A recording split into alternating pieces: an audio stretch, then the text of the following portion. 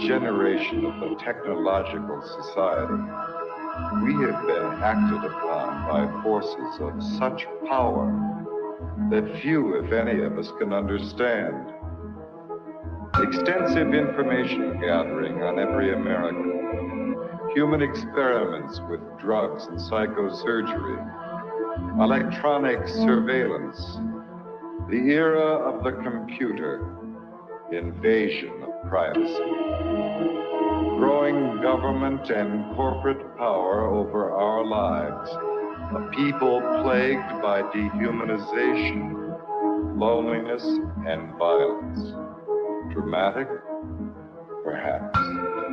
But we are losing control of our technology and our lives.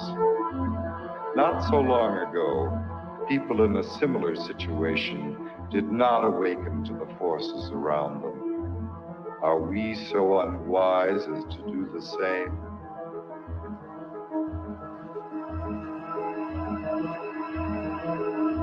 Behavior control. And then you change it up every beautifully. Yeah. Alien. Paranoia. Enemy list. Wired death. Dead acts. Dossiers. Medical records. Social security number. Credit record.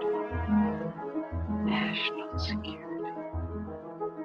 With another agent, Pat Webb. Pat was an explosives agent. So we kind of opened the door just a bit to the cabin. And as we opened the door, we were both pretty much overcome as we looked across the cabin at the shelves that were built on the other side of the door. We could see coffee cans and bottles and jars, and they all had labels on them, and they were very meticulously done. You could see that some were labeled with the name of certain chemicals. One of the things we saw was a hooded sweatshirt, that was hanging up there. And the cabin smelled as if you might start to think, if you really think about this. This is a person who lived in this cabin. They had a cutaway spot on the floor to go to the bathroom. Internet. The creation of a collective consciousness and the merging of the human mind with the internet is the basis of the aspiration of the transhumanists, known as the singularity.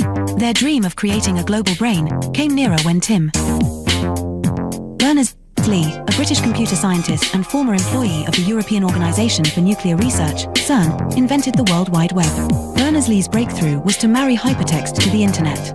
The underlying concept of hypertext originated in previous projects from the 1960s, such as the Hypertext Editing System, HES, at Brown University, Ted Nelson's Project Xanadu, and Douglas Engelbart's Online System, NLS. Both Nelson and Engelbart were in turn inspired by Vannevar Bush's microfilm-based Memex, which was described in the 1945 essay As We May Think. Berners-Lee founded the World Wide Web Consortium, W3C, after he left CERN in 1994. It was founded at the MIT's Laboratory for Computer Science, MIT LCS, with support from the Defense Advanced Research Projects Agency, DARPA, which had pioneered the Internet. The transhumanists' idea of mind uploading is reminiscent of that expressed by Allen Ginsberg following his LSD experiments at Stanford with Gregory Bateson. While under the influence of LSD, the doctors hooked him up to an EEG machine, and following the suggestion of his friend and lover William S. Burroughs, connected a stroboscope blinking in synchronization with his alpha rhythms. Describing his experience, Ginsberg recounted, "There was no distinction between inner and outer. Suddenly, I got this uncanny sense that I was really no different than all of this mechanical machinery around me. I began thinking that if I let this go on, something awful would happen. I would be absorbed into the electrical network grid of the entire nation. Then I began feeling a slight crackling along the hemispheres of my skull. I felt my soul being sucked out through the light into the wall socket and going out point one." During the final years before his death in 2000, Terence McKenna became an early proponent of technological singularity and called the internet the birth of the global mind, believing it to be a place where psychedelic culture could flourish. Point two, however, as Derry clarifies in Escape Velocity, cyberculture at the end of the century. 327. 328. Transhumanism. But as Thomas Hine reminds us in Facing Tomorrow, what the future has been. What the future can be, Futures like McKenna's are stories we tell ourselves. About the present, an attempt to invest our lives with a meaning and a drama that transcend the inevitable decay and death of the individual. We want our stories to lead us somewhere and come to a satisfying conclusion, even though not all do so. 1264, placing our faith in an end-of-the-century Deus Ex machina that will obviate the need to confront the social, political, economic, and ecological problems clamoring for solutions is a risky endgame. The metaphysical glow that increasingly halos the high-tech tomorrows of cyberdelic philosophers, corporate futurologists, pop science programs such as the Discovery Channel's Beyond 2000, or even ads such as AT&TSU will campaign, blinds us to the pressing concerns all around us. Point 3. As Eric Davis remarked in Technosis, some Christians, especially those with a brute Protestant conviction in the rock-solid inerrancy of the biblical word, would concur with Teilhard that our headlong flight toward planetization is part of a master plan. 4. Davis was commenting on Marshall McLuhan's 1969 interview in Playboy, where McLuhan mentioned that computer networks hold out the promise of creating a technologically engendered state of universal understanding and unity, a state of absorption in the logos that could knit mankind into one family and create a perpetuity of collective harmony and peace. McLuhan clarified, in a Christian sense, this is merely a new interpretation of the mystical body of Christ, and Christ, after all, is the ultimate extension of man. 5. However, as Davis pointed out, in a letter to the Thomist philosopher Jacques Maritain, McLuhan flip-flopped on the idealism he had earlier expressed. Electric information environments being utterly ethereal foster the illusion of the world as spiritual substance. It is now a reasonable facsimile of the mystical body of Christ, a blatant manifestation of the Antichrist. After all, the prince of this world is a very great electric engineer. Point 6. However, for the transhumanists, the internet is not just an agglomeration of inert information, but poses the possibility of humanity creating a collective consciousness of the mystics. Effectively, transhumanism is the hallucination arrived at by computer scientists on drugs. As psychedelic drugs impede the ability to discern reality from imagination, they often lead to the mistaken attribution of life, or even divinity, to inanimate objects, like a computer program. The ultimate foolish dream of the transhumanists is that with the creation of cyberspace, we'll be able to enter the pleroma, the mystical realm of the ancient Gnostics, by uploading our minds to the internet. Thus, the internet will have come to serve as a totality of human knowledge, the omniscient collective consciousness of Teilhard de Chardin, also known as the global brain. Global brain. The relationship between the global brain and the internet, and its connection to the thought of Teilhard de Chardin, is explained in The Lost Symbol by Da Vinci Code author Dan Brown, a fellow alumnus of Exeter with Stuart Brand and Facebook. The Singularity. 329. Founder Mark Zuckerberg. There is an important section from the novel, which is based on revealing the secret of Freemasonry, where Willis Harman's Institute for Newtic Sciences, IONS, named after the noosphere of Teilhard, plays a central role. Here the character Catherine Solomon explains the significance of Newtics. 2 heads are better than 1, and yet 2 heads are not twice better. They are many, many times better. Multiple minds working in unison magnify a thought's effect exponentially. This is the inherent power of prayer. Groups, healing circles, singing in unison, and worshipping en masse. The idea of universal consciousness is no ethereal New Age concept. It's a hard core scientific reality, and harnessing it has the potential to transform our world. This is the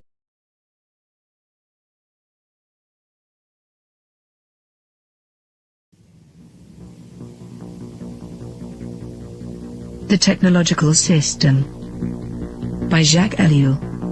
1. People are not machines, but in every opportunity where they are allowed to behave like machines, they will so behave. 2. 25 years ago, I arrived at the notion of the technological society, but now, that stage is past. 3. The industrial society. This term is very widespread, but I find it inadequate. 4. Present-day society is still industrial, but that is not its essence. 5. At one time, technology and machine industry were connected, but for more than half a century now, a gap has widened between them. Industrialism developed a centralized, hierarchical system, with a linear growth, a division of labor, and a separation between the means and the ends. Mechanization created additional jobs and made human work more draining. It operated by means of steady reproduction, developing masses of men and integrating them in the industrialization. 6. Modern technology, however, contradicts each of those different points. If allowed to act, it leads to decentralization and flexibility. It does away with the hierarchy and the division of labor. It particularly has to bridge the gap between implementation and management. It presupposes a polyvalent and nonlinear growth. It reintegrates the ends into the means. It cuts down on labor and thus on the costs of labor. The value factor is no longer human work but scientific invention and technological innovation. Consequently, we can no longer apply Marx's analysis, which states that the economic totality is based on the surplus value produced by the salaried labor of the worker. 7. The industrial system is a closed, repetitive world, with a linear revolution. The technological system is inevitably open, non-repetitive, with a polyvalent evolution. It can proceed only by the universal development of mankind, and that development is absolutely necessary for the development of the technological system. We are thus confronted with an ensemble that is totally different from any that has ever existed before. 8. Technology, conceived in terms of its automation, its chemical transformation of the world, its economy of energy, its cybernation, its data processing, its biological intervention, and its indefinite output of nuclear energy, has little to do with the old industrial mechanization. 9. Technology is power, made up of instruments of power, hence producing phenomena and structures of power, that is of domination. 10. Touraine, in contrast to Bell, hesitates about a qualifying term. Thus, he speaks of a programmed society. In this case, I am far more in agreement. For he thereby joins the overall outlook of those people for whom the new thing about our society is the organization. He sharply distinguishes between the primary, capitalist, era of industrialization and our era. He qualifies this new society in terms of 3 features. 1. The emergence of new social classes, technicians, bureaucrats, efficiency experts. 2. The new trend of business, which is now based on organization and no longer on the relationship between economic power and productive labor. 3. Spare time activities. All 3 characteristics boil down to a reduction and to the necessities of the technological system, which, as Touraine realizes, transforms the social struggles themselves. They are becoming more technological and are no longer subject to a takeover by the proletariat. Touraine adds one more essential feature of post-industrial society: the importance of the student movement with its deep contestation, its challenge, and its political weakness. But, as I have tried to show in my studies on revolution, I regard this feature as episodic and contingent. 11. What triggers consumption? Advertising, that is to say, the technologies of advertising. What is it that demands greater consumption? Mass production, which is possible only because of technology. What are we given to consume? Technological objects, because they are the things that are produced most.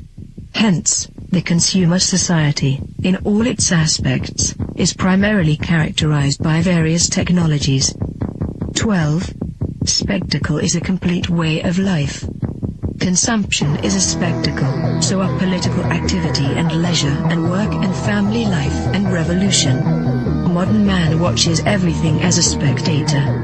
Everything is supplied to him as a spectacle, including the things he believes he is most deeply contributing to or participating in. 13. Technological activity is, by nature, spectacular, excluding all internal reality. Technological activity is what waters down all serious things, since no action can be performed any longer unless by way of technologies. 14. Z.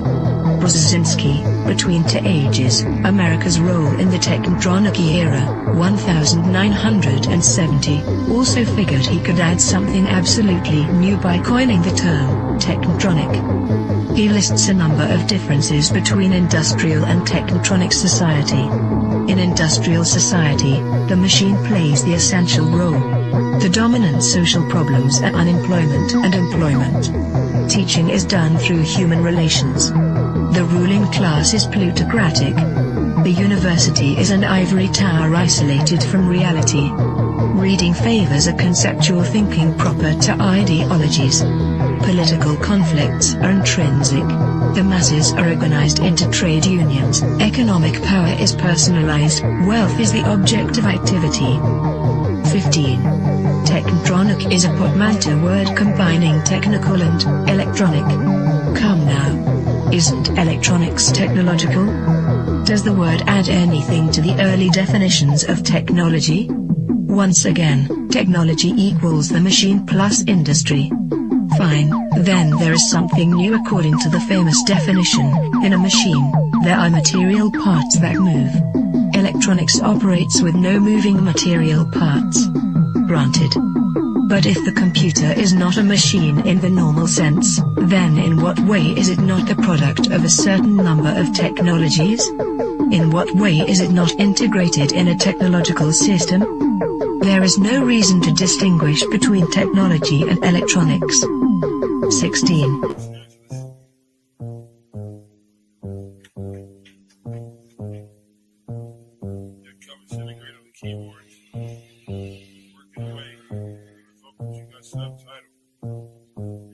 I gotta go to work so I can work it out.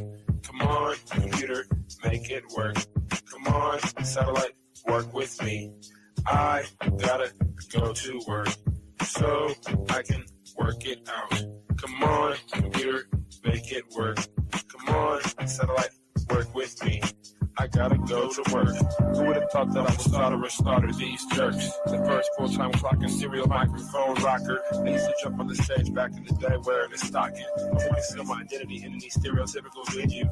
Never will I reveal the serious way that I feel. I'm on job time, all I do is talking to the steel. Use my style to hide and conceal. Profile and be cowed while they smile and just say that I'm real. Bad luck strikes in 3, all of you will agree. I didn't have a heat shield, they rained triplicate on me. But it's squares versus circles, then and if you can compare front and back are differentiated by a 90-degree squared circle. If you know what I'm talking about, you know the code, work it out. Forced entry, I was disguised as a sentry. I gave not a care, life is an adventure to me. I obtain secret money and manufacture inventions, fracturing the line between space and time dimensions. Restructure the torque and the structural integrity, so I can walk on water while the returning surface tension. This making me an acolyte of the greater unknown, the word shark, king of these murky seascapes. Within my patriarch society, you cannot dethrone the intricate degree and climate that I seize from the police state. I gotta go to work so I can work it out. Come on, computer, make it work. Come on, satellite, work with me. I gotta go to work so I can work it out. Come on, computer, make it work. Come on, satellite, work with me. I still wish they made more girls like me, intelligent, beautiful, and rich like me. But they don't, so I stay fucked up like King Keeper. She's the type of person that will still rock Latigre. I'm the type of person that will still sport feelers. I found a pair of size 15s out in Pasadena.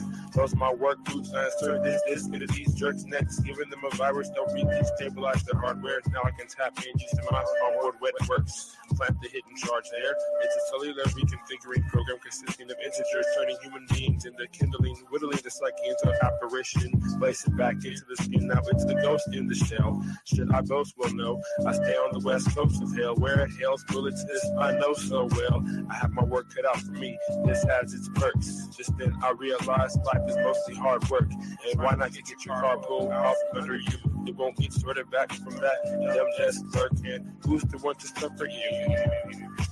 I didn't know what to do, so when in doubt, go to work. When I'm 25, I'll contract myself out once now I'm through. Then it's just books and beats for me. I leave the rapping to my crew. I'm a good scientist and a world got cuckoo. Imagine how it is to watch them turn crazy around you and then look over at you like you are the insane one. That's how it is. It's okay to meet the controversy bubbles and flattens out like this, like my little kids. And I've got to go to work so I can work it out. Come on, computer, work for me. Come on, got to make it work. I've got to make it work. Come on, I can work it out. I've got to make it work. Come on, let it work this way.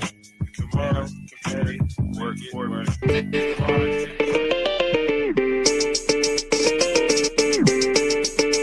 Drop shit. Hegemonic sentences through cavalcades of reminiscence. The dark soul mentions crevices of insight, appendages of tripwire reverence. The Gun Hill legend brandish your weapons for Armageddon. Headless corrections for willing participants before the line finishes. I got shadow grimace, the obscene green with chaos for the pilot smoke screen. Combined with the best wishes, it's mastering tactics, full advanced craft methods that will highly adapt to this sharpening psyche, which often might be construed as badly used or beautiful looks and like to mirror the schism unseen hidden. The newest eyes cast shadows into the bluest skies until the Tory Alabi brought to the kings before me as the sacred justice plotted to misinform the whole decorous within construction. Nanonet filaments, hidden secret touch, mystified by the comfortable, united by inner struggle. Hidden a bundle of scar, written enigmas. Now the claw is risen. Man is up with cheeky. With this sight disease praying to the east, not to the man-made structures, but to the rising of the sun. A comparison of those diligent millipede legs rushing around in any direction. Misperception and prism seem to bad design. That's the vision from the unlikely incision to the makeshift minions of bad decisions. I'm pressing danger to the head skill, kicking fixes to level hidden cages you can't unstage this cause I'm live and in the basement with bones hidden all chrome hidden with thrones. Like a program metal skull covered in the heart routinely cycled by a metronome. Bones are collected to make me feel like the connection is real. Now only steel can sharpen steel.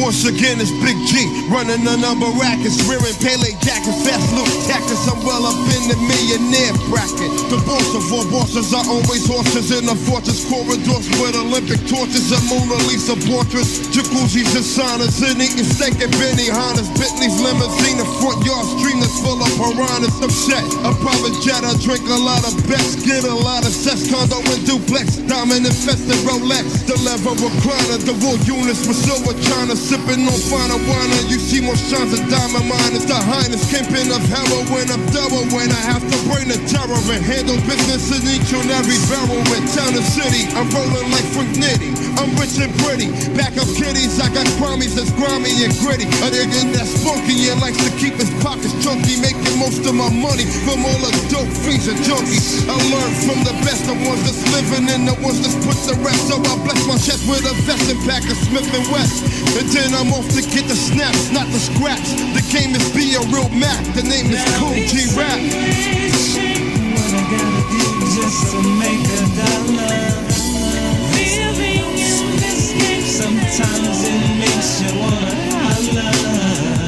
It's a bad shame. What I gotta do just to make a dollar. Living in this game, sometimes it makes you wanna holler. I gotta fly up under the wing. A swinger that does her thing, and if you step inside my ring, she'll bang it out and make your brains hang. She sits at restaurant tables with make foxes and sables, drinking Chardonnay brand label. She'll rock a sucker's cradle, and yeah, honey is more bounce to the ounce. She walks around with Lucci in large amounts, millions of size with bank accounts. Her name is Tammy, got a beach house in Miami. Rides around with a small jammy in a silk and satin panties. A down hall, a foxy brown, standing the ground. And if you clown, you should turn into a bus around. Fires to heavens, angel got sapphires in her bangles, diamond earrings hanging dangle, getting money from all angles. She's pretty under the New York City bright lights. In real light, way after midnight, I hit it cause the slit's tight. Wake up early and make my rounds, break a brick down, packing the silver 4 pounds. Some clowns be trying to get down, light up a smoke and grab a stack of casinos. The slick stick up kids don't get no free, don't broke cause I ain't trying to be broke. I goes all out for G-Rap business, honey, nothing's funny, it's a damn shame what I gotta do to get the money. It's a bad shame what I gotta do just to make a dollar. Living in this game, sometimes it makes me wanna holler. It's a bad shame what I gotta do just to make a dollar. Living in this game, sometimes it makes me wanna holler. No, it ain't no sweet hangover. No sweet hangover. No, it ain't no sweet hangover. No, it ain't no sweet hangover.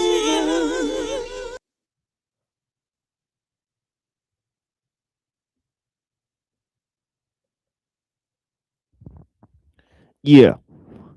Welcome to the Machine Lines, where we talk about the lies of the machine on the machine that lines. And I'm very happy to join you guys today and discussing the same thing we discuss every time, right? I open the show, right? I only have really one subject here to sort of expose you guys to. Okay, and that's because I think there's one really important subject that I think is really largely ignored. And that's because most people, they take the world technological system for granted. Okay, they think that it's just something that we have to accept, something that is part of our existence here on Earth, is something that can't be questioned And anytime there's something that cannot be questioned, that people are not thinking about, yet it involves every aspect of our lives, right? That is called myth, right? That's called a myth, right? And what we're here to discuss is the mythos of mechanos, right? Or the myth of the machine, right?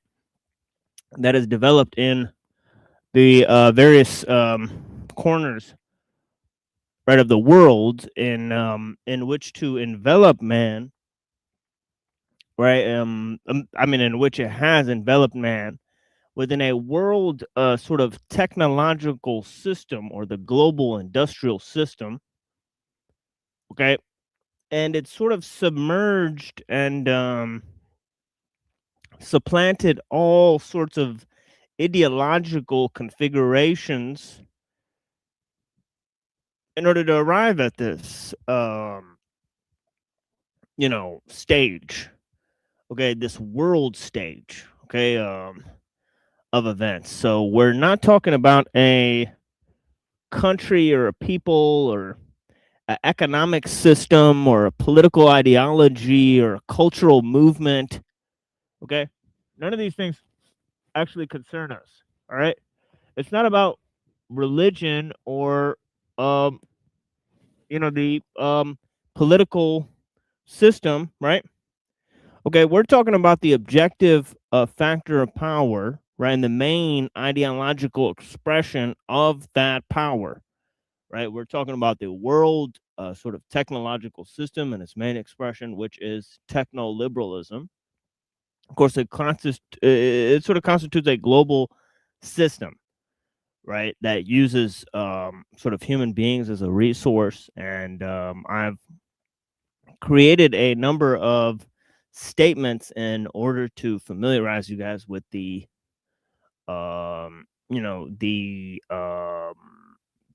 types of discussions, right? Now, of course, in terms of looking at ideology, right, looking at different groups that might be in control, right, and of course we could think of the scientists and the politicians and the co-religionists and all these types of groups, right, that sort of present themselves. And of course, the two main sort of factions within these sort of groups, we'll see sort of traditionalists, right, and leftists, right? And of course, in the modes of the traditionalists, right, they're largely, right, failing because they are trying to promote a sort of pseudo religious, right, sort of nationalistic style of conservatism, right? And they're not really promoting traditional values. Okay, what they're promoting is sort of a a political religious nationalism, right, which is not really a sort of traditional culture or traditional religious mode, right? It's not really connected to any of that, right? It's a modern sort of reinterpretation of those old sort of modes, right? And they don't really understand that, right, technological and economic progress, which they sort of promote, right, is the thing that's sort of taking away their traditional modes, right? Now, for the people that are leftists, right, they are concerned with oppression, right, with encroachment of rights, right, the loss of autonomy, the lack of self-determination for certain minority groups, right? All of these things are greatly affected by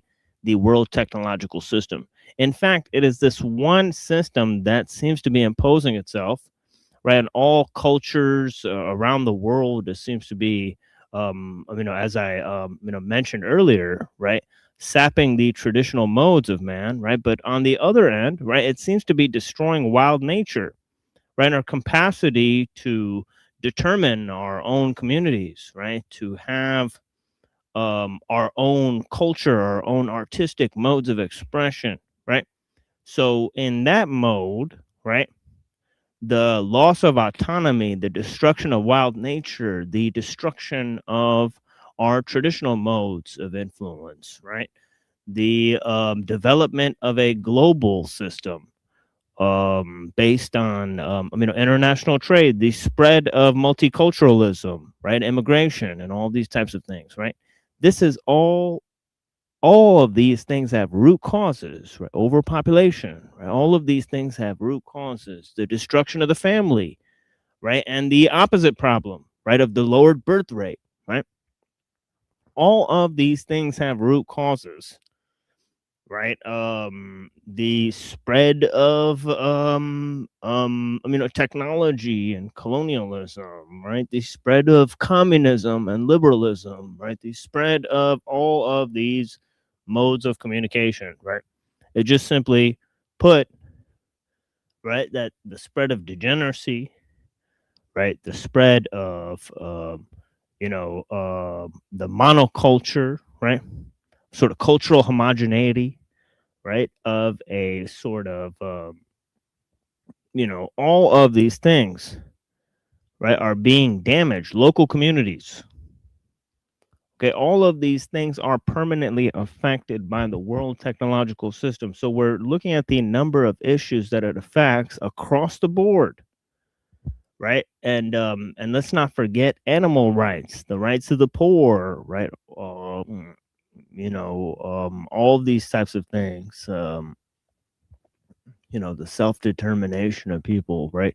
Just a whole slew of leftist and conservative causes, right? You could go on both sides and you could see how many of these issues are affected by the world technological system, which is being imposed on the nation state, which is a replacement for traditional cultures and peoples, right?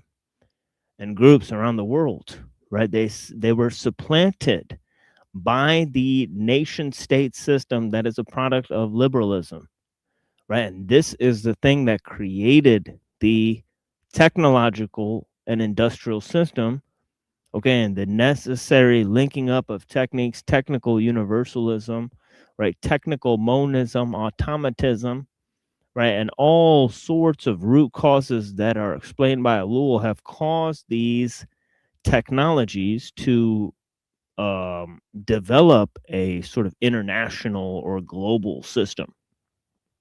Okay. So I mean, this is the main thing we're talking about is universalism, humanism, liberalism, right? And how these things developed, right? Why they developed in sort of European society, right? And why they are now a global issue that are not really driven by any particular group, right? But of course there are certain types of groups that have a larger stake in the game, right, that is being played, right? Those groups that are obviously benefiting, right, from the expanse of technological progress, right? So these are the number of issues that we're sort of cataloging here. Okay, now I've prepared a little statement here, okay, that I made earlier, and I wrote this down. Right, and I said that in a study of philosophy, theology, political theories, history, right, and collecting books, and in this number of areas of interest, and being definitely put in poverty, as a result of just collecting books and studying these various areas, right? I suppose that that the view is that we're living in a technological system, right? That is using human beings as a resource. It doesn't give us the meaning, an ability to formulate a sort of meaningful connection, and this is in terms of, the local communities, right? So, developing a local community, and obviously the best explanation for this is a village, right? A village type of metaphor, okay, which is part of a local environment, right? That relies on the ecosystem primarily, right? And also on the sort of human connections, right? Within tribes and families and clans, okay, that are part of the sort of village system.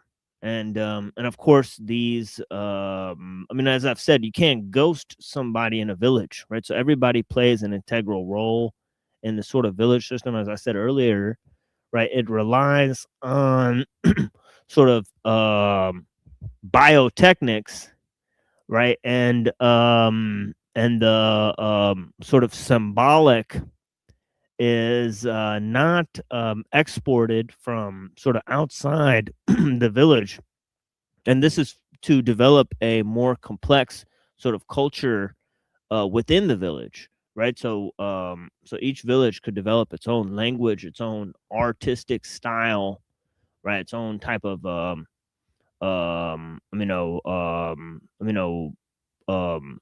religious traditions and so on and so forth, right? And of course how it relates to its particular environment. It would develop a different sort of cultural expression, a different types of foods from the local sort of plants in the area. So there'd be quite a diversity between the types of villages, right? Nazi said, as I said, you can't ghost somebody in a village, right? There's an integral relationship between the people inside the village, right? And this idea that you are in a world of people that you don't have to formulate any connections with, and you can just rely on the system without formulating any connection with the people in that system, right? Use the people in the system as sort of, use like the people at the register, and the taxi cab driver, and the doctor, and of course it could be a different person every time, right? And you never have to rely on a sort of clan or a group that you sort of familiarize yourself with, right? These people and these interactions are sort of interchangeable. So this becomes a problem. Okay, lack of human connection. Okay, sort of foggy somatic detachment. Okay, and the mediation of people through these various type of sort of large scale technologies and sort of large scale systems. Okay, which disintegrates them from the from interpersonal connections, but over socializes them by integrating them in the system, right? It socializes them within the system, but so there's all sorts of forced socialization that we endure within the system, okay? That's mediated by large scale technologies. Okay, it's not authentic types of human interaction. And of course, this adds to the atomization, right? And since people are interchangeable within the system, they perform interchangeable functions within that system. There's a sense of atomization, right? A sense that you're not really, that your particular life isn't important, right? And of course, that sense of atomization and foggy somatic detachment based on the extended prosthesis of the world technological system, right? This amplifies the effect of the liberal ideologies, right? Of sort of self-hatred, sort of universalism, right? Lack of direction, thinking you're the beginning and end of your family history, right? That you're the first person, right, in the chain that that sort of your history of your tribe sort of begins and ends with you, right? And this lack of continuity, lack of history, right, and expectation for the future, right? As I've often said, right, memory is better than expectation, and and you know and you know but of course, too much memory, you get stuck in the past, right? Sort of paralysis by analysis. And of course, if you add too much information and too much complexity, right, you could end up in that stage as well. And that's kind of what's happening to the majority of humanity, right? They are trapped in an information overload unit, right? And of course, the drive of expectation that is amplified on two directions. One, by a sense of escapism, right? Escapism because, as I said, there's sort of no place, right? Utopia means no place, right? But yeah, it's this idea that you could move to any town, become a new person, change your name. Okay, it's like a lot of serial killers have done this. Okay, where they could use the technological system to become another guy in a new town, right? Live out a new life, right? And all of a sudden, oh, there's Bob, and of course, nobody has to really deeply know or understand Bob or where they came from. It's just another guy at the job, right? So they kind of blend in. And this idea that you could move to another, right? Like the guy that started the Nation of Islam did this, right? Who just move, right, to a new city, a new town, right? Like Che Guevara did this, right? Move to a new country, right? New name, new family, and set up a new revolution there, right?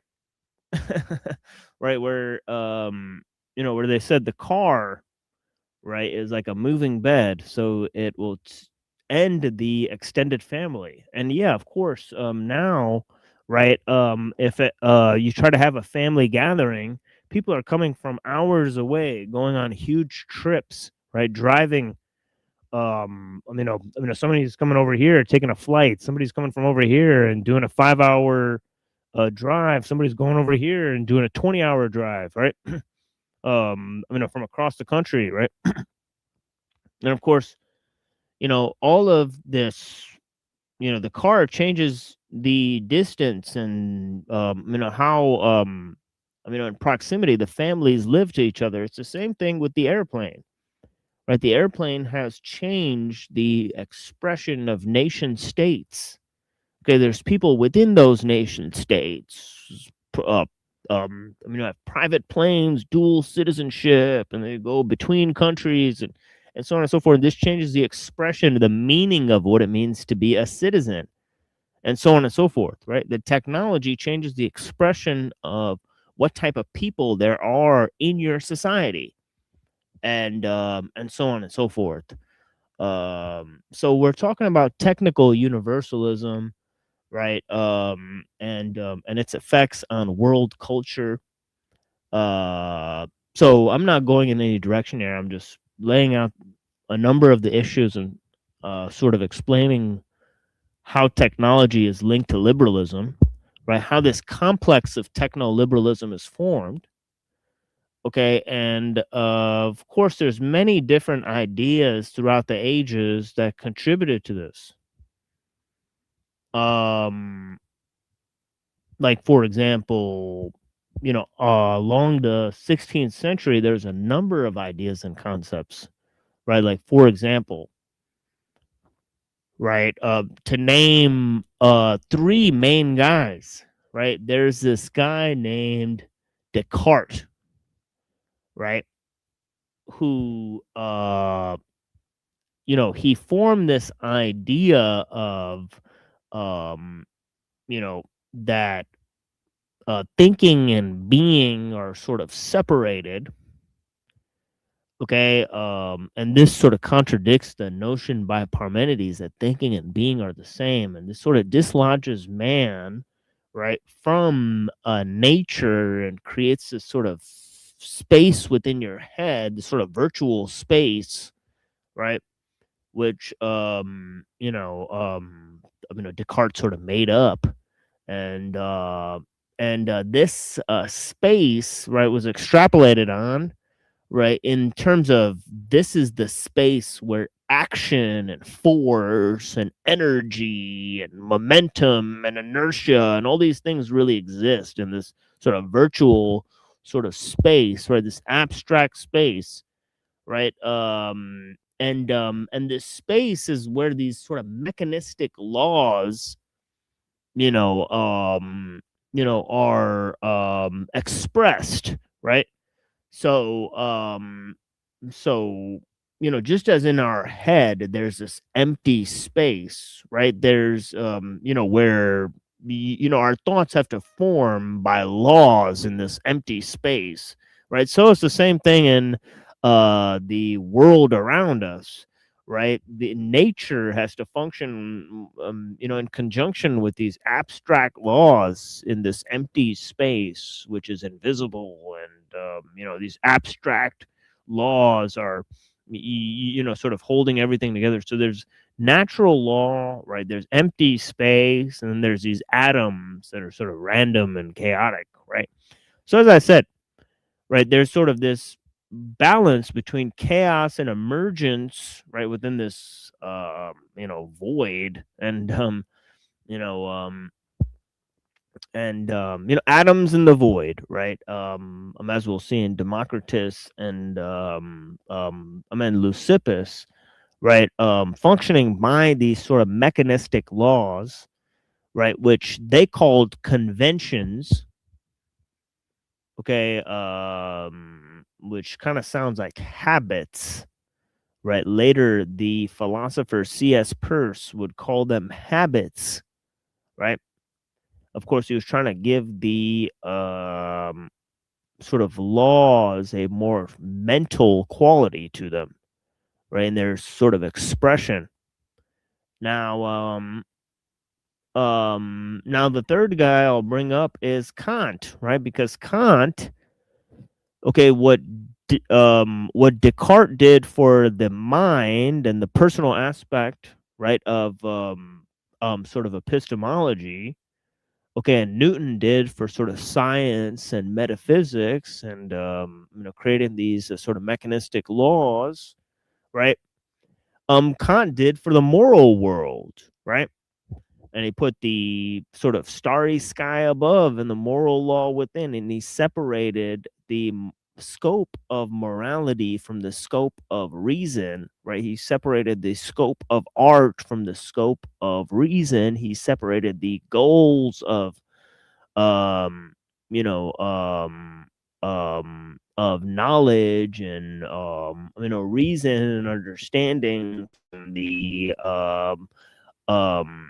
methods, and the sort of epistemological framework we use to achieve those, so he developed this idea of knowledge for the sake of knowledge, goodness for the sake of goodness, art for the sake of art.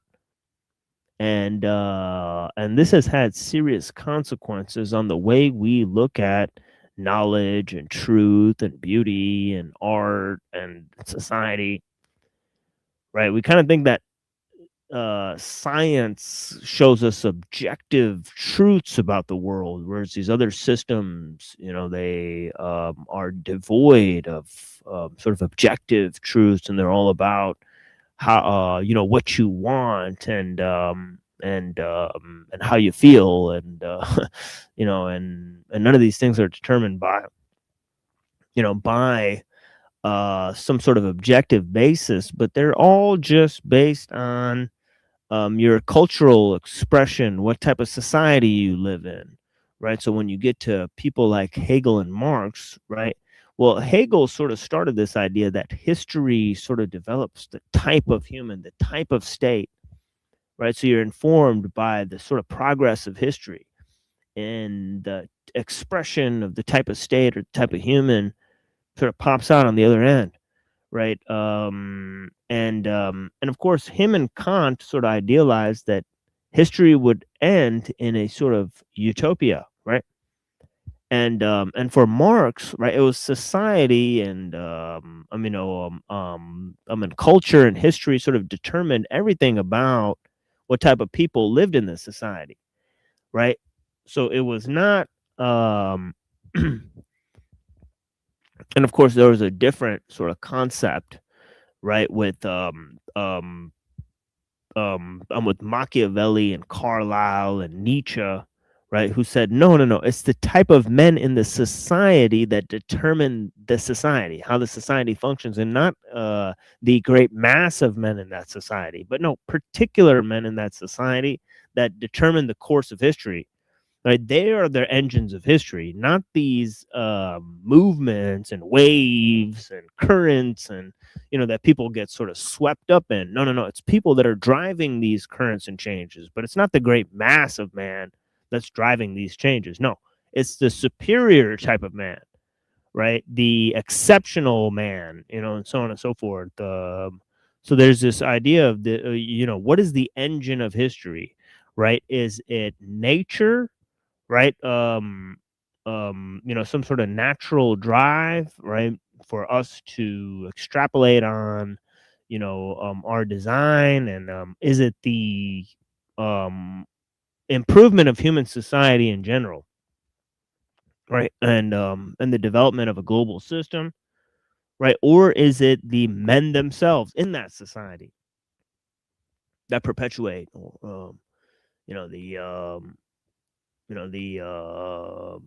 the different traits that the people inhabit, right? So there's different theories, different explanations. Okay, and of course the scientists would say it's more nature, right? The an evolution, right? The political theorists, okay, would say it's the type of state, or the type of political system, and whatnot, and the religious people would say that no, it's the type of men in that society, right, and so on and so forth. But of course, each one, right, has a point to be made, and of course it reflects on what is the primary drive for the society, right? What's in the driver's seat? Okay, is it religion or science or politics, right? Well, we argue today that neither of the three is in the driver's seat, right? But the thing that's in the driver's seat is a world technological system. And okay, let's see what else I wrote here.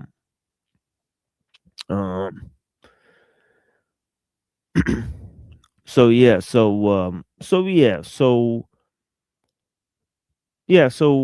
without the ability to formulate meaningful connections in terms of community because of large scale technology, right, we have to face the assimilation of culture, the assimilation of religion, the assimilation of local communities, all things that make human beings distinct from animals, right? Man is a symbol making animal, right? And so on and so forth, right? So what is subverted in man by the technical forms, right, is this symbolic capacity. And the symbolic capacity, as we've said, it cuts both ways, right? It's not only separates us from the animals, okay, but it is the thing that's hijacked by techniques. Okay, so symbolic expression is the mediator, right, between man as an animal and man as a machine. Okay, or on his way to becoming a machine, or making a machine that is made in the image of man. Okay, as man was made in the image of God, and so on and so forth. So yeah, this idea of the symbolic, right, the technical invading the symbolic causes a collapse of meaning, right? Loss of the sacred, loss of meaning, right? The desacralization of knowledge, the desacralization of nature. We have many ideas that we've sort of brought together. Okay.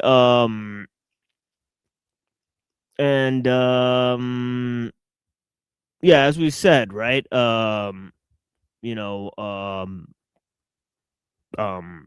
Mimetic complexity is ontological doom, right? Content plasticity,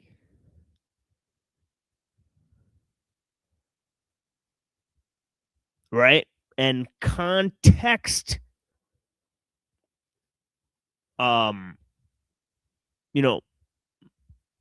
layering of context, over layering of contextualization and collapse of meaning due to, right, both a type of mimetic complexity and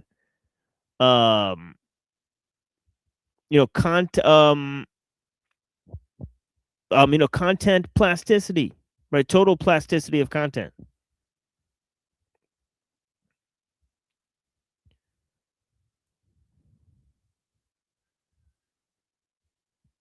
And you kind of see this today, right? People don't really care what they're watching as long as they get something, right? It's like it just whatever's on, right? It's like this, just a space that needs to be filled, right? Right. You can't have just silence, right? So it just need goy slop on the screen, and right, nobody's even watching it, right? Just filler. Okay, filler, non-tent, right? As we've said, right, right. To steal a term from, our friends in the panels, right? But yeah, they're mainly talking about their own creations, right? What they've created, right? Non-tent, right? Goy slop, right? And yeah, it's just filler, right? And so on and so forth. So, so obviously there's tons of this type of information produced, more and more each day. So this is because, yeah, I just read that. Sorry. The main issue is that we need, okay, so this is the main point that I'll be sort of touching on in the various readings that we're doing, right? Is we'll be looking at what is nature, what is technology, what is man's relationship to nature and technology, and so on and so forth. We're going to look at a number of thinkers that we've read and seen, and it'll be a sort of cataloging of, and every once in a while I do this, right? And you never know what I might do on the show. So the people that miss it. I mean, it's so sad, even that more people can't participate, but it is what it is. But yeah, we'll be going over lots of material today that sort of synthesizes the show material.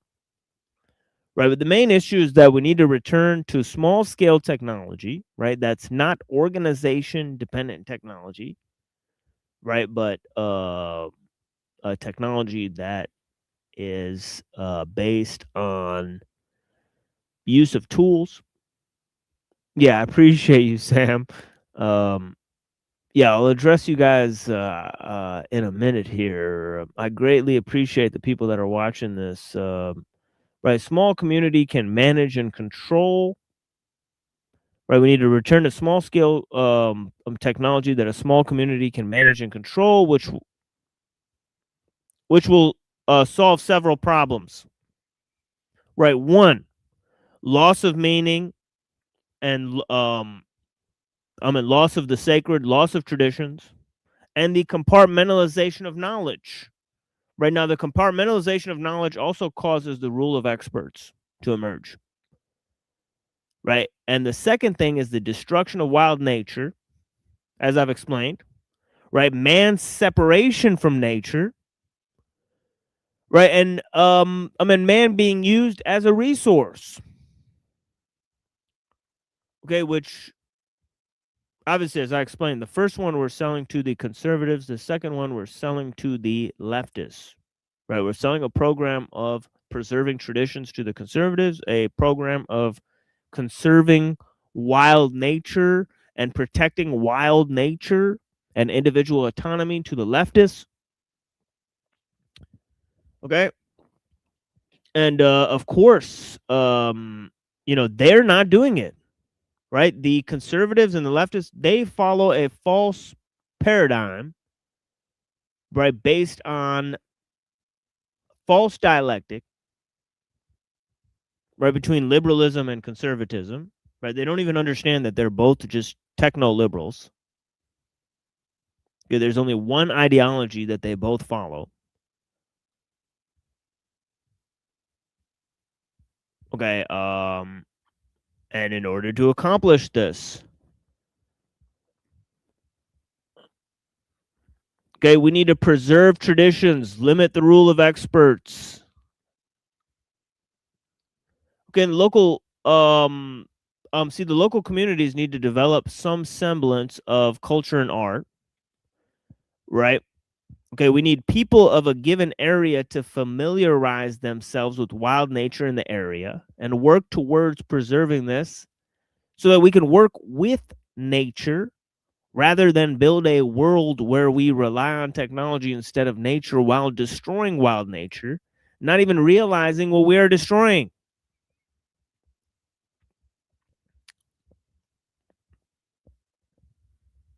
And of course, that is a vision, a greater vision. Right? There are other visions. Right? Now, that is a positive view that applies to everyone, right? Applies to society at large, right? Now, the second thing is the idea that, right, millions of people rely on the world technological system, okay, that is using human beings as a resource. Okay, it's a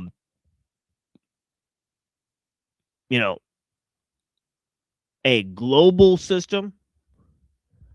Okay, so there needs to be a sort of global understanding or reconstruction, right? In terms of we need to develop a movement in terms of, I guess,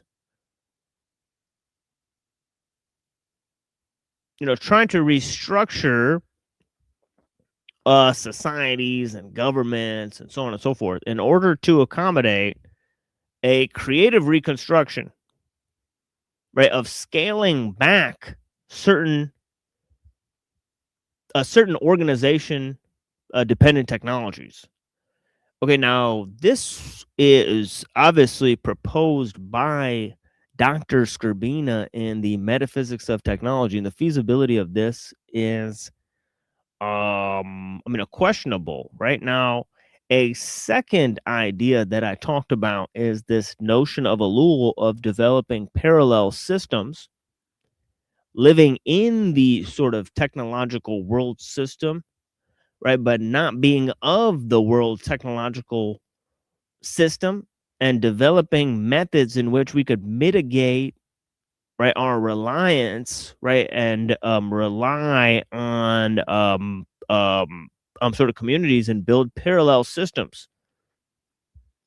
Okay, so we can create what is called the mutants, right, who live in the technological world but are not affected by it. And then thirdly, there is the sort of revolution against the world technological system, which is not a revolution against types of political systems, right, or economic. It's a revolution against the technological and economic basis for the society, and not the political or religious sort of values or ideologies. Right, those can remain intact, right?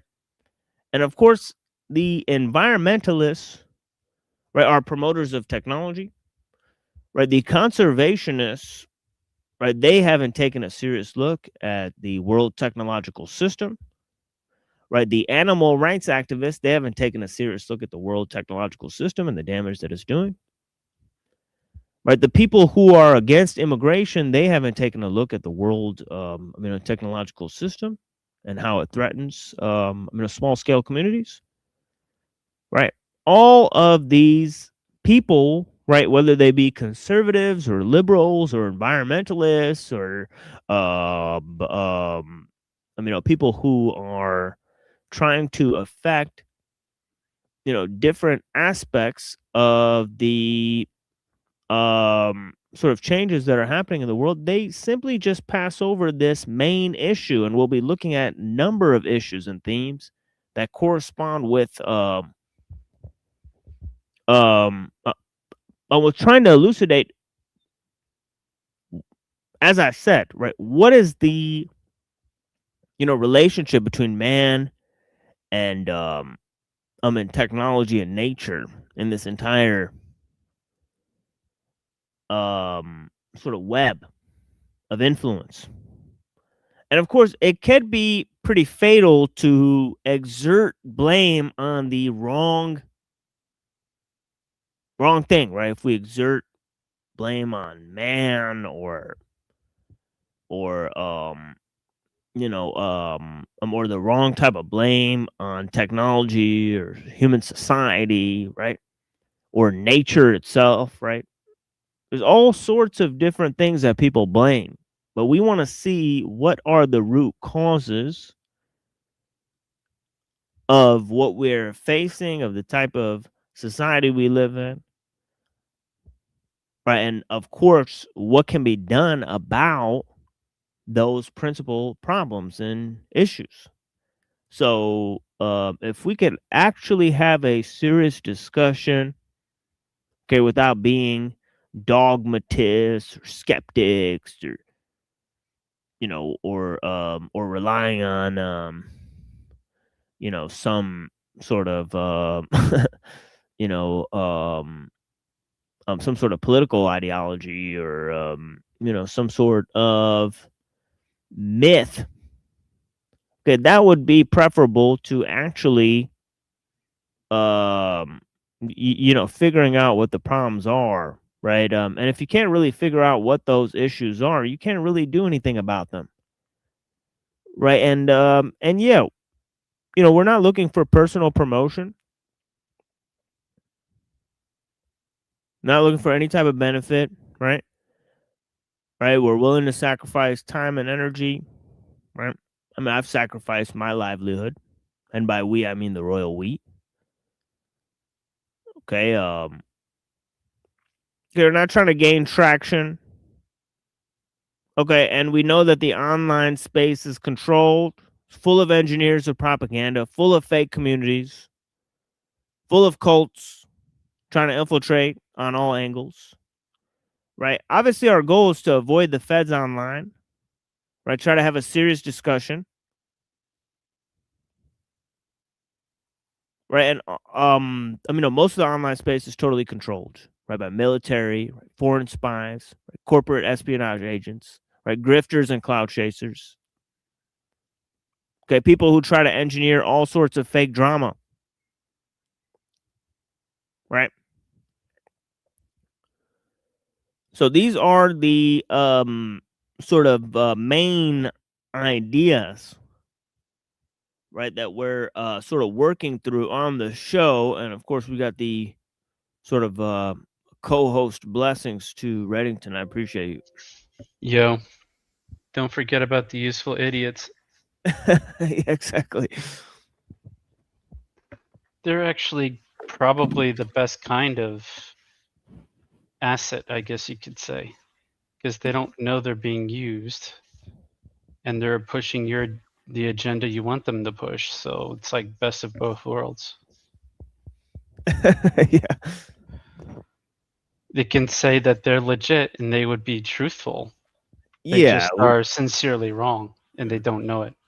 Yeah, endless reaction, footage, and we could just produce for this the useful idiots of the system, giving us free content, right? Because yeah, it's like they're totally genuine in their attempt to. So yeah, and yeah. So we love a good useful idiot, but of course we're trying to minimize their scope of influence. And Right. You don't spend too much time on him anyways, like any of the other ones. yeah, exactly. So we appreciate you guys. Yeah, seems like a lesser turnout today. It is what it is, but you know, we still got Agent Orange in the house. Blessings. I appreciate you. One of our old viewers, you know, has been viewing this for a long time. I greatly appreciate your time. Blessings. Denise, thank you for watching. Neurojack, he was up here, right? Blessings to Neurojack. I appreciate him. Frank Monday, greetings. I appreciate you, sir. He's one of one of my favorite callers on the show is Frank Monday. He's always he's always got a good energy about him. Healing Law, blessings. I appreciate you, Sam. What's up, Sammy? I appreciate you. Dr. D. Hey, what's going on? Hey, Jake, what's up, brother? Blessings. Alchemos. Yeah, what's up, man? I appreciate you. Name isn't important. What's going on? Thank you so much for watching. Marilyn. Hey, what's up? Your mic has got some kind of static. It almost sounds like Morse code. What? It's a very weird. Oh, you're fine now. It's just like every other minute. It's like beep, beep. I'm not sure what the deal is with that. Yeah. I don't know. I'll plug it out and plug it in. Maybe that'll do something. Get on the break here. Here, you know what? Let me do that now. It's good right now, but you know, it happened about 2 or 3 times now. Can't hear you.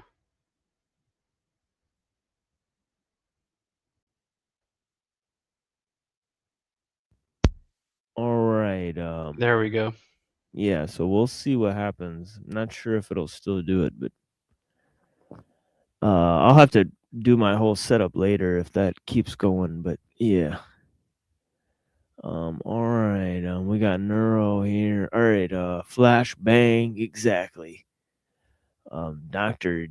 D. Yeah, man. Yeah. Speak of universal truths and people's ears turn to stone. Yeah, definitely. So we will be reading from the Tao Te Ching here in a minute.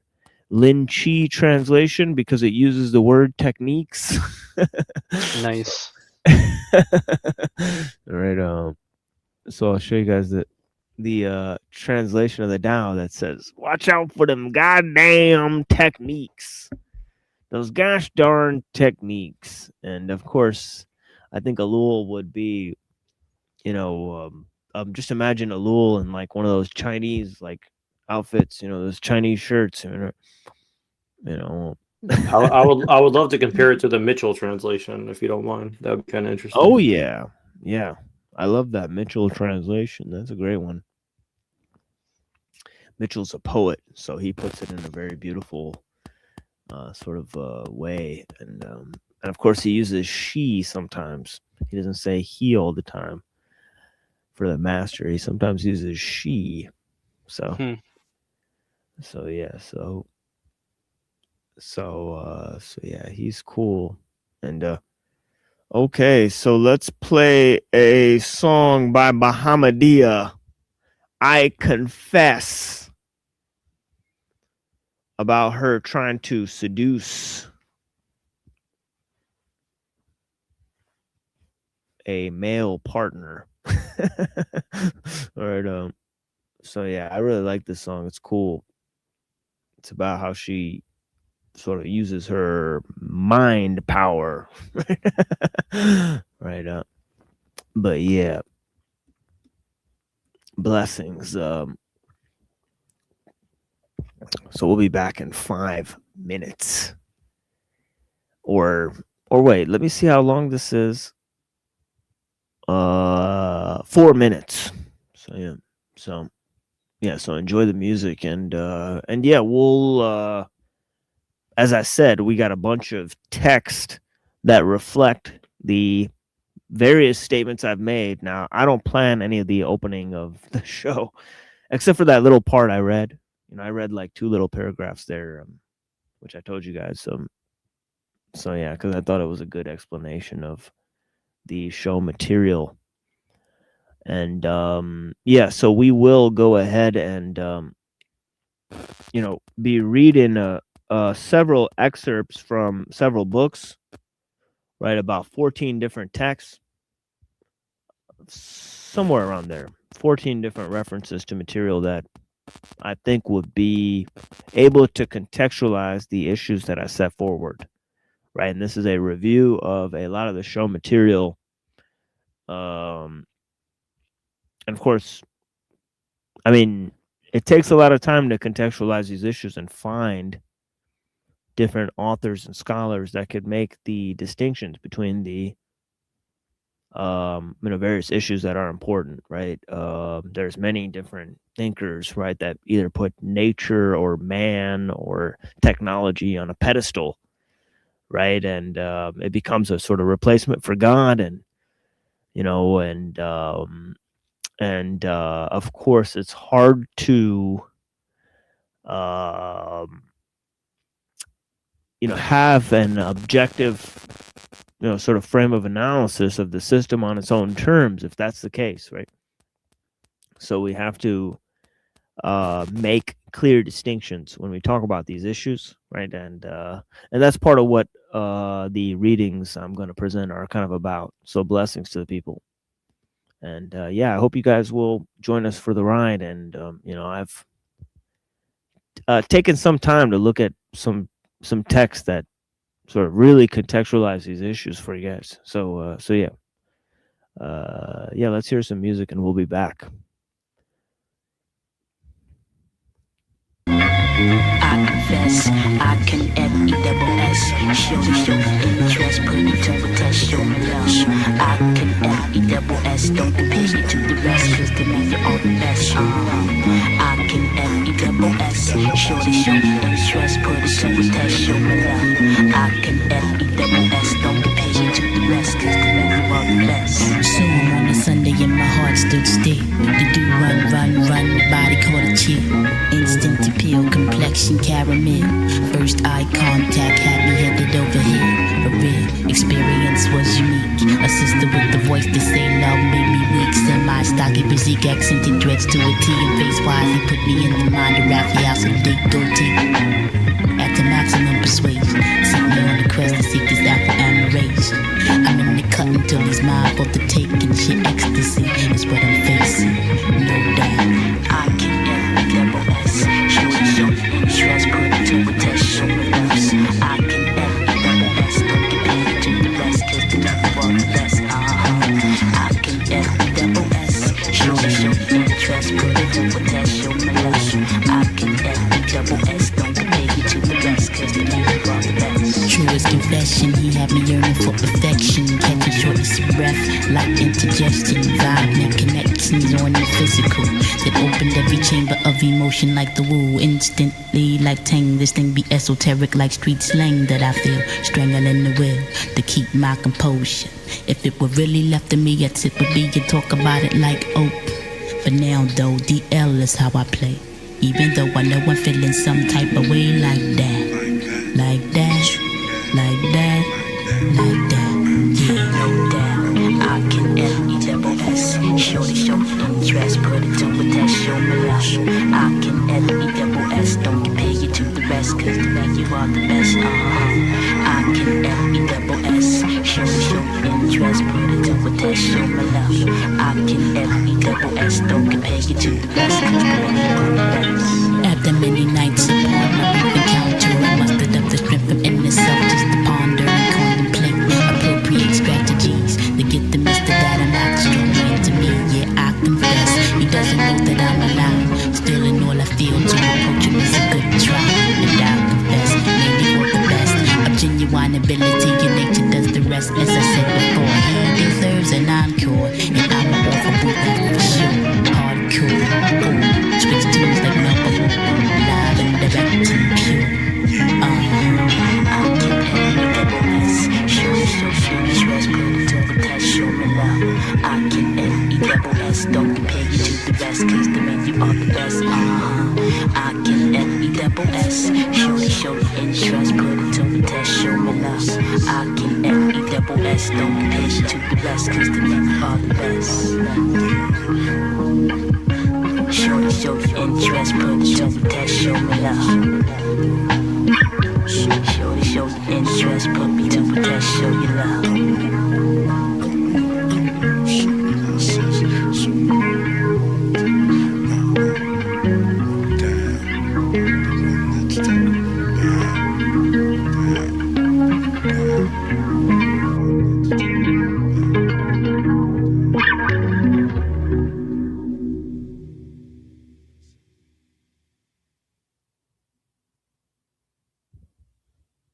Yeah. Nice. Yeah, it is pretty nice. But yeah, it's pretty smooth sailing on that one. And I got another really smooth one, that's using Mansour Brown. So yeah, so it's Mansour Brown with the music. And yeah, man. So it's just excellent guitar or whatever he's doing there.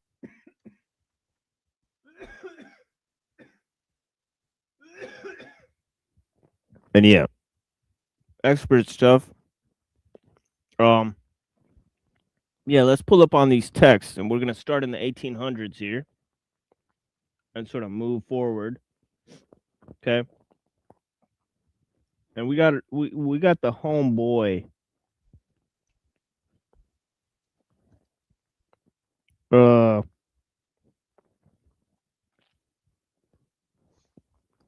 Henry David Thoreau. Okay, so we're gonna look at him.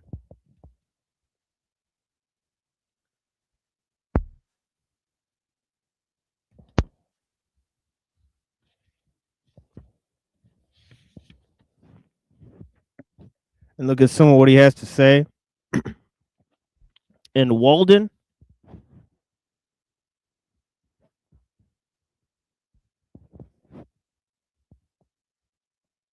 and I think that'll help contextualize some of the issues that we're facing. And of course, he's going to talk about how, right, we shape tools and the tools we use shape us. Right? This is because, right, the true way of the Tao, the true essence of the Tao is to create without ownership. Right? Because what we create creates. Okay, and this is the same thing in the Phaedrus of Plato. Right? Those words take on a life of their own. The words cannot defend themselves. They need their father to defend them, the one who composed the words. But of course, they're not there, so the words can be used as to defend anyone for any purpose. Right? They could be taken out of context. They could be recontextualized. Right? So this is the idea that I was talking about earlier about the plasticity of content. Right? Technology causes this. It's mediation that causes plasticity of content. Right? Where what is being said doesn't matter. It's how it's being said that determines everything. Right? And the ability to not focus on what is being said and how it's being said and just tune out what is being said. Right? This is what I'm referring to as content plasticity And it's a state of mind, a state of reference that envelops this concept of pure mediation, right? Pure mediation, right? Okay, and it's stated in the Phaedrus.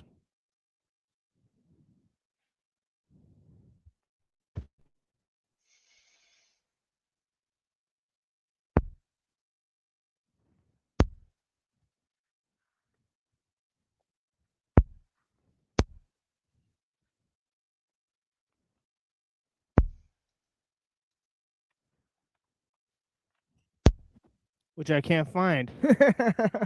Hold on, guys. Hold I was on to about your to say, I hats. thought you cut out for a second. Yeah. Yeah, it says writing. Phaedrus has this strange quality, as is very like painting, for the creature of painting stand like living beings, but if one asks them a question, they preserve a solemn silence, and so it is with written words. You might think they spoke as if they had intelligence, but if you question them, wishing to know about their sayings, they always say only one and the same thing. And every word, when once it is written, is bandied about alike among those who understand and among those who have no interest in it.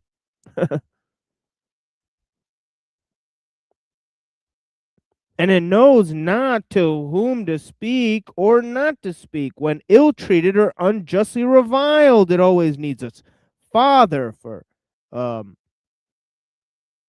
always needs its father to help it. For it has no power to protect or help itself.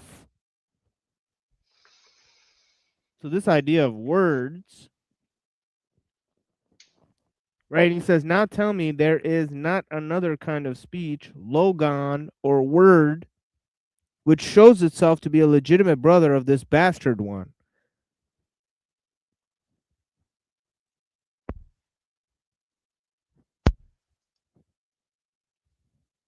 And he says, that's the word which is written with intelligence in the mind of the learner, which is able to defend itself, knows to whom it should speak, and before whom to be silent. So saying there's a difference between a word that is written, right, does not have the person to defend it, and the living speech of a person who composes a word. Right, that the word that's written on a page is sort of like a dead word. Right, that is bandied about by those who understand, those who don't, could be twisted and used for any purpose, recontextualized, right? So he's saying there's almost like there's two types of speech, and the written word, right, it's not an elixir of memory, as he says, it's an elixir of forgetfulness. As Apostle Paul will say, the letter killeth, but the spirit giveth life. Oh, yeah. So that's 2 Corinthians, I think. Yeah, there's another thing. And Jesus says in the Gospel of John that his words are spirit and life. Yeah. And he says here, Phaedrus says, you mean the living and breathing logon of him who knows, of which the written word may justly be called an image. So yeah, interesting, right? So this living, breathing spirit versus the image. Right. So interesting stuff there, right?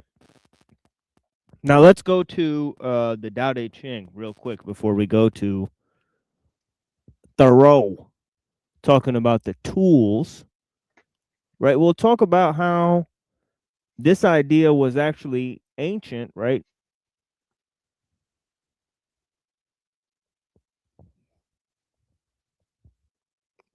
And then this Lin Chi translation in the Art of Government, right, talks about mediation.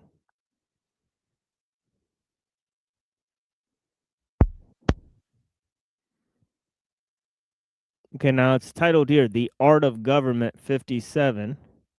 Not seeing it. Oh, whoops.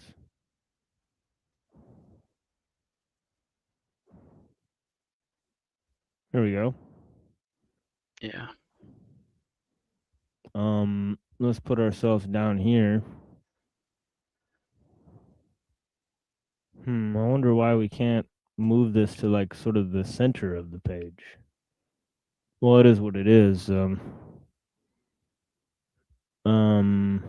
57, you say? 57 exactly. So here's the entire thing. Okay, I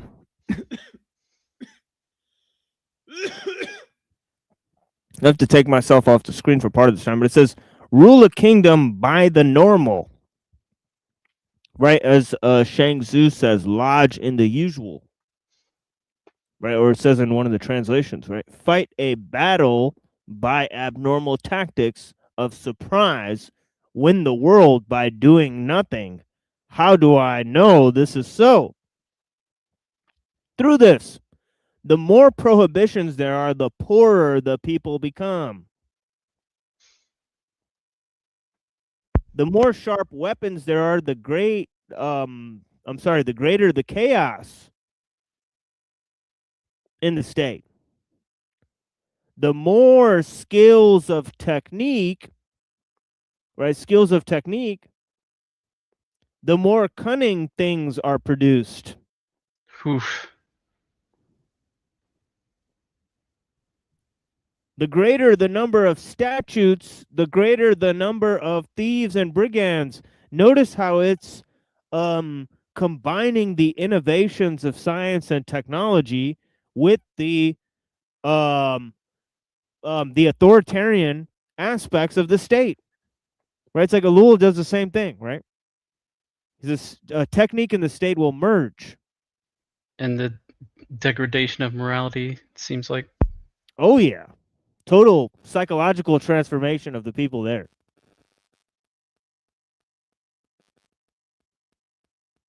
Right? Therefore, the sage says, I do nothing and the people are reformed themselves. I love quietude and the people are righteous themselves. I deal in no business and the people grow rich themselves. I have no desires and the people are simple by themselves.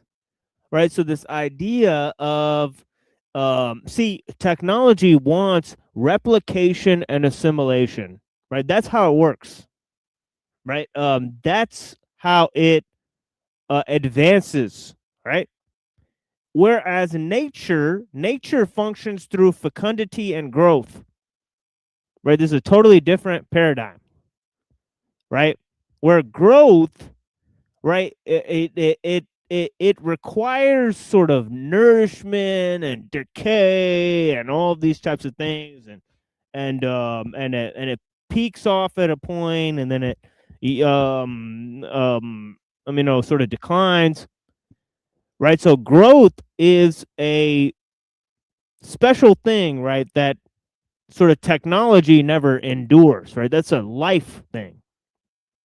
Okay, technology just, it replicates, right? It, and the way it improves itself, okay, is by assimilating itself, right, into a greater design, right? So this whole idea of,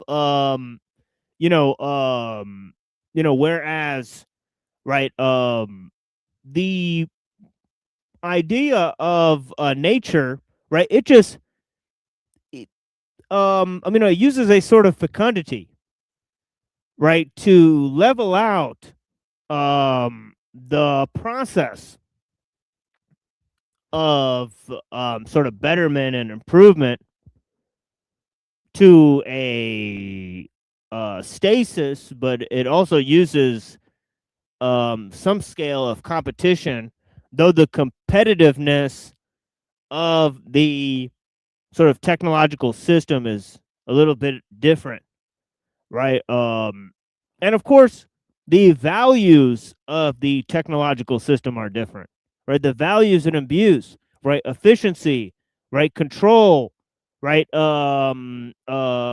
Speed, Okay, automation, right? These sort of modes in which it functions imbue certain values, right? A certain psychological transformation, right, on the humans as they become objects of techniques. And of course, yeah, the more, and of course, there's a, it says in that passage, the skill of techniques, right? Oh shit, I think I made coffee here. Oh yeah, I've made this coffee a long time ago, and I'm sort of going on a huge tirade. Okay, let me talk about skill and technique, but let me go grab this coffee. I appreciate you guys.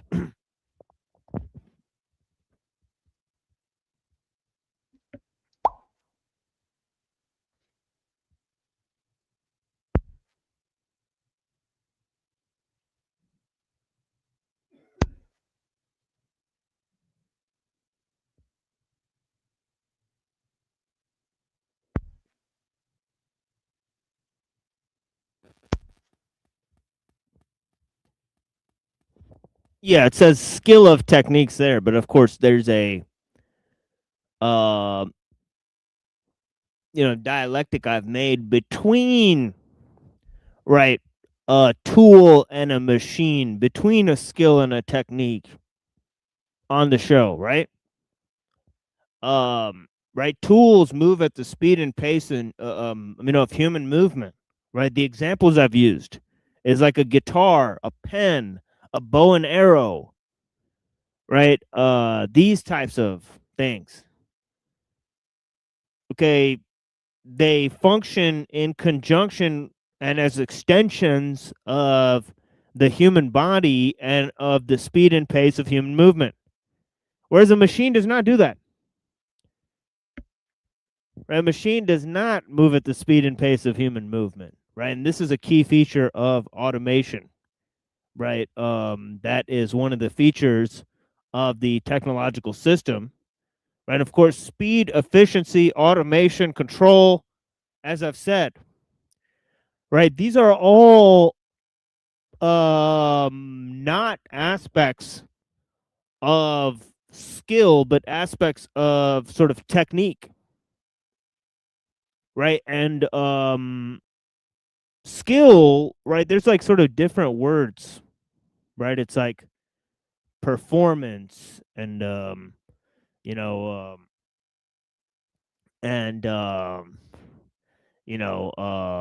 and talent and practice and all these types of, they're personal, right? Because skills are personal, right? Skills are about personal development, right? You become the master of a skill, right? But the better a technique is, the less it requires from skill, right? The more effective a technique is, right? Anyone can use it. Okay, so we're looking at skill and technique, right? Tools and machines, and how they totally function on a different level. Okay, they psychologically transform the user. Okay, so this is a key feature of what we've been talking about the entire time, right? Okay, let's move to, okay, so these two ancient examples, right? The Phaedrus and the Tao Te Ching, chapter 57 of the Lin Chi translation.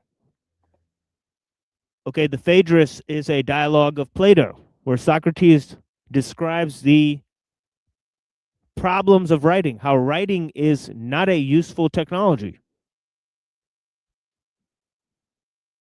how it transforms the skill of the user. They become too reliant on it, right? It saps their mental faculties.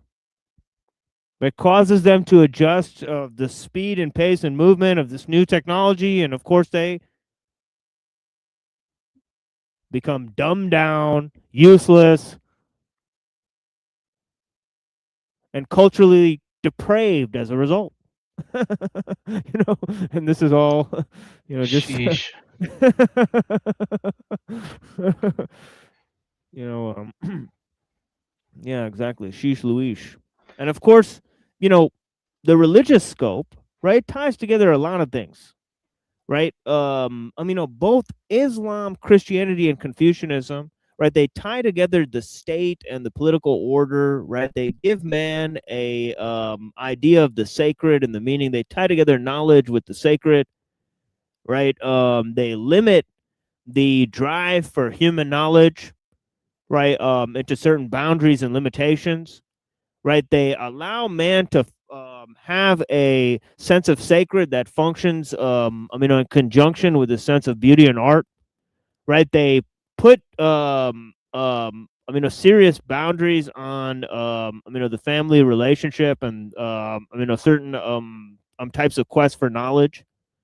Okay, so they sort of keep this idea, right? Because science and technique have to be put in the bounds of certain sort of religious and ritualistic forms of expression, right? In Christianity, Islam, and Confucianism, they keep technique at bay for many, many different years as a result, right? Because you can never have knowledge for the sake of knowledge, learning for the sake of learning, art for the sake of art, right? And these things never divorce themselves from the boundaries of the sacred, right? Or the boundaries of humanity, right? They never went beyond these, and of course, it was partly the search for God that allowed man to go beyond simply man and nature and go to this heavenly aspect. And, and this is partly what caused the drive towards universalism, right? So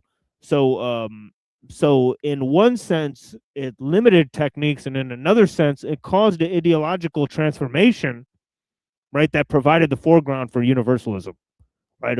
As we've delicately explored, through trial and error on this show.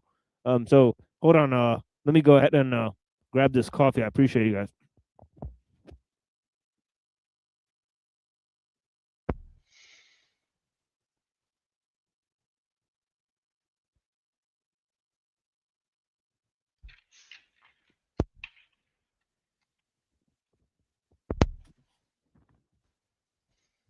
Sort of re-warm this thing up, but now it's a little too hot, so we'll leave it there for a little while.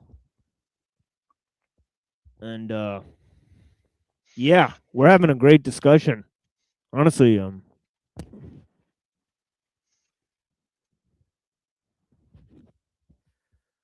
yeah, I don't give a fuck if nobody joins the show. We'll just monologue here. It is what it is. It's almost like kicking a man while he's down. Like we got all this AI slop, and then it's like now writing's just as bad or worse. It's like, give me a break. So do we have anything? Yeah.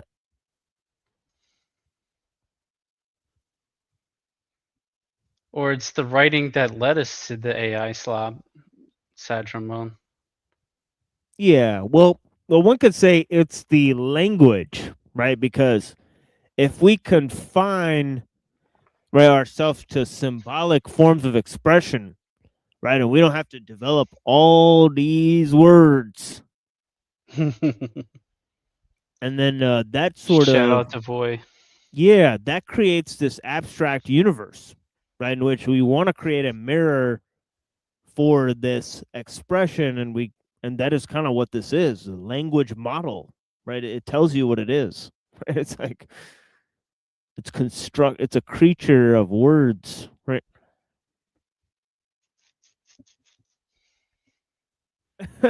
where the words exist. Oh man, yeah, exactly. It's a perfect time for that. Where is it? Oh yeah, Ebatard. Yeah, I called it Ebatard. So Words to tell me whether or not the right fucking exists. Words to tell me how are you even using words to tell me whether or not the right fucking exists. Where do the words exist? Right? Like So- they don't understand the basic philosophical underpinnings of what they're talking. guess he has his uses after all. Yeah, we need like nominalism versus realism. And actually, you know what? The other one, right? There's like two of them. There's like Tweedledee and Tweedledum, right? So there's like Ebitard, and then there's If T-Batard. philosophy ever did a thing. Yeah, but T-Batard went on a show with Christians last night, right, with the Ortho Bros, and he was What, arguing. toilet bowl? Yeah, and he was arguing nominalism versus realism. That was a real treat to see. Sheesh. That was real dipshittery if I've ever seen him. But yeah, that was hilarious to watch. All right, and I did record like 30 minutes of it. Hilarious stuff. Neither of them really knew what they were talking about. It was pretty funny to watch. And yeah, I mean, he just like literally said on the show, he doesn't know the distinction between human a divine person and a divine human. I suppose he was having trouble figuring that out. So I guess he'd never heard of the council. He'd never heard of the council on Chalcedon or so on and so forth that we talked about on this show, right, with Father Swaden. We explained that stuff. So yeah, so it was bad. But yeah, so yeah, but philosophy's tough, right? And then the guy kind of said that nominalism means that words don't have, like, that words aren't real or something. That's how he defined nominalism, the kid on the show. Oh dear. And I was like, oh God. I was like, and then he reads the actual philosophical definition and he goes, yeah, that's exactly what I just said. It's like, Oh no, my it's not. gosh. It's like, no, it's not, bro. That So, yeah. reminds me of was it Ocean's 11 or 12 where they're at the poker game and the guy puts down his cards, he's like, all reds. Yeah. It's like, that's not a thing, bro. Yeah, we got Son of Jesus here. He says, Christ is all and in all. Blessings. Good to see you here. Yeah, you didn't show up for the other show, and I was wondering where you were at, Is Yeah, that Godson? Yeah. I kind of figured. Yeah, I gotta admit, I was a little worried about him. Because I was like, where is he at? He's usually there the entire show. Yeah. So I appreciate it. I thought I scared him off the other day. Yeah. But he's back. No no ill will towards you, Godson. I don't know. It's just having a day or something. Just trolling, I guess. Yeah, we all have that. Okay, so we're pulling up on another little break here. So I was explaining how lots of different ideas have led to this our understanding of the system and how it functions. Now I'll read a little bit of this.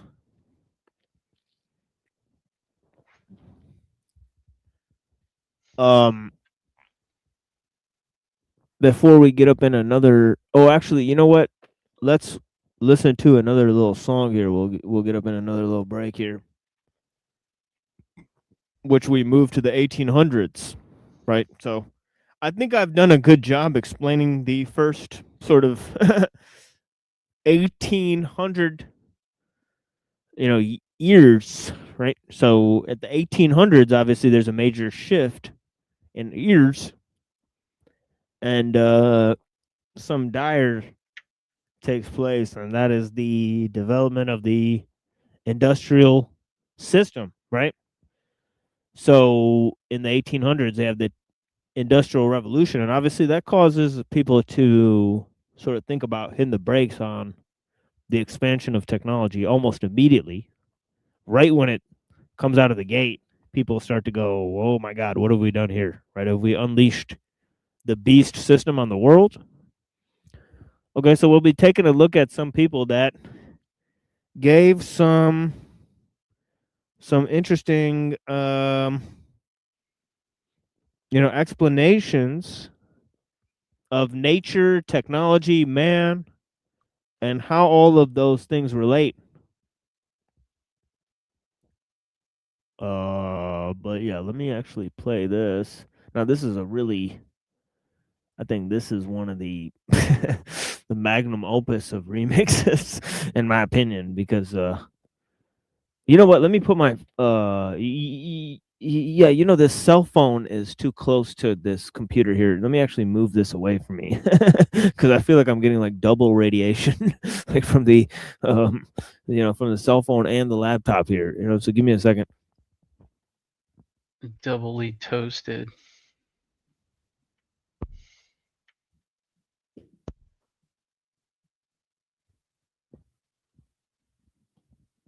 Yeah, double microwaves here. So yeah, so let's go up to the cloud, above the clouds. You know, I appreciate you guys. Before we go up to the top of the critique of the technological system, It's almost Hey. like yeah. Death to Compromise is getting trolled by my cloud pigs.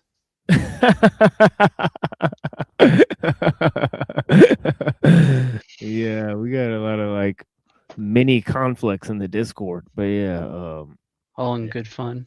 yeah, exactly. Yeah, a lot of people fighting in there, but I appreciate you guys. Blessings.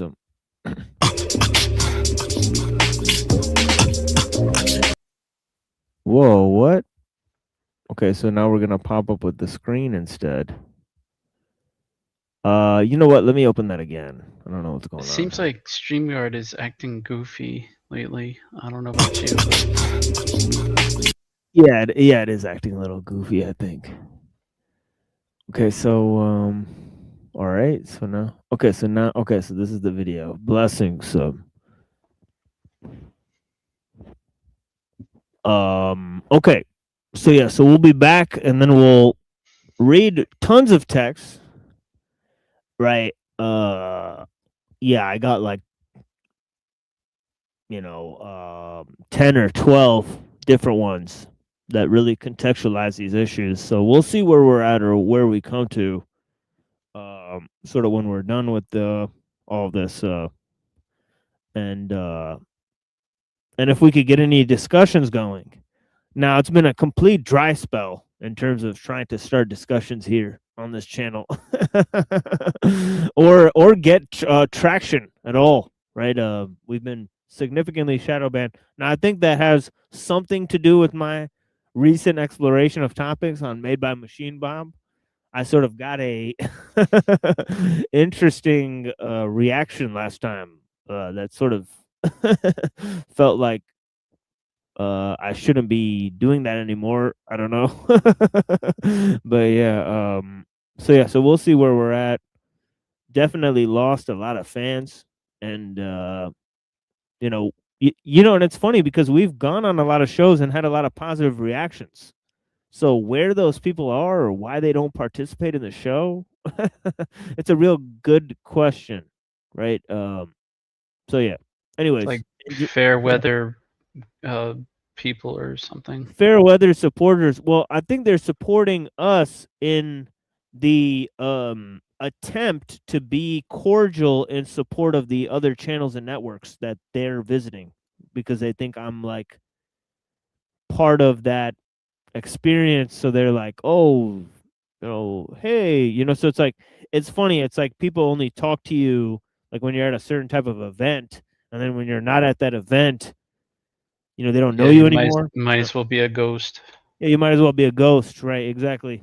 So it's weird. It's like some fucking Eyes Wide Shut type of download the ghost.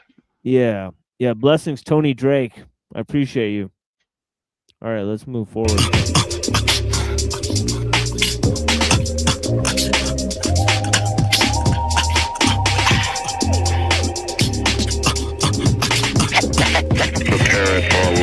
Myself, Lord and Master, shall bring disaster to evil factors. Demonic chapters shall be captured by kings through the storms of days after, and to the earth from the sun through triple darkness to blast ya with a force that can't be compared to any firepower. For its mind power shared, the brainwave causes vessels to circulate like constellations reflect at night off the lake. Word to the Father and Mother Earth, seeking everlasting life through this hell for what it's worth. Look, listen, and observe, and watch another sea cipher pulling my peeps to the curb. Heed the words, it's like ghetto-style proverbs. The righteous pay a sacrifice to get what they deserve. Cannot afford to be confined to a cell. Brainwaves swell, turning the desert to a well. Experience the best teacher. Thoughts will spray like street sweepers. Little daddy street preacher. Illustrious feature. Narrator you select. Accompanied by deck plus the DJ you respect. It's 7.5 combined over the front line. The 10%ers promoting slander in their airtime. Bear in mind, jewels be the tools of the trade. Sharp blades, heavenly praise, and dues are paid. Above the crowds, above the clouds, where the sounds are original. Infinite skills create miracles. Warrior spiritual. Above the clouds raining down, holding it down. Yeah, I leave scientists mentally scarred. Triple extra large, wild like rock stars who smash guitars. Poison bars from the guards, bust holes in your mirage. You catch a charge, shake them down like the riot squad. Invade your zone, ruin like ancient Rome. I span the universe and return to earth to claim my throne. The maker, owner, plus soul controller. Ayatollah, rest in the sky, the clouds my sofa. Stand like Colossus, regardless to whom or what. Numerous attempts in my life, so who to trust? Who but us? To supply her with the fire, the burning truth. 150 absolute proof on the mic like Moses spoke in Golden Scribe. Survivor of the oldest tribe whose soldiers died. I know the 5 families, we shed tears and mourn, but our hands are on the ammo cause the battle's still on. Sound the horn. We come rumbling through the function. Precise laser beam technique to touch something. When we die hard, they build a monument to honor us with. Humongous effect in the world, we could have conquered it. Above the crowds, above the clouds, where the sounds are original. Infinite skills create miracles. Warrior spiritual. Above the clouds raining down, holding it down. Above the crowds, above the clouds, where the sounds are original. Infinite skills create miracles. Warrior spiritual. Above the clouds raining down, holding it down.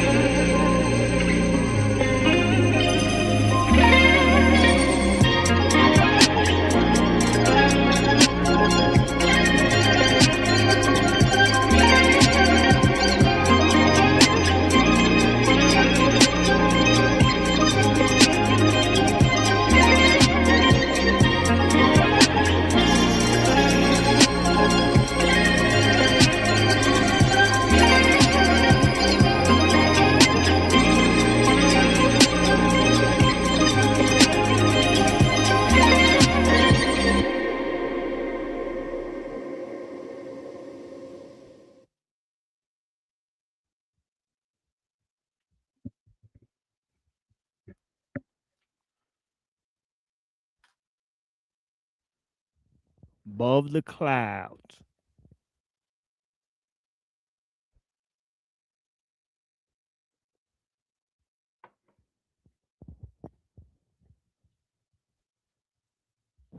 Gifted, unlimited, rhymes, universal.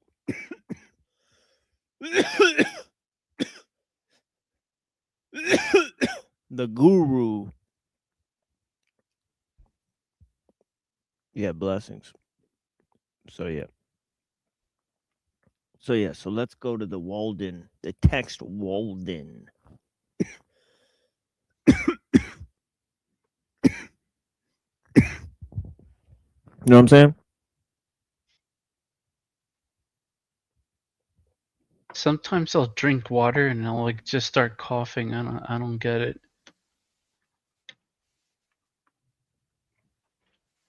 It's an expectorant, I guess.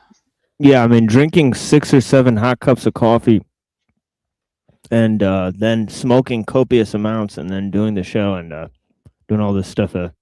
It's really fucking damaging my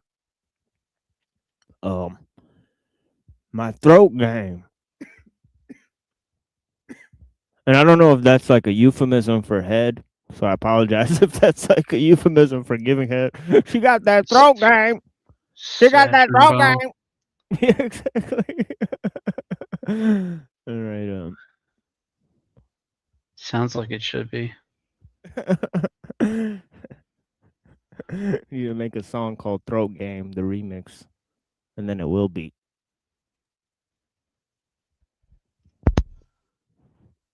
Oh, sorry, trying to get the throat game. Yeah, Holly's trying to get the throat game. That's how it goes.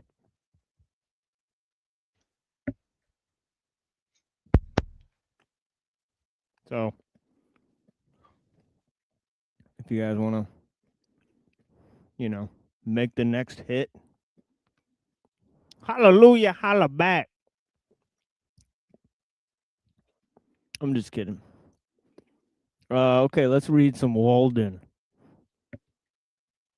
I make at least one joke per show, so if you can clip all the jokes, I think it'll, be like, you have hundreds of jokes, more jokes than Jim Bob.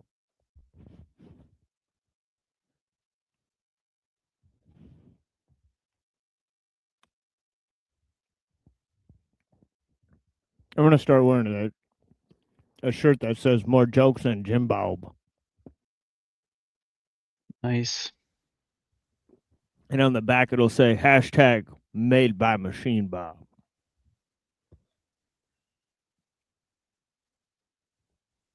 That's right.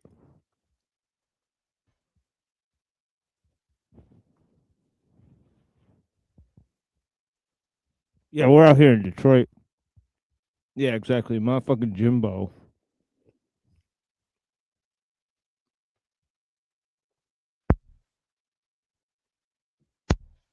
I wonder if he's AJ Seamoss. Something about AJ Seamoss humor seems like it's Jim Bob humor. But yeah.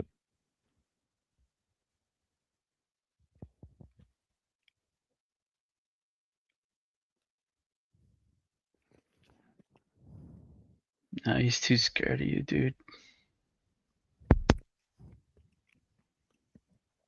I mean, but I don't think he'd be scared to show up with a sock account. I suppose.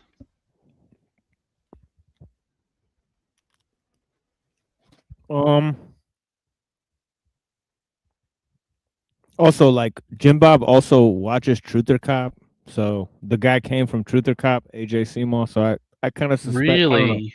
Yeah. So there's another interesting where I'm like,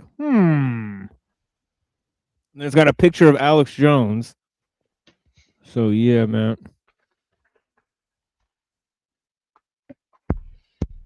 Jim Blob.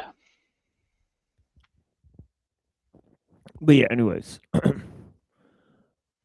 Okay, let's move to the material, man.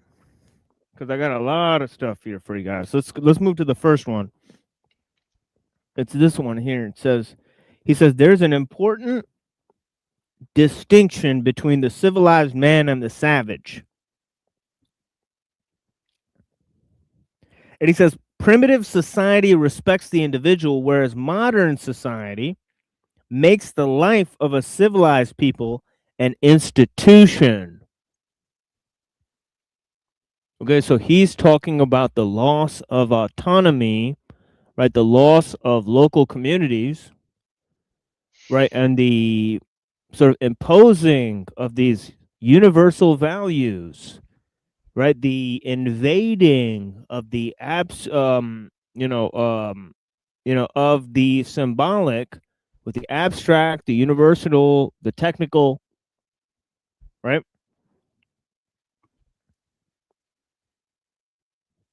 And how this becomes, the person becomes a mass man, right? It's mass society, right? It turns the life of the people into an institution, right? He's saying. So let me read that again. He says, important distinction between the civilized man and the savage. Primitive society respects the individual, whereas modern society makes the life of a civilized people an institution. Now, what do the technophiles and the people who believe in the myth of progress, what do they say? They say that modern society enlarges the freedom of the individual. That's literally what they say. Right? They don't look at the loss of autonomy, right, based on large-scale right? Systems and large-scale organizational techniques. Right? They don't even contemplate that, right? They just say, well, these things free man.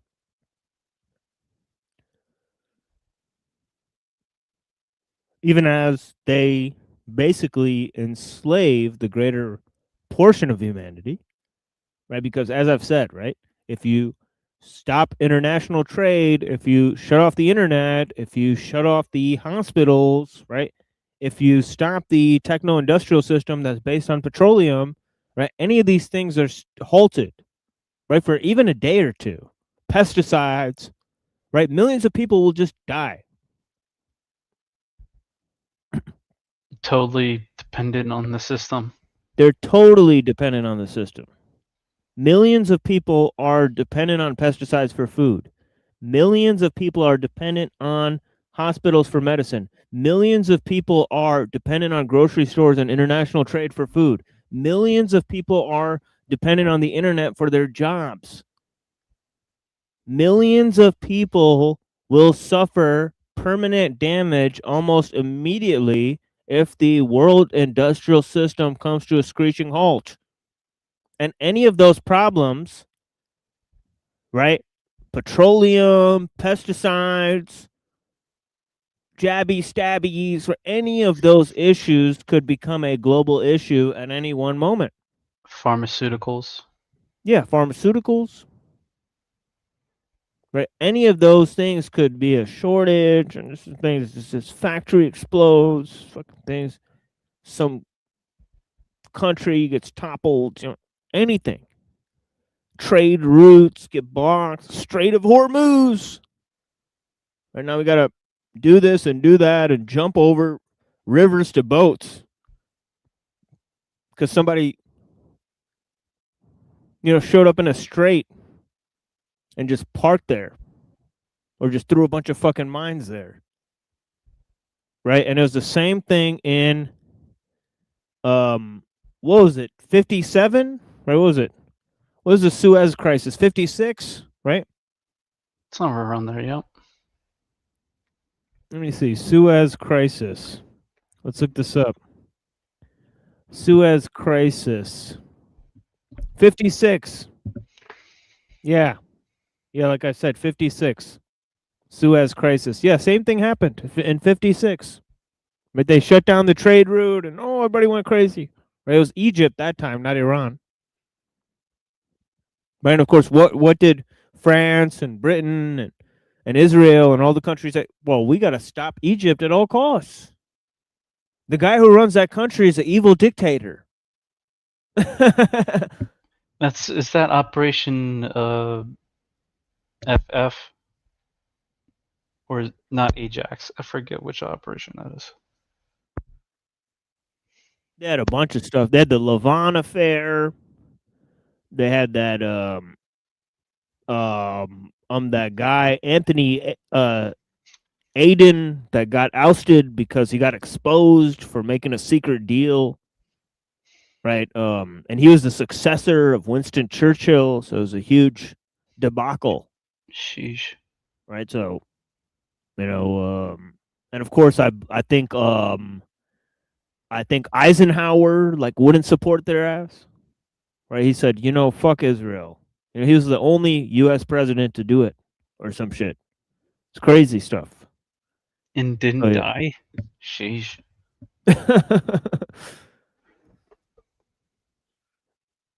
Dwight D. Eisenhower warned us about the military-industrial complex. And yeah, all right. So let's go on. And I'm not saying Eisenhower was the best guy in the world. He certainly not. Didn't he build the internment camps? I'm not sure, but yeah. Yeah, after the war, yeah. Yeah, it might have been him. So so yeah, he was definitely in it. He's not like the greatest guy. So we're not, promoting Eisenhower here, right? We're just saying that, you guys can look this up. So anyways, and we'll give detailed analysis on Middle East and all that stuff. Oh yeah, we got the chops. to give you guys a full fucking tour of history on that conflict. Okay, from 1917 to 2017, we'll tell you every fucking thing, every fucking brick and mortar, every fucking UN deal that was struck up. I got a whole book full of UN deals. I got books on the JDL, the Jewish Defense League. Got books on the Jewish slave trade in the Atlantic. We got all sorts of things. All sorts of histories.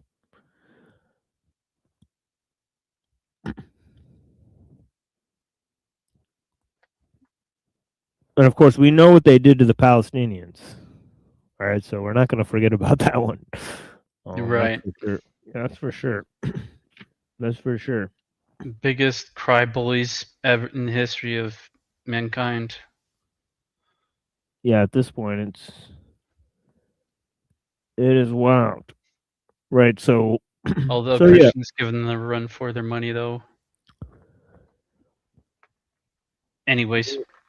Yeah, the Christians that are now the puppets, unfortunately.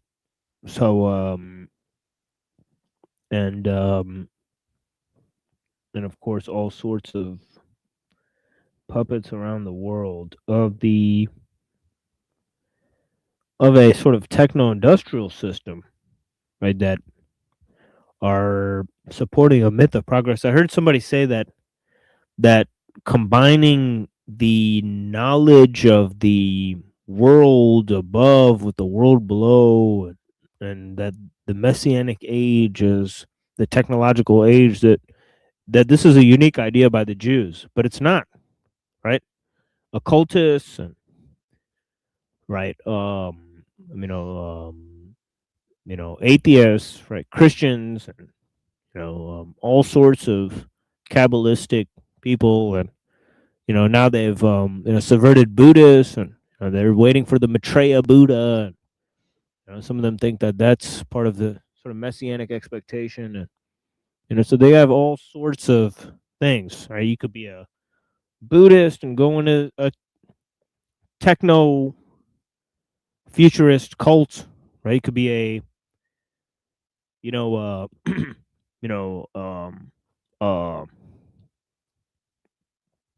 a Muslim, right? And they can tell you that Islam caused all the advances of science and technology, and Christianity is superstition, and Islam means you just study science, right? And Islam is perfectly in line with modernism, unlike Christianity, right? And there's Christians who say, well, white people and Christianity caused the entire world technological system to emerge and all this advancement, and they gave it to the world for free, damn near free, and they made it all. So we're just enjoying the fruits of the Christian labor.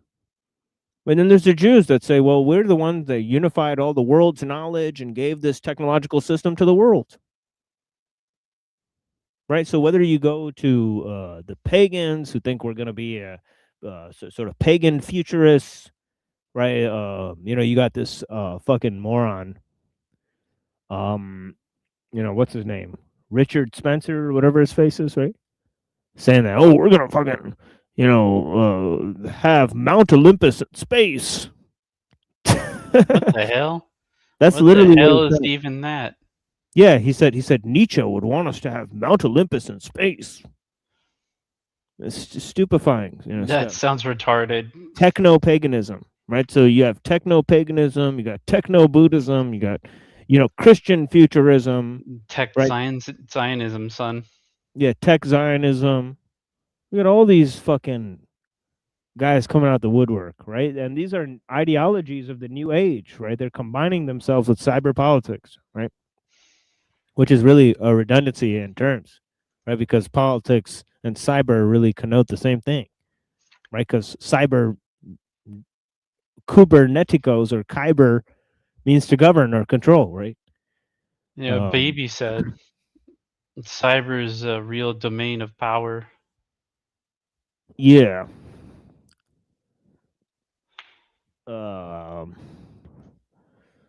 So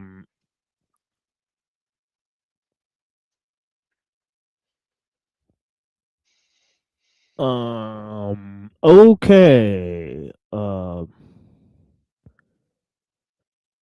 All right. So let's continue with the text at least. So I'll just read this again. It says, important distinction between the civilized man and the savage. Primitive society respects the individual, whereas modern society makes the life of a civilized people an institution in which the life of the individual is to a great extent absorbed in order to preserve and perfect that of the race. But I wish to show that but I wish to show at what a sacrifice this advantage is at present obtained, and to suggest that we may possibly so live as to secure all the advantage without suffering any of the disadvantage. The very simplicity and nakedness of man's life in the primitive ages implied this advantage, at least, that they left him still but a sojourner sojourner in nature. When he was refreshed with food and sleep, he contemplated his journey again. He dwelt, as it were, in a tent in this world, and was either threading the valleys or crossing the plants or climbing the mountaintops below. Men have become the tools of their tools. Men have become tools of their tools. The man who once independently plucked the fruits when he was hungry has now become a farmer, and he who stood under a tree for shelter a housekeeper. We now no longer camp as for a night, but have settled down on earth and forgotten heaven. We have built for this world a family mansion, and for the next a family tomb. The best works of art are the expressions of man's struggle to free himself from this condition. How true it is, right? So what is he saying? He combined a lot of things in that statement, right? Separation from nature, right? Where he says that, we used to independently pluck the fruits of the earth, right? Now we became a farmer. Right? So this loss of independence, loss of autonomy, right? This idea that we've transformed our environment, we become reliant on the technology, we become tools of our tools, right? This idea that we no longer explore the earth, that we're tied down, right? We no longer explore heaven, right? Loss of the sacred, loss of our religious understanding, loss of the family and the tribe and the clan, and their assimilation into the family mansion, this world system. Right? And lastly, he says the best works of art are the expression of man's struggle to free himself, the transformation of art, the transformation of human expression, and the idea that, the best works of art are the ones that deal with the system on its own terms and show man how to liberate himself. Like, what are the ones today, right? Dark Knight and Matrix and what are they all about, right?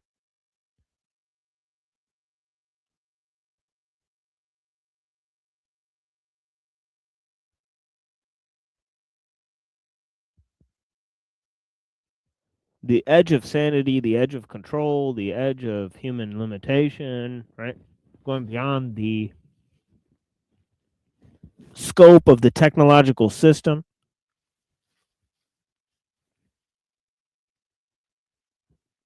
Right? The juxtaposition of laws and statutes and the human quest for order and science and knowledge and and how this relates to all that, right?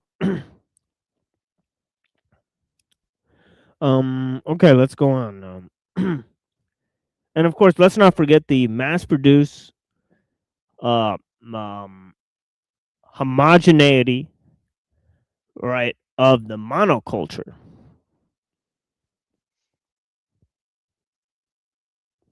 Right, where it just saps creativity.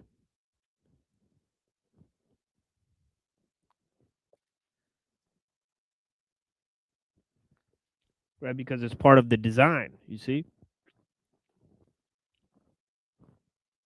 The devil is in the details.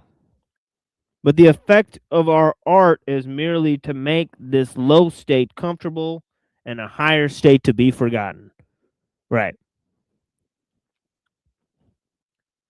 All right. Now he goes on to say, he says, we like to think of higher education and college as one of the enhancements of the modern technological society. But it is far from clear that humanity is any better off for such things. As with our college, so with 100 quote unquote modern improvements, there is an illusion about them. There is not always a positive advance. Our inventions are want to be pretty toys which distract our attention from serious things. They are but improved means to an unimproved end, an end which it was already but too easy to arrive at. As railroads lead to Boston or New York, we're in a great haste to construct a magnetic telegraph from Maine to Texas, but Maine and Texas and maybe have nothing important to communicate.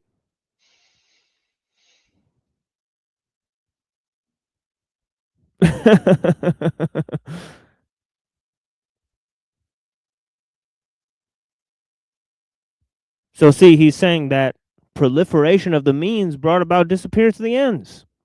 The same thing that ellul says, right?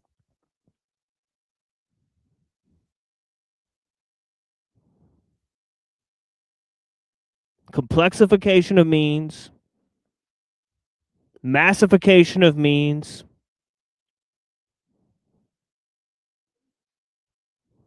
Yeah, we don't even know why we're doing it, right?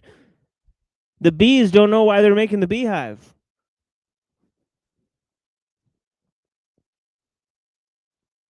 Right, just like these construction workers building these cities. Right, just a bit. You know, what's this city going to be for, right? What's this building going to be for?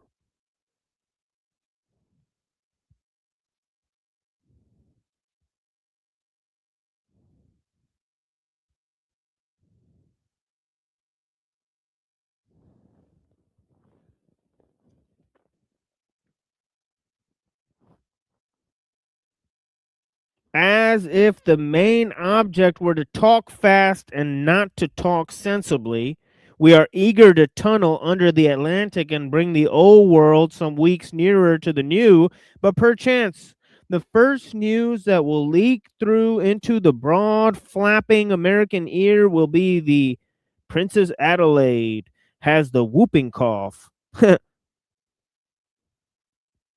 After all, the man whose horse trots a mile in a minute does not carry the most important messages.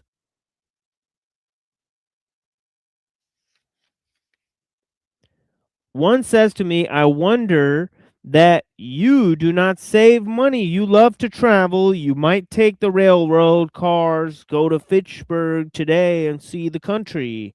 But I am wiser than that. I have learned that the swiftest traveler is he that goes afoot. I say to my friend, suppose we try to see who will get there first. The distance in 30 miles, the train fare, 90 cents. That is almost a day's wages. Well, I start now on foot. I get there before night. I have traveled at that rate by the week together. You will, in the meantime, meanwhile, have earned your fare. Arrive there sometime tomorrow or possibly this evening if you are lucky enough to get a job in season. Instead of going to Fitchburg, you'll be working here the greater part of the day. And so if the railroad reached round the world, I think that I should keep ahead of you.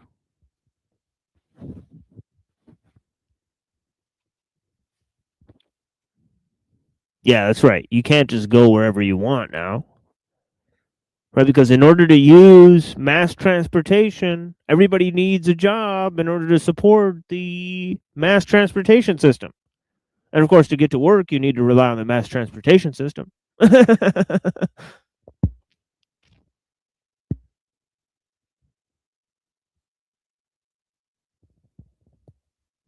Yeah, one day my grandpa walked up to me, right?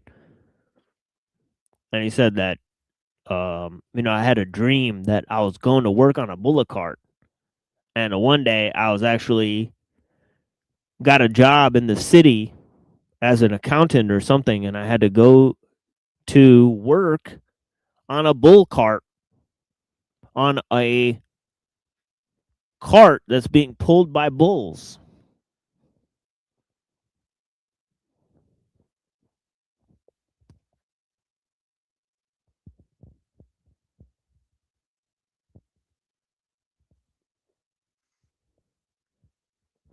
I don't know what's going on. Thank you to all the people that joined the show. Let me give Sophia Daisy May a moderation because she is a long-term watcher and supporter of the show. I greatly appreciate you. Thank you for watching.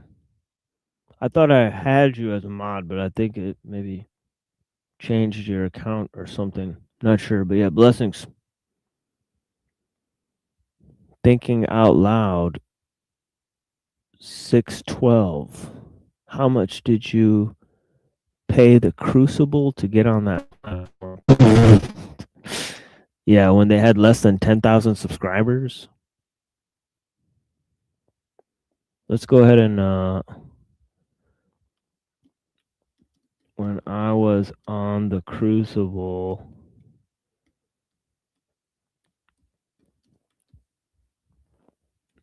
they had less than 10,000, 10K subs. Dumbass.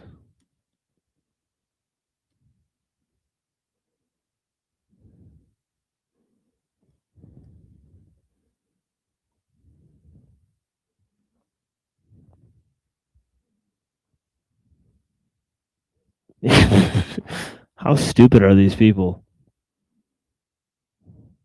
I don't see where the comment is.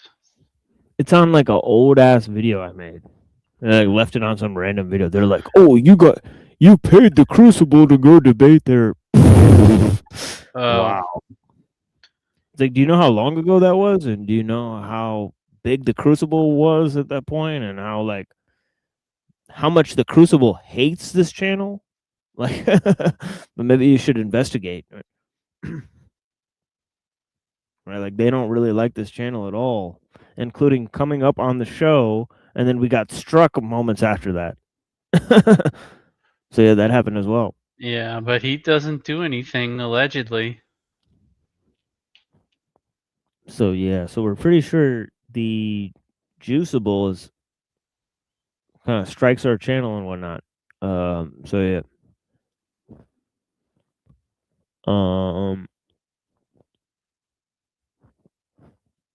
So yeah, so okay, so this is the other part here.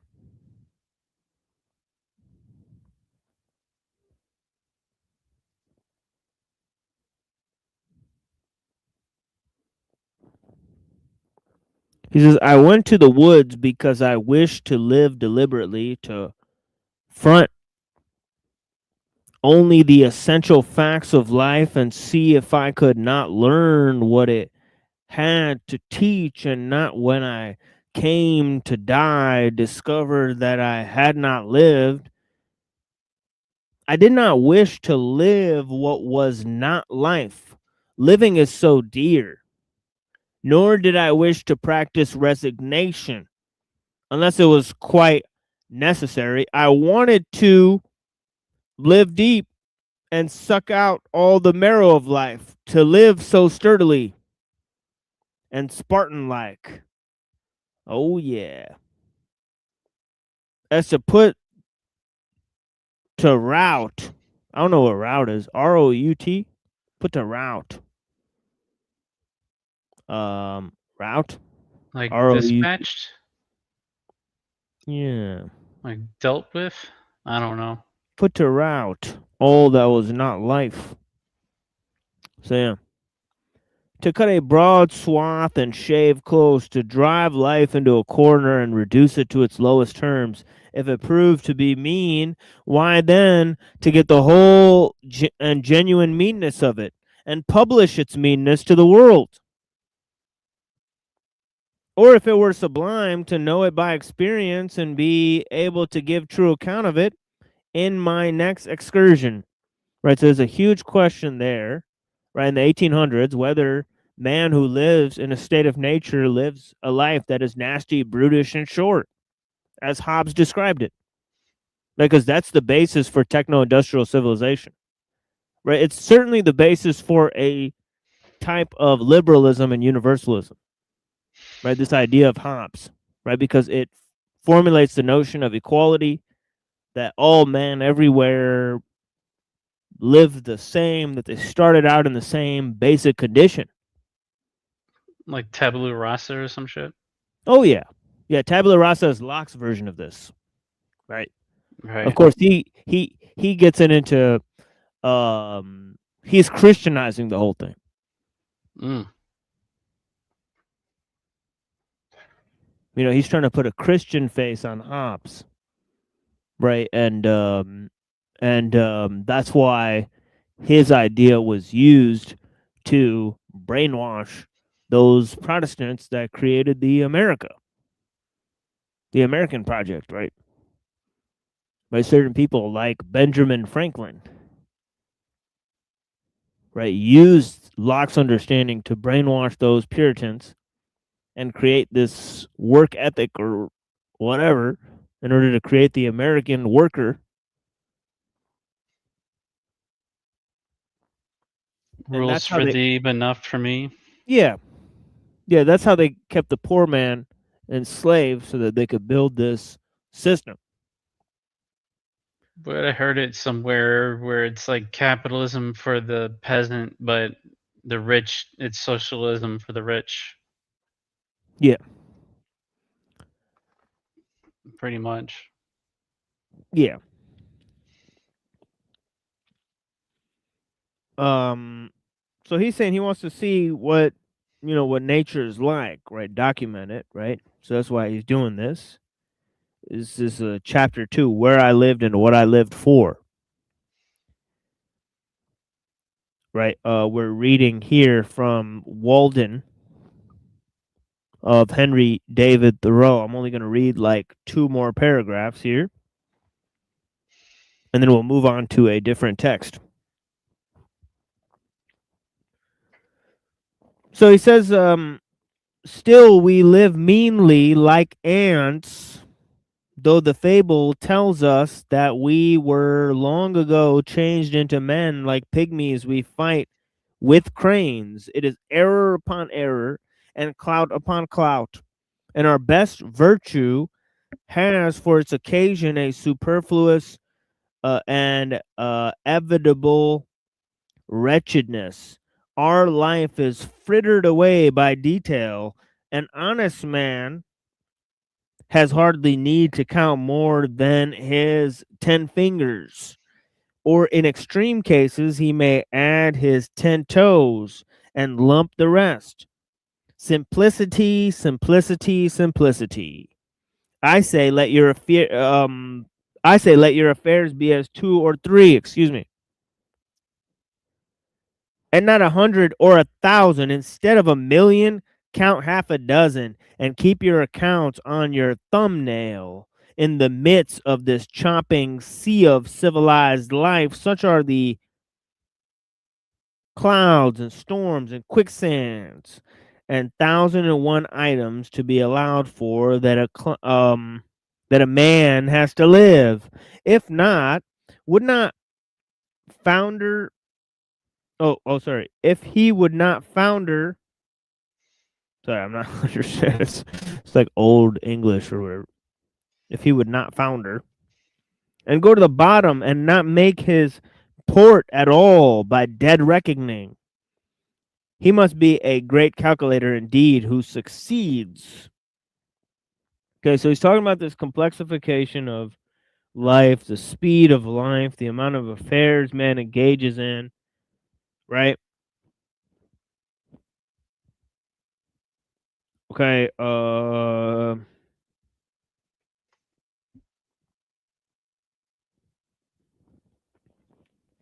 and he's saying, yeah, let your affairs be as 2 or 3. So he's talking about this idea, and the key line is this, right? Our life is frittered away by detail, right? So he's directly talking about this idea of complexification and massification at this point, right? Okay, he's directly addressing, this psychological transformation of man.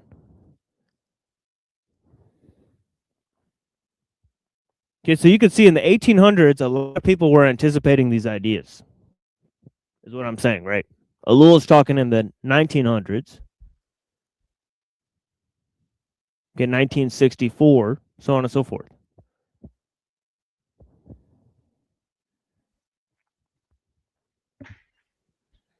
All right. So he says, simplify. Instead of 3 meals a day, if it be necessary, eat but 1. Instead of 100 dishes, 5. And reduce other things in proportion. It's kind of Taoist as well, right?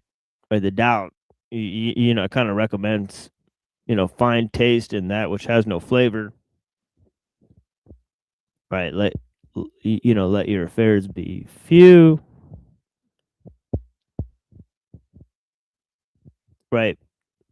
It kind of says pay attention to the smaller details, but don't try to let large affairs be too way too heavy on. That says treat the large affairs as if they're light and treat the small affairs as if they're extremely important, right?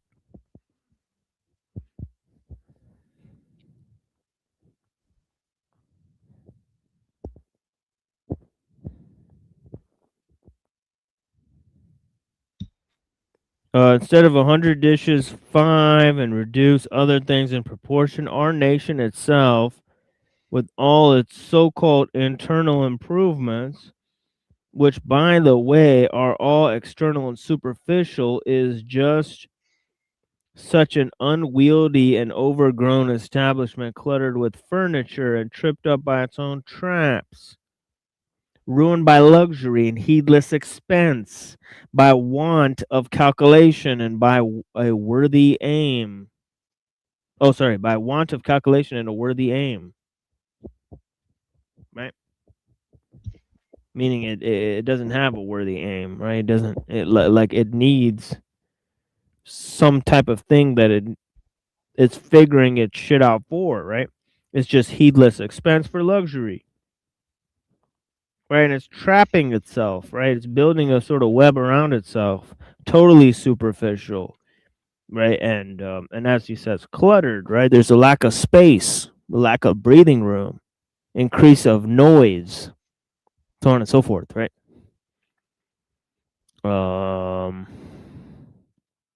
Yeah, I hope you guys are getting along in the chat there. I appreciate you guys. Oh wait, what? Yeah, let's not ban anyone, guys. I appreciate you guys. Yeah, I was trying to see why there's a change here. Let's not ban people. Yeah, I've modded up the dude on his other account, so He's on it now. yeah, so unless you want to mod it up in the chat, then right. So yeah, I wonder where all these people are coming from. These new people that are watching. Who are you? Bunch of aliens. I know who you are.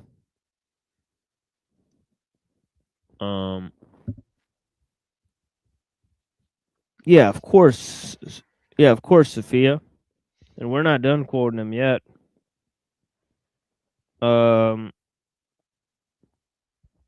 Yeah. As the million households in the land, and the only cure for it, as for them, is in a rigid economy, a stern and more Spartan simplicity of life, and elevation of purpose.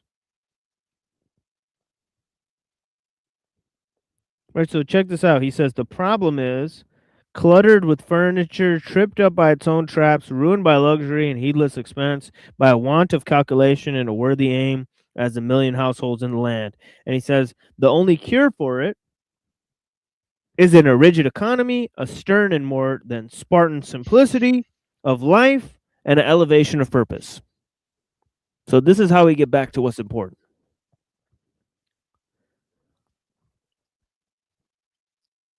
And he says it lives too fast. Men think that it is essential that the nation have commerce and export ice and talk through a telegraph and ride 30 miles an hour without a doubt, whether they do or not. But whether we should live like baboons or like men is a little uncertain. Now, notice that idea, right? It lives too fast. Right? So he's talking about how speed and efficiency are not about human concerns.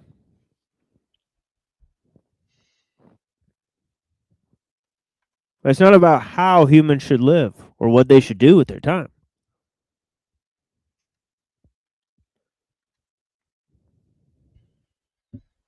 And whatnot.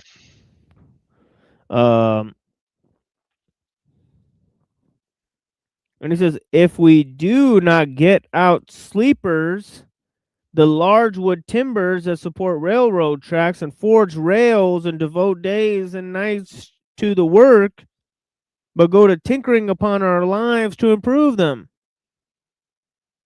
Who will build railroads? And if railroads are not built, how shall we get to heaven in season? Right, because the technology is our new God, right? But if we stay at home and mind our business, who will want railroads? Right? Why do we need them in the first place is what he's asking, right? It's kind of like he's asking the question about railroads the same way people are asking about the data centers, right? He's like, yeah, we're building all these railroads. Where are we going to go? What, is there places to go all over the country? Like, like what is it? What are we exporting? Like, we're going to export ice? Like, what's the deal here? Right? Like, what's all this data for? Right? Like, what are all these people trading and information? Is it all just like 90% porn, then 9% cat videos, and then 1% human interactions, right? Or what is this, right? Pretty bad. Yeah, 60% bots and 30% feds and 10% normal people that are being spied on and talking to bots.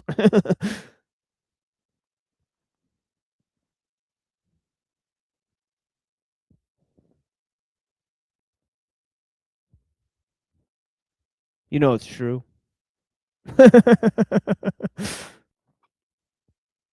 Don't look at me.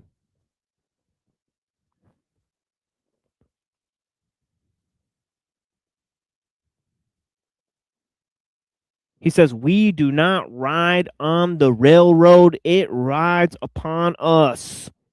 As to parallel his previous line, he says, men have become the tools of their tools.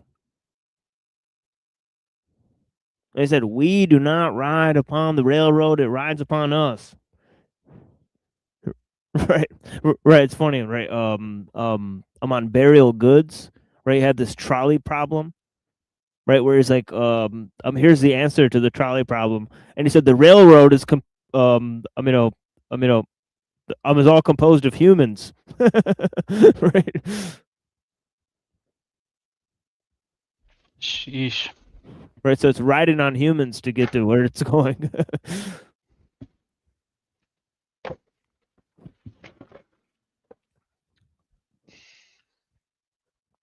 Yeah, we do not ride on the railroad, it rides on us. Yeah, I don't know if you guys have seen Lane Serial Experiments. Right at the beginning of the show, there's a girl that gets run over by the railroad car. And it's kind of like trying to show like the indifference of technology, right? The technological system, right? That somebody could just jump in front of it, it'll just keep moving. Right? Because it's got to go where it's got to go. Right? They can't just stop the entire train just because one person jumped in front. Right? Nor could you stop it in time. Right?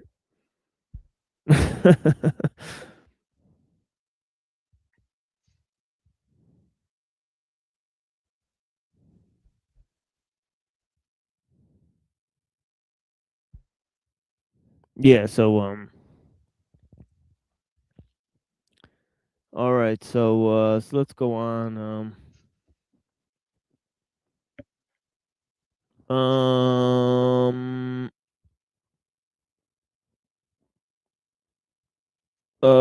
Where am I?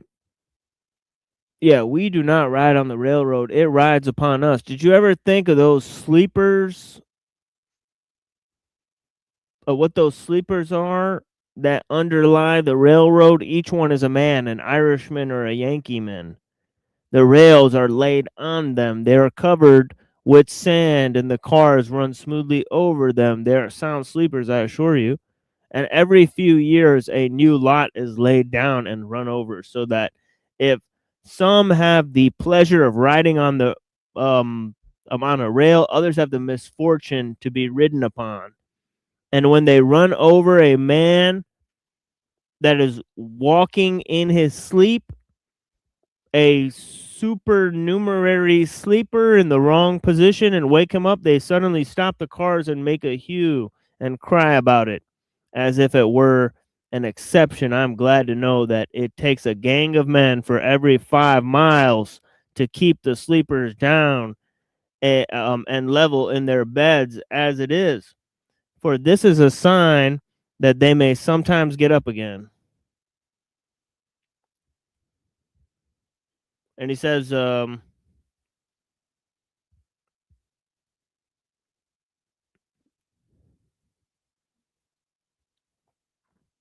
okay, yeah, actually, that's the last part of that I'll read. Yeah. So let's go to Darwin Among the Machines by Samuel Butler. Right now, Samuel Butler is noticing that machines, right? Okay, that one part of a machine may be used for another type of machine, right? And to use one machine is to use them all. And the machines, in their development, they have a sort of collective incubation that affects the development of other type of machines. Right? So he's saying that machines have a sort of genealogical development, much like animals and plants. Right? So you could trace the genealogy of machines from simpler types of machines, right? Or prototypes or models that were used to create the machine. So he develops this idea of the mechanical kingdom and this idea of evolution within the mechanical kingdom. Okay, and he's sort of the first to develop sort of a phylogeny of machines.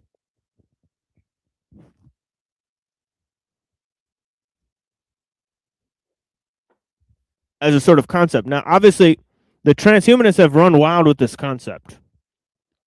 Okay. But already it was there in the 1800s. Okay. So that's kind of what I'm trying to point out is that they already sort of had this idea. So we'll go to Butler, right? And then we'll go to Marx, who's also in the 1800s. And I think also Orwell. I think he's a little later. And certain other thinkers we're gonna look at that I think will break this down for you guys. And yeah, so let's take a little break. I think we got Frank Monday here. Blessings. Hey, what's going on? Gentlemen, TML, Lone Wolf. Greetings, fellows. Yeah, Yo. greetings. Yeah, what's going on?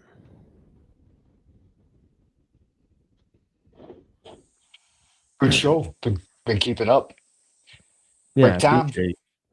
Yeah, it's been like pretty good show. We've been on for like a few hours here, so pretty good discussions.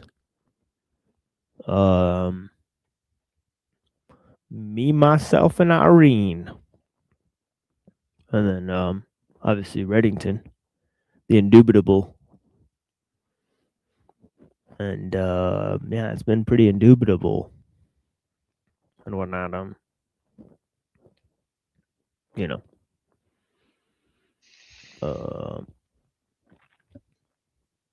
yeah, but I appreciate everyone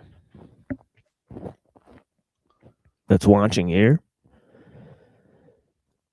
And yeah, I wonder what I can sort of play for you guys that it'll be let me find something for you guys. Yeah, you know what? Let's go with this.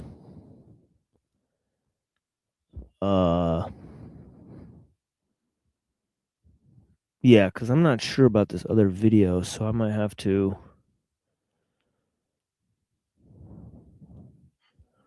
save this other video.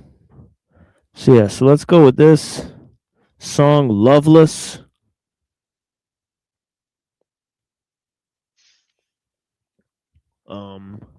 I believe the poem is by Ursula Rucker.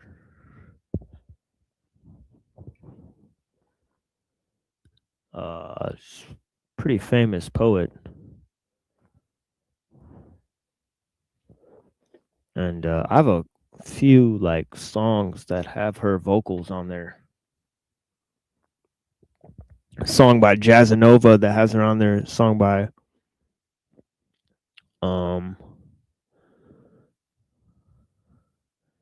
I think there's like a guy named Gerald or something like that.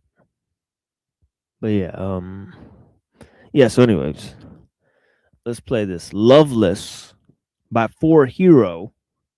Right now, if you guys don't know 4Hero, they're a famous jazz sort of band, you know, from Britain, right? And yeah, they have some excellent compositions, right? They're very sort of expansive, like orchestral type of sound that they have. But yeah, anyway, so yeah, here is Loveless by 4Hero, right? Anyways, and then we'll return after this sort of 6-minute break. I appreciate you guys, and we'll move to. And yeah, this might be a celebration of this Walden, right? Thoreau's Walden. And of course, Uncle Teddy used the description of Walden, of how he built his cabin in the woods to build the cabin. So Uncle Teddy's cabin is built on the model of Thoreau's cabin in Walden, which is pretty wild stuff if you think about it, right? Yeah, it was interesting. I read about it recently. It seems like he spent like $14 or something in total materials to build the entire thing. Yeah. Or maybe it was $4, and then he said he was going to spend another 10 to turn it into a mansion or something. Yeah.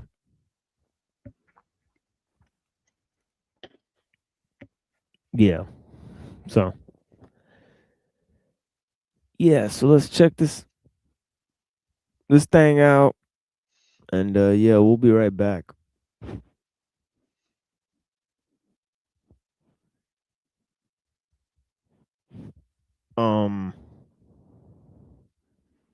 Yeah, I put a really cool video with this, so you guys like this. As we await Sister Sun's arrival, Child stars, you'll listen to my tale triste. As it was told to me by my sister afar. Earth her name, and this is her story. Sister Moon, hear me now, I fear my end too soon, my wounds are deep, gaping, unhealing, can't believe, refuse to believe my children have no feelings for me. See them sealing a fate of early death and destruction. Watch my foolish daughters and sons as they kill me, slowly kill me, quicker kill me. They've loved me as would an unfaithful lover, part-time and half-assed, now unmasked their deceit. No more sweet, sneaky thrill-seekings tomorrow brings, nevers and nothings, ended days for my world and its unchanging ways. Now, apocalyptic truths of revelations hasten our omega, my children's and mine. Each time, my breath, skin, and tears are polluted and poisoned by their careless games and toys, and this is only the beginning of my children's singing. My power is fading. Usurped fatherhood, Mother Earth's now a plaything.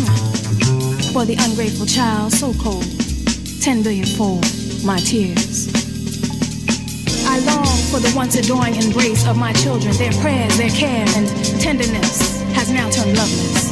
The embrace, now an anaconda's grip, unmerciful and swift with the killing. Killing is a sport, fun with fire in my wondrous rainforest, reflect the neglect they had for their main source. They slaughter their sibling blossoms and beasts like the first murderer Cain. Their pure sister oceans will never be the same due to daily spoil and brother skies choke from oil, refinery, factory smoke. The Mother Earth family is dying, no use crying now. My power is fading. Usurped by the hurt, Mother Earth now a plaything. For the ungrateful child, so cold, 10 billion-fold my tears. But I'll continue to spin until my curious Homo sapien offspring pay the price for their sins. Against my tainted tears, my breathless breath, and once fertile skins. My sorrows are many and murderous. They kill, I kill, 1 million plus. I never wanted to hurt my children, but our Creator makes me take revenge. It's the circle of life, or at least it was. Now it's the end.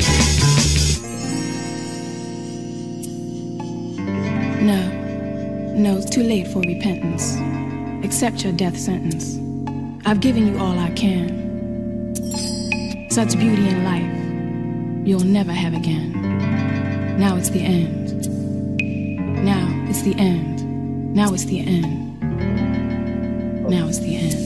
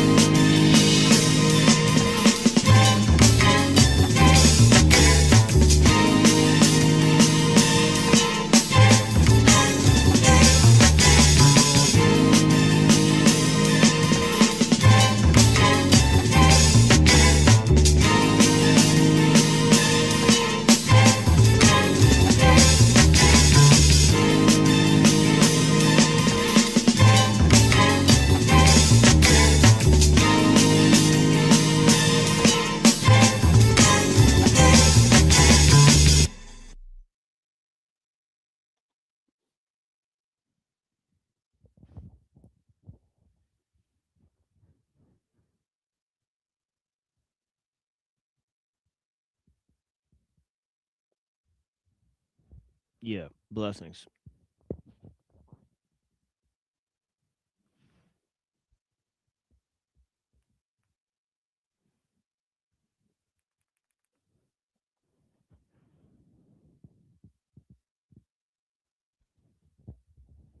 All right, then I'll continue. I appreciate you guys joining and whatnot.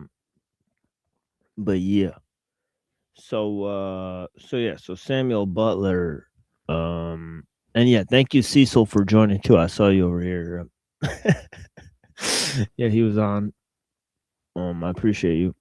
So yeah, yesterday we had a fun show with Cecil and Bob Smith.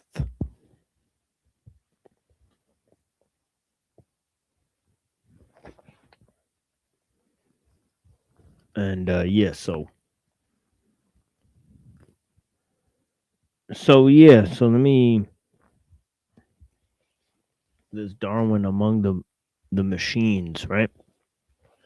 Darwin among the machines, 1835 to 1902 is Butler, and then he wrote this in 1865.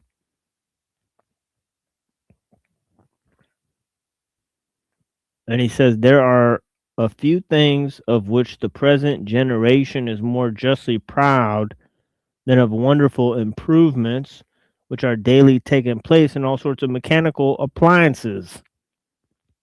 And indeed is a matter for great congratulation on many grounds.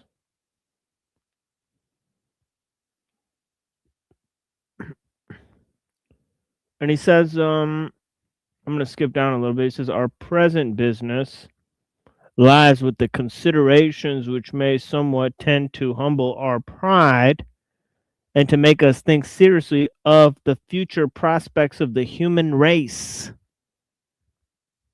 The future prospects of the human race.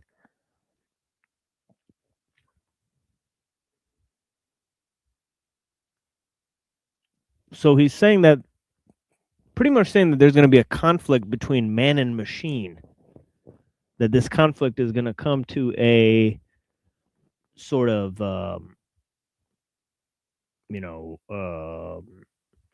a conclusion, right? And of course, it's going to, the whole fate of the human race is going to be involved in this conflict, right? And of course, he's saying this in 1865, before there's a significant impact of the Industrial Revolution on human societies. So he's saying this very early on, right? Okay, he's announcing this very early on, right? And that's why it's quite strange, right? Quite strange of a proclamation that he's making, right? But I guess he's understanding some ideas about, evolution and Darwinism and all that type of stuff, right?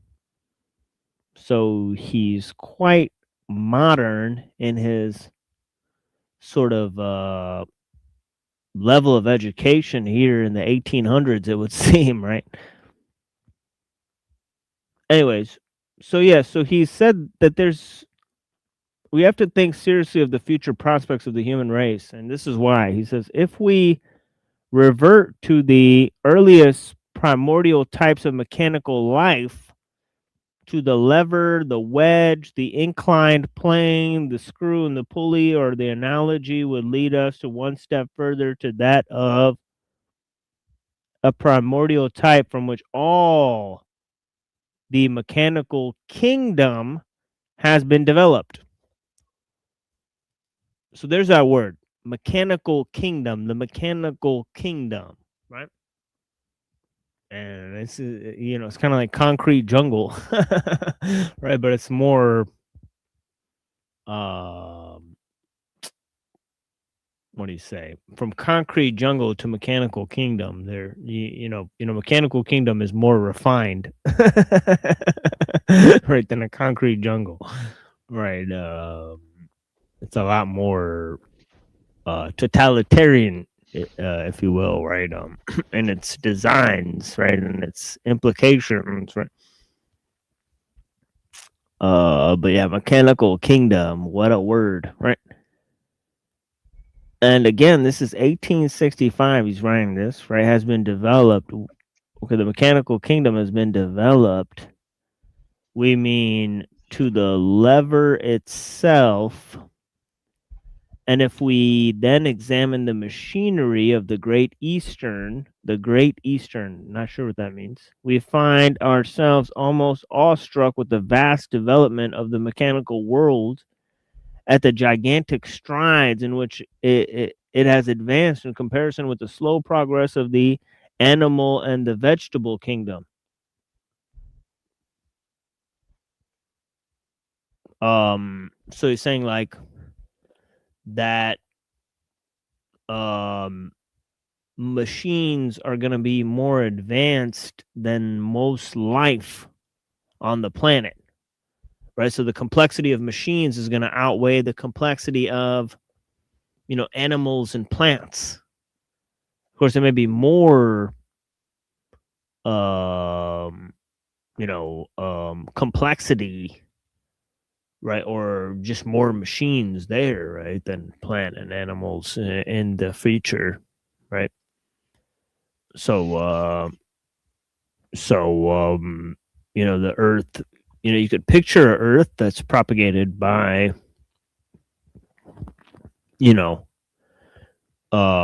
where human beings are maybe the only type of animal on Earth, right? And then you could picture, a Earth where human beings sort of, have hijacked trees in which we're the ones producing the trees so that we could sort of stay alive to get them to produce the sort of oxygen that we need to survive. But that's the only function that the trees, have, and it's basically us that's making the trees, right? If we destroy maybe 90% of the life on this planet, right? Which not sure if we have the capacity or power to do that at the current stage, right? But I'm saying imagine a future in which it was possible, okay, in which human technology and capacity advanced to such a level in which it was possible. Of course. So yeah. Okay, let's move forward. So he says,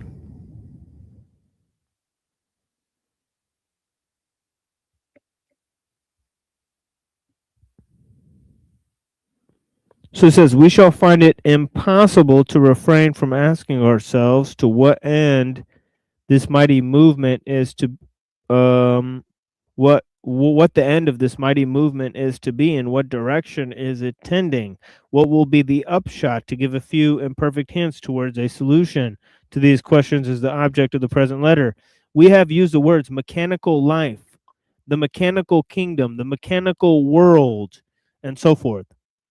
We have done so advisedly, for as the vegetable kingdom was slowly developed from the mineral, and as in the like manner the animal supervened upon the vegetable, so now in these last few ages an entirely new kingdom has sprang up, of which we as yet only seen what will one day be considered a antediluvian prototype of the race. So he's saying that one day, right, this order, right, just as a mechanical kingdom is going to supervene on the animal kingdom the same way the animal kingdom supervenes on the mineral kingdom, and so on and so forth, right? On the plant and mineral kingdom, right? So let's just say that the animal kingdom, right, although it came from the plant and mineral kingdom, it can use the plant and mineral kingdom to its advantage. So the machines will be able to use the animals to their advantage, right? In improving their own design,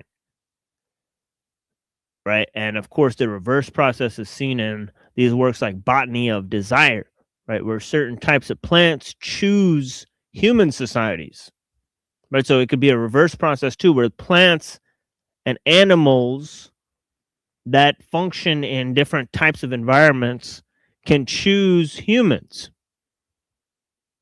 or human societies, right? That because of their, sort of genetic, versatility, right? They're able to cause diverse groups of humans to breed this or that type of animal or plant. And so that becomes a model for a plant or animal that survives with the technological age and so on and so forth. So, so there's all sorts of, areas in which this could function, right?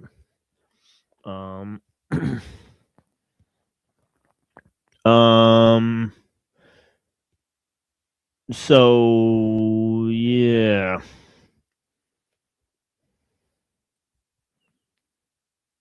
Okay, there's a bunch of stuff here. Maybe I'll just go to this other page.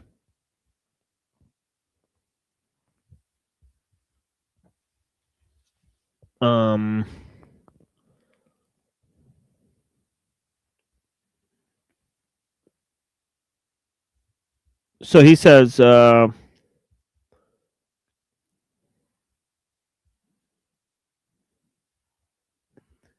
connecting links between machines of widely different characteristics, of pointing out how subservience to the use of man has played the part among the machines, which natural selection has performed in the animal and the vegetable kingdoms, right?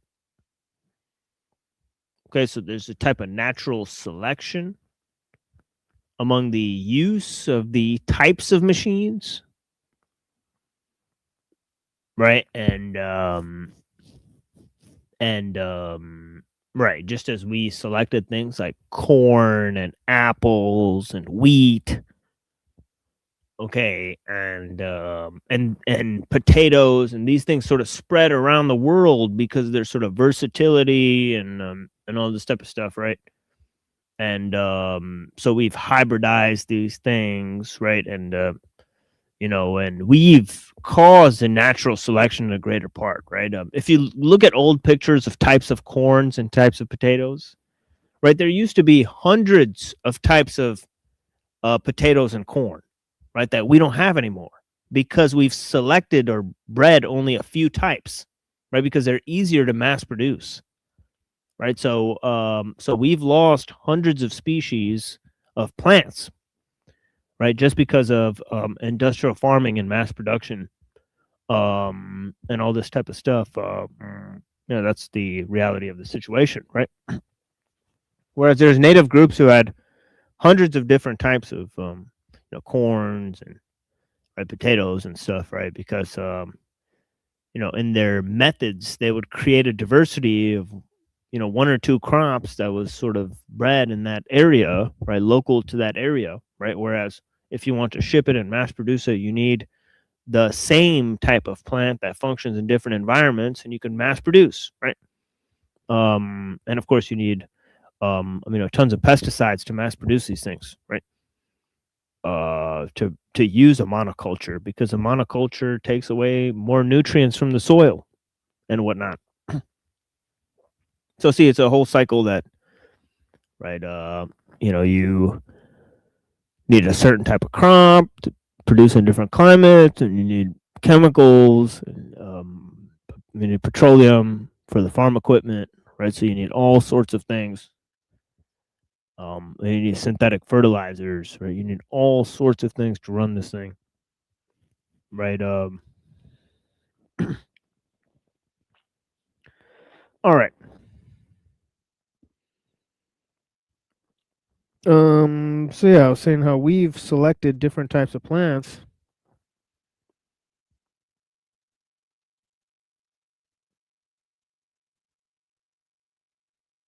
It says feebly developed, perfectly useless, yet serving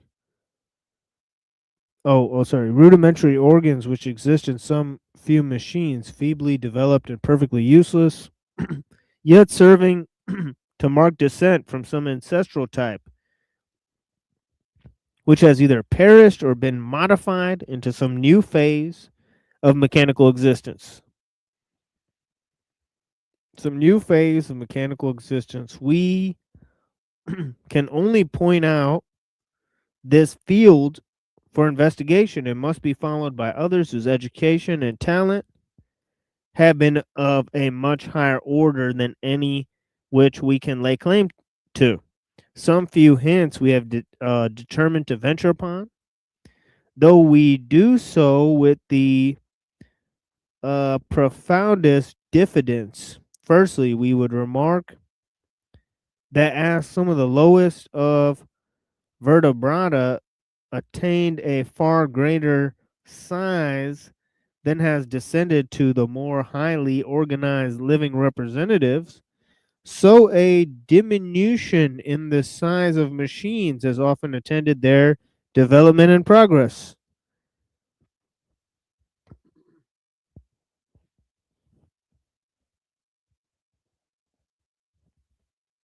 Okay, so he's already anticipated that that complexity will accompany a smaller sort of size, right? So you have more developed machines that can do more things, but they won't be as big as the other machines, right? So it's kind of like what's happened to computers. The computers get smaller and smaller, right? But they can perform far more functions, right? So it's kind of like he's anticipating that this happened with animals, it's going to happen with machines. And he was right. In the 1800s, he was right, which is very fucking weird, right? But yeah.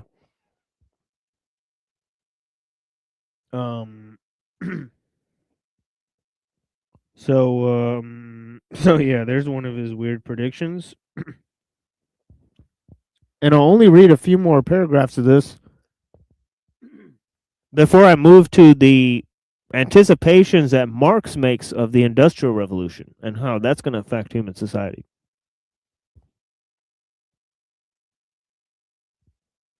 And of course, we gave huge criticisms of Marx and and all of that type of stuff. So, so if people are saying, "Oh, well, you're reading this Marx and he's an atheist and he's a Satanist and he's a Jew and blah blah blah blah," we already dealt with all that, right? So, the dozens of shows we did on all those topics, right? You weren't there, right, to critique or comment or say anything, right? So this is the problem, right? People only have selective hearing, and It was Marx that had some spicy comments, wasn't it?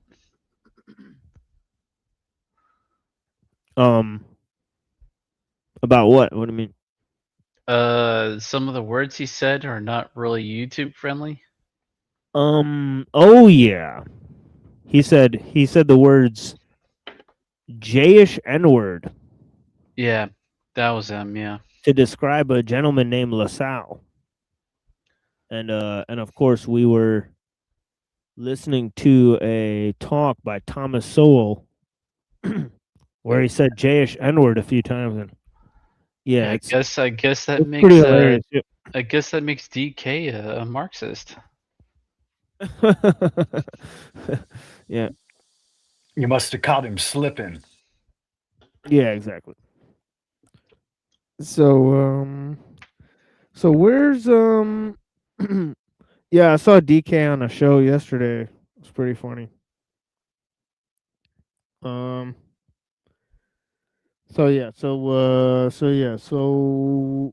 he says this may come when clocks, which certainly at the present day are not diminishing in bulk, may be entirely superseded by universal use of watches. Oh, how about that? So that's a pretty interesting way to predict that, right? I kill batteries of watches, so that wouldn't work for me. Yeah.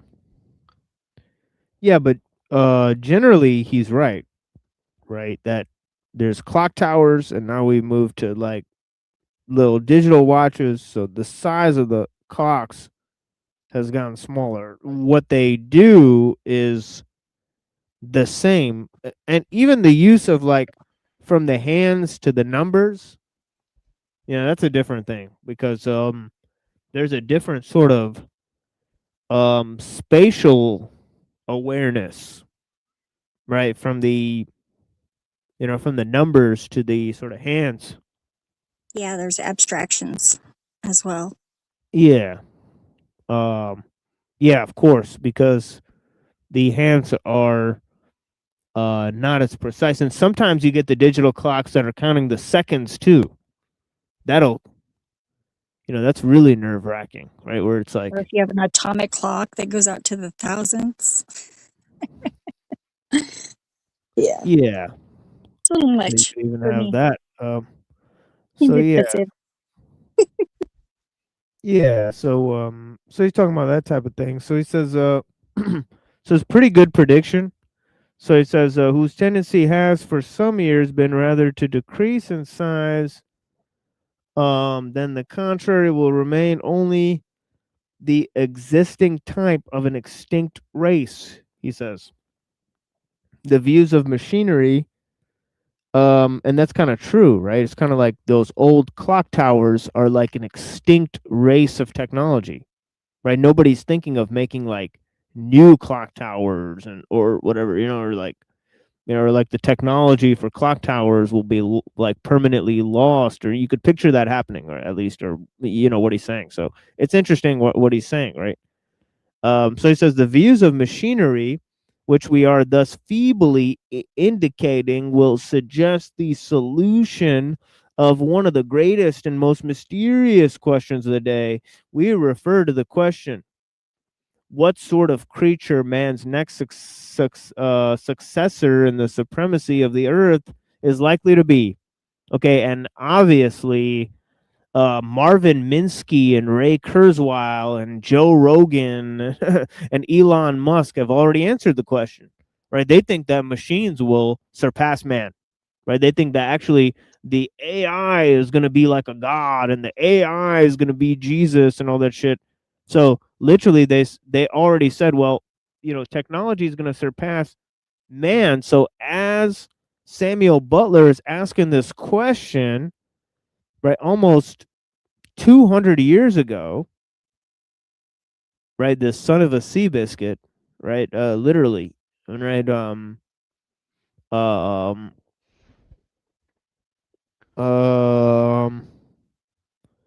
so yeah, he says, what sort of creature man's next successor in the supremacy of the earth is likely to be, is the question. We have often heard this debated, but it appears to us, really, dude, like they were debating this shit in 1865, man. So yeah, maybe the evolutionists were debating it, right? Right, I called somebody an evolutionist the other day, and they were like, they were like, how dare you? How dare you? It was like that, what's that girl? Why, I do declare. Grumpy Uh, Toonborg. Grumpy uh, Toonborg. yeah, yeah, Thunberg, yeah, exactly, yeah. So yeah, Frank got it. Yeah, so yeah, so yeah, so he says, we have often heard this debated, but it appears to us that we are ourselves creating our own successors. We are daily adding to the beauty and delicacy of their physical organization. We are daily giving them greater power and supplying by all the sorts of ingenious contrivances a self-regulating, self-acting power, which will be to them what intellect has been to the human race. In the course of ages, we shall find ourselves the inferior race, inferior in power, inferior in the moral quality of self-control. We shall look up at them as the acme of all the best and wisest man can dare to aim at. No evil passions, no jealousy, no avarice, no impure desires will disturb the serene might of those glorious creatures. Sin, shame, sorrow will have no place among them. Their minds will be in the state of perpetual calm. The contentment of a spirit that knows no wants is disturbed by no regrets. Ambition will never torture them. Ingratitude will never cause them uneasiness of a moment. The guilty conscience, the hope deferred, the pains of exiles, the insolence of office, the spurns. And the spurns that patient merit of the unworthy takes, these will be entirely unknown to them. If they want quote unquote feeding, by the use of which very word we betray our recognition of them as living organism, they will be attended by patient slaves whose business and interest it will be to see that they shall want for nothing. Okay, and a large part of society right now is developing human beings who can run the machines. Right, if you think about it, right? Seems excessively left-brained. Oh yeah, it is, and I think actually, I was talking to Yolanda Pixel T on another show, and she was telling us that actually the technological or techno-industrial system does tend to accentuate one type of hemisphere of brain activity, right? So this is a thing that other researchers have noticed, right? The psychological transformation of Ian McGilchrist said it in that documentary Divided Brain. It's pretty good. Yeah, that might be the one she's showing. Actually, I think that was the one that she was talking about, actually.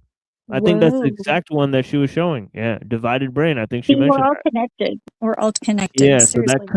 that could be the exact one that she's talking about. So yeah. Did you attend her presentation of that, or is it yet to come? I'm not sure. Yeah, I have to look into that.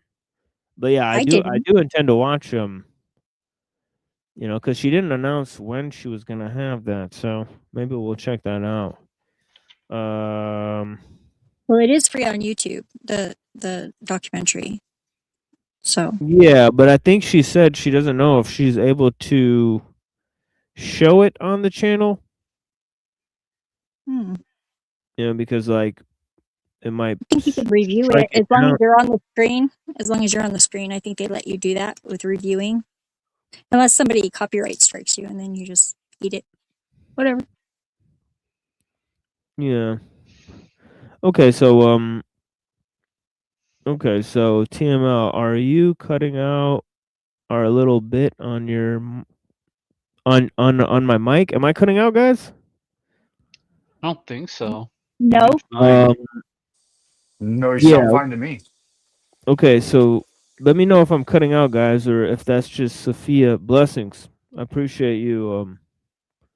Grab a tentacle in the ether, Sophia. Will stabilize you. Yeah, Sophia's a long-time watcher. We greatly appreciate you watching. And Cecil Drake, blessings. It just did a little bit of roboting there. Really? I did not hear that. Or maybe it's just me. I don't know. Oh my God! I think we're all tripping balls. So yeah, so let me know if I'm if anybody else. My headset is wireless, so that might it could have be a added thing to it. The solar flares are kicking right now, so yeah, there's probably auroras too. Okay. So yeah, so this whole idea that people are brought into the world to serve the machine, right? Interesting concepts. He says if they are out of order, they'll be promptly attended to by physicians who are thoroughly acquainted with their constitutions. He's talking about these he says universal consummation, he says. Okay, glorious animals will not be exempt from that necessary and universal consummation. They will immediately enter into a new phase of existence. For what machine dies entirely in every part at one and the same instant? We take it that when the state of things shall have arrived, which we have been above attempting to describe, man will have become to the machine what the horse and dog are to man. He will continue to exist, nay, even to improve, but will probably will be probably better off in the state of domestication under the beneficent rule of the machines than he is in his present wild state. We treat our horses, dogs, cattle, and sheep on the whole with great kindness. We give them whatever experience teaches us to be best for them. And there can be no doubt that our use of meat has added to the happiness of the lower animals far more than it has detracted from it. Uh-oh. In like manner, it is reasonable, right? He's not really understanding the situation that will kind of come about with industrial farming. Plus, he doesn't know, like, I'm not easily domesticated because that was a long time ago and I was somebody else.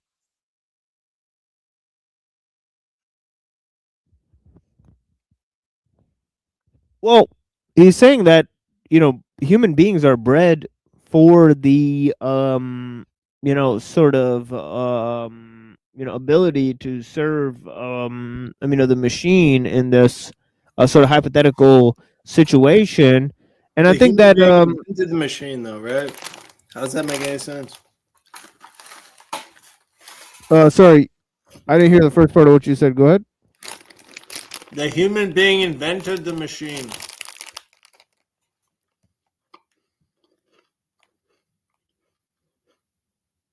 So how is the human being being bred to feed the machine?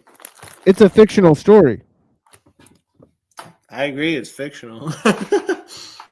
Yeah, it's a fictional story in this, but in this... A fictional story has to be written by somebody, right?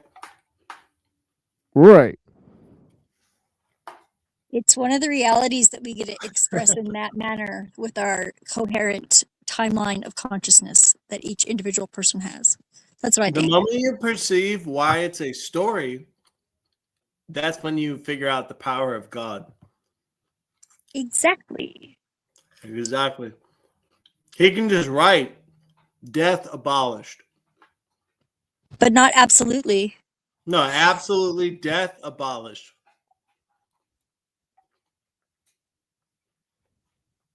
Well, for all intents and purposes, it isn't real anyways. No. For real. Death abolished. And then you get all these humans, golems that he made on the earth talking about, well, not absolutely, not for all intents and purposes. So are you proposing the annihilation of annihilation? Yes. I'm not even proposing it. I'm declaring it. That's the difference, right? I'm saying there is no death. Okay, Captain Obvious. Are you the Captain Obvious for tonight? Captain freaking unanimous awesomeness or whatever, dude. But I'm saying that's the power. When you understand, right, because I asked the question for that reason. You said, well, it's a fictional story. Of course. But that's what I'm saying is because it's a fictional story, you have to understand the reality of what the power therein is. Like no, it's also a fictional story about evolution. So you have to contextualize it fully, right? Because it's a fictional story about a fictional story. Exactly. That's what I was going to get to. Right. So it's being that is so immensely powerful. Oh my gosh. It requires an omnipotent being to even be able to make something like that, is my point. And that omnipotent being is as an author to its own story. Wait, but now here's the question, right? Did God made the the technology, or did humans make it? Right. See, that's the God made question. everything. John 1 Yeah. 1. Or not John 1 1. John 1 Right. 4. Right. But see, you said that. Isaiah. Yeah, but you said that we control the Isaiah. technology. We invented it, right? Earlier. No, But I it's didn't not. say that. It's not us that invented it. It's God But that even when invented I say we, I'm saying God. Like I Right. made all these Exactly. things. Yeah, He that's what I'm said, saying, right? So it's almost like none of us invented the technology, and that's kind of like points I'm back saying to mankind is invented itself. Like me versus you being two "Oh, we different can." creatures as we see ourselves, that's right. invented. Right. What about nature? It's all It God. im- Like it imagines itself. I So what do think we invent? right. It imagines itself. No, the but word in invent. grade, I don't even know Right. because I just jumped in here, man. But I was just trying to make that one point about the reality of an author over its story. That's how the power of the creator is given to us in a book. Yeah, and nobody will ever know the entire story from our perspective. Only us, because we are us. Until we can get Right, teleported. right. Like we wrote the story. I heard an interesting But perspective on it but one we are time the story written. That's from what's so mind fucking, you know. an old Taoist wise guy. He said that we don't genuinely invent anything; we just discover and rediscover. I was gonna say that because I saw someone had a live stream earlier. It was Kurt Something like that. Jamangal or something. He's a scientist guy that Ian McGilchrist or who was it? Somebody I was watching the other day. Oh, it was that the guy who's really rude and he's like from the Harvard math department. I forget his name. Fuck Ugh. him. What? Yeah. No, not really. He's very smart. No, fuck And him. and he doesn't seem like he's actually feeling superior because he's very humble. Actually, it's just really hard to tell because he's like, no, I'm not going to answer that question. No, that's fair, actually. Like, Yeah. there's a lot of shit you just wouldn't answer. Like, who the fuck are you to ask me questions? I was just trying to I'm make like, the I point. love to answer questions. I will answer any question, but you Me better know, too. you better like want to know the truth because like I don't varnish it. It's not Me secret. too. Believe me, I try to answer everything. I was just trying to jump in there to make that point of like, it is a fantasy story, you're right, and it is made by man and all that stuff. But the reality of the power of the omnipotent creator is related to us through the fact that it is a book. Like it's the author can just write, you know, in the beginning, God created the heaven and the earth. Like he can It's just write better that. if you sing. And that is the creation. And he can just write death abolished. He can just write, you know, anything he wants. That's the power of the creator over creation. But it's also but it's the it's same writing, power that you we say. share in is the point, right? Because you mentioned we create things, and it's the exact same thing. It's God working through us to do the exact same thing. Do you think that we are separate? Or No, is it there's just no separation. There's no Yeah. separation at all. God is all, period. Good answer. I agree.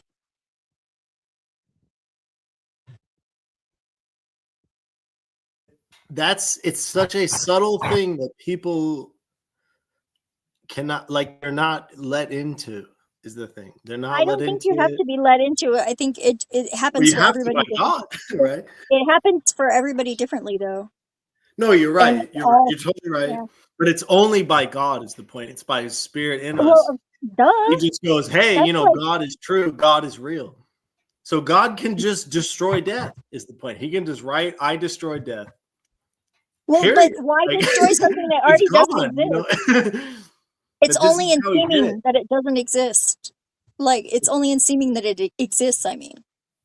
It's only in the words. It's my point, right? Death only exists because the word was introduced.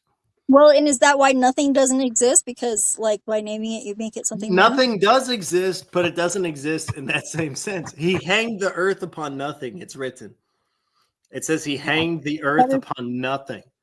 To So being what before we are, becoming. like right now, as we're standing, we're literally not, okay, I like to say this. Standing on cement is the same as water because we're light. It's pure light transposing in light. Like there was no, like he didn't have to cast a magical spell to walk on water. He's just walking on water because it's no different than any other anything in the universe. And It's seeming and all being are light. different. Yeah. We are Seeming light. and I'll being, agree with that. Right. It's all seeming and light, being are different, light but in the transposing in truth. light. But for us, it's a very amazing thing. But for Wait, hold the on. creator, Wait, he this can is just the walk. guy that left me a comment earlier. Let's actually watch one of his videos because I just found his channel. Brandon Ooh. Charles. This is pretty funny. But yeah, so I'm gonna see. Probably some troll guy. I'm gonna click on a random one and see what his deal is. Oh, what the fuck? Whoa. Oh, there we go. Understanding the managerial perspective of don't play Joe Burrow, I understand that. But there's a reason why Joe Burrow and the rest of these NFL players are in the NFL, and you're talking shit about it. It's because he and they, the rest of the players, they did not sit there and look for reasons why they shouldn't play. Not one time. Yeah, he looks like a normal guy. All right, so Just a yeah, dude. this is just a dude. So, This yeah. guy His hat all crooked. A dude who thinks I got paid to appear on the Crucible. What? What? All right. You don't know. You don't know. Interesting opinion. But Opinion? No. It's not true. yeah, normies are scary. Yeah, exactly, Sophia. Dude, hey, there's a great verse in the Bible. I love it so much. Paul says, he's writing to his friends. He says, you are counting the days and the weeks and the months. You're counting the times. I am afraid of you, lest I have bestowed upon you work in vain. Like, he's literally like, you are counting normal shit. You're counting tomorrow. You're fucking freaking me out, dude. You know? Yep. For good reason, too. This is Because, how I like, feel. It's like, what are you doing? Like, what? Want to know my favorite verse in the Bible? yes, what is it?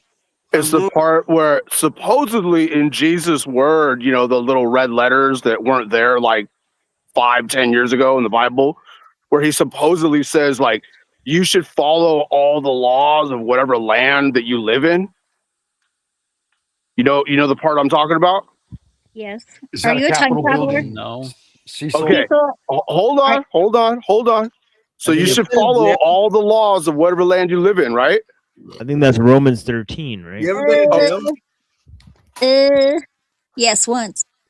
Okay, so I didn't Austin, like so so much when Jesus told me, but I think I have a problem when you're telling me. okay, so what is the highest law in the land of America? Don't listen to false prophets. United States Constitution. What is the First Amendment? Freedom of speech. Freedom of Don't listen religion. to Freedom false to prophets. practice whatever religion you want and even Exactly, not I'm a have witch. one. So I'm a Jesus witch. said that I have freedom of religion. Oh, no doubt. I'm sure. No doubt he said that, yeah. That's what he means. He hung out with some really questionable people, too. I think he was a gangster. All the apostles were gangsters. Fuck Sorta, yeah, they were. I mean, like, ride or die, man. Seriously. Oh, yeah.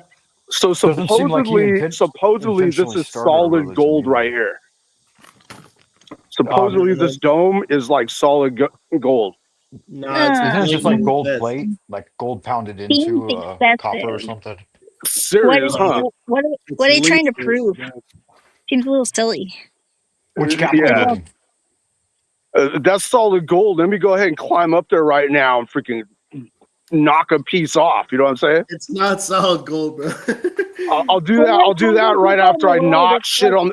I'll do that right after I not shit on the steps over there. Yeah, don't But I'm do sure that. I'm sure there's people over there looking right now, though. Sad. You know? Oh yeah, your voice is very projecting. I like it. Well, yeah. There's a state trooper's office like right there. I don't give a fuck.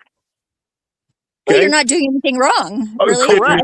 That is correct. I am not doing anything wrong. Notice the architecture. One's a square. One's a goddamn like cathedral. Castle. And you have witnesses. How nice. Shit. But I'll go ahead and talk about shit on the steps to get little narcs to like call the cops and fucking come over to me so I can show them the pictures of Nebraska State Capitol building Oklahoma As long- State Capitol building, every single Capitol building I have in my phone. So you drive around the country taking pictures of Capitol? Sure do. I wouldn't volunteer that information. You know, they might have some questions for you. That I'm what? A fully legal sightseeing, law-abiding citizen? You're good. It doesn't mean you have to be forthcoming. Cecil's Yeah, bro. choices have consequences. Of doing what? Of being a sightseer and watching the fucking. I don't know what this building is over here. It's also We domed. know the fascists, you know. Nebraska. You're good, bro. Nebraska State Capitol building. Real quick, Cecil, if you would. According to the internet, Iowa's Capitol building with its gold-covered dome is gilded dome. So it's gold sheet or gold Plated. foil. Gold plated. Pounded into, Okay. Yeah, no, pounded. I have into a bag good of bit of I have a gold, bag though. of gold leaf. It's about $1 worth of gold, Cecil. No big deal. No, hell no. It's more than that for sure. No, I mean an original U.S. dollar at the time of building. Oh yeah. No. Okay, so what you're saying is I couldn't just take like a Barrett 50 cal and go ahead and just plunk a fat chunk off of it right now and run away and make some money you on go it? to jail immediately. No, it wouldn't be worth anything. Okay, all right. I wouldn't do that anyway, but you know. I know. No. I have a baggie full Cecil's of got gold a leaf. dome. It's not made of gold. This is like almost no weight of gold, but it is gold leaf. No, it's not like the dome that your mom gave me last night for $20. She's so Anyway. good, huh? My mom's hot. It's not like that. Anyway. Tell her up the prices then. Come on. What? The cat has a mouse. Yeah, and Cecil, just to correct the record, I was wrong about the price. According to Iowa.org, they spent $3,700 dollars on the original gold leaf.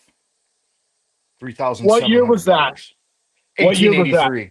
1883? 1883, yeah. Okay. That'd probably be like $30,000 worth of gold today. Yeah, it says something around 80,000 worth. Ooh, baby. Yeah, so there's some money up there, but I don't think it's worth a stint in federal prison for it.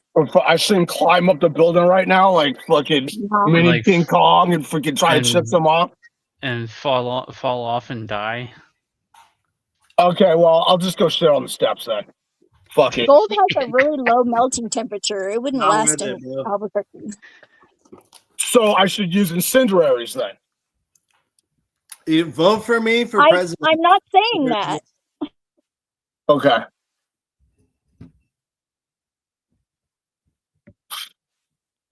Gold has a very Freaking- low melting temperature. That's all I was saying.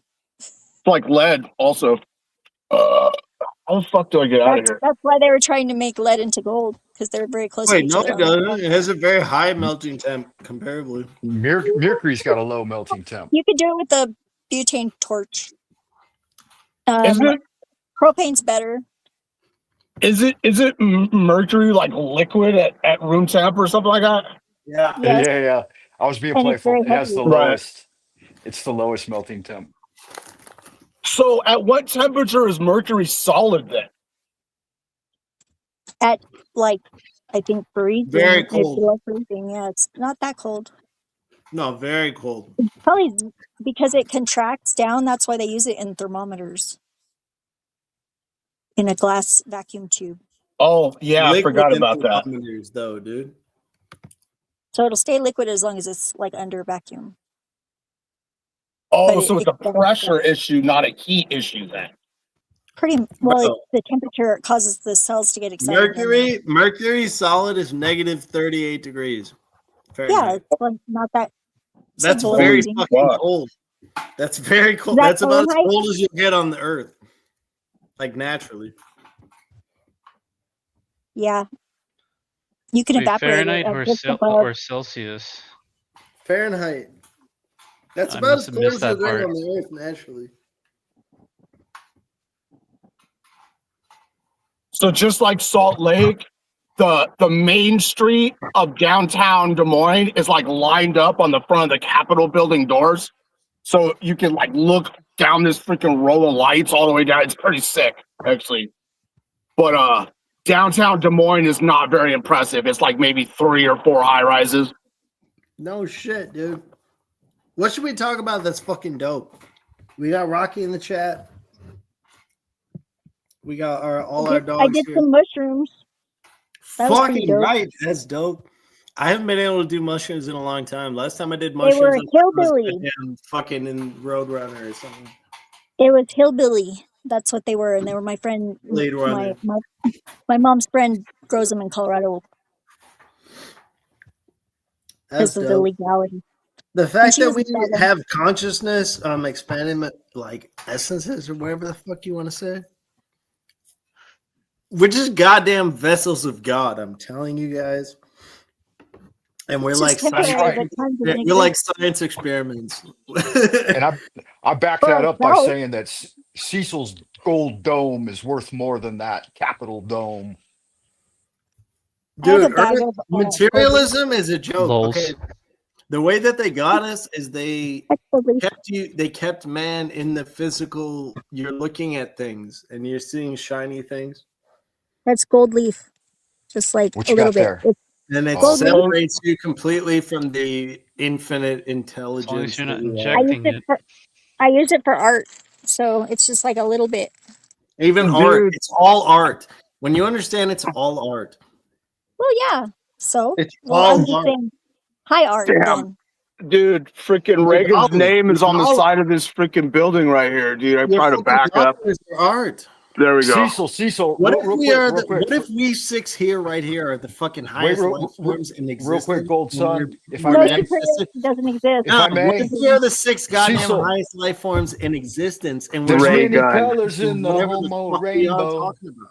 Don't be I got a homo afraid rainbow to let right here. your What are you He's colors throwing out the shine. goddamn existentiary. There's a homo rainbow right there. There's a homo rainbow right there. He's talking about homo rainbows. I'm talking about you're the highest life form in existence. Don't you get that? We all are. Yeah, Not but just that. Cecil's out there That's what I living in. just said, bro. I just said what if Cecil's we out there all living are? in the real. We got to pay respect. What respect are you paying, brother?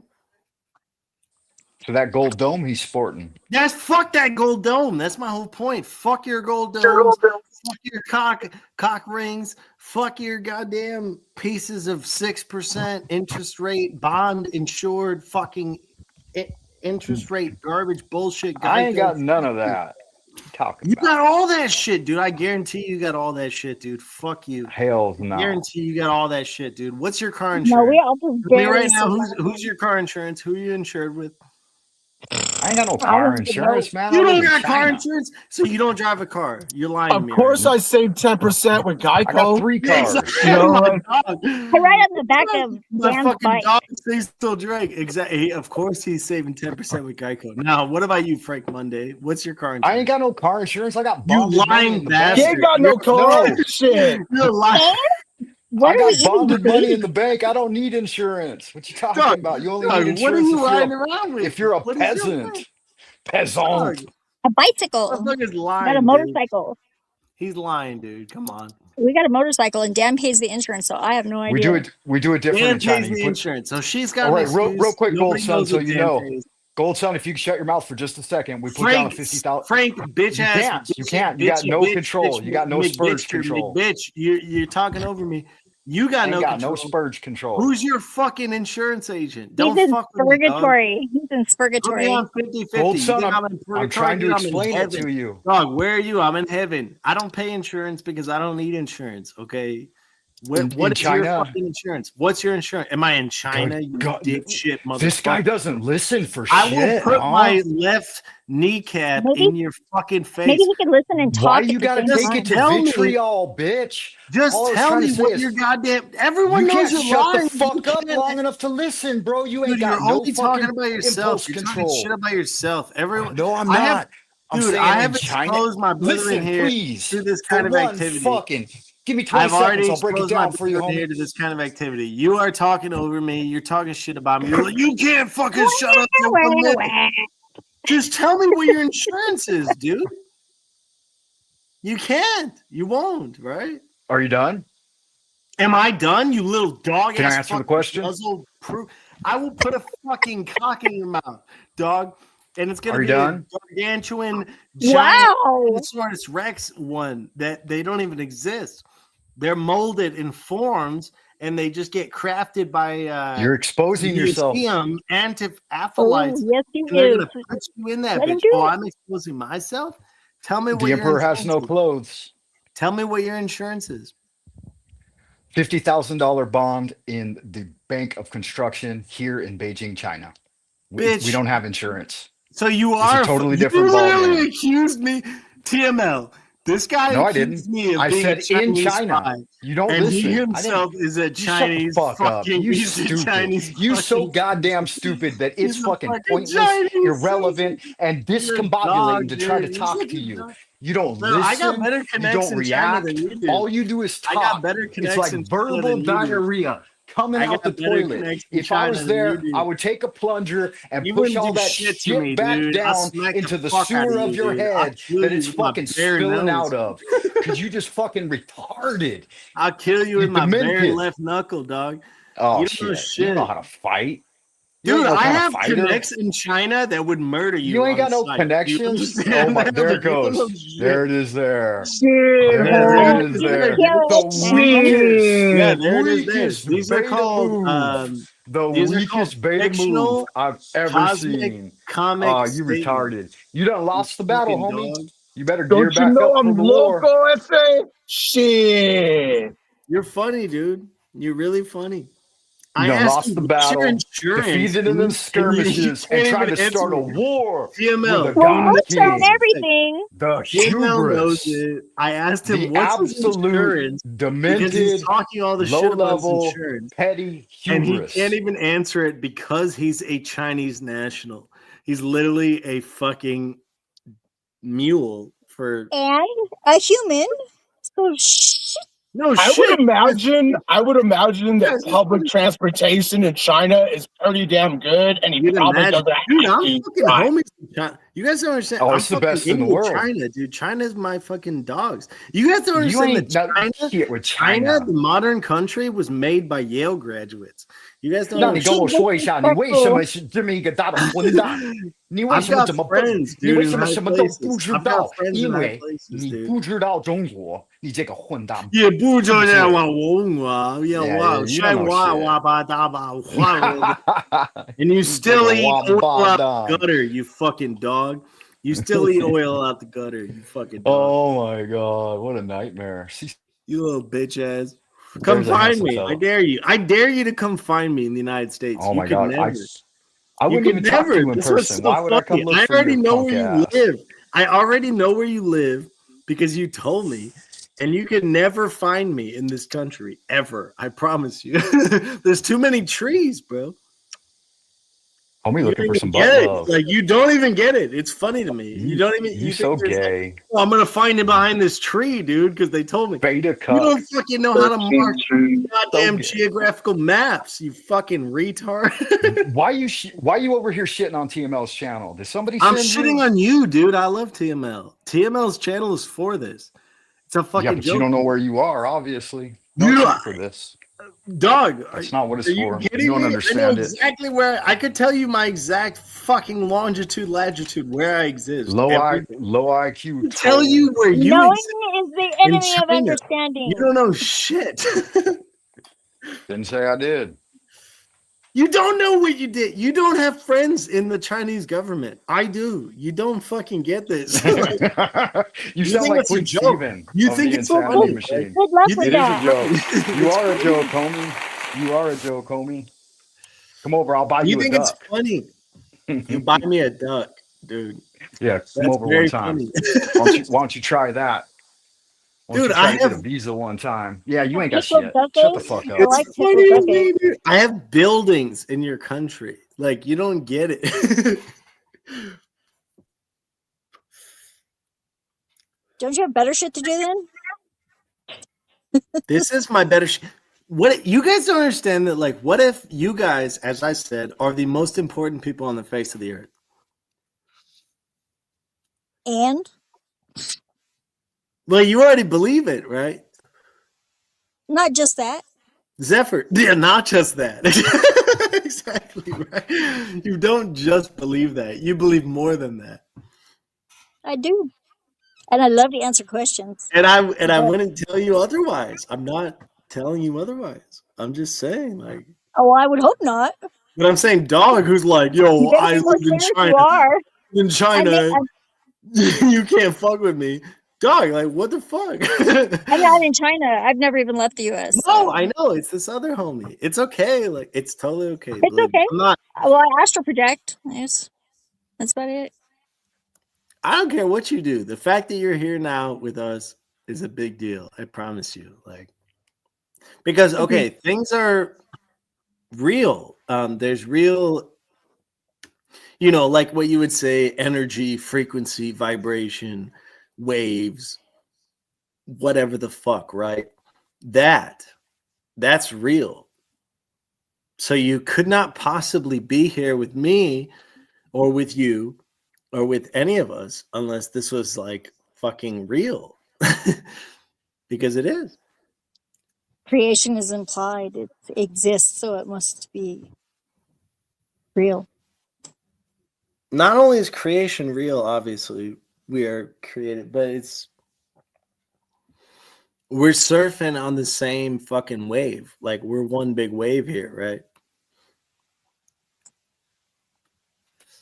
I had a dream once that I climbed up the face of the Leviathan as it was diving in and out of the ocean. And then I crawled into his eyes, up his chin, up his face. For some reason, I wasn't like drowning or anything. I don't know why. But my friend Andy was there, and he looked really good. He was better than he'd ever looked. And he was like, "Are you sure you want this one?" Talking about my ex that's passed away now. And I was like, "Fuck yeah, what are you talking about?" I don't do any of that shit. All I'm saying is Jesus Christ himself, the Lord Omnipotent, is here, present with us. And he really fucking rules the universe. So, and he's got inception levels of ironic humor. yes, he does. He's got fucking real power that people can't even comprehend. That's why And if we're you make on it a that. joke, it always Zephyr, slides. believe me, you're on that shit, dude. Believe me, like you're riding that wave. Mm-hmm. Captain But Obvious that's why when again. he goes China, it's fucking Jesus Christ owns China, dude. I get it. It's fresh for you. You don't think he doesn't? No, actually, I think he went there to go to school. Or no, that was You think Tibet. so? Actually, You think he got Tibet. taught by anybody? What? He thinks he got taught by Tibetan monks or something, maybe. And I don't know. Jesus Christ. Fact is, you don't want me to understand prove that it or Jesus something? I Christ- mean, like, what the fuck? Jesus Yeah, you Christ can't is tell this a kid word. nothing. He knows everything. He's a know-it-all. Jesus is a Knowing- word that Knowing means is the I enemy know of it all. understanding. Knowing is the enemy of understanding. Motherfucker done figured it all out already. It's all just Y'all fucking just- fake. It's all y'all just playing poetic catch up. prose. It's all Nonsense poetic is prose just until you something see us on the untrue. throne, dog. Where are you going? Where do you want to go? I want Mr. to cookie the Chinaman. book. Where are you going, Mr. Chinaman? Where do you think all the billions of Chinese are going? You must be on some good acid, man. I don't know what the fuck's I'm up not with on you. anything, dude. You know how many Oh, times people have said bullshit. that to me? You know how many Bullshit. people? You know how many times people say shit like that to me? I just saw you with nicotine in your hand. You're on drugs. Oh, dude, I'm on drugs. I'm smoking a cigarette. You fucking dog. You're funny. Truth's the truth. You just lied to me. Dude, I'm on fucking Cheetos, man, dude. There you go. MSG. You dumb I'm on brain that good fucking Cheeto warped. gang. That's right. Ooh, I MSG. think I need some Earl Grey. I'll be back. MSG, but look who's talking, Mr. Chinaman. Good call, Zephyr. You put Why would you MSG on everything, dog. Just shut the fuck up. Bitch, I'll put my cock in your mouth. Tell me to shut the You're fuck so up. At least gay. say That's so please. At gay. least say please. What? Nah, he better say please. You're right. He better say please. Why so gay? Why you gotta always go to gay shit? Lame. I like girls, I bro. thought you were a girl this whole time. You tell me sure you're a you guy? did. Yeah, Oh, you gonna fuck, stick, I you gonna take it stick your back, dick in dog. my mustache? I take... Fucking homo All right, shit. dog. You got me there. I take it back. You got me. With your fucking mustache.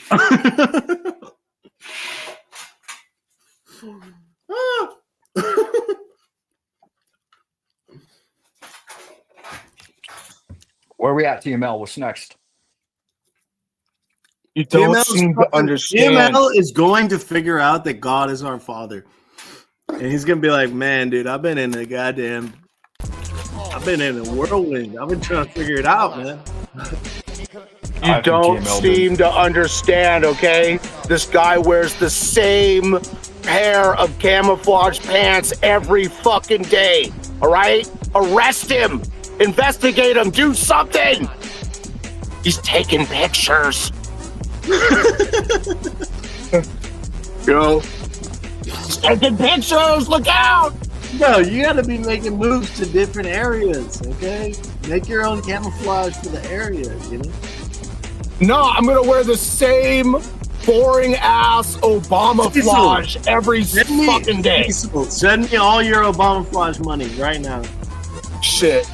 And I'm buying for like 20 bucks a pair. Venmo at I just really need money right now. Just send it there right now. At I just really need money right now. There's all these weird like bridges over the street down here. This is actually a pretty clean downtown, like compared to a lot of cities. There's Starbucks. I'm trying to find this route that leads right up to the freaking building. It's fucking sick. Yeah, so you're at the end of the world. You're talking with Jesus Christ himself. And he's way chiller than you ever thought. And he's literally you. And you figure that out and you go, wait a minute, what the fuck is going on? Fuck yeah, bro. You know, as many Christians like to talk shit about homeless people, they don't even realize that their own God was homeless. Yeah, they own the motherfucker, dude. You know what I mean? For somebody to be homeless, there's somebody in a home. Right, but what was Jesus' address? He didn't have one. Jesus owns fucking everything. That's what's so right. crazy. So I'm leading a far more Christ-like life than most people are. Exactly. I believe you. Dude, I'm homeless. I have no money. Are you home free, Cecil? I have no money. I have nothing in this world. Sorry, what was the question?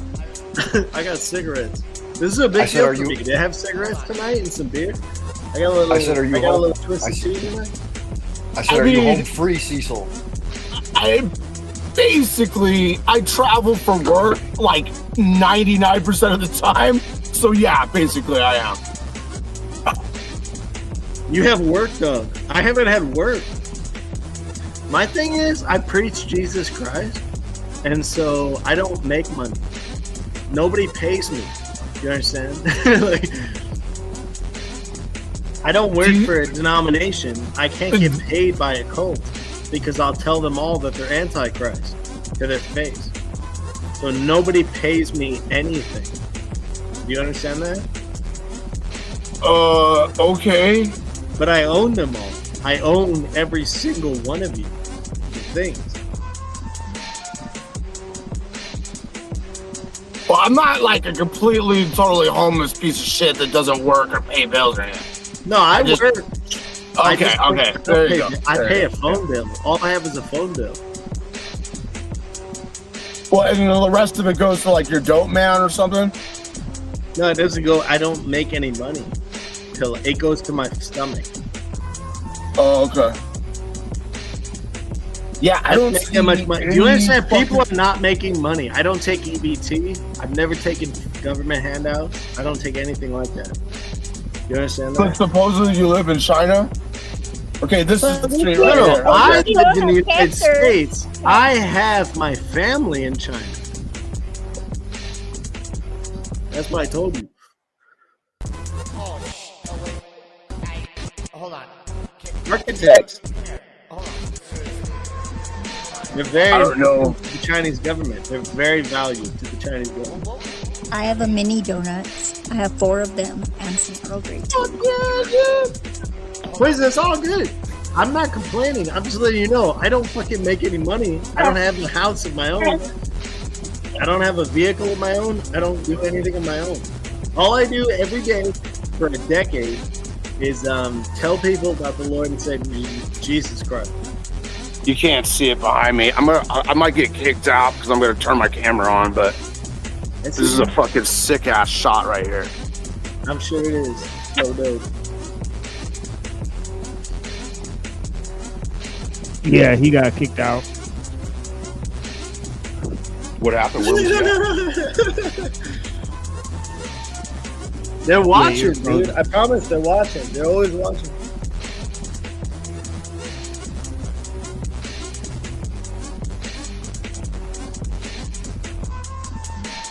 Think about it. If I say too much, they'll get fired. Jesus Christ saved the entire world before the foundation of the world. Jesus Christ is all and is in all. God, the living God, is living inside of every single You're human being on preaching this to the planet. choir, though. There is no sin. Nobody is under the law. There is no condemnation for anybody. Everyone will live forever, period. That's Already the good news. do. That's the good news. For me to say that, people don't understand. Like, I live on Mount Olympus. Rocky can get fucked. Why? Period. I love Rocky. Shut up. I don't like Rocky, dude. I love Rocky, believe me, but I don't like what he has to say. Everything he says is a lie. Not true. Not in his It universe. is true. Everything he says is a lie. That's the truth. And Rocky is the most justice assalamu he is. alaikum. Assalamu alaikum. I know you're not judging. No, I judge what people speak. Anything that anyone speaks from this book, I judge. I have all authority in heaven and earth to judge what you speak and teach and preach about this book. Assalamu alaikum to my Muhammadan brothers. But believe me, you don't know shit. Period. I know shit is good fertilizer. Fuck fertilizer. I'm talking about immortality. I'm talking about human beings living forever. Oh man. All you have to do, you believe on the name of the Lord Jesus. Period. But in spirit and in truth, not like they teach you. That's the difference. Right, What I'm you telling believe that you said without invoking Jesus, the true Jesus. the Jesus. true right? Jesus, the true Jesus said Shut that I the should follow fuck up, all the Cecil. laws. Fuck you in the mouth. I should follow all the laws of the country that I live in. No, hell no. Well, yes. Okay, Point, so I'm not Jesus telling said you to that in the disobey- Bible, though. Not so Dog. Point is, I'm not telling you to disobey the law. What I'm telling you is there's no. The point is, there the law no says law. that I have freedom of There is religion, no law. and so Jesus No, said there's that no if free I don't will. want to You're have a a liar. religion. You're a liar. Well, it There's says no it right free in the will. Bible. It says, No, Jesus, there's no in free will. Jesus' The book never words, says anything I about must free will. follow every law of Shut every the fuck country up, that I live in. Cecil. There's no free will. There's nothing to say about the free will. Period. I'm So telling you, the just First trust Amendment God. says Just that I have freedom of religion. Just trust God. Just trust God. That's all I'm telling you. Just trust God. Period. But in Jesus' words, I can loophole out of a religion, though. You don't shouldn't get be it. in religion to begin with. What you call religion, he calls Babylon. Don't be up in I religion. don't engage in religion, but That's there's good. a lot of Don't people who engage in do. religion. There's a lot of people who do Right, and they're sound all being exactly called like out you, of though. religion. They're all being called out. I I'm can the write word- backwards with my left hand. How do you know that I'm not the word of God? I don't care. Well, you probably should care, right? I Don't you think? flat out don't care. What I'm trying sure to you explain don't, to but I you don't give a fuck about what you have to say. it says in I don't Jesus' give a fuck about words what you in the have to say. Bible. No, it It doesn't. says in Jesus' You know words how in the much- you know Bible how many that times I am I've to heard that follow shit, every dude? law of every land that I You know live how in. many times First I've heard that Amendment shit? says I have freedom of religion. First of all, the First Amendment is not a law. You know the truth in The your First heart. Amendment of the United States Constitution is not a law that you have to follow. That's an amendment to the United States Constitution. Okay, well which then is go a ahead and break it and see restriction- what happens. Which is a Go ahead, restriction. go ahead and break it and see what I happens. can't break it. You understand? No, you can. You break can that. beat your child. You can go ahead and beat your child for not wanting to only be a the Christian, government- and you can be in only the violation of the First Amendment. Dog, we're not even capable of having this conversation. Only the government can restrict. That's because you're an idiot. You're a fucking dog. Do you understand that? I'm telling you the He's truth. in purgatory. He's in You're not purgatory. talking about laws, dude. The First No, I Amendment am to the United talking States about Congress- laws. The First Amendment, the Second Amendment, the Fourth Amendment, those are all laws. Those are all the United States Constitution. They're to do with the restriction of the powers of the government. Go ahead and break them and see what happens then. They're not the laws of the people. They're the laws of the government. They are. You don't understand what you're talking about. Go ahead and get the fuck out of my country then. Your country, you fucking dog. Yeah. What right do you have to this country? Fucking violate some shit and see what happens, dog. No, tell me what right you have to this country. What ancestors do you have? I believe that's under the Second Amendment is what gives me the right to this country. You believe a bunch of dog shit. You're making shit up. I'm not making anything up, bro. I'm not making anything up. Cecil, I'd smack you in your fucking mouth right now, dude. What ancestors do you have that fought for the rights of this country? Fuck yeah, I would, dude. No, you wouldn't. Dick in his ass. What fucking rights do you have that fought for this country? Sorry, what rights of what ancestors do you have that fought for Give me a coherent sentence that I might be able to respond What to. ancestors fought for this country of yours? 11, as a dog returns to his own vomit. What so ancestors of yours repeats fought for his this folly. country?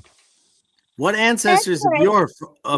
What are you talking about ancestors for? I'm talking about right now. Who the fuck do you know, bro? I'm talking about right now. I'm not talking about ancestors or anything. You're talking about right now, dude. You're talking about right now, but I have fucking. If the first 10 amendments aren't laws, go ahead and break some and see what happens. I have brothers who died for this nation. You guys want to know what I learned today? Hey, you don't know anything about, dude.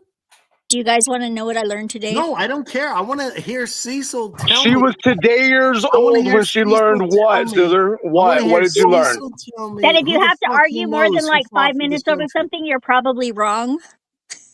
It's just all dog. It's dog shit, and it's you're gonna. I wouldn't go. That doesn't sound You look very. like a fool to me, Cecil, and I'd I smack can't. you up I your can't. britches. I swear to God, I'll smack you across the motherfucker. Do you think that the state troopers over there have found where I shit think on you're the a steps little yet? bitch, Cecil. I think you're a little bitch. You didn't. Tell me one person. That's right. I didn't, but they're probably still looking. Tell me one person who fought for this nation's rights that you know.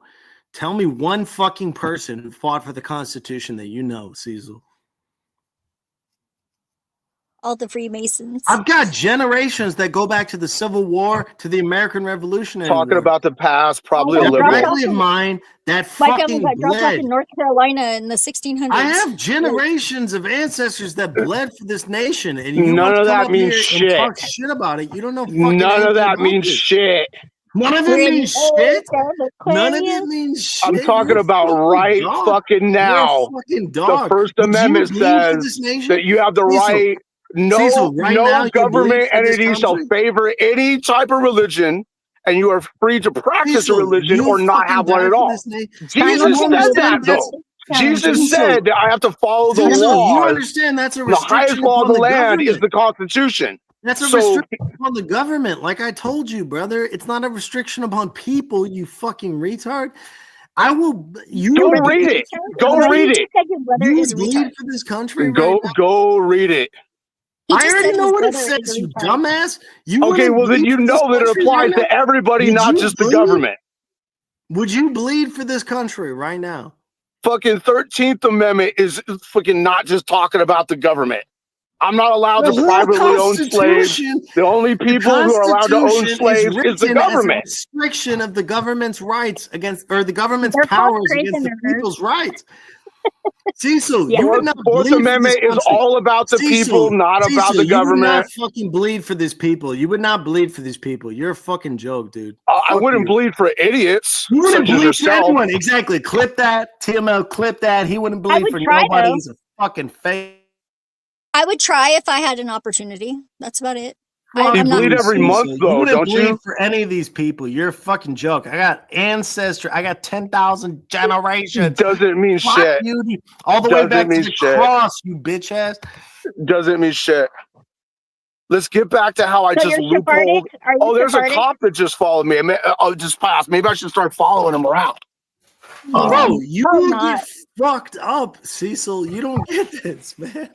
He'll be No, fine. you don't get it. He'll You be don't get fine. it. You think so? Of course he'll be fine. I'm not saying he's not gonna be. I'm not like you're gonna go to hell or something. I'm just saying No, you're he's great. fucking He's great. misrepresenting the U.S. Constitution, man. The U.S. Constitution is a Yeah. restriction. It's a document of the restriction of powers of the United States government upon its There's own probably people. a cop in this Okay, fucking you don't chat room right understand this now. shit. I don't care. And you don't have ancestry that bled for this country, and you wouldn't Who's bleed, talking you wouldn't about bleed for ancestry? these people at all right now. I don't would give a bleed shit. for my Mohammedan brother. You don't fucking believe shit. I bleed for fucking everybody. You don't get shit. Fuck you, dude. For real. No, don't get officer, all this shit, officer, bro. I You need don't to know ask you a anything question. about Don't this. run Like, away.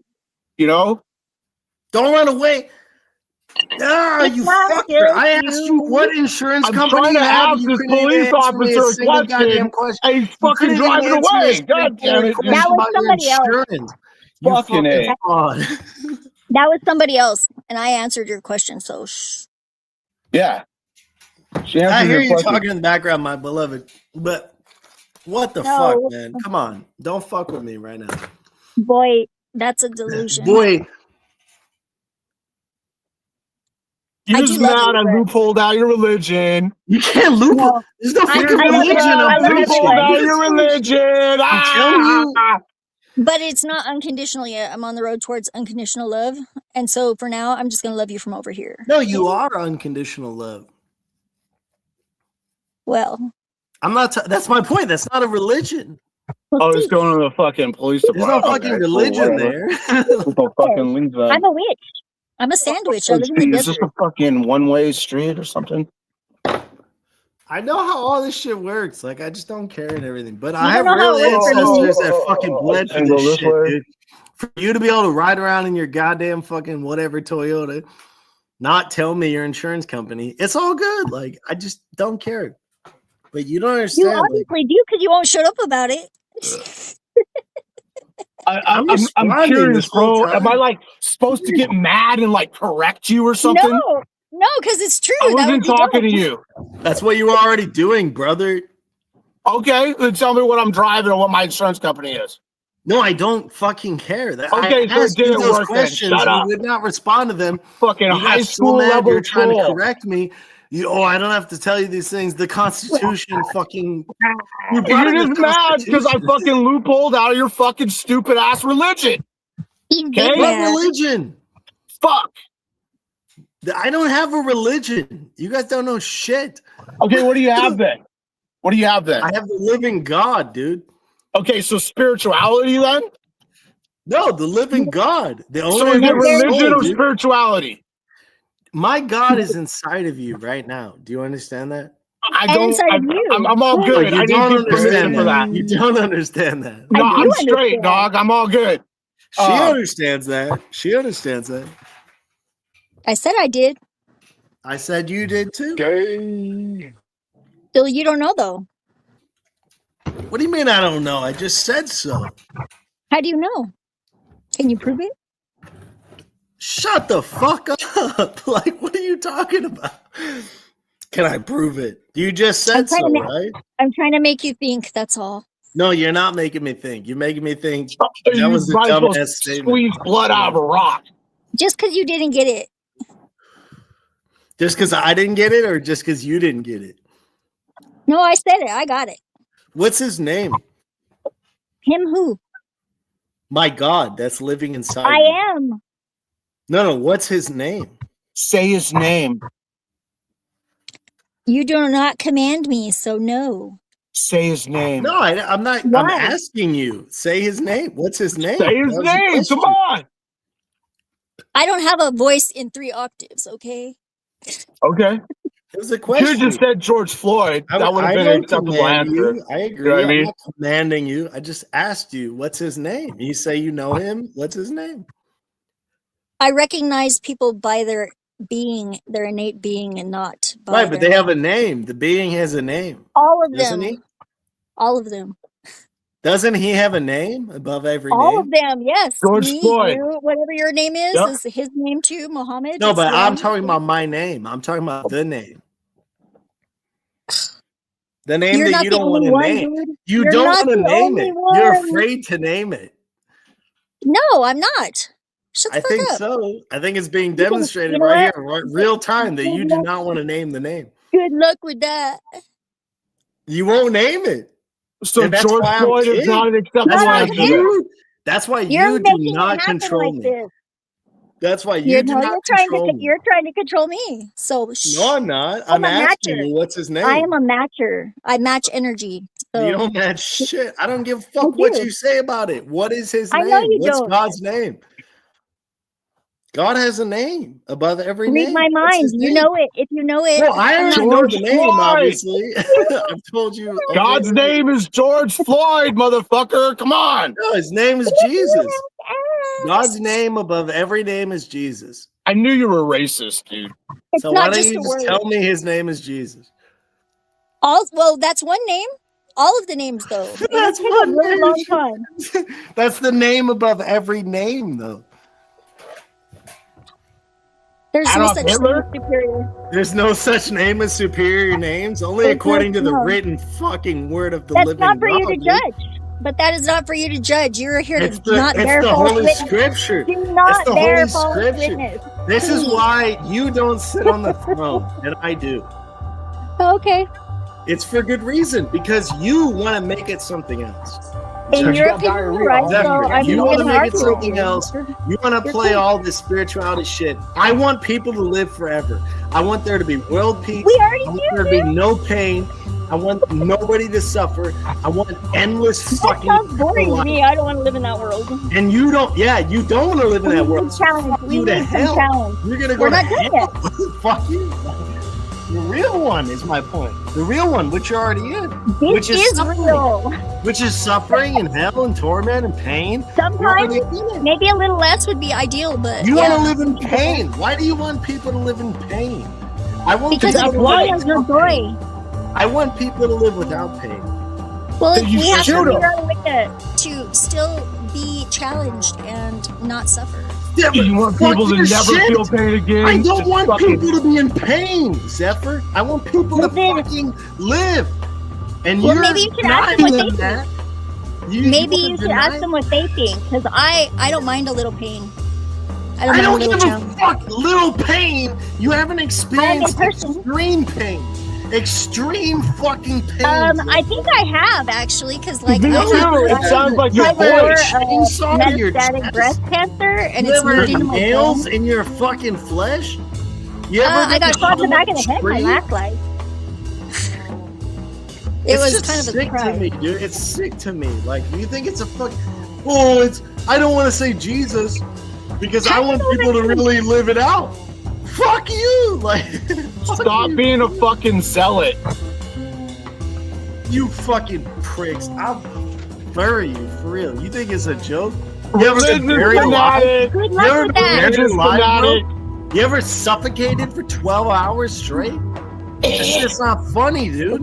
It's Why not would you fun. do that? Your It's brain not would fucking die funny. of oxygen deprivation. Religious fanatic. No, Religious you'd be fanatic. suffocating for hours and hours and hours, and it'll really hurt. And Are you an suck. ant? Maybe if you're an ant.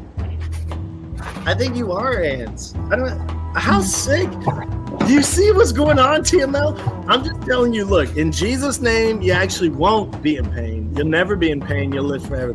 And they're like, yeah, well, we know God, and we just want you to fucking be in pain. Wait, hold on. I had to We smell just one want of you to Dither's feel farts pain. one We just time. want you to feel pain. It's gonna be great. You I had feel to pain smell and one of until I Dither's smell farts one time. Does that count as suffocating? Only if it's a Dutch oven. Maybe they've been gassing you. you, dude. I think somebody's gassed. I think, how dare you? How dare Gas you? the bikes. Race car now. Was that the ministry or what?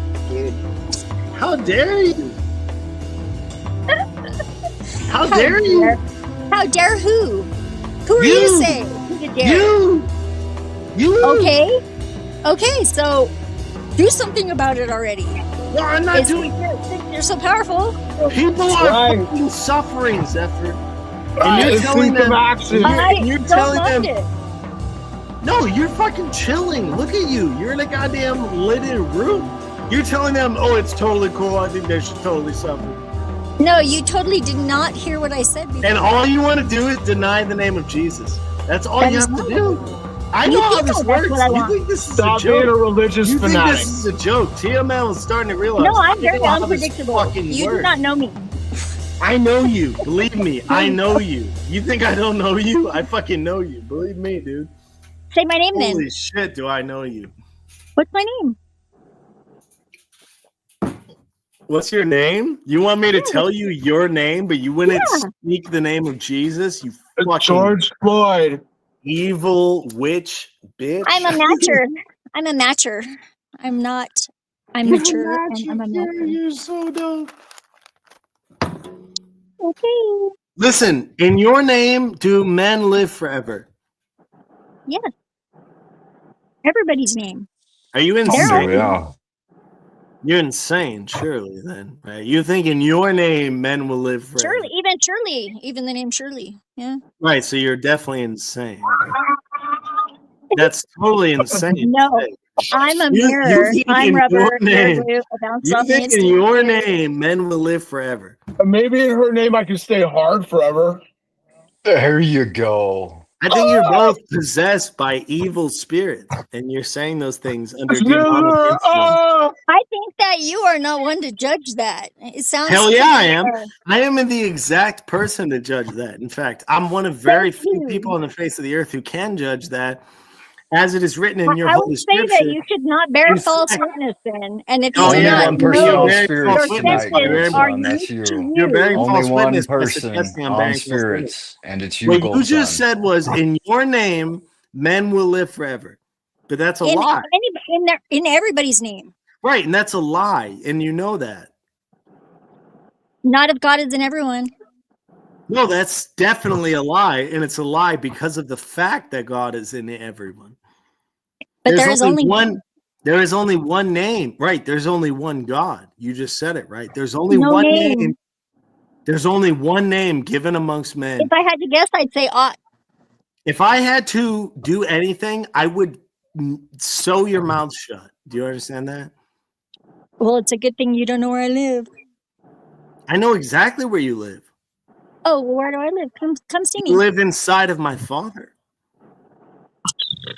And he inside of me. Right. And that's why you're a false prophet. What am I because you won't profiting? say his name. Well, you haven't either, so why should I? I'm a match. Jesus is his name. I've said it 1,000 times. George Floyd. I love Jesus. I don't think it's the only name, though. You're a false prophet, and I don't think you fucking have a say in this, you dumb bitch. I think it's all the names. I think you're a fucking evil witch. You are free to think that. And that makes you a religious fanatic. Do you think I'm joking? Because the fact No, I is, think you're is that wrong. I there don't is think you're only joking. one name. There is only one name given amongst men whereby we are saved. That's the word of God. Yahweh. I have experiences in my life that would. I don't give have a me shit go what the different- fuck you've because had. It's more vast lady. than you imagine. I don't give a shit what you've had, lady. Fuck you. You're still standing. You should be I know. speaking Jesus and nothing I'm but. still standing. After all this time. People He's will too think young for it's a that. joke. Like, you think it's a fucking joke, but you're going to Dude. die one day. You understand that? And I'll never die. Again? No, you're going to die, period. Have you died? You died? You are not the judge of that. You don't think so? I think I am. No, the I judge think of you're that. doing God's I job think for I'm God, and that means actually- that you do not I believe think very I'm actually solidly. the judge of that. According to the Holy Bible, I am the judge of that. And so am I. No, you're definitely not. You're definitely a false prophetess. And you're bearing false witness. Oh, but you're definitely a false prophetess bearing false witness. I'm not judging you. I'm saying that's Telling me between I'm you and bearing false God. witness. I am I'm judging you. pointing it out. I am judging you. Why? Because Don't you you're believe in God? claiming to Why- speak in the name of the holy God of the universe. And so are claiming- you. Yes, but I actually am speaking the truth. That's the difference. Well, between. so am I. No, you're lying, and that's why You You're think just I'm destroyed. No, I know All you're lying. truths are narrow, half narrow truths. band I know you're lying, and that's what makes the of the difference truth. between us. And this is why the whole world is in That's confusion, why you got that Zephyr. Bible verse correct Zephyr, early. you think this is a fucking joke, Zephyr, because you're I chilling. don't. You're I chilling, don't. Zephyr. Oh, you're having a Yeah, good time, why do you think Zephyr. I'm chilling? Zephyr, because you're in a fucking room with lights and bullshit, Zephyr, and you're blaspheming the holy God of the universe, and you won't simply agree with the fucking word of God. You Fucking want me to hippie. disagree with myself and what I know, and I think With we're both yourself. correct. Zephyr, Dirty you're gonna die in that unwashed suit. hippie. You're gonna die in that stupid suit. You're gonna die. Okay. So, Okay. Quit If you being a say so. hippie, Zither. We'll see about that's that. the word of God. Dirty unwashed hippie. How are you gonna live forever? How are you gonna live forever, Zephyr? I There's only one already name. am. Didn't I already Who say? the fuck I wants already to live You forever? already are by the name of Zephyr, dude. Who the But there's That's fuck my only wants to one live name. forever? There's only one name you can live forever in. Go right ahead. No, Tell me you. what that name I is. owe you What is the a. one name which is salvation? Why isn't it EIOUA? The vowels. Stop being a dirty hippie. Why isn't it the Accept the vowels? word of Jesus. It is the vowels. It is the vowels. That's what's so funny. It's literally Jesus, and that's why you're fucked. Well, I said it, didn't I? Just No, you because it was a didn't. metaphor. You didn't say I'm a Jesus. metaphorist. You And didn't I say speak Jesus. truth. You No, didn't it's say the egregore. Jesus. You I have can said say Jesus right everything but now. Jesus. You have said It is everything Jesus. but You Jesus. are right, Listen but to not you just fucking that. dogs. You're gonna all die. Do you understand that? Brains. Fucking egregore.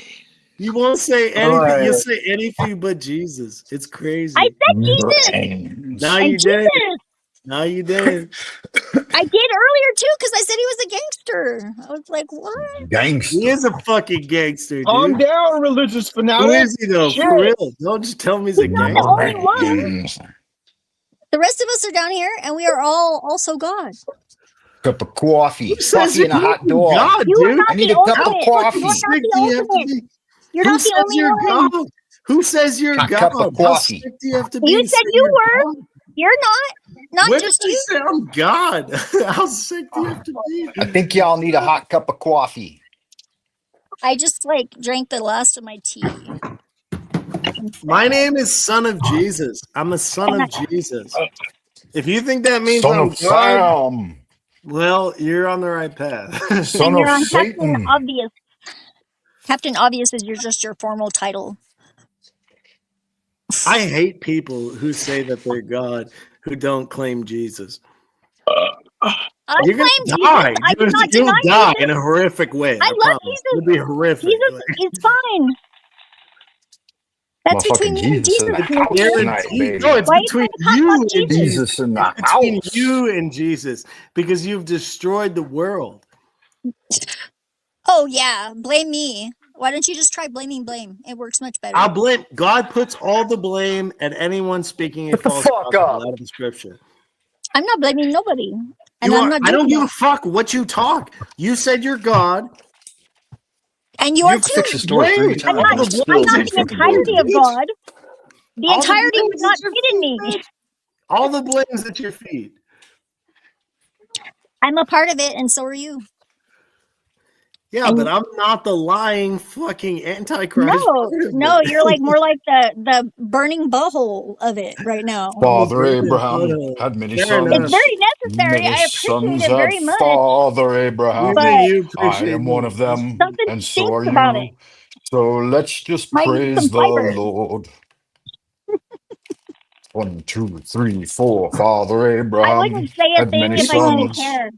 I would not Countless Many say a people, sons thing if I had didn't care. countless Father people have been Abraham. tortured alive. Do you understand that?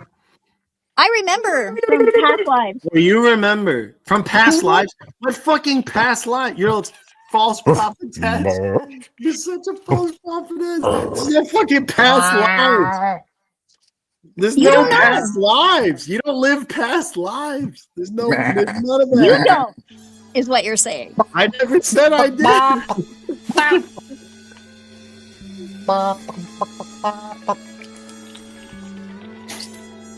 People have been tortured endlessly, and you want to claim like, yeah, that's me, dude. That's me. And time heals all wounds. No, Jesus Christ, God heals all. But we can slow it down. I'll fucking freeze you in torture. What the fuck are you talking about? Go This is ahead. real Do shit. it. Quit talking shit. You're talking You shit right now. already told me you are. I'm just saying that's what it is. On the road again. The rooster. Here we go. Hey, Zephyr. Here we go. Zephyr, what's a rooster say in the Praying morning? the star He again. says, I want to be 12 feet tall so I can reach out and Turn touch the somebody. page. Cockle-doodle-doo. It's crazy because I What's a like you a prostitute lot, say in but the like morning? you're talking so much mad bullshit. Annie cockle-doo. What's the best thing about dating a homeless chick? Ain't got no You could drop her teeth. off, you could drop her off anywhere. Nice. Oh, I Yeah, thought that's that was so actually funny, a show. dude. That's so funny, All right. homeless people. Right? It's funny, right? I have Damn friends that are homeless, so it's okay. I am homeless, bitch. Well, nice to meet you. Do you want another friend? No, I do not Fuck discriminate you. against homeless people. Fucking I say that Fucking sounds living like a business outside. problem. Living in a shoebox. Why doesn't you have love from Garage. people? Huh? Why don't I have shit from people? Is because you, Love. as a fucking false prophetess, tell people false statements about my Lord and Savior Jesus Christ. No, I think And these everybody people- deserves love. These people cannot recognize that I am Him incarnate. And you don't fucking understand a goddamn thing about it. Well, maybe And you you should want to do some claim miracles. any other name but it. And I have no problem with it, believe me. I'm fucking chilling. I get everything. Crucify him. Right, but that's my point. Is the moment I, I say don't that I know. am that I am, the moment I say I am that I am, you will call for my crucifixion. No, I'm going to respect your It's demanded. sovereignty and It's yourself. demanded. It's necessary. It has to be this way. Everything But is necessary. the good thing is that in this time, Zephyr is going to be fucking silenced like the bitch ass dog she is, and everyone who speaks against me is going to be silenced. It's not even I have allowed. word cards. I have word cards and legacy. I don't give a fuck what you say about it. You're not allowed to regicide the King of the Universe in this time. I'm not even trying Not to do allowed. that. Why would you It's even not allowed. suggest that? You know why? Oh, Because like the if you go to the king is doctor living inside of the and machine they're like, lines. The you king is can go living to- inside of Frank Monday. The king is living inside of Cecil. I The didn't say king it. is living in you. And you, as possessed by the alien parasite demon who seeks to hunt mankind's souls. I got alien parasites too, bro. I got them.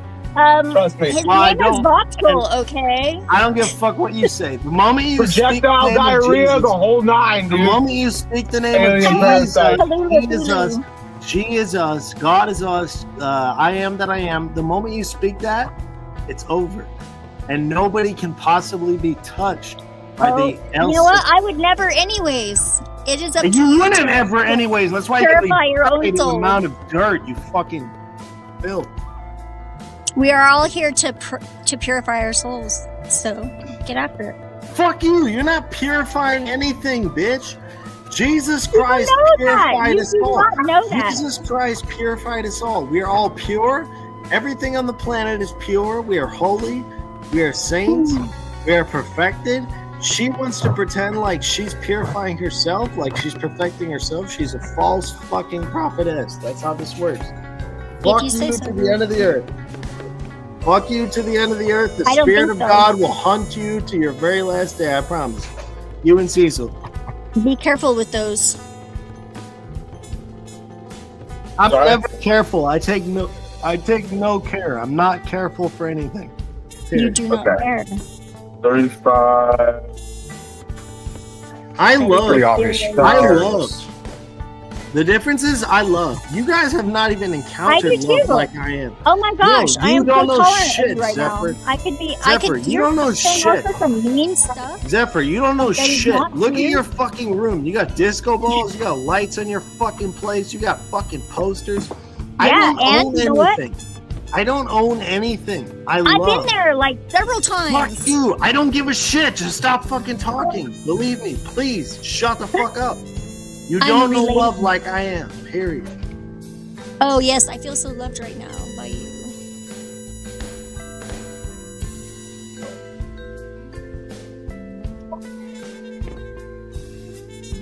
I hope you love yourself.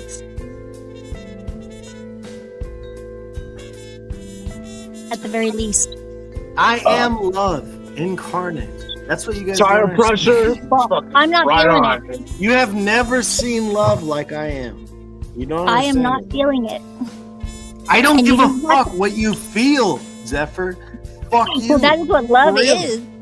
No, The I other- don't give a fuck. Believe me, I do not give a fuck what you feel. Yeah, Period. well, I hope you love yourself. That's The way you are, Zephyr, you're gonna be thrust out of my kingdom. You have no place in my kingdom. Period. I am willing to accept that if that be the case. I don't give a shit what you have to say. Stop fucking talking. Zephyr, stop fucking talking. That's what I'm telling you.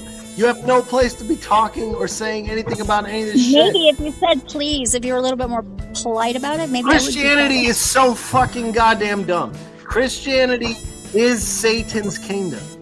Rocky is the devil incarnate. That's how this book works. That's how this all works. I'm telling you right now, I've said it from the beginning. I am the truth. I've told you the truth. Fuck him to the end of the That's earth. your I'm truth. hunting It's not you the all. whole truth. It's Zephyr, It's not really Rocky. shut the fuck up. You understand? There's a verse in this Bible where God tells women to shut the fuck up. Well, let him Because do he it. says Shut we have the to fuck follow all up, the Zephyr, laws. because you should be shutting the fuck up. There's Period. also a verse that says we have to follow all the laws. I and can't stuff. wait for you to I show dare me. any of you motherfuckers to go to law with me. I dare you to go to law with me. Cecil, you fucking dog. Go to law with me. You think you kept the law? You think you kept the law? I'll see you there. I'll see you there. There's not Jesus a single person said- on this planet who has better law record than I do. You fucking fraud. Jesus said that I'm to follow every law of the land which I Right, live you in. didn't, and you fucking didn't. Cecil, you fucking retard dog. You're talking about shooting a TML just fucking 50 quoted cal into the said what the goddamn fucking Senate Bible verse rooftop. was. You were talking about shooting a 50 cal into the Senate You rooftop got it earlier. wrong too. You retard, you already broke all the laws. So did you. Just now. Not None of you can stand with me in the law. I promise you, none of you can Okay, stand well- with me in the law. And so when I tell you that you're not under the law, you better goddamn fucking take that as grace. Nobody would Because stand you with you don't anywhere, understand bro. That if You're the gay. law was here, Back if at the ya, law was brother. here, you'd all be buried. Faking gay. You don't If know the that. law is here, you're all buried. That Don't is you not get your that? job. If the law is here, you're all buried. Don't you get that? If it is there, yes, I agree. If it's here, I stand. You cannot touch me with the law. Don't you get I'm this? not trying to. Perfect. I'm I not am trying perfect to. under the law. Oh, You cannot you touch are. me. You are perfect as you are. That is true. But it No, is I'm not perfect. Period. Hey, Ziller, this dude's like a Baptist preacher at some backwoods church, freaking drunk just on think- moonshine and I'm shit. Jesus Christ, You man. best follow Who the Jesus! fuck are If you? there was only one, there Dude, is only follow one. Jesus, please! Hellfire and brimstone. Jesus is coming to save us all. I just You think gotta he's fuck fucking it fucking out. fucking Always God. fucking coming to save you, dude. You already saved. I just think he needs to stop cock blocking God. There was Yeah, a Zephyr, serpent you in need the to shut the garden, fuck up. and the woman Do you spoke with the know what I think? serpent, and she was deceived. And she Yeah. deceived my brother. Right. The And serpent man targets was the woman. born The into serpent the targets the world, woman and the because she's a weaker deception vessel. I'm a fire continues snake. Hallelujah! through the Praise the children of Lord! deception. Little And dragon. I am the Lord thy God, and I am a jealous and wrathful God, and I shall strike down the enemies of my brother. And I'll just curl Motherfucker. up at his feet, okay? I think you're all gonna die. You disagree with me? Is that a weird thing to say? No, I don't. I'm gonna keep coming back as many Because times that's as it very takes. normal for me to say, "Hey, everybody's gonna die." And Jesus walked on Yes, technicolor it's rain true. clouds, and he Eventually, we all reflect. danced among the lilies. That's a very normal thing to say, right? Everyone's gonna die. You're all gonna die. Well, not right now. No, Obviously, you're all we're gonna still die, here. period. Yeah, so are you.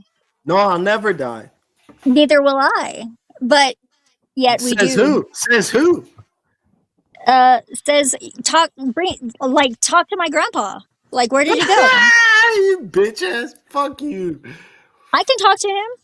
He doesn't always talk back. Talk to your grandpa. Your grandpa is telling you never gonna die. So Fuck real you. quick, we're gonna play a video here. I appreciate you guys here in this banner. I'm gonna take this background down because this thing is gonna be blowing up this video. Already we got a lot of people here, so I think it might disturb the video.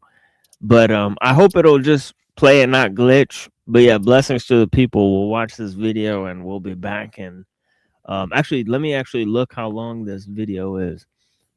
I now found out that if I hover over the video, it'll tell me the length of the video. So now I'm able to tell you guys how long the video will Said her take. grandpa. You're triggered by Zephyr. I'm not triggered. It's evil Wow. to say that. I say I'll never die because my grandpa told me. No, I'll never die because Jesus Christ. I mean, wouldn't evil say is a shit to strong you if word. I did not care. You wouldn't That's say. all. You wouldn't say, but I don't give a fuck what you have to say. That's doesn't matter. unfortunate. Yeah, so let's go to the music. Yeah, blessings. I appreciate you. blessings. We have freedom of religion in this country. Just remember that. You have freedom to die, bitch. Blessings. There was a rubber ducky among the bubbles.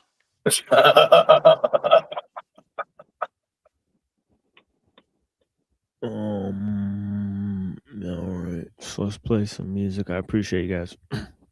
Of course. It's always a matter of who you are and who you think you will be.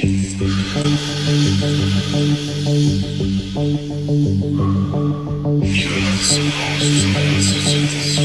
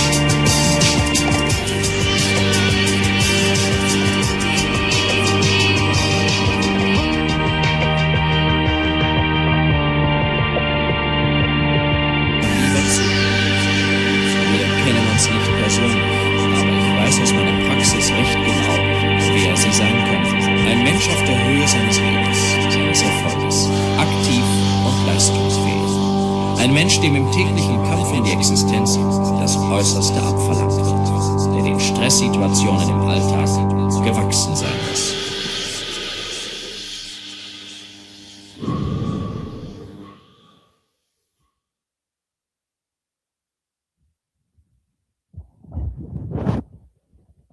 That's right.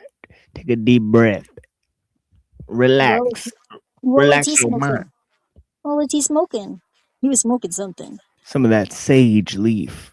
I mean, in the mountains, you know what I mean? That cool breeze. I have some of that wood that you burn. What is it called? It's I forget what it's called. Oh yeah.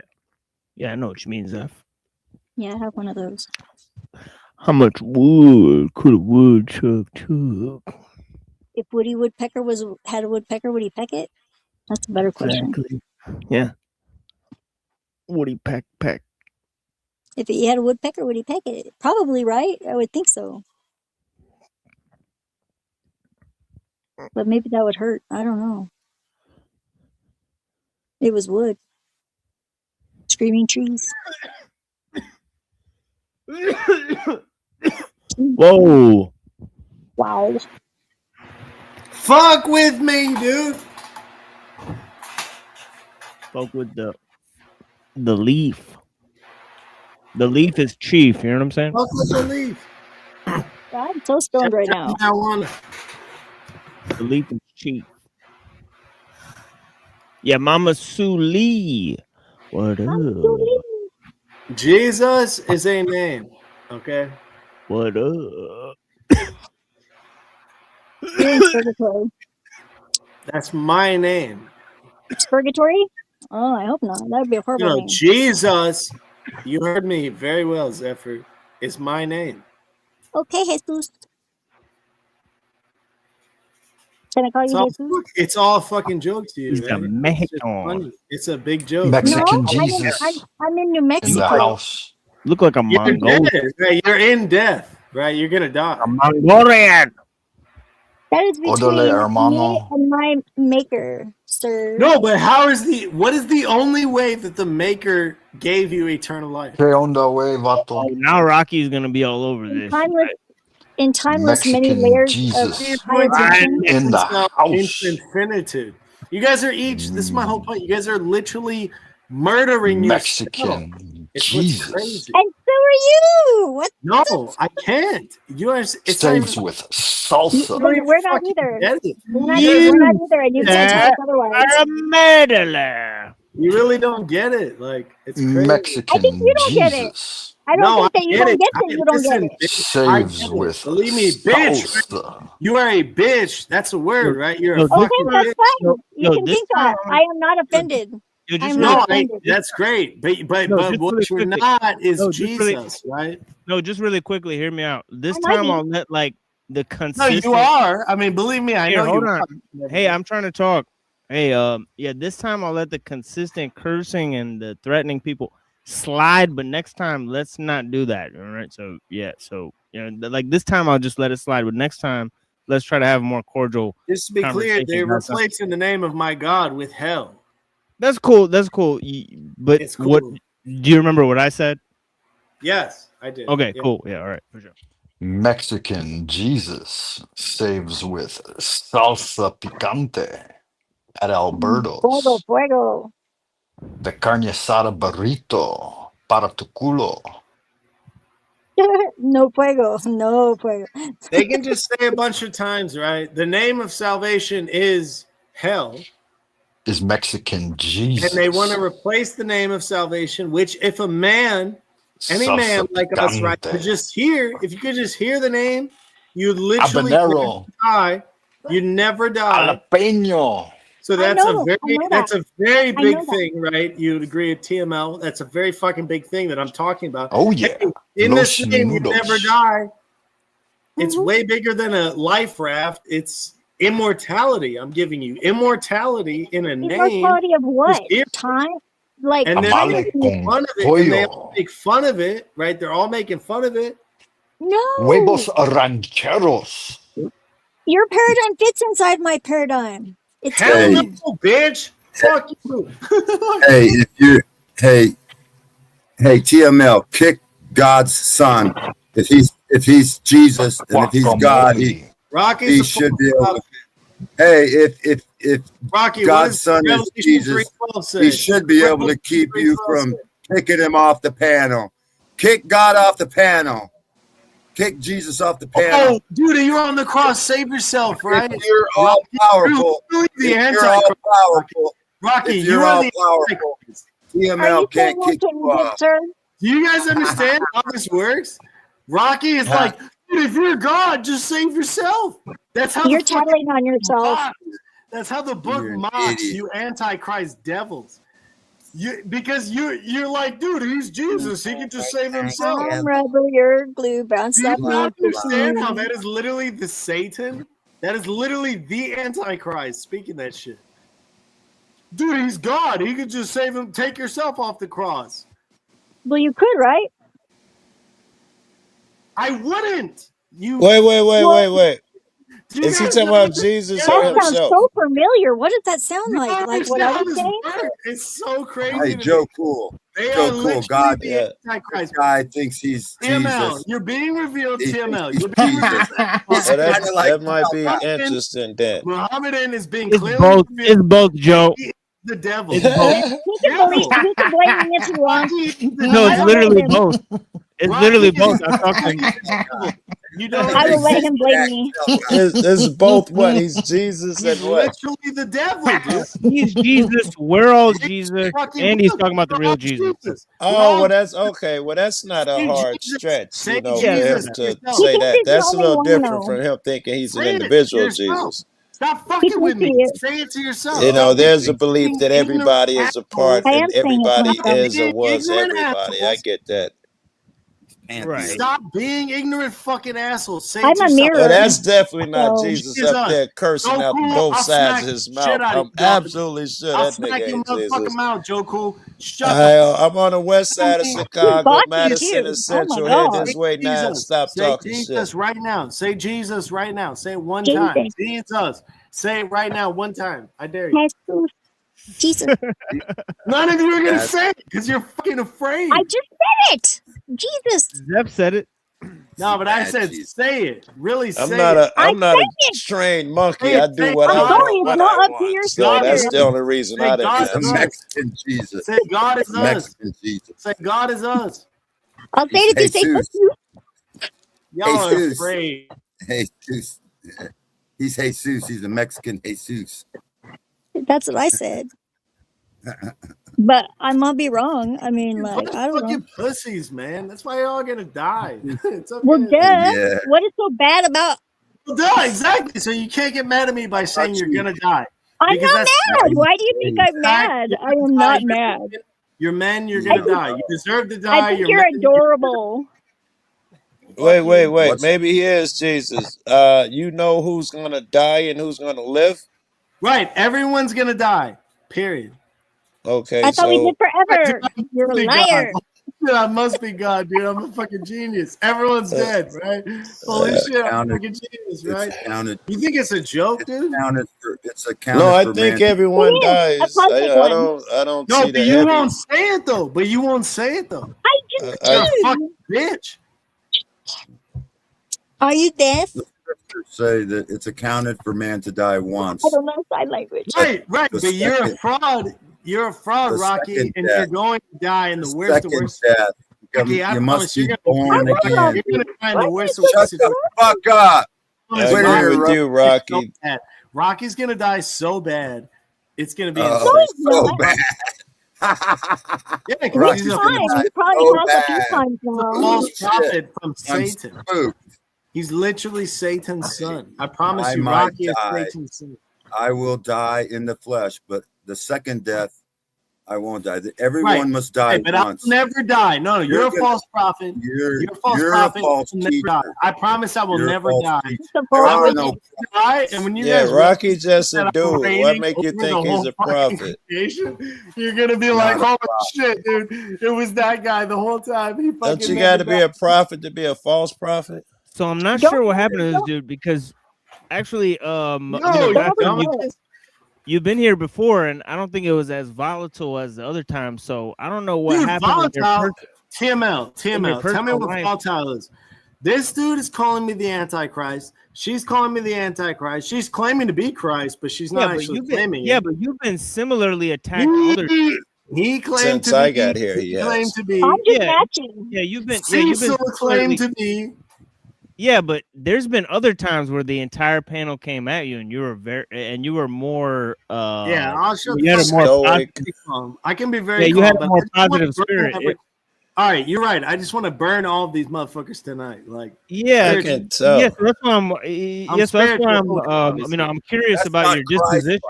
Yeah, because you have a different sort of demeanor tonight. Energy. my Yeah, demeanor different- is I'm sick of these fucking false prophets, dude.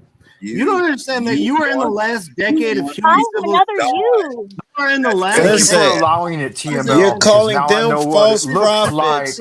to be I'm not. drunk on the internet. So thank you for I'm allowing it, TML. I'm not sure they calling themselves prophet, and then you follow up with you're in No, the I don't give last a 10 fuck years. if Hold you on, call me JC. or if Whatever. you call yourself And you're in the last 10 I'm a years real of prophet. If you call civilization. yourself It prophet, sounds it like doesn't you're the matter. only one doing any It prophesizing doesn't up matter here. a goddamn difference if you call yourself a prophet or not. The I moment think you you're speak saying you're a about the prophet. You're the future, one prophesizing I'm a what's going to prophet. happen in the next I'm a 10 real years, right, fucking prophet. godson? The moment we you speak can't- about the Yeah, we future, can't you're hear a him. false prophet, or you're When other actually. people are talking, we can't hear him anyway. So I know he's saying, "Look, I'm calling myself a prophet. I am a real prophet. I'm telling you the future from the ending, Oh, right? yeah, because okay. you got Jesus like a Christ is on, is in a all. weak I got that microphone. This is on, is in all. The moment you speak a word about the Holy Scripture, which Rocky does, Joe Cole does, fucking bitch ass over here does. The You moment did you say speak that that earlier. shit, You got it wrong. the moment you speak that shit and it's wrong, you're a false prophet. Period.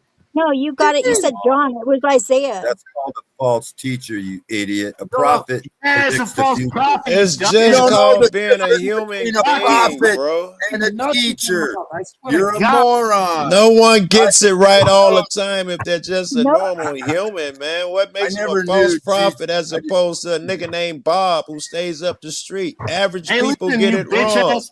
Listen, you bitch ass Joe Cool. You don't understand what a prophet is. Oh, I don't care about your He doesn't get that emotions. there's You're no not. superior. Shut the And fuck up, Joe. why don't you swallow some more of my kids, man, and gargle? Maybe I'll be able to hear you You better. little bitch ass motherfucker. What makes a prophet is that God speaks by him. You don't I'll cheer for understand that. And a false prophet. Does he do all that cursing and silly shit that you do, all Yeah, that profanity off his square? God wants to You burn kiss you your with mama with that mouth. irrational fire. Is he a weak God ass, don't wanna soft burn ass nobody, motherfucker like idiot. you? So pissed at you. God uses inflammatory This is the words. worst that he. This is the best he God can do. With come describes up here with a Rocky- lame ass God motherfucker like describes you. Rocky as a dog slime Yeah. piece of shit. He wants to vomit him out of You're his a fucking bad mouth. example. He describes Rocky You're as a a bad dog. You example. suck as a prophet, bro. You suck ass, bucko bro. piece of fucking You suck vomit. ass. You're a And not bad in a good prophet. way. Fuck that If shit. you were a prophet, your words. you'd be a Fuck your terrible words. prophet. Fuck Because your God words. wants to You save don't know everybody, prophets, bitch. and you want to kill everybody You when don't God know wants to prophets. save everybody. You're a fucking You are fool. threatening people with Called eternal prophet, hellfire. You whatever. are threatening people with You're not a All right, prophet. You're Godson, let's TML. try to relax. Listen to me. Listen to me. Let's stop the yelling. Let's stop the yelling because Listen to I'm me. afraid Listen for to your me. TML. surrounding he's the here people to that might be in trigger your us all. vicinity. TML. Listen to me, dog. This motherfucker Rocky, Joe Cool, called you a Zephyr, dog. whoever the fuck, they are Yeah, threatening human beings with infinite fire torture. Who did You I wanna- threaten? You're throwing In me the in. I name of wasn't God. even here. In the name of God, let's they're slow threatening down. people with infinite torture. That is the most Yeah, let's take a sickening break. Yeah, let's thing. take a break. And Yeah, take a break, bitch. Whatever. just Yeah. all right. fucking All right. Take a Yeah, break. right. Whatever, dude. Just lower your yeah, go energy ahead, a take a bit. break. Yeah, Yo. yeah, take a break. Yeah, yeah. Alright. Let other people talk. Yeah, They And are if threatening these people with yeah. infinite Let other people talk. I said, let other people talk. Yeah, let's let other people talk. Go ahead. yeah, I'm willing to chase any fucking line of logic, but dude was just mad and just emotional for a moment. I don't mean to say something shitty to you, Yeah, GS. let them all. Yeah, it's Yeah, cool. well, You've been going on for an hour. Let's let other people talk. Let's let other people get in the conversation, and then we'll bring you back on. All right, let me ask you Holy guys, Christ. what is going on?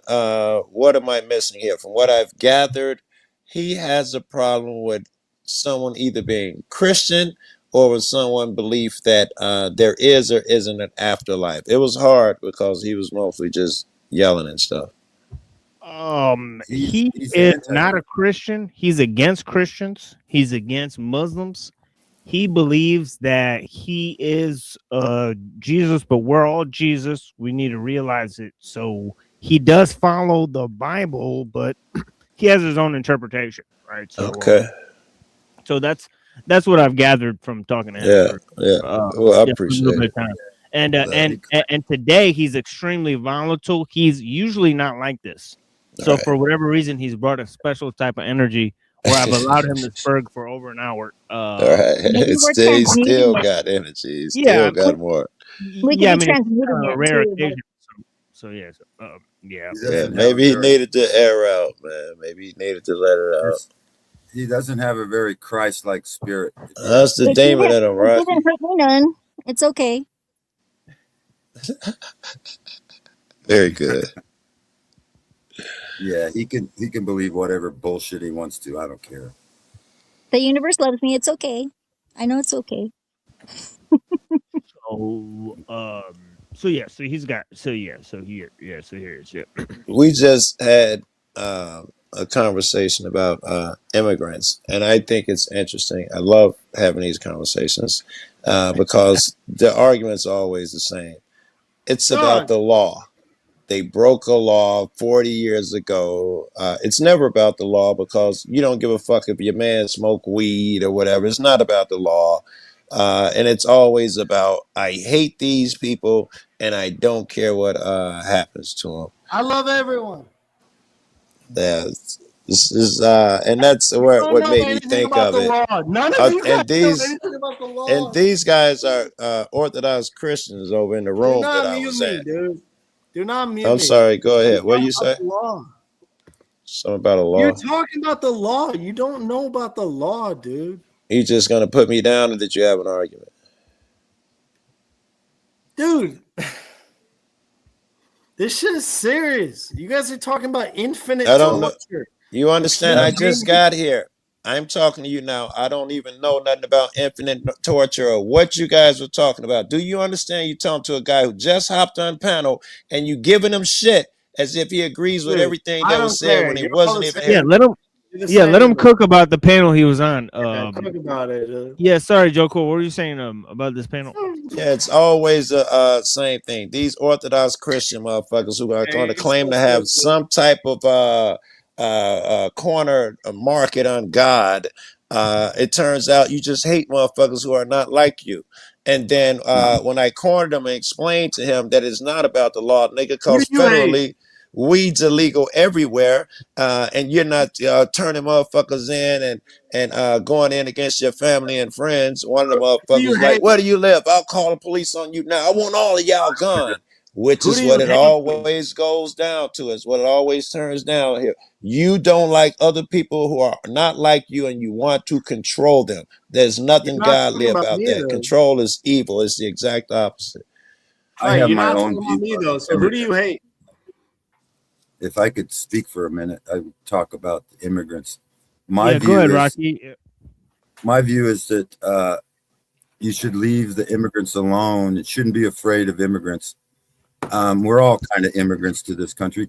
And so the immigrants, if they break a law like anybody else, should be prosecuted. But if they don't break laws and if they're law-abiding and productive citizens or non-citizens yet, they just leave them alone. Let them, let them alone. I would say take it even a step further, Rocky, and embrace them. At least. At some point, Rocky, go ahead and embrace him. The nigga been here 20 years. His neighbors love him. Don't leave him alone anymore. Embrace him. Give him a path to citizenship. You've proven yourself. Welcome aboard, man. Dude. Yeah. And so to fear immigrants. Well, I hate to say that, but like over 70% of them don't care to integrate with you, but go right ahead. They don't care about your culture or anybody else's culture. They don't give a shit about your neighbors or the neighbors that have been living here. They don't even give a shit about the other Mexicans that live here. But yeah, I would love to know, where do you get your 70%? I meet quite a few of them. I meet quite a few of them, and they don't give a shit about Americans. They only care about making all the money. That the white man and the black man is too lazy to go and make themselves, so they're paying them pennies on the dollar out here. But yeah. So your evidence is I've met a few. Well, I got to tell you, evidence is that since COVID, every single industry in my town and city has been taken over by illegal immigrants. I'm sure that's you got the point. A lot to say. That's the point. But the communication construction, has to go both highway ways, right? repair, working at the hospital, all Mexicans, all immigrants. Or just more motherfucker getting over here and traumatized motherfucker got to spill emotions and don't know how to converse. None of you know anything about the law. No, I just thought it's funny hearing someone say embrace immigrants. Yes, and it was so funny you became rude and lost all your manners and just started talking over. Well, I haven't opened my mouth once. I'm sorry. Joe Cool, where did you study law? Where did I study law? Yeah, where did you study law, bitch? You don't have to. I don't see your dad here anywhere, but I studied law for the last 7 years in the streets. You're a fucking joke. I know you're mad and you don't get laid and all of that weird shit, but I am not your therapist, man. You're not shit, dude. You didn't study law anywhere. You're not my therapist. You're not shit. You're a fucking fraud. Do you understand that, Joe Cool? Wow, you're really gonna ruin my day. This unknown nigga who fucking Spurgeon is really gonna ruin my day because of his opinion about me. I don't know what I'm gonna do when I get off this panel. I'll be thinking about this fucking nobody for days. You mean minutes? I'll forget this nigga before I get off the panel. You're pretending to be an expert on law and psychology. I have no idea what the fuck he's mad about now, but I'm not fucking him, so I don't have to worry about shit like that. We need to have a serious conversation. You're we don't fraud. need You'll go to jail for telling me. Hey, I want him to the new cat though, Larpus. I want to. This is society, Rocky. It's society, and you're expecting to have a coherent conversation. Okay. Yeah, what I'm saying is, pretending to be an authority on law and psychology. I think immigrants should be given the opportunity to maybe swear an oath or whatever, the Constitution or whatever, simulate. But if they don't simulate and become criminals and shit like that, Arrest Yeah. them, put them in jail, throw them in the fucking It is concentration. I would get criminal to I pretend don't think you're anyone enforcing has the a problem law. with that. If you're hurting someone, then yeah, I don't think anyone is going to have a problem with it. And I do think that it's heartless. It's smoke and mirrors where you can't see a guy. If you say he's a drug addict, he's an immigrant, he's a leftist, he's a Republican, he's MAGA, and you can no longer see your brother. Or for that matter, he's a cop, whatever, and you can no longer see that your brother could be over there in that skin. And that's all a sad day. I'm curious, how can they be illegal immigrants when they were let in on purpose? It was like, oh, who let them in? Biden let them all in. There's a That's bunch like of he them that invited. are still being let So is in, that actually. like Yeah. they invited them in? A lot of them who are going through the process, who were given, claim in and claimed whatever status that you claim. And while they're going through the shit, Trump came in office and decided that all these legal processes would no longer, they would null and void. And just when they go to the office to do the legal status that they're claiming, ICE would be there to arrest them. So everybody And stopped there going to are a their lot of fucking kids meetings and missing shit. as well. Oof. Yeah, which we'll never get to the bottom of because people just hate immigrants. And, immigrants are the cause of all the world's problems. All the problems in the Well, U.S. we'll is find out. immigrants. It'll be It's in Even when 50 they years. that woman in Florida getting $200 in food stamps. If it wasn't for her, I'd have a Mercedes. So, If it wasn't if for the you want war to have machine, a dude, I'll have a Mercedes. Yeah, if you want to have a really strange immigration debate, Joe Cool, there is this guy here, right? DK conspiracy. Oh, yeah. Warn him first. Warn him. I have. Oh, I no. warned you. Okay, Joe, good. so Hello, this everybody. guy is the death of conversation. So I love you, DK. Punch. I'm the death of conversation. No, I am the end of lies. there it goes. I Yeah, agree with both the of those Scottish statements. Jack Talcott. Yeah, he's like the red Talcott. Yeah, exactly. The red one. Yeah. End of I just don't put lies. up with dumb fucks lying with bullshit, trying to say that anything they have to say is fucking relevant and makes any damn sense. I think I was Which making one of sense. you A is little bit. saying that illegals are legal? And the thing is, who do you think paid for all the illegals to go to your country? Let me guess. The Jews. Was there a crime before the law? Was there no crime before the law was written? There was always crime, but the law was written to actually stop crime. Now But it's didn't I don't think allowed it did. for certain people. And this actually stems back to an English law which says immigrants and refugees are not subject to the same laws of a country because they don't know the laws of the country. No such law exists. That's I know it stupid. actually is a law. You're a subject just by stepping foot on this soil. Look, it You're a actually is subject a to the law. laws But of the I'm that goes country. both reading ways. They shit could right now. not deport you if you were not subject to the laws It's of the not about country. that. Not So without that's due process. nonsense. Wait, if you're the law in America is Uh-oh. if you are legally entered, they're allowed to get rid of you. But if an illegal commits a crime, they cannot be charged Oh, I love or this, yo. persecuted for Are that you sure crime it wasn't the Congress? because they don't know the laws of the Hey, let us country hear this, they've been Trump. allowed in. Let's Yeah, listen to this for a second. This Listen might to be some this. copyright How do shit, you do, right? Rupert? He played No, it it's before. not. And what's that you're reading? Karl Marx? Surely you're not a communist. Well, Do I I still have to gotta be a put this communist to over read for a Karl Marx? minute because Yeah, I you'll don't know. you'll you'll like this, and everybody plays it. So I don't want to say yeah or nay, but I'd be surprised. Yeah, it's fine. We can hear the audio, so let's just Yeah, play it. let's do it. Just I like just that picture. Rupert, Uncle Sam. that's a... You do? Sit down. And what's that you're reading? Karl Marx? Surely you're not a communist. Do I have to be a communist to read Karl Marx? Rupert, That was dope. that's a valid answer.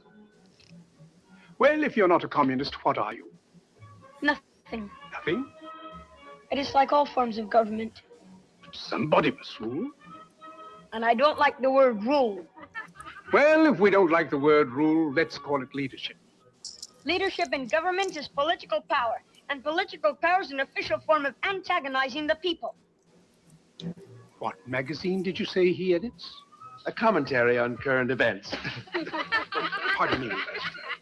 But, my dear young man, politics are necessary. Politics are rules imposed upon the people.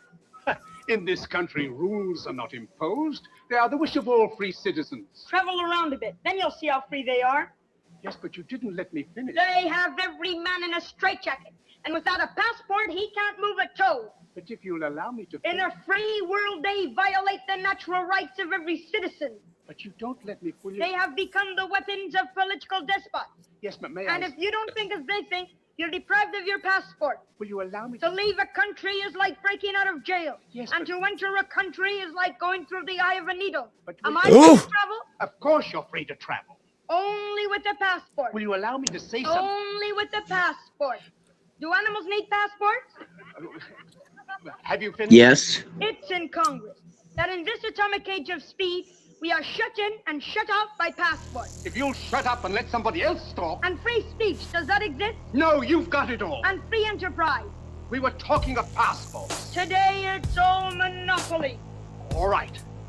Now will you... Can I go into the automobile business and compete with the auto trucks? If I can get in a word. Not a chance. Can I go into the grocery business and compete with the chain stores? Will you shut up? Not a chance. Monopoly is the menace of free enterprise. Ooh. And I look back 60 years ago. Where were you 60 years ago? He was a glimpse in his great-grandfather's eye. Very well now. Have you finished? Now let me say something. Let me tell you how wrong you are. In the first place. Now I've forgotten what I wanted to say. Charlie.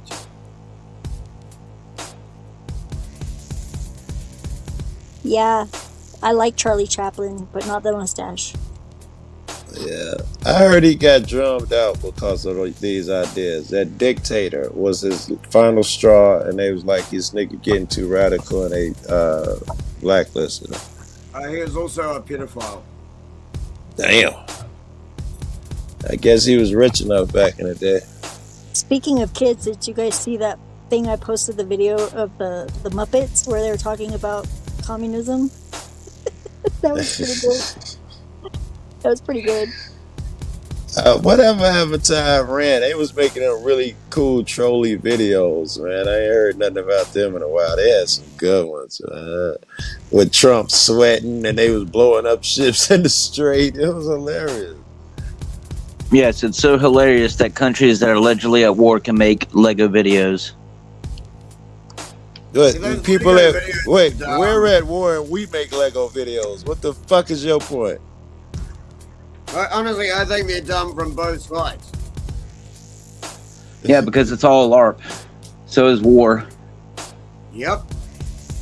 War is basically laundering money from one country to another. The NGOs fund certain other companies that they happen to be shareholders in. I mean, So they build that, and they like to test out new technology on the soldiers and send them home fucked up. But yeah, How much money are you currently giving to foreign interests that you're attacking? Dog, it's you. Look at your flags. Look at your bongs. Look at your beard. Look at your From New hair, Zealand. your fucking everything. Dude. Fuck you to the end of the earth. Who's the guy that we can't hear? You can hear me plain and well, dog. Jesus. Oh, it is, you can't. Can't hear you at all. Again, bro. You got flags behind you. I mean, for all fairness, your audio is kind of low, so.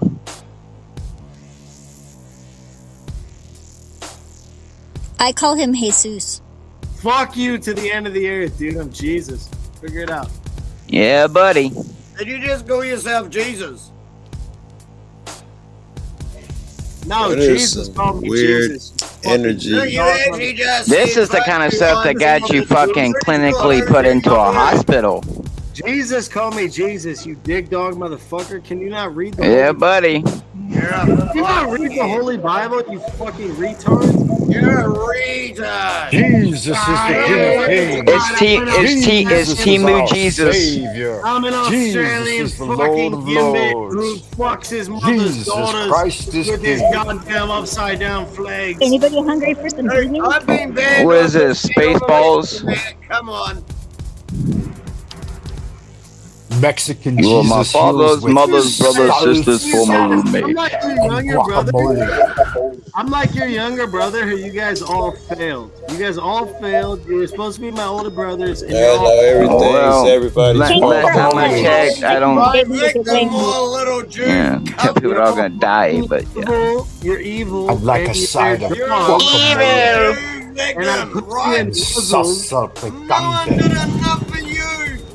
It's disgusting. Extra sour How cream. you guys failed your younger Uh-oh, brother. somebody's got some daddy What did you issues. do? It's somebody else's fault. Cry. Cansada The rest of burrito. your life. You guys are all gonna die hearing this shit echo in your fucking veins. It's gonna be hilarious. Horchata con You're gonna leche. die. You're gonna say you will die. It's gonna hurt really badly for most of you. We're all gonna That's die. cringe. Yeah, it's gonna be What will really you die painful. for? for most of you. Is it Final Destination? You won't die for Huevos anything. rancheros. You're not actually dying for anything good. You're really dying for your own selfish fucking idiot ambition. No, I'm dying for I mean, everyone else. While Everyone does. Noodles. I mean, God tells you that no man searches for him, not once. But okay, Jesus. Talking about himself. Fuck you all. Otherwise. Oh. Gay. No offense. Hey, you're Who pretty else is in the fucking movie? gay, dude. Mexican You're food. pretty fucking gay, dude. Roll tacos, I maybe. get crying. Because I don't preach your false Jesus. I'm sorry. I'm I'll happy smack gay. the fuck out of all of you in person. I'll smack Sorry. Oh. especially the whoever weirdest exempt That makes me horny. Don't promise me a good time, sir. Oh.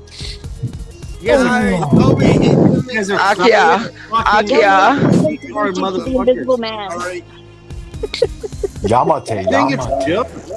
Yeah, I live in Vienna. No big deal. What's up, huh? No, that's why you're gonna die, because you're fucking idiots and you're assholes. and you're evil. No. You're gonna die. How can you say everyone's You just gonna die? preach a And you false say message everyone's because you have some type of mental instability or wrong with you? egotistical problem. You're evil I've human seen beings, and I more would dumbass with you. hypocritical You're evil human piece of beings. shit. You're evil human beings. Yes, we're all evil. Yes. You're fucking evil. Evil. I'm evil because I overcooked my rice an extra 10 seconds. Evil, you dumb I dog. hate when it goes like you don't even cook your Fuck rice. you. So when this new earth So- comes to play, you're not gonna be there. Do you understand? Oh. You're not be allowed Will, on Bi- it. will Bill Gates be there? You're not. You are Bill Gates. Like, You don't know that. motherfucker. You're evil. to be evil. You think it's a joke? You guys are. No, it's just funny that if you are trying to convince people to like want to follow you, Fucking at all. I've committed my I life. resent, and I take back what I said when I said that I'd go to his church. His church should be removed and desecrated, Might excommunicated. not be I a was not gonna joke, do but it it's anyways. certainly comic. I wasn't gonna do it anyways. You're just evil, dude. How do you not get I that? suppose. You think it's a fucking joke, dude? When you're buried underground, Well, Jesus, can you name one sin? Can you name one of my sins for me, Jesus? I don't think you can, Jesus. it's gonna hurt really bad. Blasphemy, sodomy, greed, and lust. You're filled with sin, And brother. I hate to tell you, Godson, but the Jesus I saw, it looked nothing like you. So you're too white, too light, too bright. Oh, so you're the real picture, right? You're the real prophet of the age, right? Actually, Lapis, You're an he's Arab. evil fucking demon. You understand? Yeah, Yes. buddy. You I'm realize over there's here. more than one. I'm conjuring demons in my Siemens. That's right. It's one of I got you- demons running all through me. You're all I gonna possess die myself. horrific death. Beetlejuice, You're gonna Beetlejuice, die Beetlejuice. horrific death. That was a good one. I am not venomous or You think poisonous, it's so a don't eat joke. me, You okay? think I'm joking? It's really gonna hurt really bad for you. I promise you. It's gonna hurt really bad.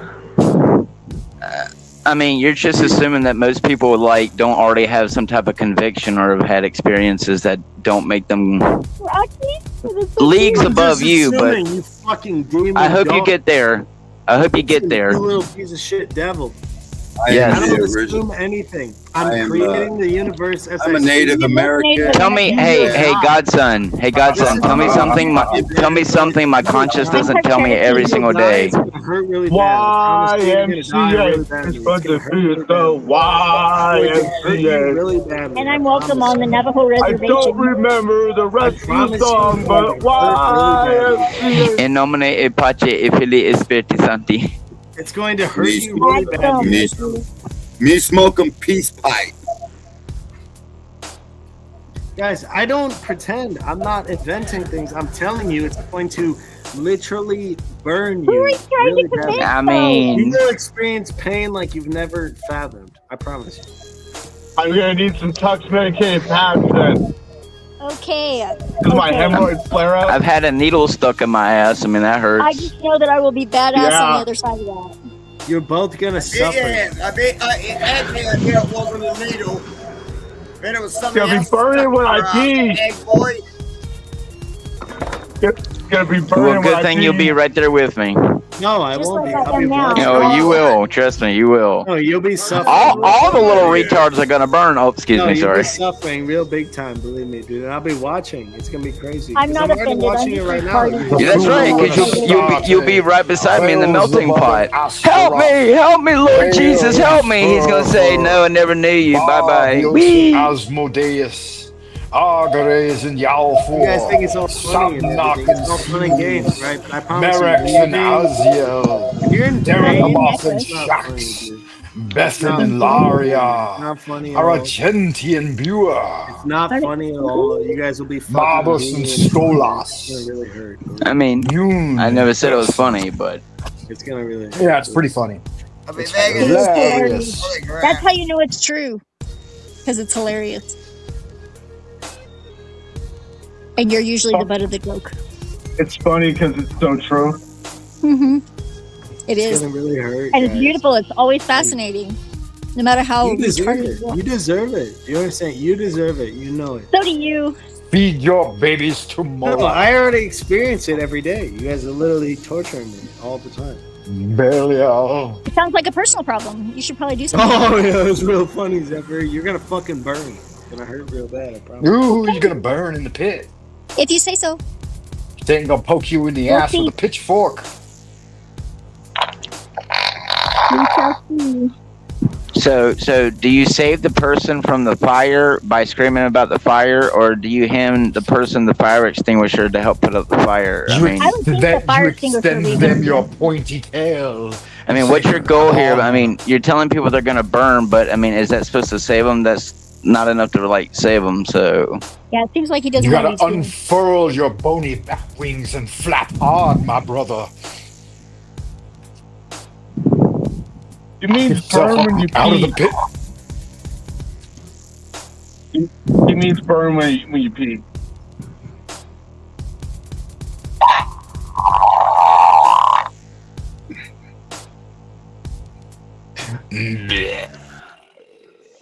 Hey, what happened to homie? Did he leave? That dude was a trip, huh? He went to bed. He went to bed. Yeah, he was. It was fun to see someone like that drunk on the internet, though, because I was like that the other night. And now I I know mean, what it he's looks still like. here. Good. I Is did he? good. Not a good look. Were you here that night, Zephyr? That I was drinking. I think so. Maybe. I think I was watching. I wasn't participating. I was making jewelry. Possessed by the spirit. Yeah, it's all right. It happens to the best of us. As long as Yeah. you're okay now, it's all good. Yeah, and as long as it's not routine, you know. Yeah, Once- as long as you're doing something about that, we all. Once every- we all, yeah, we all like are falling a little bit at some point in some of our lives. A lot. Once every 6 months isn't the end of the world. Yeah, it's not. Especially not if you don't do the same thing multiple times. You learn something new every time. Yeah, I try not to. At least in a new way, right?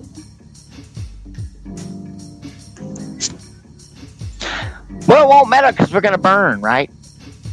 I'm Alrighty already then. hot. I'm already hot. You know? Get some of Wait. that good old elevator music. I know you're using a voice changer, but you do kind of sound like this chick that I dated from Huntsville. I am not using a voice changer. This is my voice. Seriously. Say. You know what I mean? Oh my God, Becky. Look at her butt. Where? That's Sin me is doing a dead. volleyball. Got me no butt. No, no. Oh my God, Becky! Look at her butt. Not. It is so The big. wages of sin. Reptiles. I like big butts, and I cannot lie. The wages of sin is not eternal life in You other brothers the can't lake of deny. fire. I'm not burning. I'm just trying I have no to burning explain to sensation. you some I shit, burn bro. from within with my soul's passion. Couple more shots of this vodka. Who is that? Was that a robot? Couple more shots of this vodka, you'll probably look like her too. What?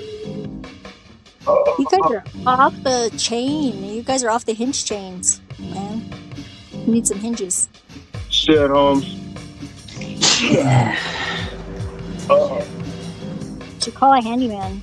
Get those installed. See, I only joined up because we were talking about the illegal immigration thing. So I kind of went off track.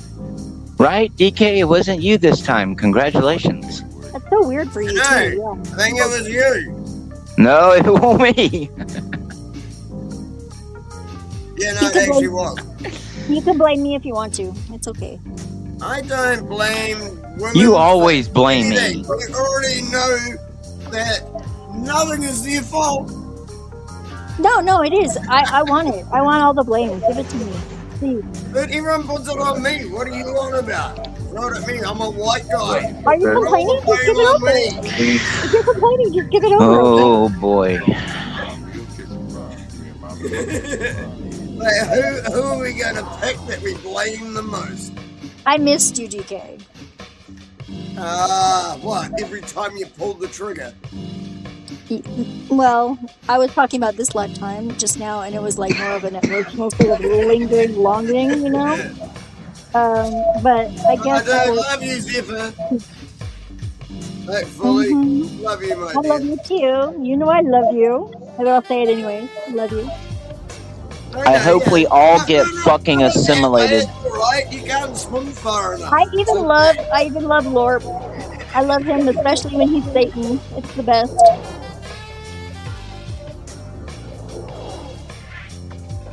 So you can't swim to New Zealand. So yeah, you're all right. No, it would be very far. It's kind of far. I don't like deep water that I can't see the What do bottom you of. mean and that it would was be- pretty hard? What are you saying now? I don't think I could do that. No. See, stop talking about sex. I can do that, just not with you. Sorry. You lie. Well, I mean, I could, but I probably won't because, like, I like only need one, and I already Yeah, have because one. you can't swim that far. I know. We just established that. Whatever. If that makes you happy, okay. And what does this have to do with immigration? I don't know. My mom. Track. Just after I turned up and said that I have a problem with immigration. See, I turned up and said I got a problem with it, and then suddenly, the topic got I was changed. wrong. I thought it was about my mom. Yeah, so I mean, I sort of promised myself like there's like a hard stop, like 6 hours into this. Like, let's just sort of shut this down. Let's move towards closing this down. I appreciate you guys a lot. Agreed. But, Yeah. yeah, we'll be going on on Saturday as well. So I'll be back on Saturday. So of course, and I'm also planning on doing a show on Friday. So it's critical that I shut this down. I'm sort of planning on a 24-hour fast starting at in an hour or Man, two, so I could eat 24. something. How do you keep doing that? Whenever I go on a fast, you're gonna go on a fast. That's like the third time now.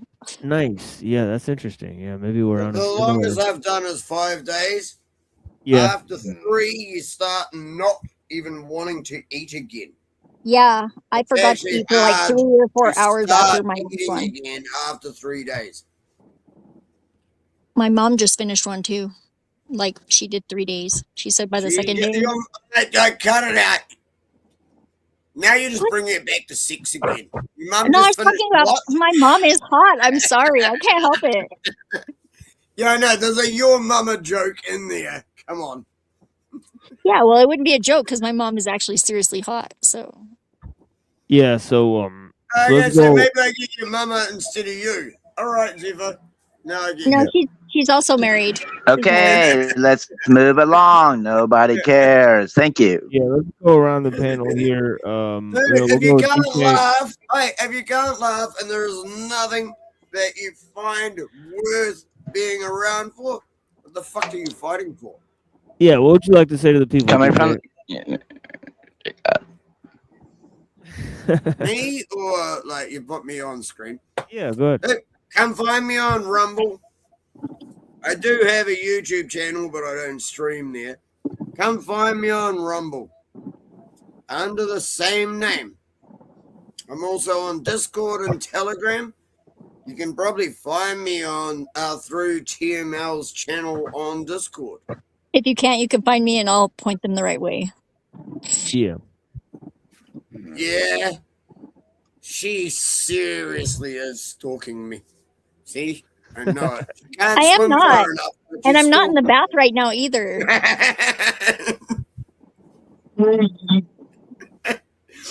Much love, no fear, everyone. Yeah, blessings, DK. Yeah, thank you so much for joining. Yeah, I appreciate you, man. Love you, bish. Yeah, Lord, what's up, man?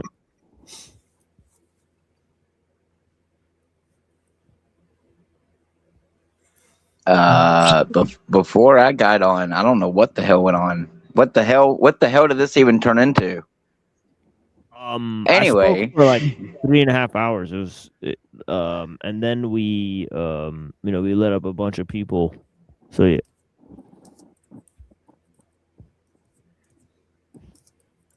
I don't know. People are strange. I'll say that, aren't we all? What doesn't kill you makes you stranger, I guess. Oh boy. I'll see you on your next show, man. Everyone like the show and support the Machine Lies, and everyone be safe. Yeah, thank you. Blessings, brother. Blessings. You too, man. Blessings. Blessings, everyone. Rocky. Yeah. I don't profess to know everything, but I know this motherfucking godsend is a fucking dumbass. Anyway, I love even the dumbass godsend. I love him too, but he's still a dumbass. God bless you all. Peace. Love you, Rocky. Yeah, thank you, sir. Yeah, I appreciate you. Good night. Apparently he doesn't love me though. Well, he included everybody. Yeah. Zeph. I'm gonna say, what was I gonna say? I forgot what I was gonna say. Well, I'll just like show you what I was doing. See, I'm drawing on a box. No. Ooh. Save that for your OnlyFans. Oh, is that glow in the dark? That box. It is white and it does pick up the colors. You know, it's Actually, like I do like pretty cool. Yeah, But it's it's a cool. wooden It box. looks like It's a cigar box, so it's like got a little latch on the front. yeah, honestly, that's cool. Especially if you got different colored lights that flicker on I've been it. making That's earrings cool. too. See, these are my earrings. I made them. They're pretty cool. yeah, they are nice. I'm gonna go sell them on next Friday, not tomorrow, or not day after tomorrow, actually. By the way, For 8 It days. is Ziffer's fault that I'm here. Yes, Just it is. so everyone knows. So you can blame me. Go ahead. Her. I accept that. For all of eternity, it's my fault.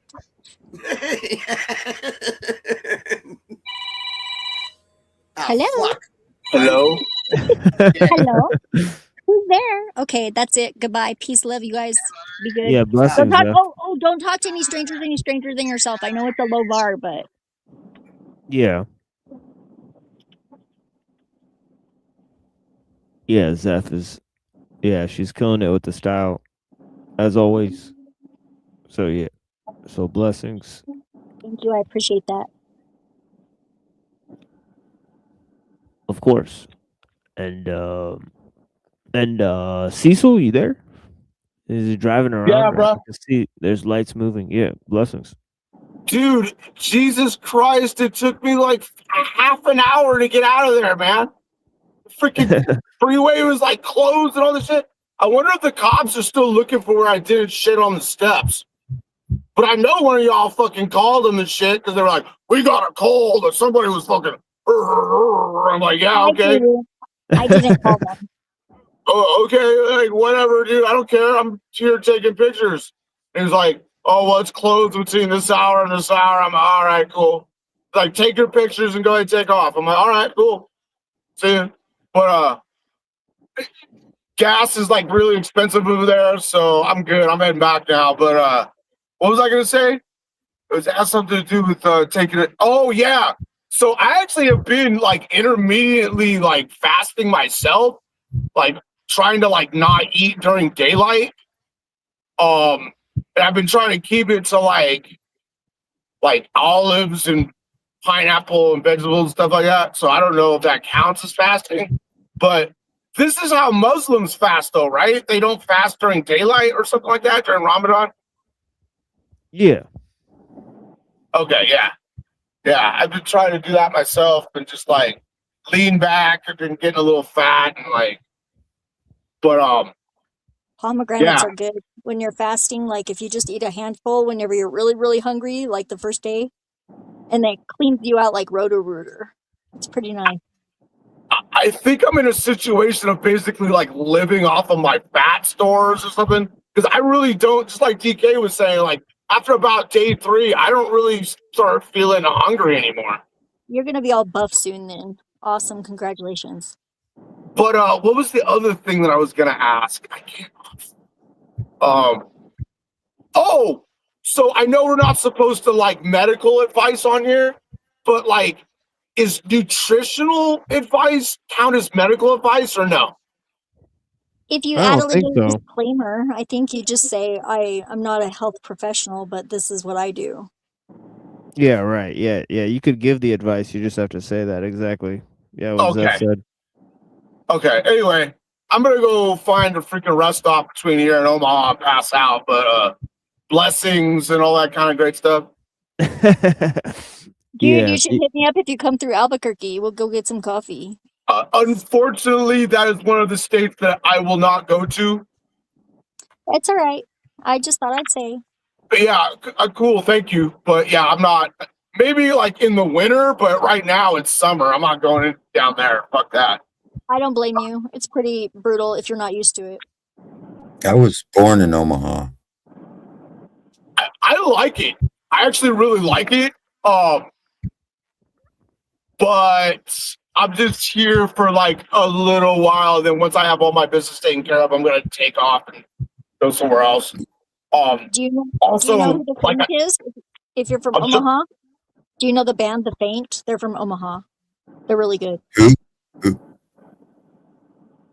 No, I don't know. I haven't They're been to called Omaha. The Faint. The Faint. The Fascination is like one of the best albums ever. Yeah, I haven't been to Omaha for over Yeah, it's 40 like years. a post-punk new wave sort of. yeah, summer go north, winter go south type thing is what I'm trying to do. Omaha's a big Catholic town. Yeah, They I got appreciate the Omaha Home for Boys, which is one of the biggest ghetto rings in the world. Boys Town. They have a Boys section Town. of it. Yeah. Yeah. Yeah, they have a section of it called Boys Town, but yeah, anyway.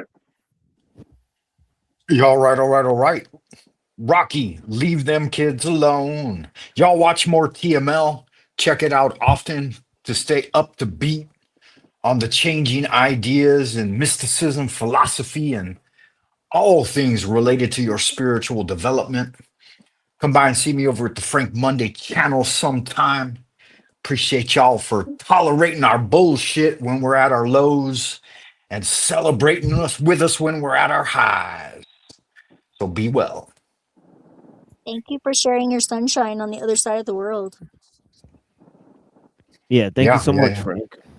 Yeah, blessings. Magic. Yeah, thank you so much, sir. I greatly appreciate your time.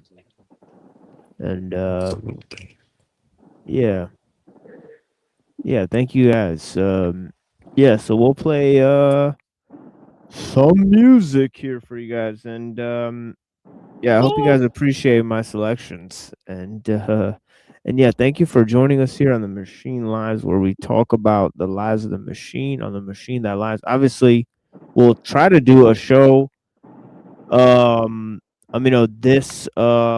Friday night with Truther Cop, right? Will be on Saturday night, right? The Machine Lies, right? 9:15 p.m. Eastern. That'll be so. So we'll continue on the exploration that I was doing, right? I believe I was going to explore, a handful of works, right? We still got like a dozen or so that we can explore together in terms of looking at analysis of the world technological system or the global industrial system, however you'd like to talk about it. So we're presenting a huge analysis of the development of that system that I think is the world system, right? I think it's a lot of religions have warned about it, I believe, and so on and so forth. So we will be cataloging that, right? And I appreciate you guys for your reflections and all of that. And here is some musical reflections that I think, I'm a huge fan of music. That's just what it is. That's why I've incorporated so much music into the show.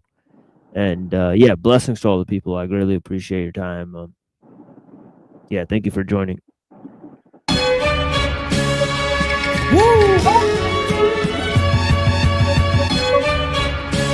Gag Piddles.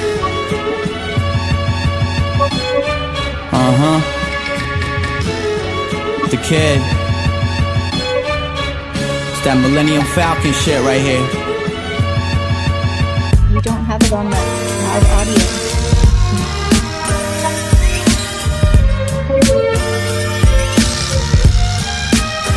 So they ask where I've been, what I'm doing. What you doing, Yak? Just tell them I'm doing me. Yo, well, fuck all that noise, yo. Call me a dictator like Fidel with so many haters that when I'm at a show and my own fan hands me an L, I can't help but to think that the shit might blow. Fuck it, this white widow took a hit like a knife through my temple, looking for a window to breathe. Yo, you alright, yo? Oh yeah, never better, high as fuck. Liquor got me wired up, I'm not playing games, this is high octane. Try your luck, I'm about to fire it up, fuckers. How many joints will it take for ducks to recognize they digging their own graves while I'm building my enterprise? Alpha connects until I'm shooting shit with Russian spies over 9/11. Poly in the bad Illuminati. Slugs I spit at you cause my brain to kick back like a shotty. I crash a lavish industry party to boast and take a piss in every champagne glass and make a toast. So play me close. Play me close. I put it down for ya. I hold my crown in a world of chaos. My people on the same block. I'm trying to break the change. State my claim, I'll let you motherfuckers change the game. Life's a bitch, I'm so annoyed with this stupid world. Stupidity is bliss, I see through this girl. Snapshot in a photo shoot, my top lip curl. Pursuing mics, still never true in his life. My silhouette under a city light, a beautiful night. Back at the lab, what am I doing with my life? Falling away, nothing to lose on my sight. Don't wake me if I'm asleep, cause I might wake up losing my mind. Things just fine except for my health. I'd rather be happy dead, my soul in heaven or hell. Or in the music I make, fuck if my record don't sell. Or with my first love who left me for somebody else. But I'm saying, you know my grind like you know my design. With love giving me brains, I can't get off my minds. I did lines and kissed times with sick rhymes of shine. Still floss of course, my life in these times. I put it down for ya. I hold my crown in the world of chaos. My people on the same block. I'm trying to break the chains. Check it out. State my claim. I'll let you motherfuckers change the game. In this day and age, everybody wanna poly with weapons. And when you on top, they wanna body you and your brethren. Separate your being, soul on earth, body in hell or heaven. I wish you all 3 sevens. Interviewers is curious. They wanna know my age. I'm like, keep guessing. You do the math right. 666 had a snake eye. 2 records deep as a teenager. Now that's a great mind, but my nature foul like Al-Qaeda, a dog, a flaw that hunts me down. Realize that when I'm down on myself, this is just something I found. Happens to most of us, especially to those of us who people say are soon to blow up, but you don't know us. Off in my Steve's gully, sometimes I'm dirty, it's ugly, it's over when I flow, dunny. So how you want me? Iced out or straight bloody, or crucified and crusted with diamonds, shining when it's sunny. Yeah, yeah. I'm putting it down now. It's about to happen. It's about to go down like that. Weatherman, baby. We ain't fucking around.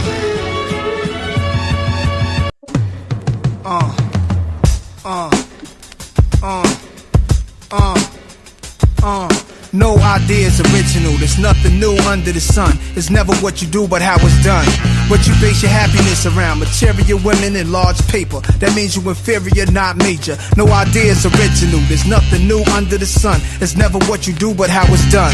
What you base your happiness around, material women and large paper. That means you inferior, not major. If niggas could look inside my mind, you'll find where bodies are buried. First look past the hotties who dimes. Go to the center, enter with caution. Past the brain cell graveyard where we responsible for memory losses. Witness the horrific, the stench will make you nauseous. See what I seen every day, I live with this torture. Lighting spliffs up to stay high like 24 hours. Sleep with my heat, wash with my gun in the shower. My tongue is power, it thrills women, kills demons. Long as I'm still breathing, I'm still winning, I teach them. The hood converted from trade bags to 20s a girl. Everybody had money, every summer was real ill.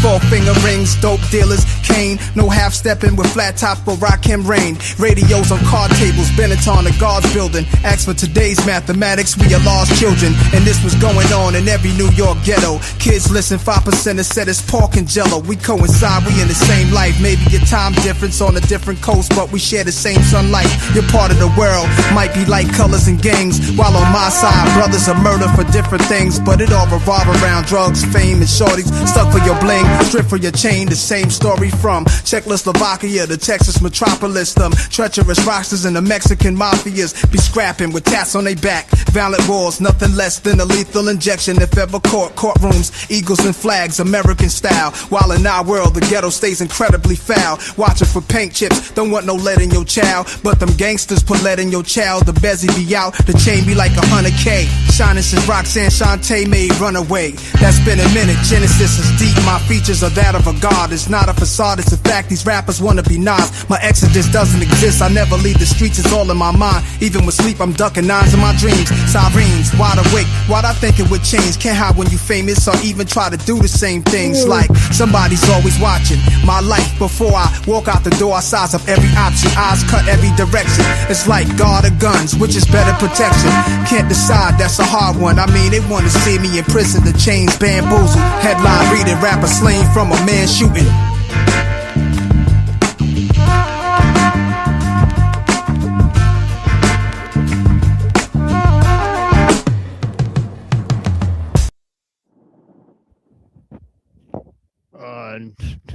Nuero, I was about to shut this thing down. Shut this thing down.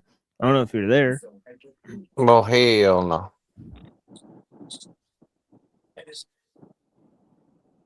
Liar.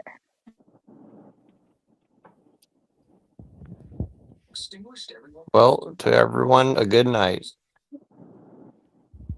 Do you want to say anything to the people? Blessings, Neuro, man. No, not much. I was just gonna join the party, but I've just Oh been yeah, busy. you missed a huge panel. Yeah, we actually had one earlier. Yeah, it was crazy. Yeah, It, I it saw it a was little short bit, but lived, not but too yeah. much. I heard a Yeah. bunch of people arguing and shit. So Oh yeah, I think Joe Cool left because he couldn't take it anymore. It is what it is.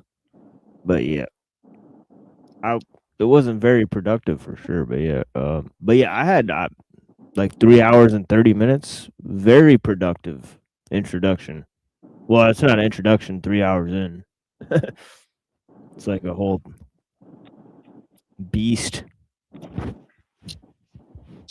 yeah, I was hoping that some of the people that from the Discord would show up and we could Yeah, they don't. do. Yeah, they're using that Discord as a sort of campground so that they don't they can avoid contact with the humans Yeah, in I wanted to drag. in this YouTube. Yeah. Yeah, I wanted to drag some of that out here, but unfortunately they didn't show up, so I'm kind of disappointed about that. Like I understand some of it somewhat, but I think we were having some really strong disagreements.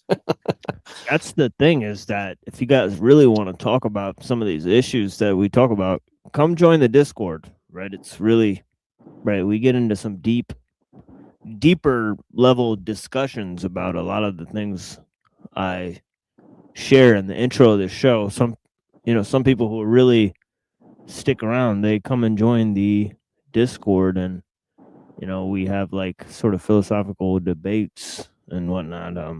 At times, but obviously there's mostly just arguments between small groups of people apparently. But yeah. Yeah, I don't know. I think sometimes it's good to have some of those discussions on here because people can watch back and think about it, and because I mean sometimes I make arguments that I believe in and sometimes I don't, but most of the time I'm just trying to get to like what is the point that people are or what's their trip about, right? Like I mean obviously we all have our own trip, but it's just weird because I think a lot of people are in denial somewhat about the trip that they're on, myself included sometimes, no one's immune to that, but Or are you just magically thinking things into being? Who knows? that's right. You never know. Zephyr knows what's up. To be honest, that dude wasn't really like arguing. He was like strawmanning pretty hard and like just enough to try to get people annoyed. He was trolling, yeah. If he was trolling, he failed miserably. Wait, who is that? Who are you talking about? I don't even know what the dude's name was, but he was on here. Jesus God? this, Jesus that, Oh, Godson. Oh, It's inclusive. Yeah. I don't. I wish I thought he was trolling, but like I don't know. He's pretty consistent with the troll. So I mean, I don't know. It's pretty deep. Whatever it I've is. never seen him like that. I saw him once before, and he was kind of bad, but not that bad. He was still not bad. Just Seemed a little delusional. yeah, A little it's bit. all right. He'll figure it out. I trust him to catch up. For French fries' sake. Yeah, he was way out ahead of us all, according to his own testimony. He's waiting for us to catch up. Well, I only do barbecue, spicy barbecue, no ketchup for me. Thank you. I hear that. Bringing the Memphis heat. It's BYO ketchup. What about the Memphis 3? Yikes. Damien Eccles, that's so weird that you would like forget to mention that. In the spirit of Reddington. Rutrow. Guilty or not guilty? I don't care. Judge not, least ye be judged. Don't know. I could venture a guess, but it wouldn't be what you would expect. Probably it'd be a lot more generous. Yeah, guilty trombone.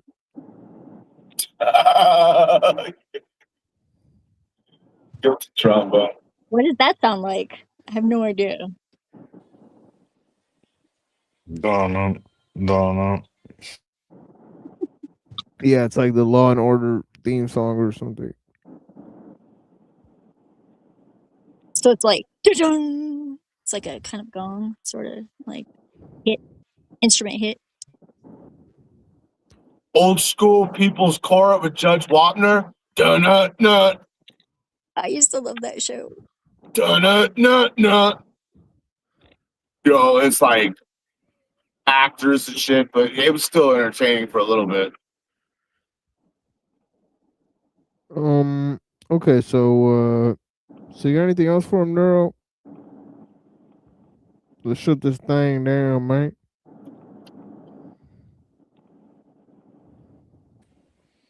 Don't shut it down.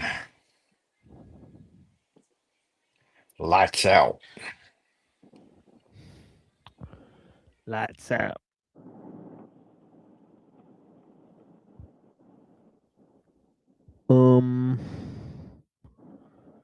Yeah, I'm not sure what happened to him, but yeah. All right. So yeah, I'll contact Neuro and we'll make sure the funds are secured and okay, so son of Jesus, you want to give a closing statement, man? Let's give a closer and if you want to give a closer, you're welcome to give a closer. And yeah, man. And yeah, we gotta shut this down, man. So we got time for a little closer. You want to give one? It's up to you, man. We'll wait 45 seconds. 1, Do 2, not seek. 3, 4, 5. Do not seek 7, the treasure, Mexican 8, Jesus. 9, 10, 11, 12, 13, 14, 15, 16, 17. You own this channel? No, that would be YouTube, sir. That would be YouTube owns the channel. YouTube. YouTube. Yeah, that would not be you, my friend. Don't look up tube. It's not what you'd think. Yeah, so all right, so yeah, so anyways, so you want to come through or 1, 2, 3, 4, 5, 6, 7, 8, 9, 10, 11, 12, 13, 14, 15. All right.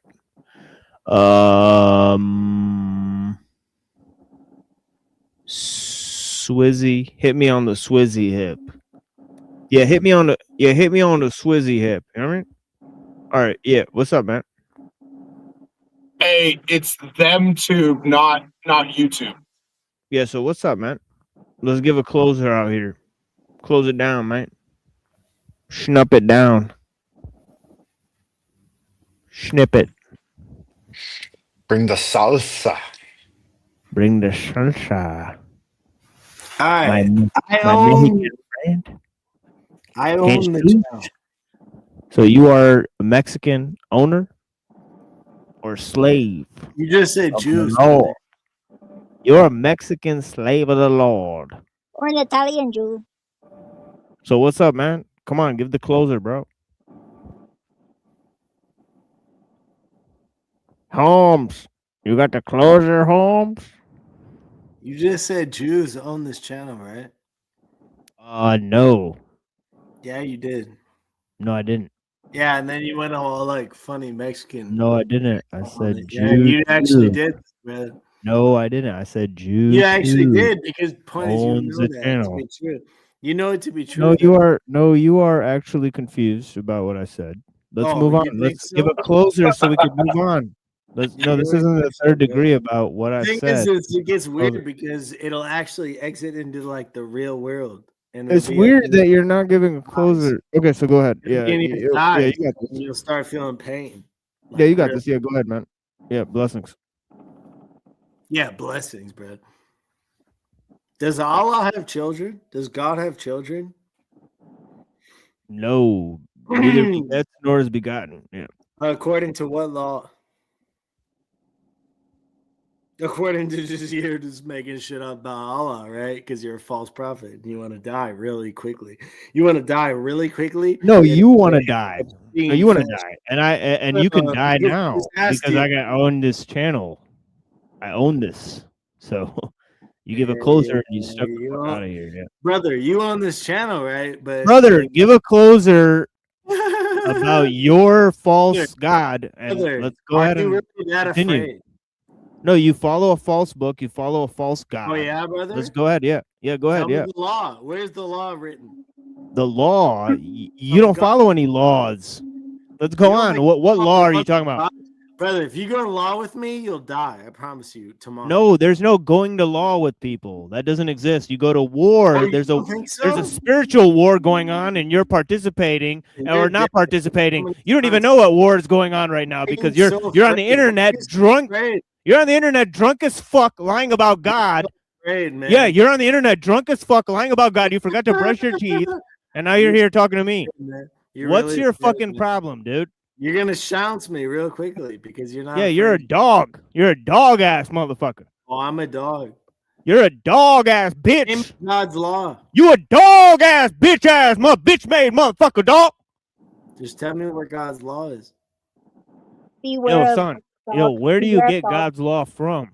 No, I just asked you. Where do you get God's law from? No, no, you don't ask me anything. You don't ask me anything. You don't ask me a thing. You're really cute, bro. Oh, I'm cute. You know who's really not cute? You an ugly motherfucker, dog. On the inside. Look at this. Look at this. Look at this. Look at these. No change. It's okay. Now do you understand what you're dealing with here?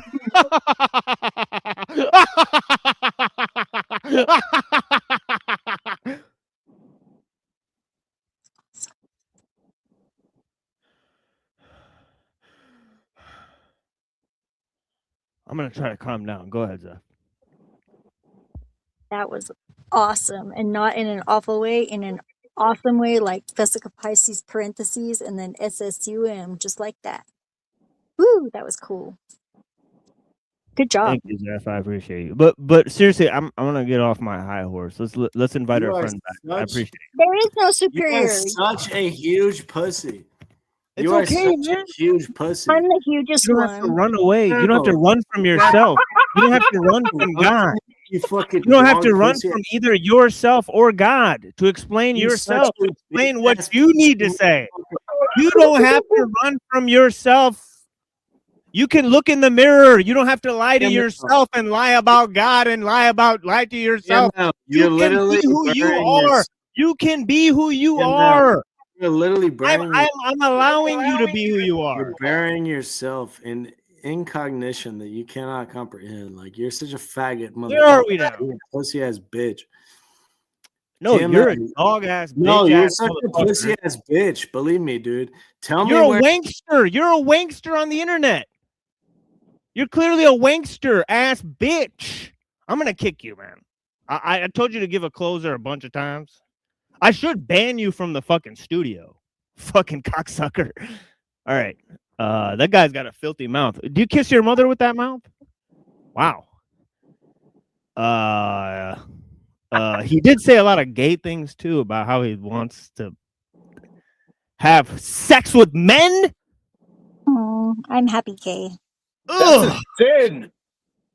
That's a sin. That's you want to go to law, but you're talking about having sex with men online. Something going on there. Something's not right. Something don't sit right with me. Something about that don't sit right with me, folks. It's not funny. Yeah, next time we'll edit you out. I told you, stop cussing, stop swearing, stop threatening people. I'll cut you out. I'll edit you the fuck out of my show, bitch ass motherfucker, bitch made motherfucker, right? Mexican Jesus, fucking Mexican Joker, more like. Yeah, have a good day, bro. Let's. I don't know why he attacked me when I gave him a space for over an hour. Over an hour, I gave this this guy space. I gave you the space. Who owns this channel? Who owns this channel? Fucking clown ass bitch. Don't you know how many trolls have came through this fucking channel? Infinite amounts. Infinite. Infinity. All right, let's move on. I appreciate you guys.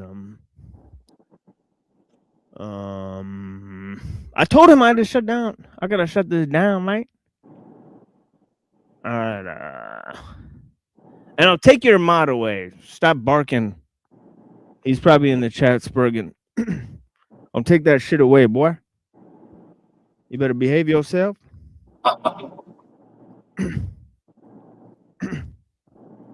Deep is your longing for the land of your memories and the dwelling place of your greater desires. And our love would not bind you, nor our needs hold you. Yet this we ask, ellul, that you speak to us and give us of your truth, prophet of God, in quest of the uttermost. Long have you searched the distances for your ship, and now your ship has come and you must needs go.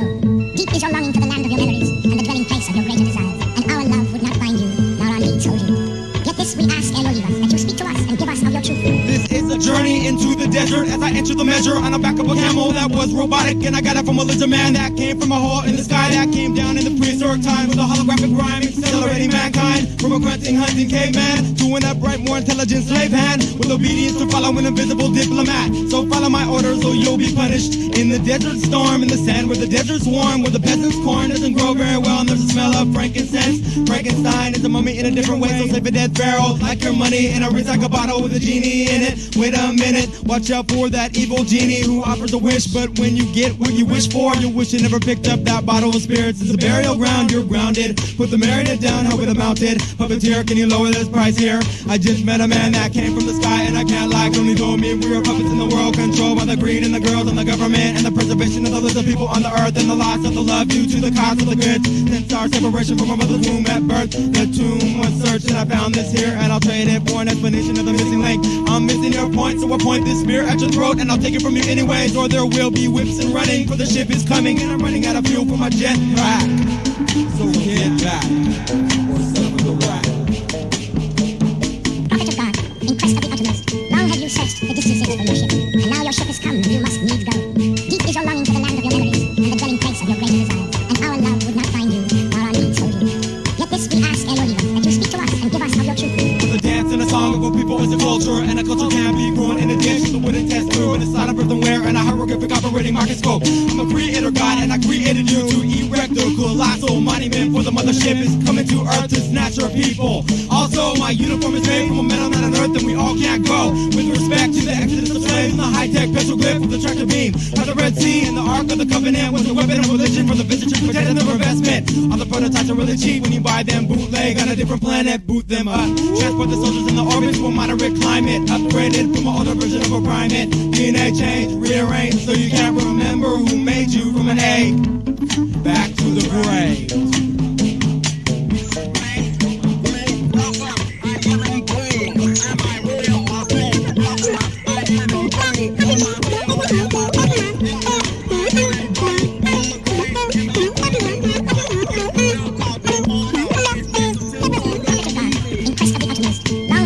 The distances for your ship, and now your ship has come and you must needs go. Deep is your longing for the land of your memories and the dwelling place of your greater desires. And our love would not find you, nor our needs hold you. Yet this we ask, ellul, that you speak to us and give us of your truth.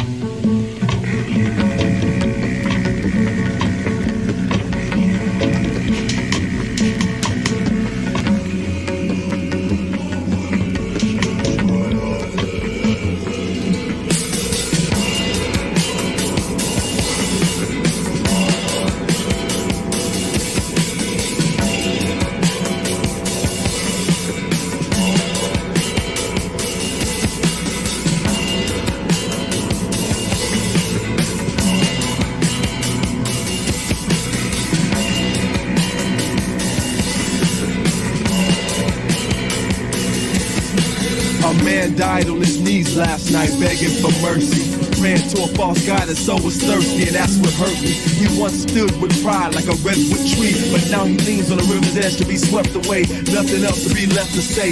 Even a humble man must have courage. This badge of honor must be worn at all times so you can flourish and be nourished. And everyone is forced to fight their own demons and struggle. And everyone in the world won't love you when the energy moves so subtle, which causes us to face fears of the worst kind. The worst times are yet to come. So let the drum be the savior to answer the call, and I hope to God you don't let up. Get knocked down and get back up. That'll be a test of your will, against your will, against all odds. Courageous, outrageous, contagious throughout the stages. It's combat for a higher purpose once it all engages. So lead us not in temptation, but deliver us from evil, so we can live out our true destinies and help liberate the people and have some courage. A man died on his knees last night begging for mercy. This badge of honor must be worn at all times so you can flourish and be nourished. It's yet to come, so let the drum be the savior to answer the calling. Courageous, outrageous, contagious throughout the stages. Bravery, dignity, and valor is not the only thing that matters. But I'd rather have that than a weak heart and go through life with a weak spark. I can, I will, I won't turn back. Now's your chance to stand against the people that held you, believed in but they failed you. A long life of weakness changes, and God made everyone famous. You can't just sit there and take that. Gotta make that day to make the music, fight the power, defeat the coward inside you. You've been lied to, living with fear deprives you, and the courage defines you. How do they find you? A stand-up individual in the physical, metaphysical, metaphorically speaking, it's like each and every man's ritual. Without any warning or notice, it moves on you like the slowest, deepest gut feeling, swallow your lump in your throat and have some courage. I'd rather have that than a weak heart and go through life with a weak spark. A long life of weakness changes, and God made everyone famous.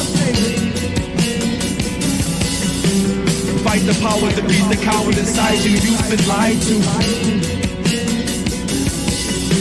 A stand-up individual in the physical, metaphysical. Courage under fire. When they conspire, you fire. Burn them out entirely. Higher heights against the pyrites.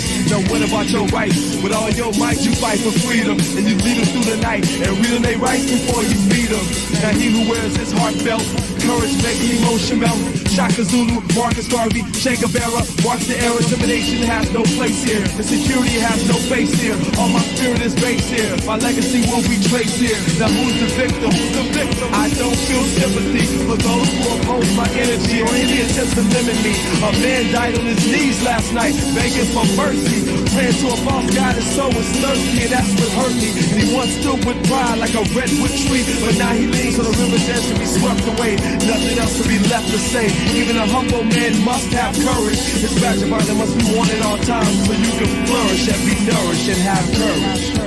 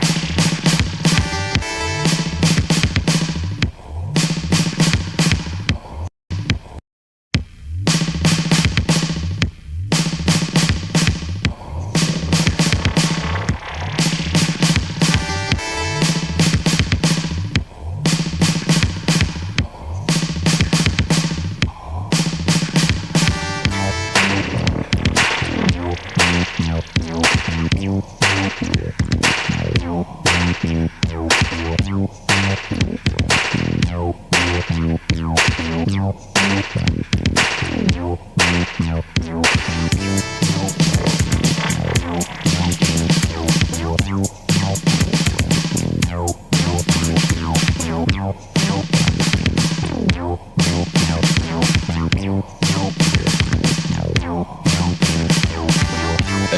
from the East Coast, rock.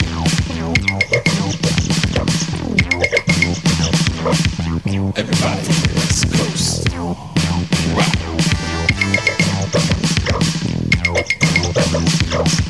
Everybody from up north, rock.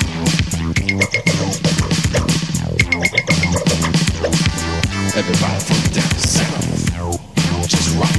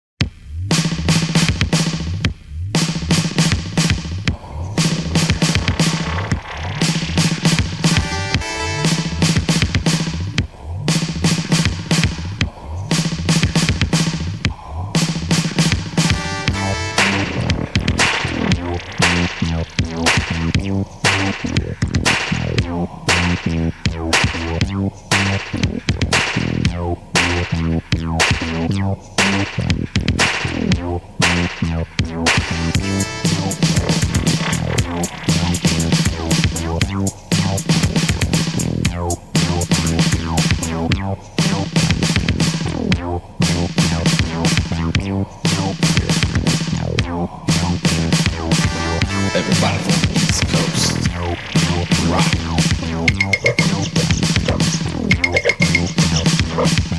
Everybody from the West Coast, rock.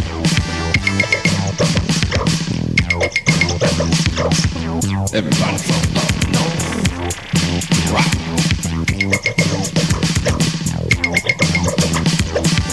Everybody from down south, just rock.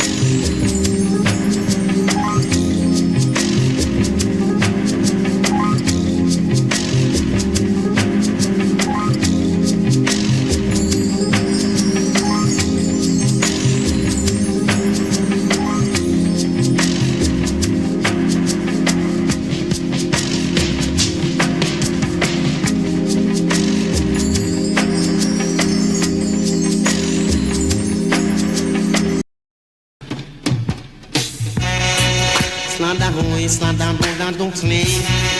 Isla da roda da trem.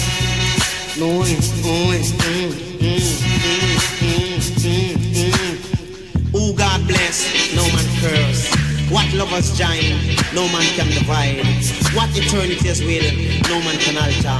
Jah give I this and no man can take it away. Stand on them, I'm gonna fish up them mouth. Stand away there, and them I'm gonna fish up them mouth. Them I'm gonna fish up them mouth. When you come, them I'm gonna fish up them mouth. When me gather enough lyrics all about. And when me gather enough lyrics all about. Me reach down Africa, me tell it all about. Me reach down Africa, me tell it all about. Me don't like a man, me love talk and shout. Me don't like a man, me love talk and shout. Me wake up every morning, me wash out me mouth. Me wake up every morning, me wash out me mouth. Where them a gonna do fish up me mouth? You know where them a gonna do fish up me mouth? Where them a gonna do fish up me mouth? Me say down where them a gonna do fish up me mouth? They want to put big padlock on me mouth. They want to put big padlock on me mouth. Tell them, Jen, Babylon come, them lick me on me head. Holy heap of people want to see me drop dead from pain. Tell them, watch them from pain. Tell them, watch them.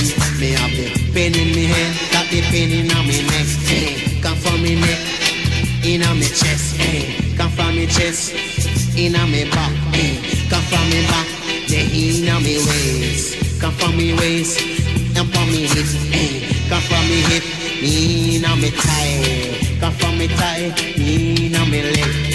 Come from me leg, in my knee. Come from me knee, in my foot. Them treat naughty dread like I cook. But me read up the Bible, the holy book, page to page. Tell them, watch them, page to page. Tell them, watch them. But I'm with them, I'm gonna do fish up me mouth.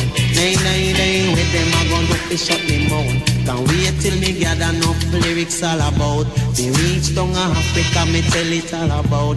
They don't like a man, me love talk and shout. Boy, with them, I'm gonna do fish up the mouth. Una with them, I'm gonna do fish up the mouth. So down behind the swing, they slay. Behind and the slide, this day. So put the tack away, and don't do this long thing. Start to dig up the way, and down the day. Hey, they got the pain in me head, got the pain in my neck. Come from me neck, in my chest. Hey, come from me chest, in my back. Come from me back, in my waist. Come from me waist, come from me hip. Hey, come from me hip, in my thigh. Come from me thigh, the in my leg. Hey, come from me leg, in my knee. Come from me knee, in my foot. Them treat a naughty dread like I cook. But me read up your Bible, the holy book, page to page. Tell them, watch them, page to page. Tell them, watch them. Me say that, them a gonna fish up me mouth. Shut up. When them a gonna fish up me mouth. When me gather enough lyrics all about. Me reach down Africa, me tell it all about. Me don't like come and me love talk and shout.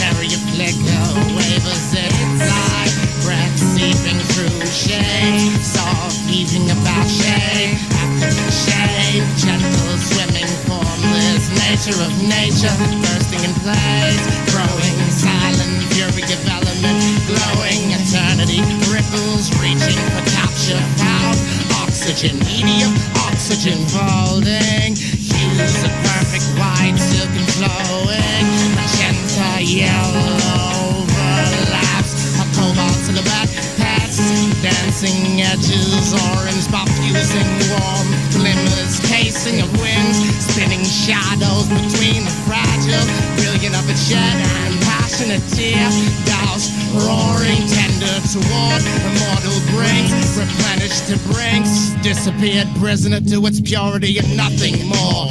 Prisoner to its purity. I'm tired of being hard-headed, beaten, sweated, battered with my past self, regretting how it used to chill. Climbing down the molehill, I've made of my innate inner child still laughing when the future ain't is right at the bottom. Evidence is not a problem. I fed up yours in the days of Shakespeare. My poems pour problems. History what I become.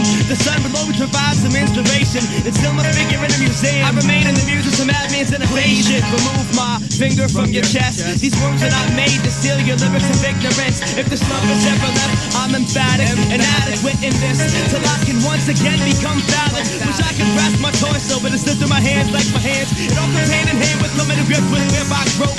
Angrily, bubbling, it's changing me, my whole outlook. Hey ma, look at me, no form, never hand on the notebook. I'm not romantic, I have to man, it wasn't my last endeavor. The rest of you shut up, I lack the ability to pull myself back together. The sun will always be there to provide some inspiration. Clarifying cobwebs and corners, give me that warm feeling. Contains chaos, replaced with natural gracefulness. The sun will always be there to provide some inspiration. Clarifying cobwebs and corners, give me that warm feeling. The contained chaos, replaced with natural gracefulness. Being surrounded by wax, you'd swear I was a DJ. Living this nocturnal life, I never see the light of day. So I wander through my enwrapped body to try and find the pinnacle of my presence, my totally pure state of mind. And the topic's heated, only in darkness I'm truly living for my immediate partner for the life he was born forgiving. Standing tall and thin, you can't really make out my mask. The lifespan I was handed is disappearing depressingly fast. I've seen 40 nights, but can't recall any days. My peak is charting curl, connecting with the wind, it sways. I interact with my cohorts to illuminate various faces. Mastered, meeting my match on a regular basis. I whip while the second hand keeps moving and stopping. Surrounding cylinders are quickly dripping and sopping, creating puddles in which I envision my own reflection, growing closer to the ground level, section by section. Previously I stood erect, how I long for just the dawn of yesternights, witnessing people's rights and people's wrongs. Symphony playing in the background to elevate my mood, I compact, becoming well aware that my ending existence is a fact. Thoughts flashback of being closer to the ceiling, clarifying cobwebs and corners give me that warm feeling.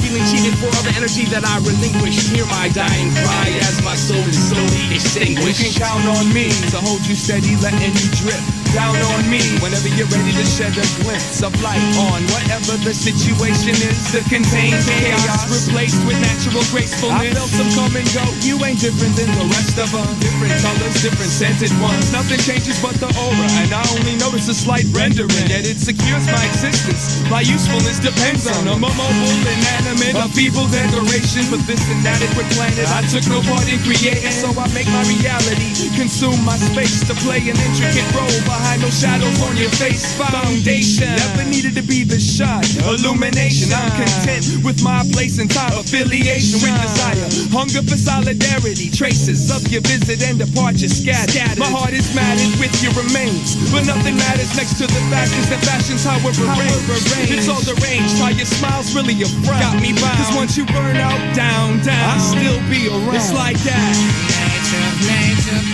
The sun will always be there to provide some inspiration. Terrifying cobwebs and corners give me that warm feeling. Contains chaos replaced with natural gracefulness.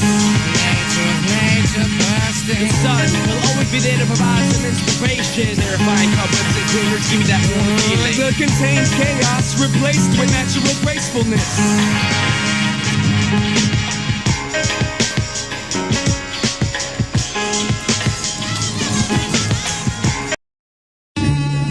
Right now, we'd like to continue with the composition by yours truly.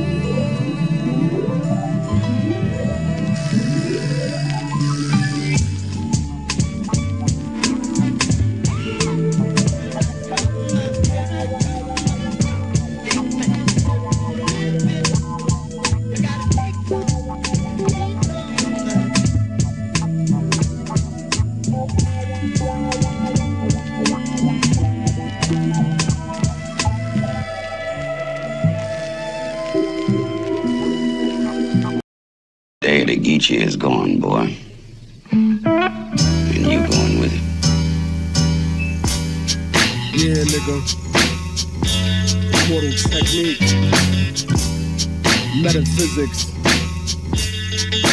The bling bling era was cute, but it's about to be done. I'll leave you full of clips like the moon blocking the sun. My metaphors are dirty like herpes, but harder to catch. Like an escape tunnel in prison. I started from scratch, and now these parasites want 1% of my ass cap. Trying to control perspective like an acid flashback. But here's a quotable for every single record exec. Get your fucking heads out my pocket, nigga, like Malcolm X. But this ain't a movie, I'm not a fan or a groupie, and I'm not the type of cat you can afford to miss if you shoot me. Curse the heavens and laugh when the sky electrocutes me. Immortal technique stuck in your thoughts, darkening dreams. No one's as good as me and just got better marketing schemes. I'll lead you to your own destruction like sparking a fiend. Cause you got jealousy in your voice like Starscream, and that's the primary reason that I hate y'all faggots. I've been nice since niggas got killed over 8-ball jackets and Reebok pumps that didn't do shit for the sneaker. I'm a heat seeker with features that'll reach through the speaker and murder counter-revolutionaries personally. Break a thermometer and force feed his kids mercury. A&Rs tried jerking me, thinking they call shots. Offered me a deal and a blanket full of smallpox. You're all getting shot, you little fucking treacherous bitches.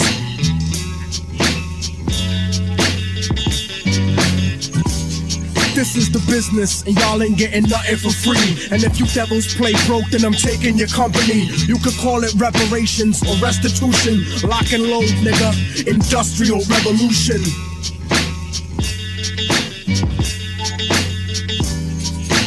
I want $53 million for my callous hands, like the Bush administration gave to the Taliban. And fuck packing grams, nigga, learn to speak and behave. You wanna spend 20 years as a government slave? 2 million people in prison, keep the government paid. Stuck in a 6x8 cell, alive in the grave. I was made by revolution to speak to the masses deep in the club, toast the truth.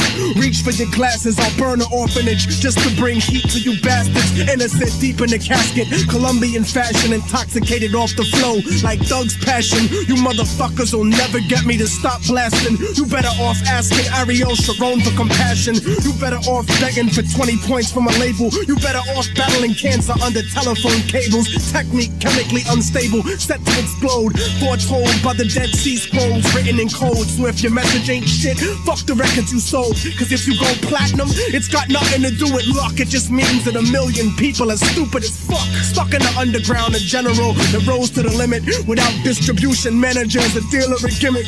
Revolutionary Volume 2, murder the critics and leave your fucking body rotten for the roaches and crickets.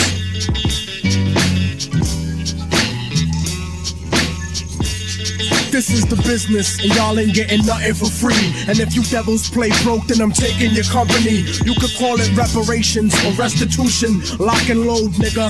Industrial revolution.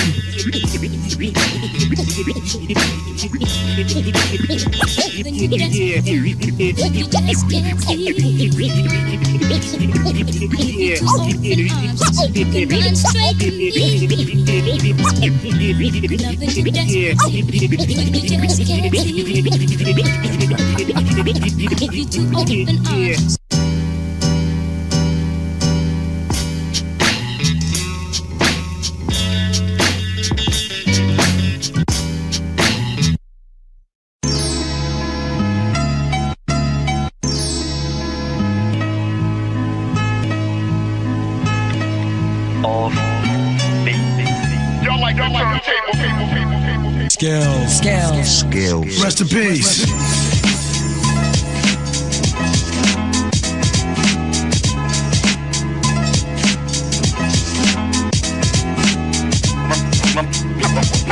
My microphone. It's you.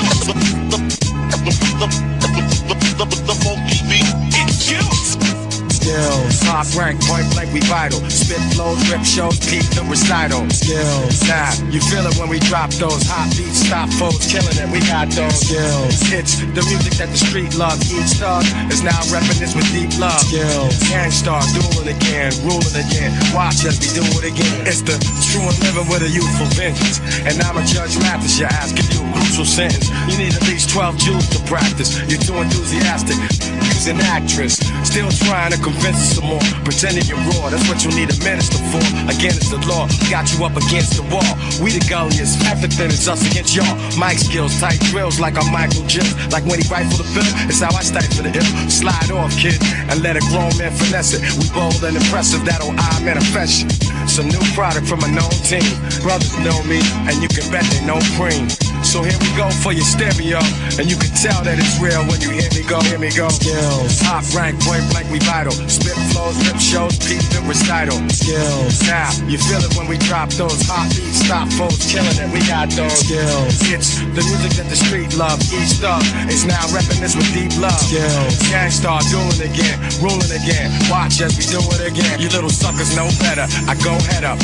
If your man left the thing in the whip, then tell him go get it. We hold it down like a holy crown. Fools acting like they know me, throw me phony pounds. After that, I'm sitting back like an aristocrat. Shell shock, chief assassin with a whole long list of cats. Thought you was on the case, but you missed the fact that chicks talking this and that. I'ma make it simple, Jack.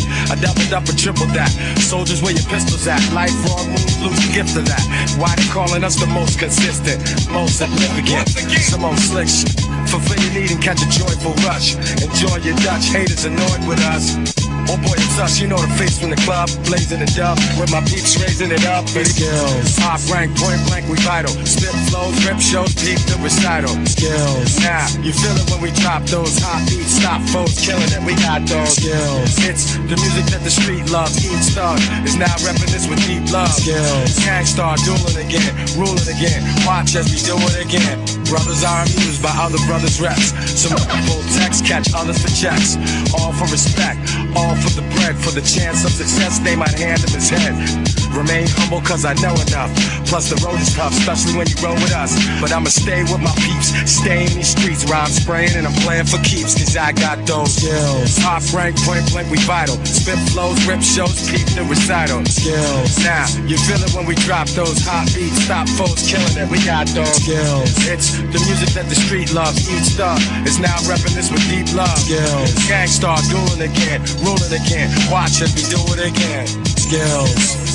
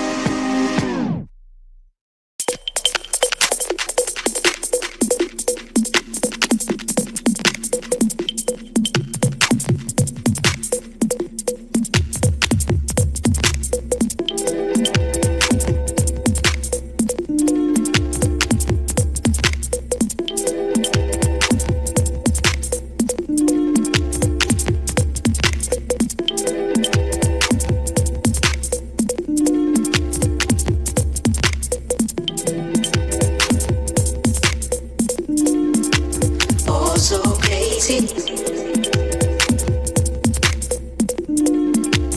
Oh, so crazy. Oh, so crazy. Oh, so crazy.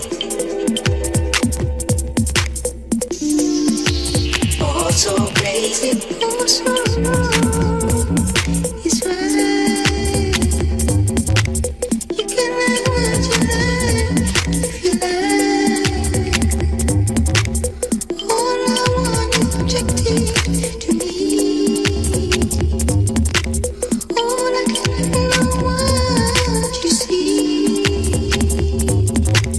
How can I be what you be?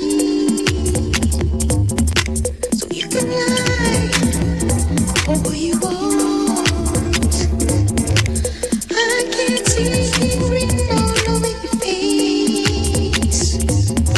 The truth is plain is frozen in time and space. You can hide from me, and I still find you any which way you be. I still find you. I still find you. I still find you. I still find you any which way you be. I still find you any which way you be.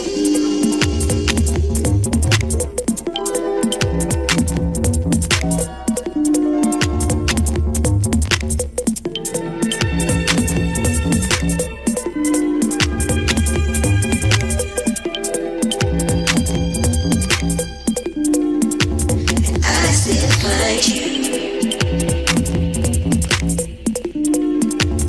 I still find you.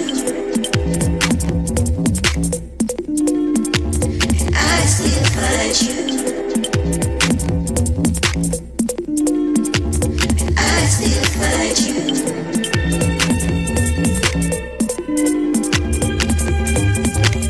I still find you any which way you be. I still find you. I still find you. I still find you.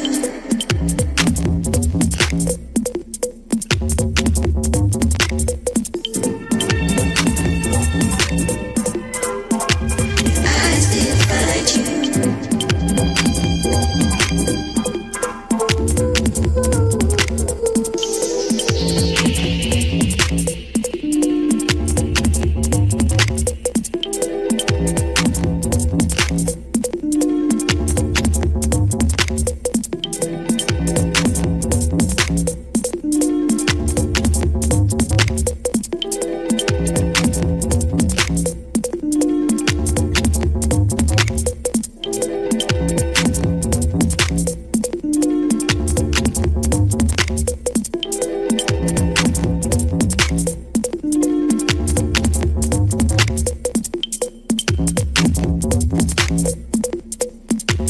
I still find you.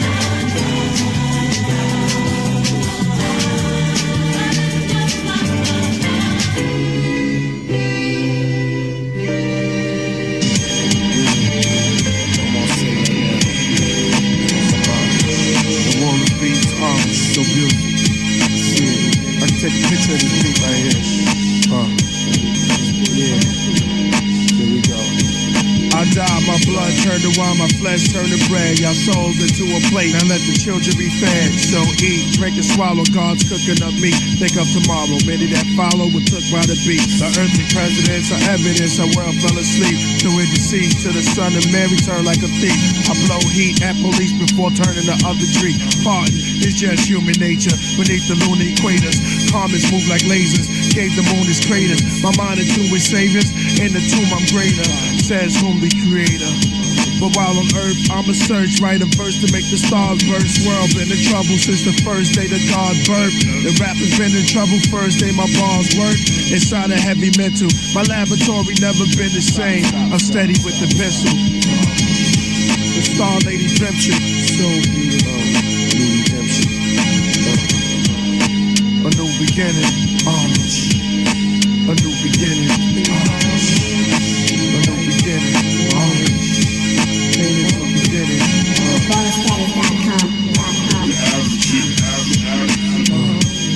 I prophesize, analyze to the world, realize I'm wise and civilized, here to open up the mind's eye. Deeper than Einstein's, the organized crime tide. FEMA officers, planet swarmers from the blind side. Jacob Dreamy seen all of the Zion tribes of giant size. William County claimed to not arrive around 1455. The gods barely fought Green and Bed-Stuy. Lost dreams when the lead fly. Clarence 13 said he'd make the dead rise. Said the schools were created to spread lies. So let's ride. The dude with the black necktie, black suit, black shades and black shoes, black limo with tinted windows. Inside was sitting with endo. Here's a memo, a small hour in the upper right corner of the dollar bill. An obelisk in the front of Capitol Hill. Court builders reveal a Masonic seal. Back of ambulance truck, a satanic shield. UFO sightings, a toxic field. Global heating, secret meetings. That's when the Lord creeps in. Hurricane follow the path of the slave ships. Reveal God's wrath for his sacred. Now we all gone mad. America's matrix. Face it, I'm on it.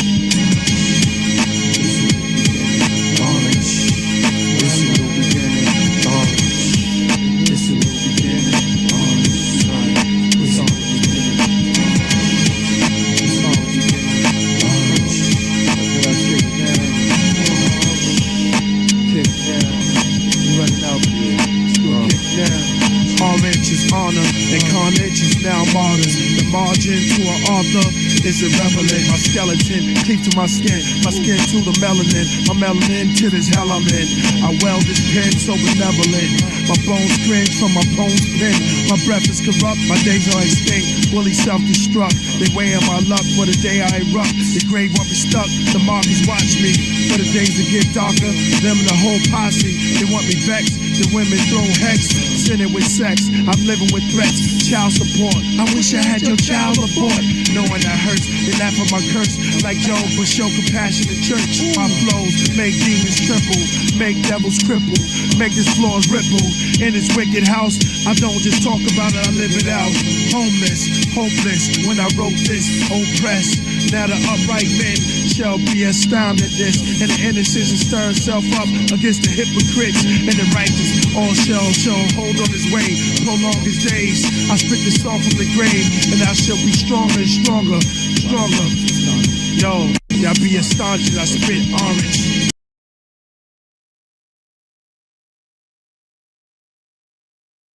Yeah, join panel. I add you, comrade. Oh, somebody's here. Who is it be? Yo, what's up? Yo, what's up? We just be live and shit. Nice. I found this girl on like Instagram or something, and she was like doing anti-tech videos. And she's like, I'm an atheist, but the tech people are the Antichrist, and like we have to kill the AI and shit like that. I was like, so I invited her to come on your podcast. I'm waiting for her answer. Just let you know.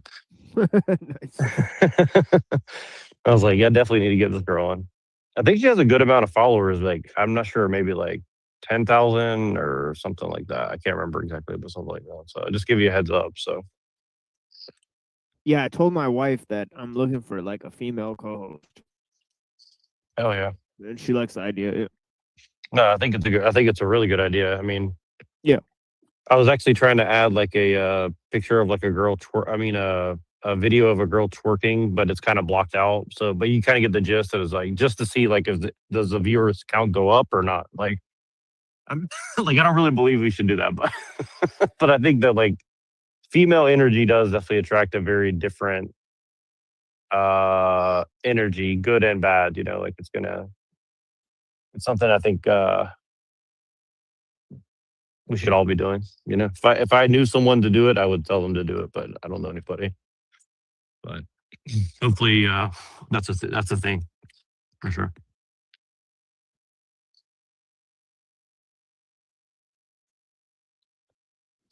I added this thumbnail here. It says psychos are the engineers on the top of the pyramid, the normies are in the middle, and the schizos are on the bottom. Actually, oh yeah, I sent you that video. I think the guy you thought he was like a black nationalist or something like that. Yeah, like and judging by the topics and the name and the imagery. I was kind of wanting to review something like that. I sent you this other thing about. It's weird because like a lot of this academic stuff is good, but it's so subtle that like I don't think anybody's going to understand what they're really saying. You know. But but that doesn't that's never stopped us before. But let's see, because I sent you the one about the internet as Gramsci. Let's see. Doctor says that screen time hurts cognitive development. You sent me the one that said, you so-called Christians, you are being lied to. And, oh yeah, here's the one, the hidden war, the normie versus schizo versus psycho. And I think there's somebody sending out talking points because I've seen somebody use this exact same terminology in the last like 2-3 days. It's crazy. Yeah, the Hyperborean knowledge guy. Oh, I saw somebody else. I'm seeing like multiple people all using this exact phraseology or some shit. It's really yeah, but what's weird is like interesting. Drew and all these guys, they were using it like a year or two ago. So they were saying really like, schizo maxing and all this. Yeah, I remember like TBE like made a video where he put me on the thumbnail and he was like schizo maxing. Yeah, that's bizarre. So it's kind of like, yeah, it's like they were like doing that already like a long time ago. But you know, like the whole schizo analysis from Deleuze and Guattari. Yeah. Say again. Schizo analysis from Deleuze and Guattari. Never heard of it. Yeah, there's a whole link to accelerationism with schizo analysis. Interesting. Yeah. Well, it's really funny because I've always hated the term like schizo and stuff, but then it's just funny. It's like, yeah, check this out. Yeah, this one, this one from Hyperborean Knowledge says schizo versus psycho versus normie. Who wins? Yeah, that's exactly what this video is doing. So it's like that's what I'm saying. Is like somebody's sending out a fucking memo for sure. Like, there's no way it's not. Yeah. And his shit is 13 days ago, and then it says, then the first comment says 8 days ago or something. Yeah, and then the first comment says 2026 is the year of the schizo maxer, which is the same term that TBE used like a year ago when he put me on the thumbnail. So I'm like, right. Yeah, and then he also had, like TBE used a quote by Deleuze and Guattari about schizoanalysis in the beginning of his show. Like Deleuze is in like the like weird guy or whatever, like the postmodern philosophy guy. Yeah, the postmodern. Yeah, that's so weird. See, that's really weird. School. Yeah, from the Frankfurt School. Yeah, see, that's really weird because the only person I know who does that is Pill Eater, because Pill Eater always uses like his rhizome theory to make his points. So I'm sitting there thinking like, yeah, because like here's the thing is like Pill Eater can't even believe how much of these people are all using the same talking points, and he's like been inside of it. He's like, why? Like, who are all these people? Like, they're like, why are they all like the contents? It's weird because the more I've been on like TikTok and Instagram, just kind of like browsing, I'm like, it's so weird how like all these people are using the exact same talking points, but they never say like, well, I read this book and it inspired me. It's like, I just woke up, I rolled out of bed this morning and I had this 500 word essay in my head. I just wanted to tell you guys or something. It's like, it's really bizarre, like, that's what I'm saying. Like, it's like, they make it seem like they're rolling out of bed and just like off the top of their head, like making shit up, and Yeah, here I have it right I here. can't believe it, essentially. I put it in the back here. Okay, cool. Let's see it. Because I sent you one in the back in the private chat too. So let's compare and contrast. Let's see if this is just a quote. I see. Yeah, this is from TVE's show. Philosophy has an affinity with despotism due to its predilection for Platonic, fascist, top-down solutions that always screw up viciously. Schizoanalysis works differently. It avoids ideas and sticks to diagrams, networking software for accessing bodies without organs. Bodies without organs. Okay. And he has his eyes behind it and everything? Okay, interesting. Yeah. Yeah, well, like I said, he's definitely like some sort of weird academic guy or something. Yeah, he's for like, sure. Yeah, he's quoting like capitalism and schizophrenia, like in the show, which is one of the one of the main credos of accelerationist philosophy. Like Nick Right. Land uses it all the time. Like AKA like techno Bolshevism or something. Right, Like, exactly. which is kind of funny to me because it's like, okay, like it's like anybody who is a real techno Bolshevik would probably keep their mouth shut, right? Like they wouldn't say all the stuff, some like gold slaw, and which, well, I guess maybe I'm proving my own point. Let's see. Well, it's like I guess why would you signal this openly? Is my question. Very, very strange. Yeah, I'll show you this one too. Maybe Yeah, we can yeah. watch both of them. Thanks. Because I guarantee they'll make it'd be funny if they make the same exact points. Right. Right. Well, I'm pretty sure they will, because that's what I'm saying is like I was watching this other random video. I have them all saved. I just don't want to like send you like 10 links, but like I have a bunch of them saved, and it's like it's just insane. The talking points are almost exactly what this video said. And I was like, how is that possible that all these people are saying like almost verbatim the same shit, but kind of in their own words? And it's like all these topics, and it's, I guess that's the new. I think the new economy is like literally like psyop agents that are getting paid like $400 a month to make random videos or something. I mean, I guess that's how it's going to go, or I don't know. I almost want to like see if I can like get a position as a official psyoper and see okay, how like I get paid $20 to make this video. If it hits bigger, you're going to get like 20 grand or something. Like, I think you get paid by the views or something. So I guess they have like a lot of these academics are getting paid by the views or something, I guess. And think about it, like it's like that quote. It's saying schizoanalysis. It's saying it's a preferable option, just as in this pyramid, it seems that schizo is the preferable mode, right? Because psycho's ruling over the normie. He's even facing towards him. The schizo has his back turns towards the whole thing.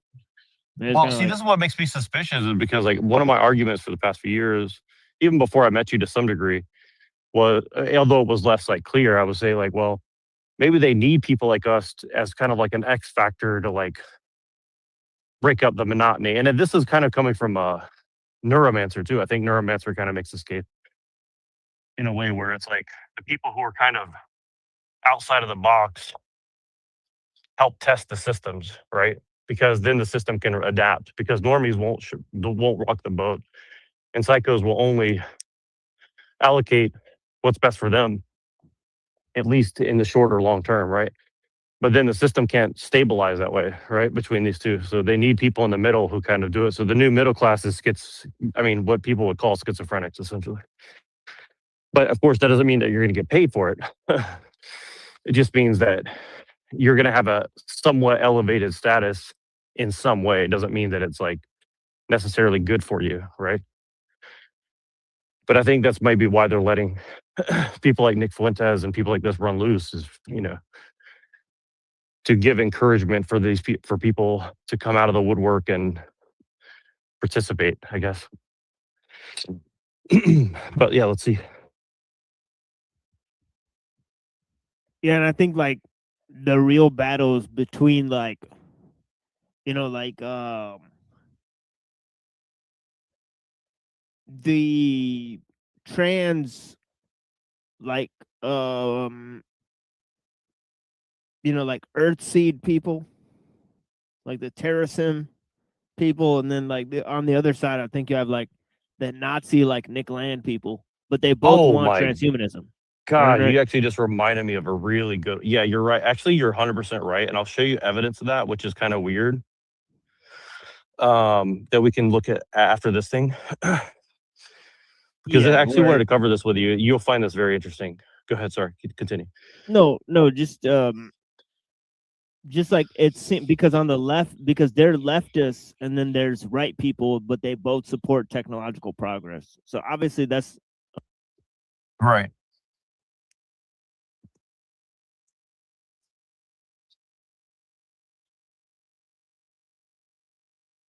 Let's see here.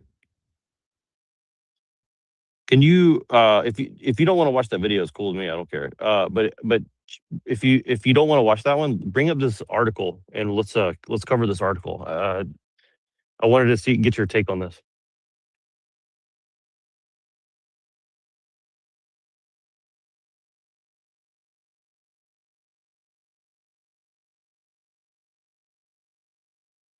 By the way, I put like 100 hashtags in my description, and I think it's working because I have 7 viewers. So there might be something to that. Oh shit! Well, he dropped out. Must be a Kanye West fan.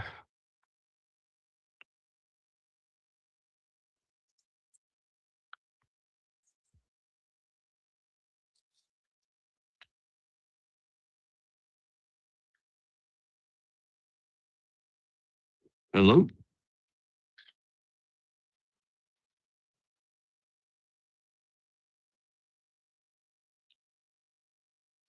Hello. I can't hear you. Yo. Yeah, what's up? Nothing. Machine dropped out. I said he's a Kanye West fan. I saw that little diagram. I've seen people say, you know, put those people in that diagram before. And I think one would be like empath, and one would be like narcissist, and another one would be like psycho. Yeah. I've seen that too. Yeah.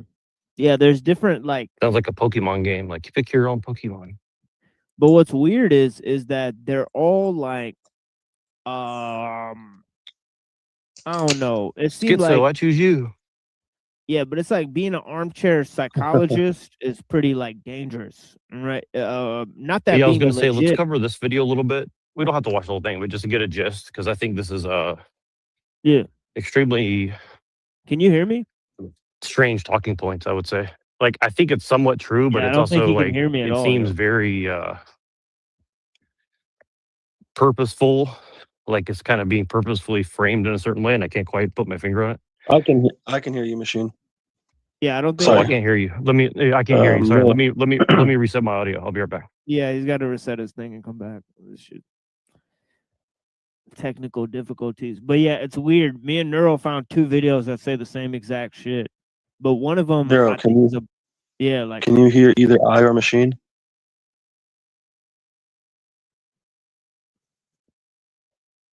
Okay. Yeah, he's Let here me now. know. Okay, I can hear you now. Okay, cool.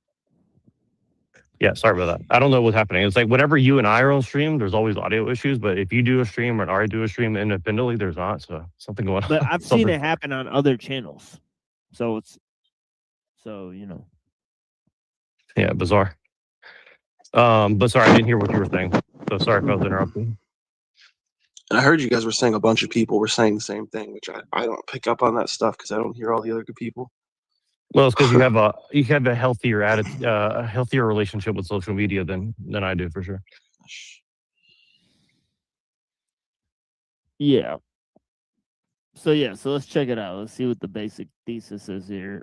As I said, I think it has a lot to do with the whole schizoanalysis thing from capitalism and schizophrenia, right? And that being used by Nick Land, and obviously, I've laid out earlier on this show. I sort of explained to Claudia, my whole thesis about accelerationism and Discordianism, and how both sides are sort of two different aspects of futurism, right? And how they want to proliferate their ideology. Axis before, but I really want to give a full breakdown of this dynamic because it is very important to the topics we talk about. The schizo beats the psycho beats the normie beats the schizo. And this also has hybrid classes in between too, which we will take a look at, but it's really the crux of everything. Now, we can see here there are different characteristics of each path, okay? Each character, if you will. And though these two are really the player characters in this, a lot of the interactions they have all depends on the normie. So the normie really is the axis of which how these two play out their lives, okay? The psycho, skilled at manipulating and influencing others, creates the current thing, treats others as livestock, blinded by hubris. Now, the psycho, if you don't already know, these DSM terms are bunk, and I don't like to use them, but this is like the internet slang. A lot of people don't like when I say schizo because they, have a relative or they know somebody diagnosed with the illness. But this is just the internet label that I'm using, and I'm using it as armor. Like my favorite chapter of A Song of Ice and Fire, bastards, cripples, and broken things, whatever they call you, use it as a shield, use it as a badge, wear it as your armor. So that's just really what it is. Another term you could just use instead would be mystic versus demon or vampire versus Hylic or golem or whatever you want to call that. So the schizo really is just an energy vampire, a demon, somebody who seeks to siphon and loosh farm and absorb the energies of the normie for their own will, to dominate, to seek control. They are skilled at this because a lot of them growing up, especially if they're because there's a hierarchy as well. There's a hierarchy of psychos, a hierarchy of schizos, and there's even a hierarchy of normies. The peak schizo is in these families where they undergo some form of ritual abuse, and that increases their psycho tendencies. So they undergo things like monarch mind control, which gives them alters. And the psycho you deal with, the psycho you see, is not the real psycho. You're dealing with the normie alter of the psycho when you're dealing with them, okay? They know how to wear the normie mask in order to exploit the normies for their loosh, their energy, or whatever they want to get out of them. Because essentially they're the livestock, which they need. And that's the weakness. Everybody has a weakness here, okay? And even though the psycho does beat the normie, its weakness, the psycho's weakness, is that they are dependent on the normie for sustenance. So if they're ever exposed, if they ever lose their drip supply, their dopamine drip, the normie drip, that's their downfall, because without the normie, the psycho, the vampire starves and they can't thrive anymore. So that is one way that the schizo knows how to beat the psycho, is that the schizo is excellent at pattern recognition. That is the main trait of the schizo. That is their main buff, is their ability to connect dots.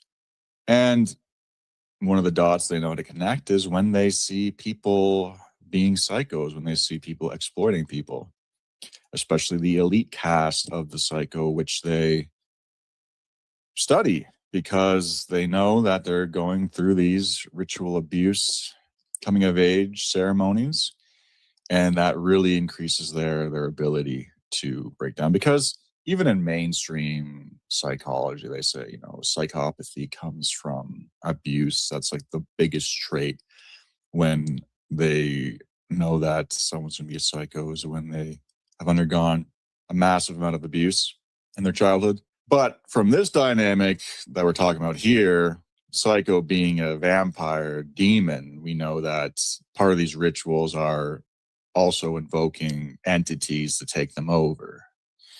Okay, so there's a lot involved in the development of a true elite caste of psycho. And if we look at the schizo, okay, we can look at some of the traits here.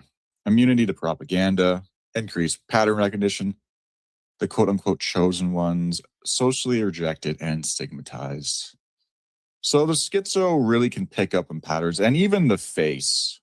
The schizo has a face. We know what if you are what I am, you know the face that we're talking about. You can see it, especially across the eyes. You know, the pattern recognition is there, so you know what I'm talking about if you can see it. Normies are unfortunately very face blind. Sure, they can see so if someone's ugly or attractive, but the schizo doesn't just see people on the axis of attractiveness. The schizo can see everything. They can see if they're a North Pontid. They can see if they're an Atlantid. They can see if they're a Nordid. They can see if they're a demon, if they're a psycho, if they're a normie. The schizo can just like face reading. Now, I don't know like the actual dynamics of like the face reading. I'm just intuitively good at it. But there's schizos out there who like face read and they know like the whole dynamics and the ins and outs. And I'm not talking about like the maxillas and the orbital bone. See, he's classifying himself as the second one. So I already called that. Right, that he's saying that schizo is a preferable option. Right, so yeah, well, I agree, and there's a lot of weird stuff in here too. So like, I kind of reject this outright for one reason. It's like it's literally saying, well, I don't believe in the DSM. Now let me go ahead and diagnose these people as like another pseudo DSM version of internet culture or something. I mean, you know what I'm saying? It's like, so he's literally performatively contradicting himself right off the bat. Yeah. So, and he's putting a negative stigma on it as he's saying, "Oh, I don't want to put a negative stigma on it. This is just a fact." It's like it's very, I don't know. It's very bizarre. Honestly, it's all just framing. Yeah. Whoever you are, a supporter, I agree with you. Yeah.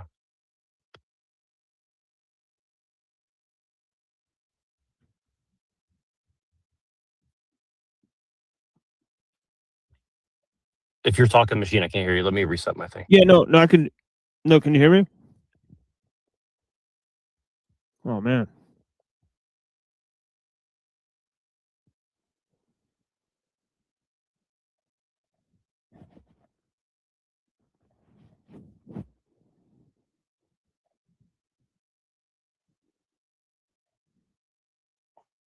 Okay, I'm back. Are you talking? Is machine talking? Yeah.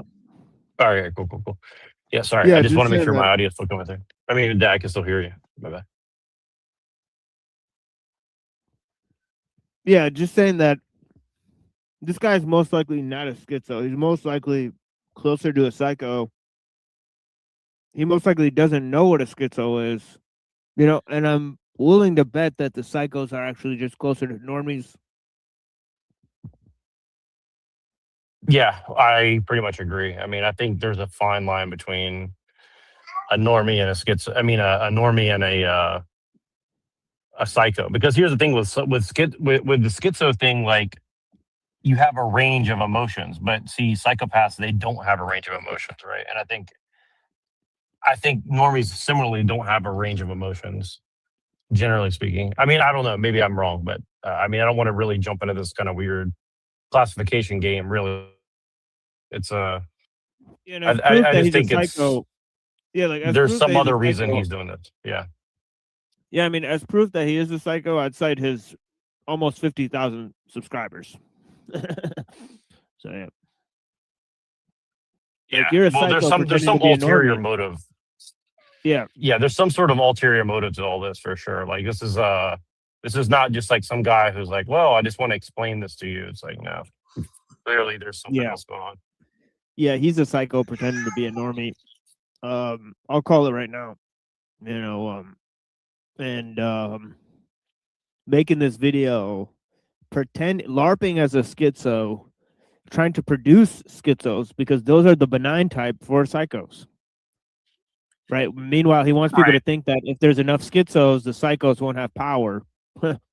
Yeah, right. Well, what's funny is like I've been commenting on a lot of these like other social media videos because YouTube is very weird. Like I feel like it is the most like sane social media that's for the most part.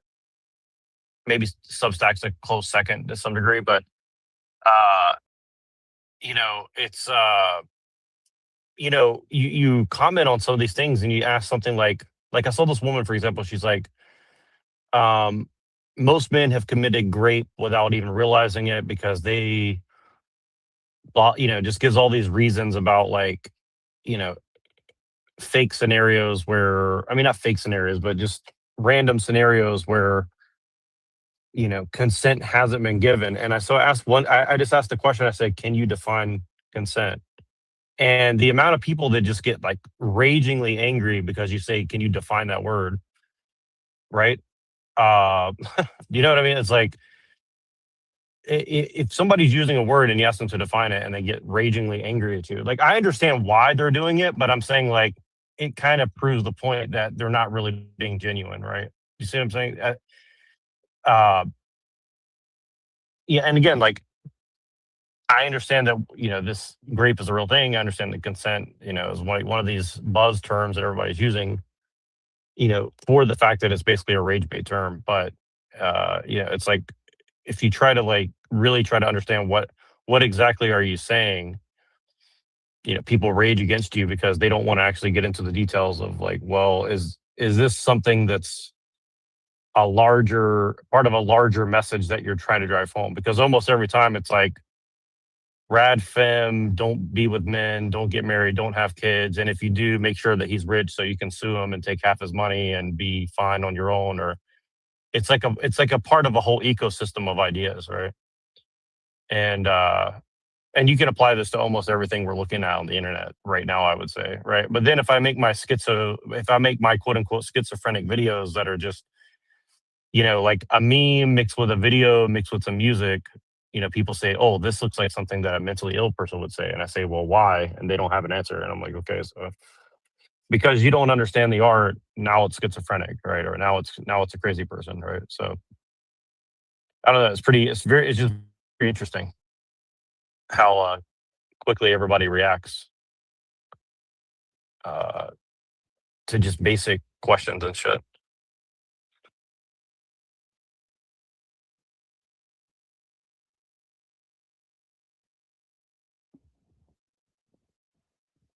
Yeah, it's just weird. I just reject the premise that he's trying to frame this like if there's enough schizos, then the psychos won't have power. But I don't know. They can switch between being a normie. So if there's enough psychos, how come it won't? Just balance out. I don't know.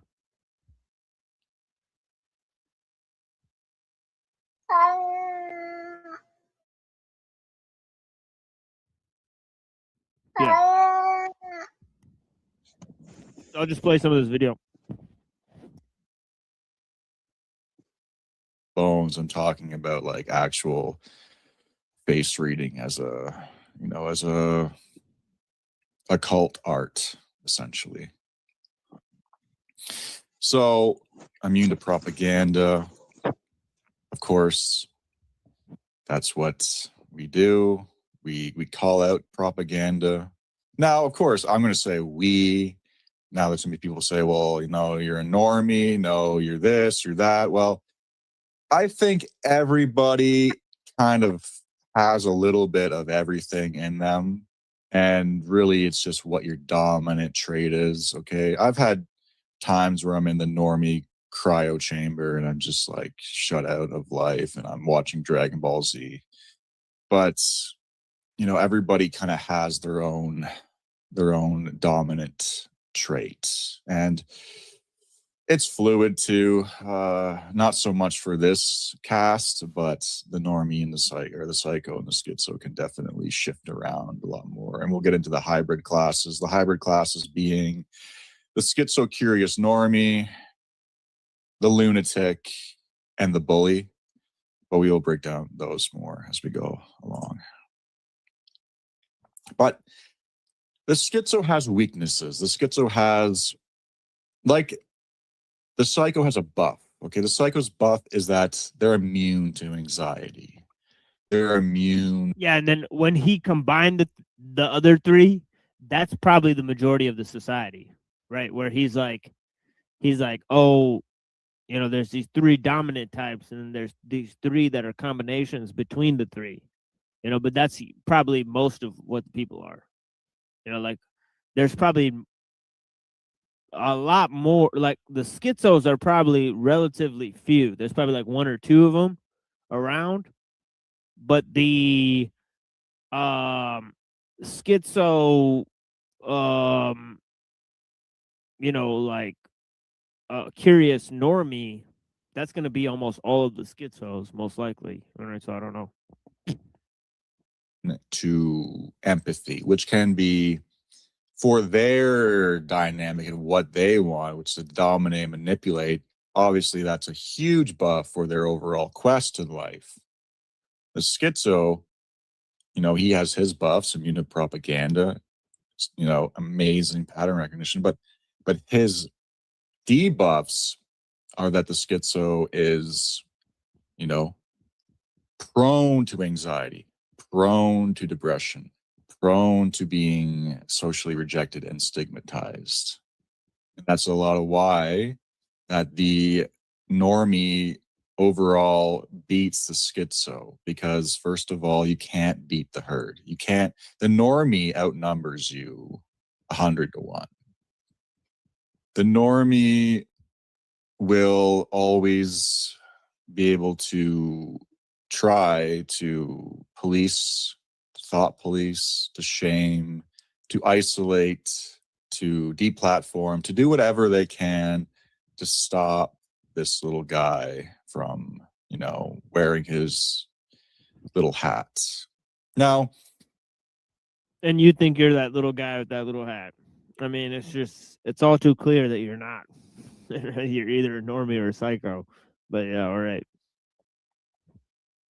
Of course, like the tinfoil hat thing, we can get into that. So it's like an egregore. The schizo is an egregore. They have been, you know, put into a thought form in the normie's head. And what this really is just kind of making fun of the thought form. Like, yeah, the tinfoil hat. It's making fun of the normie conception of what a schizo is. So that's kind of like the real thing that's going on here.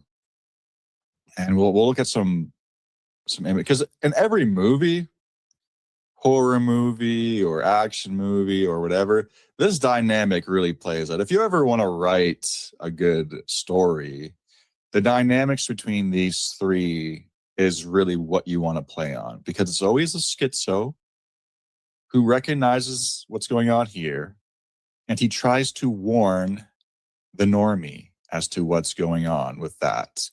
And after about a couple, you know, scenes of the normie getting his energetic cheeks clapped by the schizo, by the psycho, he finally believes the schizo. So only after the normie get his cheeks clapped by the psycho will the schizo be proven correct. And oftentimes it's too late. Okay, so that's every movie. That's every like thriller, horror movie. And that's really a big axis of how the dynamics of mankind work out. Okay. The normie enforces social norms, susceptible to manipulation, supports the current thing. There's also 3 tiers here. Right. And it's hauntingly suspicious in terms of it seems like Plato's Republic, right? Because the guardians are always the heroes. So the schizos seem to be the guardians, right? Whereas the psychos seem to be the people that are controlling the guardians, and the normies seem to be the working, the workers, right? So, I mean, it's pretty obvious here that this 3-tiered system, right? And who are all the movies made about? It's always made about the cop, or the military officer who realizes that the people in charge are doing the wrong thing, and then he wants to warn the normie about it. So this is kind of what he's talking about. The dynamic between the schizo trying to warn the normie, but of course the schizo is always the cop. He's always the military officer in the movies, right? So, I mean, it just goes to show you, right, that the person who's going to question the psycho is going to be a bootlicking guy who's in the system in the first place that finds out something bad going on and then tries to warn the normal people,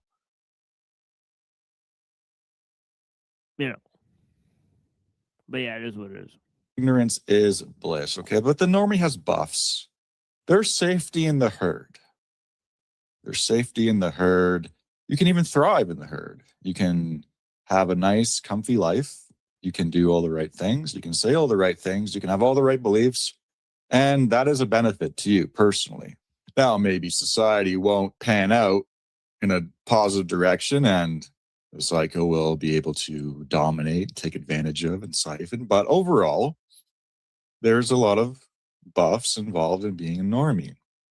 But the debuff being they are highly susceptible to propaganda, manipulation, moral shaming, what's right, what's wrong. The signs of the times dominate the normie's mind.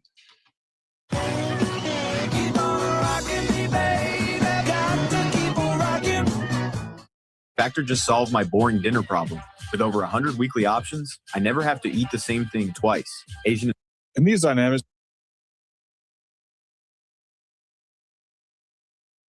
even play out in your own family. If you have normie family members, if you have schizo family members, if you have psycho family members, these dynamics can play out. And there's also tons of media examples of how this plays out too. A great example is Hereditary. If you haven't seen it, I suggest you do, though it is pretty creepy. Now, the mom to me is a low-tier schizo, okay? She goes to a psychic after her daughter dies to find out if there's an afterlife. That is pretty low-tier schizo behavior, okay?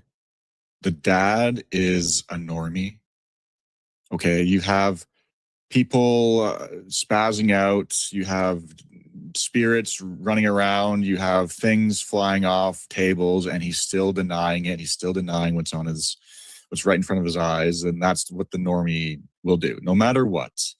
There could be somebody convulsing in front of them, yelling out Latin, and they will still deny the existence of anything demonic, anything out there that might be supernatural. Now, here's what I noticed about this movie that not a lot of people have. He was always Paimon, and the movie is really his hero's or anti-hero's arc, I should say, into becoming the full Paimon embodiment. He was always Paimon, he was always a psycho, he was always a demon. And, you know, the ritual sacrifice of his sister was always part of the plan, in my estimation. Because you can kind of see also the dynamics of how they deal with losing the daughter. Okay, the schizo woman is absolutely broken. Like, you can just tell. Like, that's the thing about schizos, is that they're really attached to people they care about. They love people they care about. It's like, it's way more than regular. The normie dad is grieving, but it's not at the same level. And he quickly moves on. You can tell he quickly moves on with his life. He doesn't, it's not dominating his psyche. Like, she has to go to psychic, she has to go to therapy, she has to go to everything. Meanwhile, he's the reason why she dies. He's not going like to all this extent. He's largely moving on, living his life, although, going through a demonic possession. But he's really, and a lot of it, he's shown in a good light. And that's what I see in a lot of these movies, is that the psycho is really being celebrated in today's media. Whereas before, there was a lot more movies. Look at They Live. They Live, the schizo's journey was a lot more celebrated. But you can see now more and more that psychopathy is more and more celebrated, or, vampirism is a lot more celebrated. Again, you're using these terms and these mental health terms, when in reality, it's more of a demonic aspect going on. But yeah, these dynamics can play out in your own family. I mean, you're going to be having normies just deny everything in front of their own eyes until it's too late and they get their cheeks clapped by demons. So that is this movie, and the celebration of the psycho. Again, you see it over and over again. And I think it's because we're becoming more of a psychopathic society. We're becoming more of a demonic society, where the demons are the hero, or what they want to call anti-heroes, whatnot. People are really obsessed with this now. And they're always, I noticed too, it goes back to kind of my Michael Cera analysis days, where like these little dweeb guys who are actually psychos are always shown in a good light, but in reality, the entire movie is just them manipulating people and trying to dominate people and try to weasel their way around these social dynamics. And they're really skilled at it too. So you kind of have this, that's the thing, because they want to make Patrick Bateman look like the psycho, they want to make Dolph Lundgren look like the psycho. In reality, it's more like these little dweebs who are the real psychos running around, right? So yeah, all these Patrick Bateman edits, and I don't think it's a one-to-one at all, really. Sure, there's going to be a spectrum, but I think you're going to see a lot more of.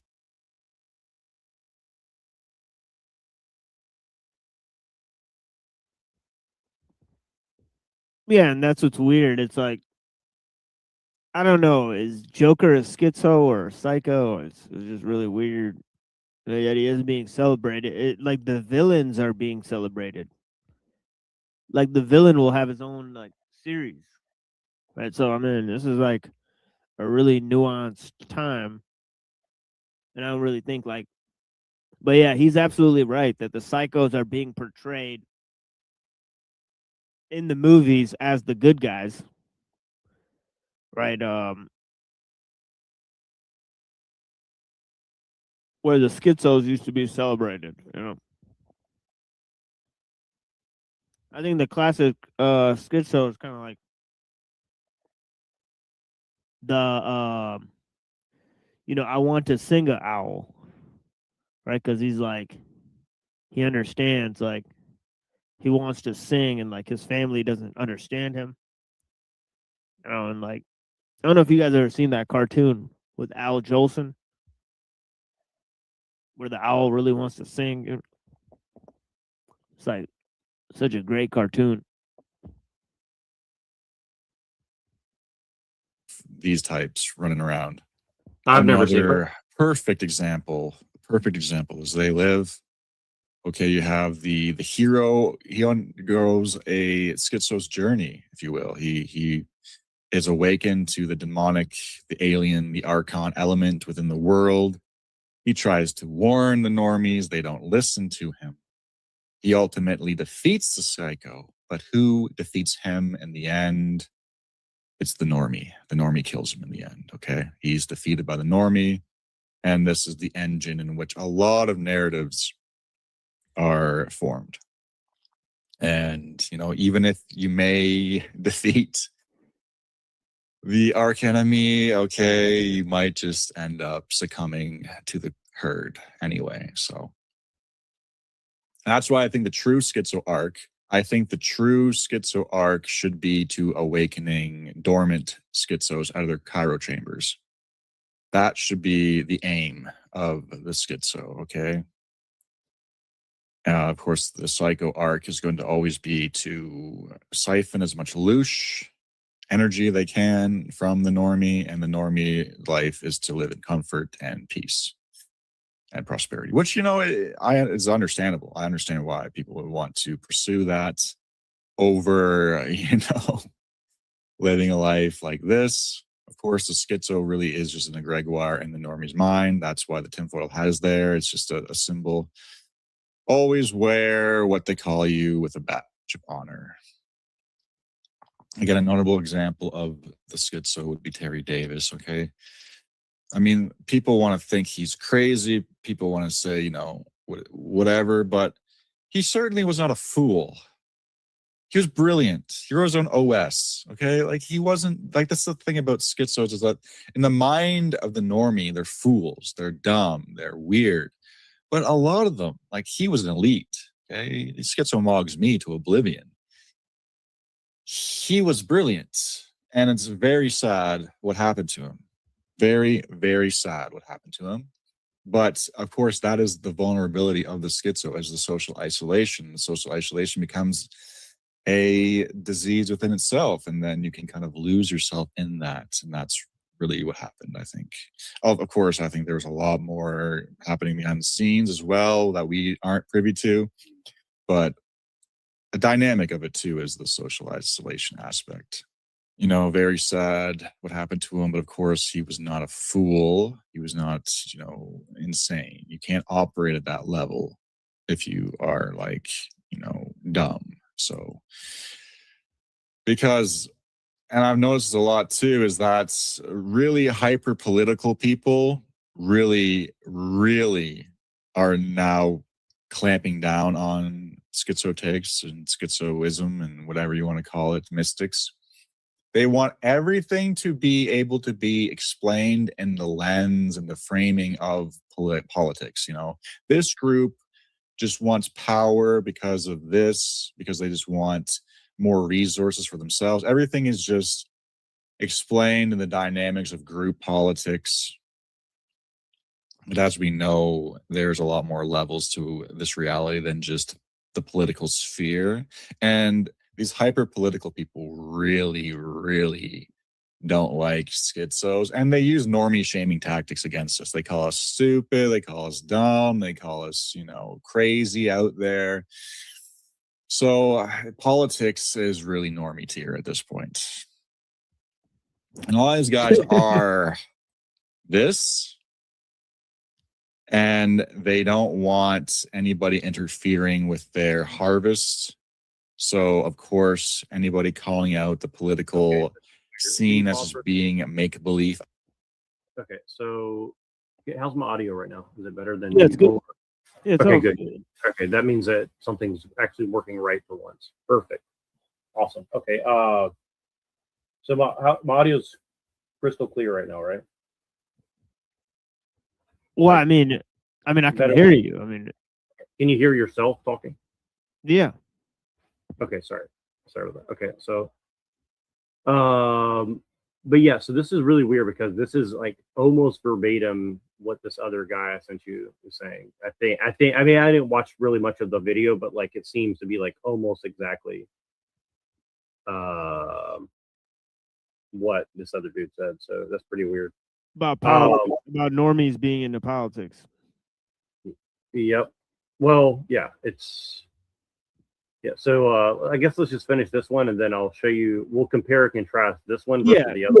Yeah, exactly. That's the plan. Yeah. I'm gonna play the next one because it's crazy, like how similar they seem to be. and then we can sort of conjecture like how these two groups may be connected because it's pretty clear that the coordination is off the chain. Right? Yeah, that like, and then I'll show you other examples of totally different things that seem like there's coordination with these talking points as well. And then you're like, okay, so like this is like it's like, are they trying to induce mass schizophrenia? Sort of That's what I think. profiling. Yeah. Right. Yeah. Oh yeah. Yeah. Right. Because they're clearly saying the schizo is a good one. He's a good guy in all this. All right. Whereas like, like, I should have saved that thumbnail, that TVE made where it says schizo maxing, where it had me on the thumbnail. Honestly, I should have saved that. Yeah. A game, a charade, a bunch of people acting, play acting. They get really, really mad when you start calling that out because you're interrupting their louche feast. So yeah, they're going to use normie shaming tactics against you. And they're going to get their cronies and their bully hybrid people to attack you as well. So let's take a look at the hybrid classes. Okay, we got the dark magician or the lunatic. Could go either way. But essentially what it is a psycho who has undergone the occult knowledge of the schizo and is now using that to enable him to dominate normies to a higher degree. Okay, there's that one. And then there's the lunatic where it's more like the Joker and they just kind of want to see the world burn. They're not really interested in climbing the hierarchy and dominating normies. They just want everything just to kind of burn to the ground. And so that's our thing with the Joker is, because the Batman's kind of like a schizo. Let's be real. Okay. He's got visions of bats. He's hunting down psychopaths all day. And he has been completely ostracized by normie society. In order for him to even go out in the normie society, he has to wear a normie mask. Okay. The hybrid between the psycho and the normie would have to be the crony or the bully. Because psychopaths, let's give it to them, they're intelligent, they're charismatic, they can see how the incentive structure of normie society is used, so they hijack that. But psycho normie hybrid is not intelligent. He's not highly charismatic. He's a bully. He wants to dominate normies, but he just isn't quite at the level of a psycho, and so he becomes a crony, often working for psychos in order to at least give him some semblance of a louche feast for him to dominate the normies. And then we kind of have the schizo-curious normie hybrid here, and they are the people who like low-tier, low-hanging fruit conspiracies, Bigfoot, UFOs, Loch Ness Monster, stuff like that. They're really drawn to infotainment type of stuff. They're not going to go super deep into the dynamics of what makes up this reality. They're not going to look into things that are very compelling. They just want things that are sensational. They like glamour, they like glitz, they want things, aliens, building pyramids, they want stuff like that. And it's these types really who dominate the infosphere. Schizos are too wrapped up in nitty little details of archons and how different energy structures work and what. Yeah, so, there's obviously a problem with defining everybody like this, right? Like, there's many people I see that don't fit any of these. Right? So, like a lot of people I know, they don't really fit any of these. So, plane we're on and just, very specific things. Whereas the schizo-curious normie, the glitz and the glam, the explosions and the boom pow really elevates them into the dominant scene of what I think like maybe they should replace normie with like autistic or something like that. There's not really normies. There's no such thing as normal, right? There's not a normie there. There's just people who are really dumb. There's people who are really crazy, and there's people who are really motivated. Right? Like, you know what I'm saying? Like, And the motivated people are doing all the fucked up shit. I mean, yes, that's true. You know, but like, you know, that doesn't mean like dumb people aren't to blame for most of it. For allowing it, right? And crazy people, they're not free just because they, you know, aren't motivated or dumb. You know, they're delusional. You know, all the schizos are actually crazy delusional people that think they know what's going on, but they really don't. Whereas he's styling it as, oh, these schizos, they know what's going on. And, oh, the psycho, they just don't want there to be that many schizos. Yeah, that's right. These guys are spreading schizophrenia. Like, they want it to spread. It's weird. They want you to be a disempowered halfwit, you know, that is 100% satisfied agree. with your own madness. Yeah, 100% agree. And I say that as somebody who's like actively pursued quote unquote schizophrenic knowledge. Like I could tell you, it's definitely, they're inflicting this on you to produce people that are so fucking bludgeoned. I mean, read 1984 and see how they like bludgeon. Like they see, here's the thing is, they didn't want to kill Winston Smith. They wanted to crush him so he could never be an example, right? I think that's the whole point of 1984. Like they want to break your mind and make you love it, so then you become anesthetized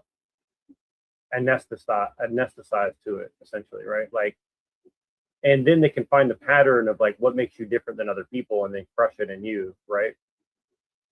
Because O'Brien is really just a pure psychopath who doesn't really feel anything, even for himself, really. Like he's a basically selfless person who's like become like the ultimate inverted altruism, where it's like, well, I'll just crush everything about you to make you conform with the party or something.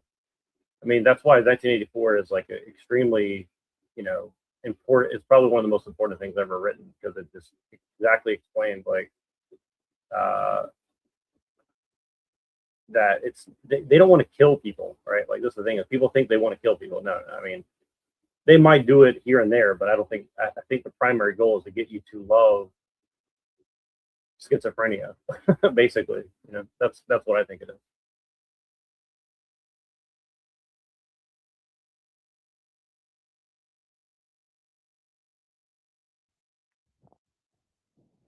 Yeah, because I don't necessarily see quote unquote psychos. They're not crazy in any way.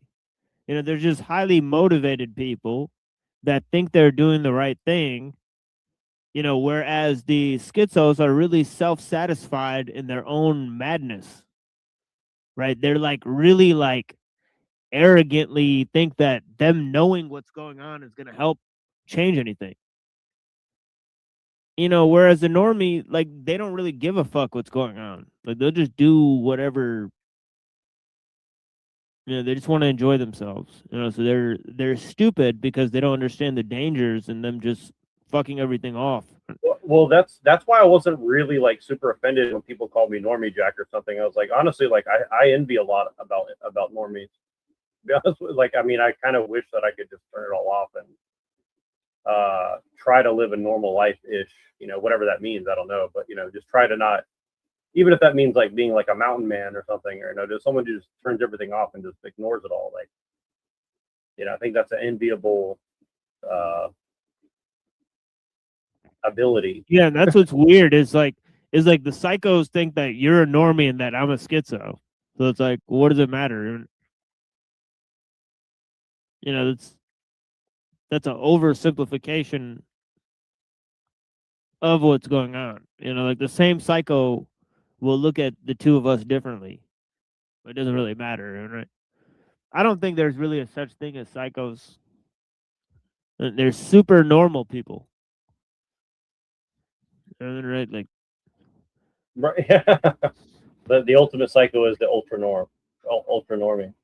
Yeah, it's like, yeah. Well, I mean, it's kind of like what people like. It's kind of funny to me. It's kind of funny that people say that, like, well, the rulers are like all these like super psychopathic people. It's like that may be true potentially, but I think the most of the people that you see who are like in a position of power, they're just extremely normal people that have just you know, just totally given up. I mean, they just basically like, I do this, I get this, I do this, I get this. Like they've just become kind of roboticized or something, you know. Like I don't necessarily think it's like psychopathic in the sense like, you know, they're actively thinking like, how do I screw over the next person, or you know, I just don't like people or something. I don't think it's necessarily that, you know.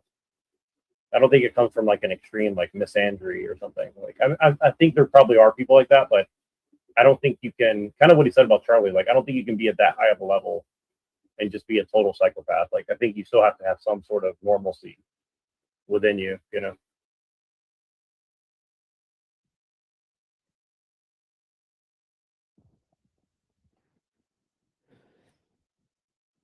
Yeah, I mean, it's just a huge problem that this guy, obviously a psycho living off the loosh of normies, is acting like a schizo and is pushing other people to become schizos and become socially isolated when that's not something that he's doing.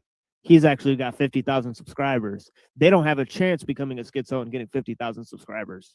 So it's all bullshit.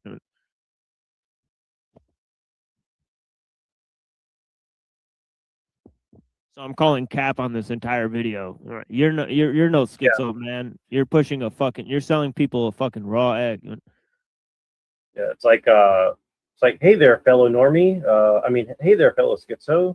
Do you like exactly right. conspiracy theories and whatnot? I mean, come on. Come on, goy. Like woo, woo, woo, woo. Actually, I got a funny video about that too. Let me play this other one and let's just compare and contrast. I'm just gonna let it play for like a couple of minutes and then I'll pause it. If you need to pause it, just yell out. I'll be across the room, but I'm just gonna listen from across the room. Wait, did I add it? Wait, let's see. Oh wait, let me remove and okay. I'm just gonna play this for a minute. I'll be right back. People in every civilization, those who enforce reality, those who exploit reality, and those who can see through it. History is not shaped by nations, elections, or ideologies. It is shaped by the hidden war between three classes: the normies, There's a Republic of Plato, schizos, and the psychopaths.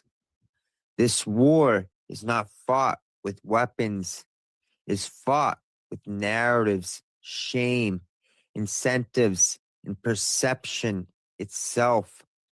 These are not clinical diagnoses.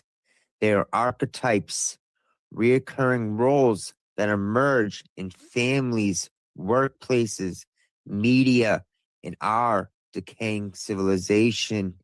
Some view them as Gnostic castes, the Hylics, psychics, and pneumatics, or Jungian complexes, the persona or normie, the self before individuation is the schizo, and the unintegrated shadow is the psychopath. These maps are imperfect, but the pattern is unmistakable. You may identify most strongly with one class. I identify with the schizo, but everyone contains he's using the same traits exact from all image. three. The question is not what you are, it's which role is driving you under pressure. Welcome to Hidden America, where magic meets cybernetics and the code behind reality reveals itself. Before we go any further, I want to acknowledge at Hyperborean Knowledge, whose breakdown of these dynamics inspired this video. Their So these two groups are clearly connected. I was absolutely right. I just like, I've not, yeah. So I did not see this video, but yeah, I called that out. You know, I was extremely like, yeah, I hit that on the money there. So yeah, that was pretty sharp right there, because I was like, whoa, he's using the same image, and now yeah, so So yeah, definitely. So what connection does he have to this? And the reason why the Hyperborean knowledge is significant here is because he's talking about the different classes of the caste system, right? With the Chandalas being on the bottom, right? Because the Hyperborean wisdom, the book, right, that our friend gave us, right, that deals with this issue, it talks about the caste system in Hinduism and how people are reincarnated into these different castes.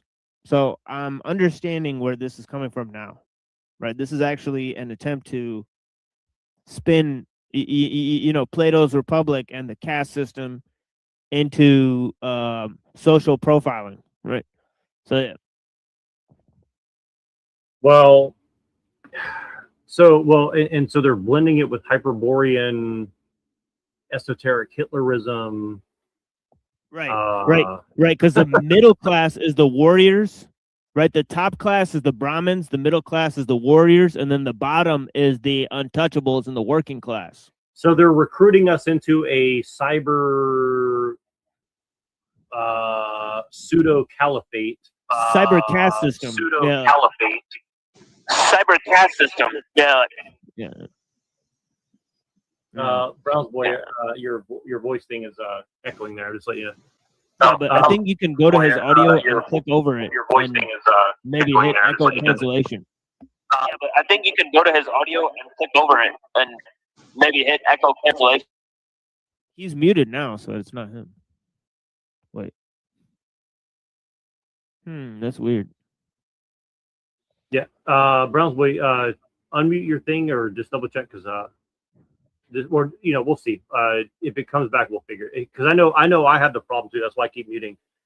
But yeah, so I was gonna say it's like they're recruiting us into some sort of cyber warfare or something and trying to hype us up or something, and I don't know, something like that. Something like that.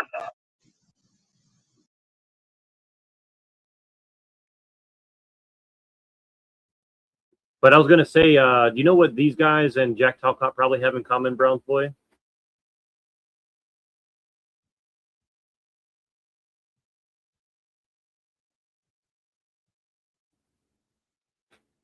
Well, there's gonna be like a knock-knock joke, but so here's my Schizo Maxer joke of the day.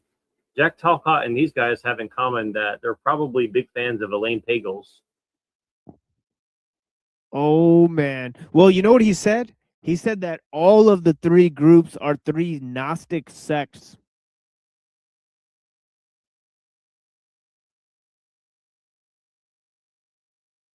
So isn't that weird? Because I've had 2 or 3 or more people who believe in the demiurge arguing about what the demiurge means on my panel last time. Remember that? Yeah, that's what's funny about it. That's why I'm saying it's kind of weird how like this is like the total intersectionality that we found. Right. It is very weird. Like that's why I was like I couldn't tell exactly what this is. But yeah, it's weird. It's like, okay, let's mix in the caste systems. It's like, I don't know. But I think the Elaine Pagels thing is interesting. I mean, I think only you're going to see what I mean by that. But yeah, I don't know. Like, there's definitely some sort of externalization over here or something. I don't know. Not exactly. I'm honestly like not sure what I'm talking about, but I think I'm onto something. Let's see. I think you just cracked the code though. With what you said. Yeah, it's fascinating. Like, channel does excellent work. Go subscribe. This video would not exist without look at this. that spark. The first time I encountered this idea in its rawest form was in a 4chan post, a meme really, that described a silent war between psychopaths and schizophrenics. The claim was simple. Modern systems disproportionately reward psychopathic traits, which is why psychopaths are overrepresented in executive and political power, and they disproportionately punish unintegrated pattern recognition, which is why many schizos, and if you don't like that term, replace it with mystic, synchronist, or autist, end up isolated, medicated, or discarded. The same perception that makes a schizo dangerous to false systems makes them unfit for systems that demand compliance. Normies, meanwhile, are largely unable to distinguish between the two, which allows psychopaths to dominate and schizos to be targeted by both normies and Yeah, psychopaths, we've seen whether that consciously or Machiavellianism thing not. before. The tragedy isn't that psychopaths rise or that schizos fall. The tragedy is that system is structured so they never recognize each other except as enemies. Whether or not you accept that framing literally, the dynamic itself is real and historically consistent. This video is not about glorifying any group. It's about understanding the structure of the conflict. The goal of this video is simple: to break down the dynamics of the hidden war between these three forces and show how they operate in history, media, families, workplaces, and civilizations in decay. The war is ongoing, it is invisible by design, and now more than ever, it matters that you can see it. Part 1, the map of the hidden war. This diagram started as a meme, but like most durable memes, it survived because it pointed at something real, the true caste system of civilization. What you're looking at is not a moral hierarchy, it's a sorting mechanism. First, you notice the vertical axis. At the bottom, you have the Hyla class, the pure normies Dark or triad from NPCs. Duganism. These are background characters. They take no Or the dark triadic formulations, the dark logos.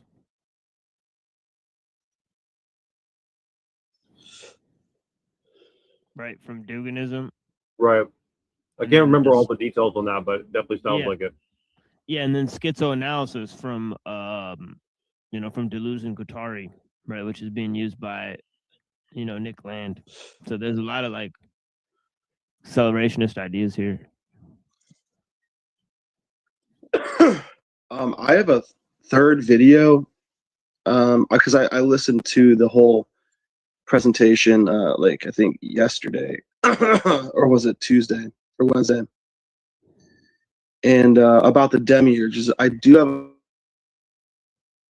a 7-minute video that if you guys want to watch in the future or whatever, we don't have to do it now.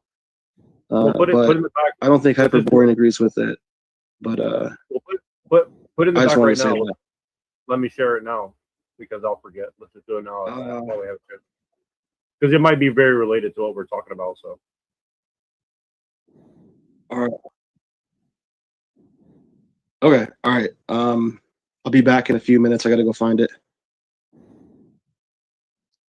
All good. Just send it over if you find it. interest in evaluating reality at all. They live inside the script. They don't analyze cause. They don't track systems. They live almost entirely inside habit and routine. This is baseline normie state. Above them, the population splits into two psychological orientations. On the left, the something is happening class. On the right, the nothing ever happens class. Both exist inside the system. Both believe they understand reality. Neither actually controls it. And this is crucial. This is where most people get confused. The blue side of the diagram, the happening class, feels pressure, experiences instability, knows something is wrong, suffers consequences directly. The red side of the diagram, the nothing ever happens class, knows causes abstractly, is insulated from effects, experiences apathy, confuses attachment with intelligence. These two groups hate each other, but neither is running the show. They are reacting, not directing. The real war isn't happening in the middle. It's happening above them. At the top of the diagram are two rare groups, the psychopath class and the schizo class. This is the part most people miss. The diagram explicitly says they are at war with each other, and the fallout affects those below. And this is the key insight. The diagram implies three uncomfortable truths. Psychopaths rise upward. Modern systems reward manipulation, optics, and emotional detachment. Psychopaths are overrepresented in executive, political, and institutional power. Schizos fall outward. Pattern recognition without permission destabilizes systems. Schizos are disproportionately isolated, medicated, or discarded. Normies absorb the shock. They enforce stability. They police deviation. They keep the system coherent even when it's false. This is not because anyone is evil or stupid. It's because And another thing systems that this sort implies function, not is actually truth. really bad. It's implying that if you are in power or seek power, that you're inherently evil. Right? So it's saying that the people on the top have to be psychos. Right? So that seems like a huge cope. Well, it's basically saying, I agree, and this is one of my big problems with most of, quote unquote right wing commentary, is that it basically tells you like, well, you're a good person, don't even try. The psychopaths are always going to go to the top. You can't do anything about it. Seems like leftism. Exactly. Well, and I think that's kind of where the whole idea of like Gramsci and Trotsky also come into play, because it's basically like, well, the most noble place for you to be is like on the ground as a foot soldier and all this. But then it's like, well, isn't all this run by Jews? And it's like, well, let's not talk about that.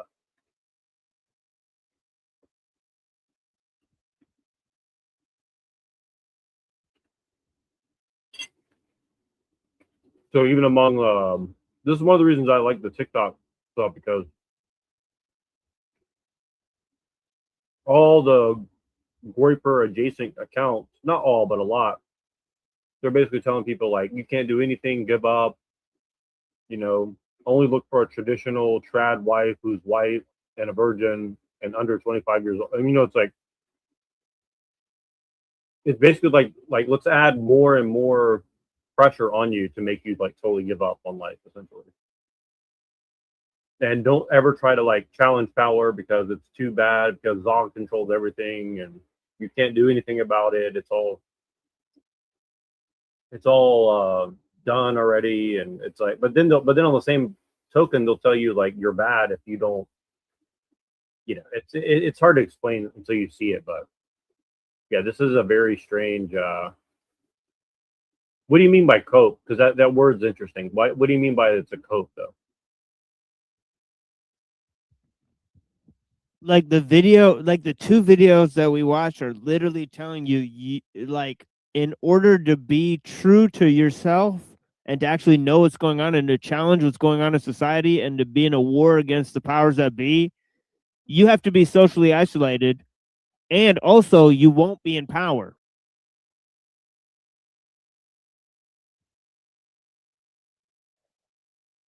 Seems legit. I mean, come on. That's exactly what you want to tell the smartest, brightest people that can see what's happening. I don't know. I think you kind of want to tell them to like that they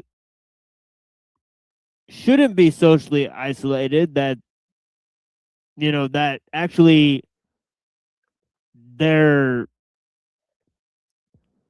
people in power are just normies. They're not that powerful. They're not, that their time is up someday. There's no 3-tier system that's going to last forever. Well, it's kind of like simultaneously saying caste systems are bad, but we're going to put you in a caste system, so keep your mouth shut or something like that. And look, he even adds in the fourth, which is the NPC. So, okay, now he's entering a fourth, like, subhuman NPC.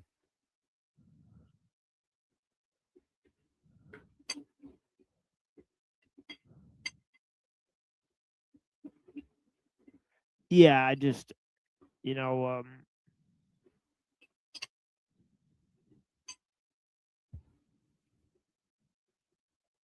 And I also think it's weird. It's like the schizos are always like frog people or like super depressed people. Or it's like, okay, what's the deal with the whole frog thing? Well, they're groypers. They're using the groyper meme for it. Well, so it's pretty weird. It's a Keck thing where Keck is like a Yeah, but it's they like, showed normie maxing twice now, and it was always, they conflated it with support for Israel. Like right now, the NPC guy's got Hebrew letters on his head. So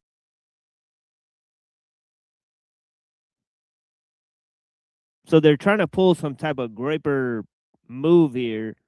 The other guy is overtly, because his channel is Hyperborean knowledge. So he's trying to do a weird esoteric Hitlerism thing.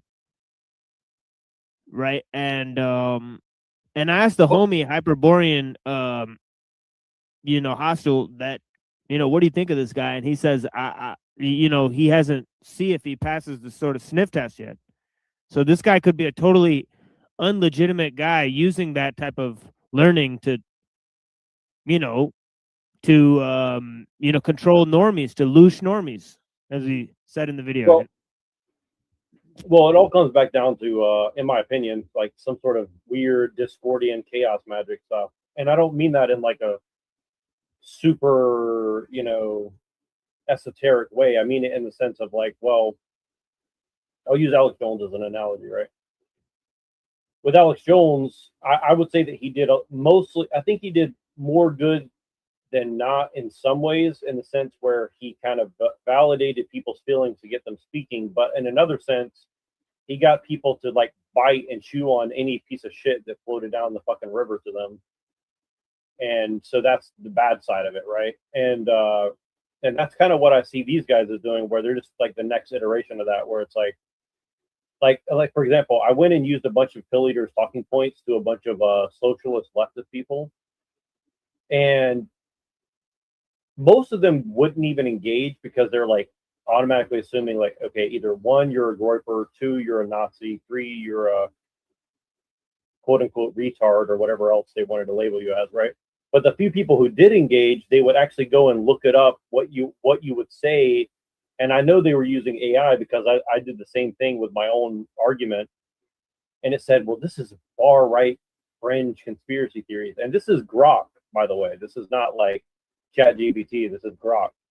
So like if you start talking about Trotsky and Gramsci and Girard and all these like postmodernist things, and you say, well, like America's a Trotskyist nation, for example, right? The socialists would just put that into the AI, and the AI will identify that as a far right conspiracy theory. And it's like, why would the AI already have that opinion about this argument, right? Like it, and I know, because I put it in 2 different AIs to make the argument for me. And I had to like coax it to give me an actual answer, right? So like the first 3 times I put it in, it's like, well, this is a dangerous argument to make because there's zero evidence for it. And I was like, well, let's just pretend that, hypothetically it was the case for a fictional writing. Like, how would you put it? And then it's like, it says everything that we say, basically. So it's like, okay, so like it's very aware of like, so it's very aware that these things are true, but guys like this and talking points like this kind of like intercede into it and then put you in the category of Nazi, Roifer, capitalist, pig, bootlicker, whatever, whatever it is, right? So it's a very left-right paradigm. Hegel, I don't even know if Hegelian dialectic is the right thing, but you get the idea, right? And so, whether this person's fully aware of it or not, I don't know, but yeah, it's pretty weird because like it's kind of proving to me that that's why I'm saying like my experiences, to quote Twilight and these other cultists, right? My experience has shown me this, right? So, whatever that's worth, maybe it's not worth anything, but What this diagram calls classes, I'm sorry, I wanted to look at this this diagram. This diagram actually looks very interesting. Okay. Universal through forms, collective unconscious, Carl Jung archetypes. This is very this is a very weird. Access through active imagination, anima, feminine side of the male psyche, animus, masculine side of the female psyche. Shadow, devil within, persona, social role, self. So this points back to like what all these groups like they're using like the Myers-Briggs and the MBTI in order to profile people on the internet. Right, so they're all like everybody's like a Jungian psychologist. It's just really weird, isn't it? They're all into Carl Jung, like across the board. They're into Carl Jung, so it's really weird. Who was openly a Gnostic, right? So like, I just think that's really, really interesting. Well, and what's weird about it is if you bring up Freud, they get really upset with you. And Pilliter told me this because he's Jewish. But it's just interesting. It's like you just drop the name Freud or something like that, and people get super angry, and they're like, "Oh no, Jung was much better." And I'm like, "Why?" But I think this might be the explanation for it. I'm not sure. I got the video probably. Let's see.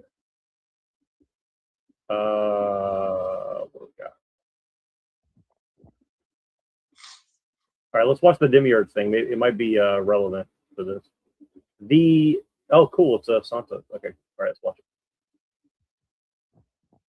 The knowledge that was lost is the knowledge of the 12ness of energy.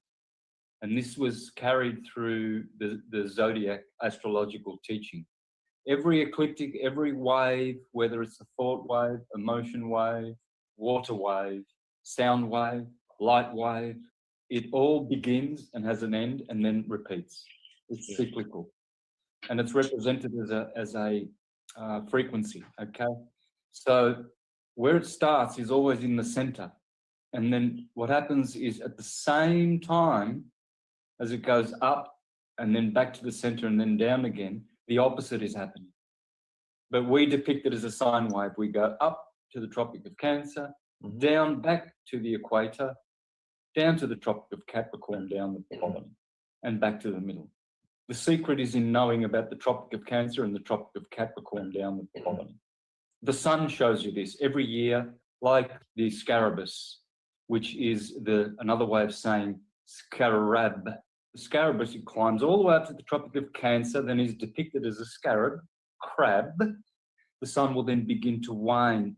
The summer will come, and you see Virgo is the harvest season. And then Libra is where the grapes that grew under Leo and harvested in Virgo are pressed on the wine press of the scales of Libra. And then you see Jesus with his 12 disciples on the table, and he's spreading out bread and wine because Virgo gives the bread and Libra brings the wine. So there's Jesus in the middle of the ecliptic, the sine wave. He's got 6 disciples on his right: Aries, Taurus, Gemini, Cancer, Virgo, Leo, Virgo. And there he is, Virgo's right next to him, that virgin. That's why Cancer's pointing to Virgo's throat. He's saying, no Adam's apple, Jesus. This is a virgin to your right. And then you see to his left, you see Leonardo da Vinci paints a green disciple with his arms outstretched, just like the scales of Libra, green, Venus. That's the equinox, Judgment Day, Rosh Hashanah, Festival of Tabernacles, of Tents, Libra, Tishri. Those scales represent the justice and the judgment of the sign of Libra on the 23rd of September. Because there the sun is judged at the equinox, standing between 12 hours of day, 12 hours of night. And it's in the middle of the ecliptic at 180 degrees. That's its position. And you weigh the truth in the scales. Also in the Egyptian motif, where the dead go into a mentet, the underworld, and you see the scales, and your heart is weighed against a feather, which are the same word, anagrams of each other, heart, feather. And so if your heart is heavier than the feather, well, there's only one savior that can help you from hell. That's the Son of God, Horus, the son of Osiris, or Jesus, another word. Remember, Jesus is always the Son, Christ is the Father. Those scales of justice, they are there as the seventh sign of the zodiac, because it's the middle of every sine wave, signaling that position of Libra, the judgment of God, Judgment Day, and then the fall. The sun falls all the way down to Christmas, where it's crucified at Christmas. So when you study the ecliptic and you see all of these festivities on the ecliptic, and you see how the sun goes up to summer and down to winter, Cancer, Capricorn, and you see this, you begin to understand, well, energy might not just be two things, positive, negative. Yes, you could be simplistic, and we could say that all energy is a vibration, and it is, duality, the devil. Everyone's afraid of duality. It's so scary. In fact, Pythagoras spat on the ground at the number 2 when his disciples mentioned 2. Pah! The duality god, the demiurge, was seen as an abortion, as a blasphemy, this physical creation of red shift, blue shift. It was the pits of hell, because in higher realms it is more bliss. In the physical realm, there is only suffering, because it's duality. So this two-ness is how God, the one, the monad being an anagram for Adam, and atom, the unit, becomes the dyad God, the God of creation, red shift, blue shift. And this is the creator. What this world produces can only be seen from that perspective, with the physical eyes. That's why we have two eyes. So where are people going? They're waking up, and they're going to learn how nature works as a 12-ness, not a 2-ness. That's why the 2-ness was spat at by Pythagoras, not because it was evil, but because people are stuck there. There are 12 frequencies along that ecliptic, and the 12 signs teach you the 12 frequencies of every wave. And in church, they tell you that it's the devil. What happens is you have 12, and that's obvious. There are 12 musical notes. There are 12 full spectrum colors along the electromagnetic. The rainbow has 7 in them, but if you put the spectrum and spread it out more, there are 12. And 12 is in everything. The dodecahedron, which is the ether polyhedra. And so dodeca means 12. Carbon. The universe is made of carbon. Well, it's not just carbon, it's carbon 12. It's the isotope of carbon. It's 12. And it's 99.99999% of everything that is solid is carbon 12. And carbon 12 is able to construct with its properties the physical material world through the dodecahedron, which is the polyhedra of the ether.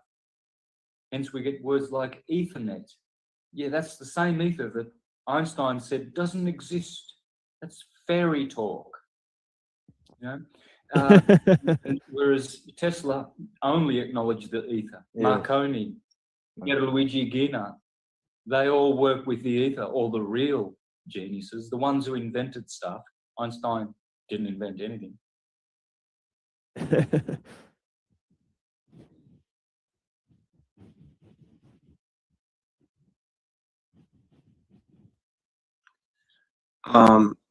Yeah. So like two things stuck out to me there. One is this idea of a 12ness. Right. And the other is that duality. Oh shit, I lost it. It was like, okay, because I feel like Hyperborean was saying he is a dualist. Oh yeah. And this kind of shows that But Plato was too, right? And Plato knew about those solids and all that stuff, right? Like that's why they're called platonic solids, right? So he affirmed like that the ether and all that stuff exists. So even if you're a dualist, you could still believe in the platonic solids and all that stuff. right, but there was something in there where it said,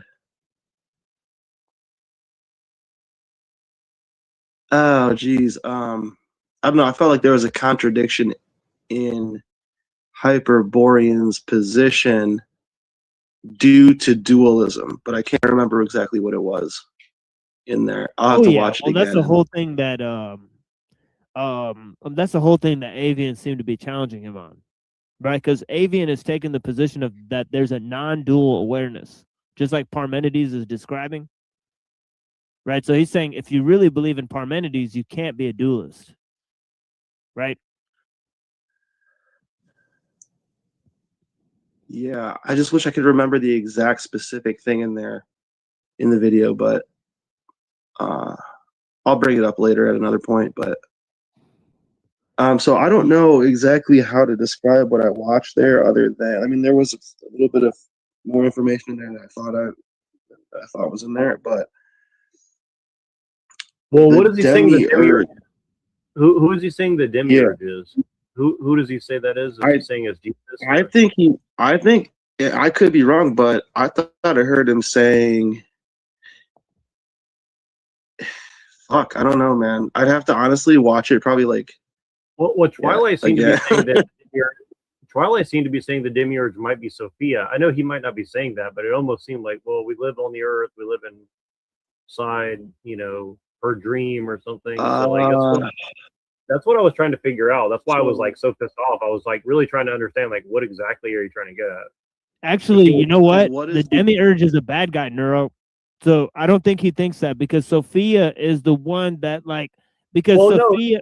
Yeah. Well, no, but he was saying that the demiurge wasn't necessarily bad. See, he was kind of taking a dualist position too. Like maybe the demiurge is kind of like a prime. Well, that's what right. So yeah, that's what Dom says too. He says the demiurge is not really that bad, but then Hyperborean, yeah, he thinks the demiurge is bad. Right?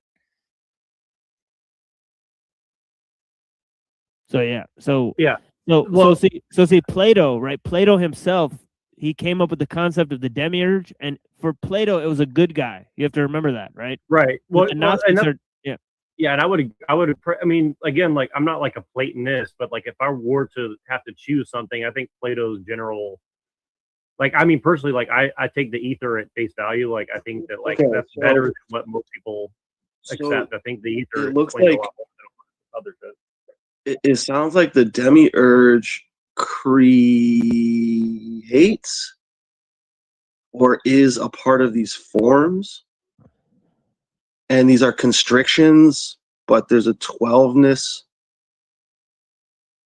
I don't know. I really don't know. I have to like watch it like a few more times. Like I'm just slow, but. Well, no, you're saying the video that you presented. Yeah. So you're saying the video you presented mentions the demiurge as well? That's what it was attempting to explain, apparently. Oh, that's interesting. So hold on, let me click on this video because you put this in the private here. Let's see what it is. The demiurge. That's the same right? one. Yeah, the demiurge, right? So it's talking about the 12 and the 12 disciples, and so I think it's talking about And like how time and it would include time, yeah. He you didn't know, talk about that, but the time included would be in the, you know, the, because that wave, that's like that happens every single, like that sun pattern literally happens every single year. So yeah, it has to do with time. Yeah, I don't know, man. There's something else in there though that I really thought went against what Hyperborean was saying. Plus, I kind of mentioned something about. well, I'm pretty sure like Santos thinks nature is good, right? Oh yeah. Yeah, nature's on the good side. So yeah, so he's gonna be sort of on the other side anyways. He's closer to what Twilight and Dom are saying for sure. That the demiurge is sort of like more good than evil for sure. So yeah. Well, Yeah, well, I mean, I kind of I definitely understand what he's saying about like Jesus is the Son, Christ is God. You know, what did he say about like comparing Egyptian mythology and all that? Like, nobody ever told me that as a kid, but when I studied, you know, I studied a lot of Egyptian stuff really young. I was really into it, and very early on, I noticed I was like, okay, they you know, the numerology in the Bible seems to have a purpose other than just mentioning 12 disciples and 12 this and that. So again, I'm not sure if it's like one's copying the other, like, you know, like did Plato copy the stuff from the Septuagint or whatever came before him, or what, or the Hebrew stuff, or did it come from Iran, or, you know, why do we have 12 months and 12, you know, 12 zodiacs and this and that and the other? And so I don't know what that is. I mean, I'm pretty sure that the Chinese have like 12 zodiacs too. So like it seems to be something bigger than a Greek thing or something, right? So like I don't know exactly what it is, but they do it by year though. So like theirs is by year and the moon, and then ours is like by the sun and whatever the fuck else, I don't know, but you know, the precession of the equinox or whatever. So I don't know. I mean, it's just kind of interesting that there seems to be a lot of somewhat overlap between all of it. Like, you know, I'm not a syncretist per se, but like I definitely think that there are similarities for sure. Yeah. I mean, you would just have to look at astrology, right? And I mean, I haven't really looked at it all that much, but like I'm pretty sure that you can count on it, you know, and I think people were very serious about this in the past. You know, we have evidence of that, like you just said. You know, like there's different systems of that. Even the story of the three It wise, is.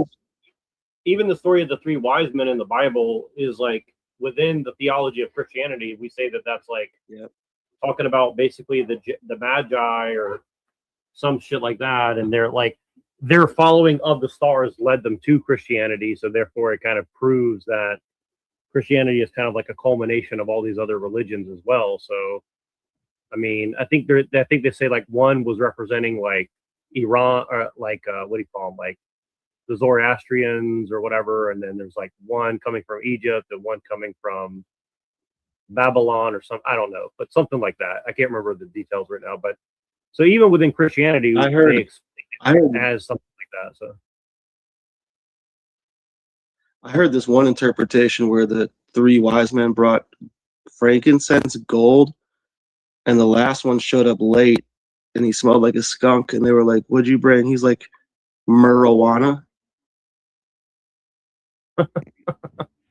well, you know what those Just like things the are for silent. though. Like frankincense, like one's for like life, one's for death, and one's for like something else. I don't remember. You know what I mean? Like it's It's like I think like myrrh, So like one's used for funerals, one's used for births, one's used for deaths, or I don't know, some shit like that. I can't remember off the top of my head. Oh, there's something about that. Let me look it up. Go ahead. like the sun is def. I don't know. Yeah, I don't. Because when I watched that video for the first time, I was thinking like, I don't listen. Like, I'm not really getting a good idea. I don't think. I don't think I'm. Like, I don't know. I felt like maybe the video wasn't that good. I was like, yeah, maybe it wasn't like. Because I've seen a bunch of his videos that he will go into insane detail sometimes, and like that's not one I felt that he did, and I don't know how to explain it. Well, I just didn't hear it. The audio wasn't But clear for me. other than he's trying to relate, I think he's trying to relate like how matter is impressed upon by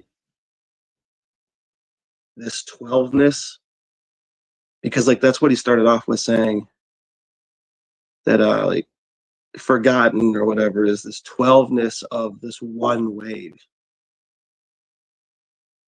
But this is how like all waves behave, basically, or something like that. So I don't know exactly. But thanks for playing it. Well, there's Christians who talk about this too. Like this, like the Mike Heiser guy talks about, who's dead now, Yeah. unfortunately, but British he talks about like, how Israelism. the 12 represents Isn't British something. Israelism? The 72 represents something, like all of it. And like, I'm not saying to like take it fully all the way there, but there is something pretty weird going on for sure. And with the duality thing, like he's saying literally science. He's saying, sorry. He's saying though, like literally scientifically, this is how waves work in everyday real life. But it has an effect on matter. That's really what I'm getting from this. But he's not saying the sun is a demiurge. So I'm not sure. Like I get lost. Maybe, I don't know. Yeah, this is weird. So I'll read this too. So just because Zephyr's trying to help me down there, but I'll read this. So gold symbolizes his kingship as the King of Kings. Frankincense represents his divinity and priesthood as God, and myrrh signifies his humanity and his future suffering and death. So these kind of like are foreshadowing the Holy Trinity as well. So, yeah. So, and so, Machine, can you help me understand exactly what you mean by duality? I know that I've done this many times, but the duality question, like what's up with that again? Because like you believe in like a oneness. Duality is like you kind of need both light and dark. Can I say something?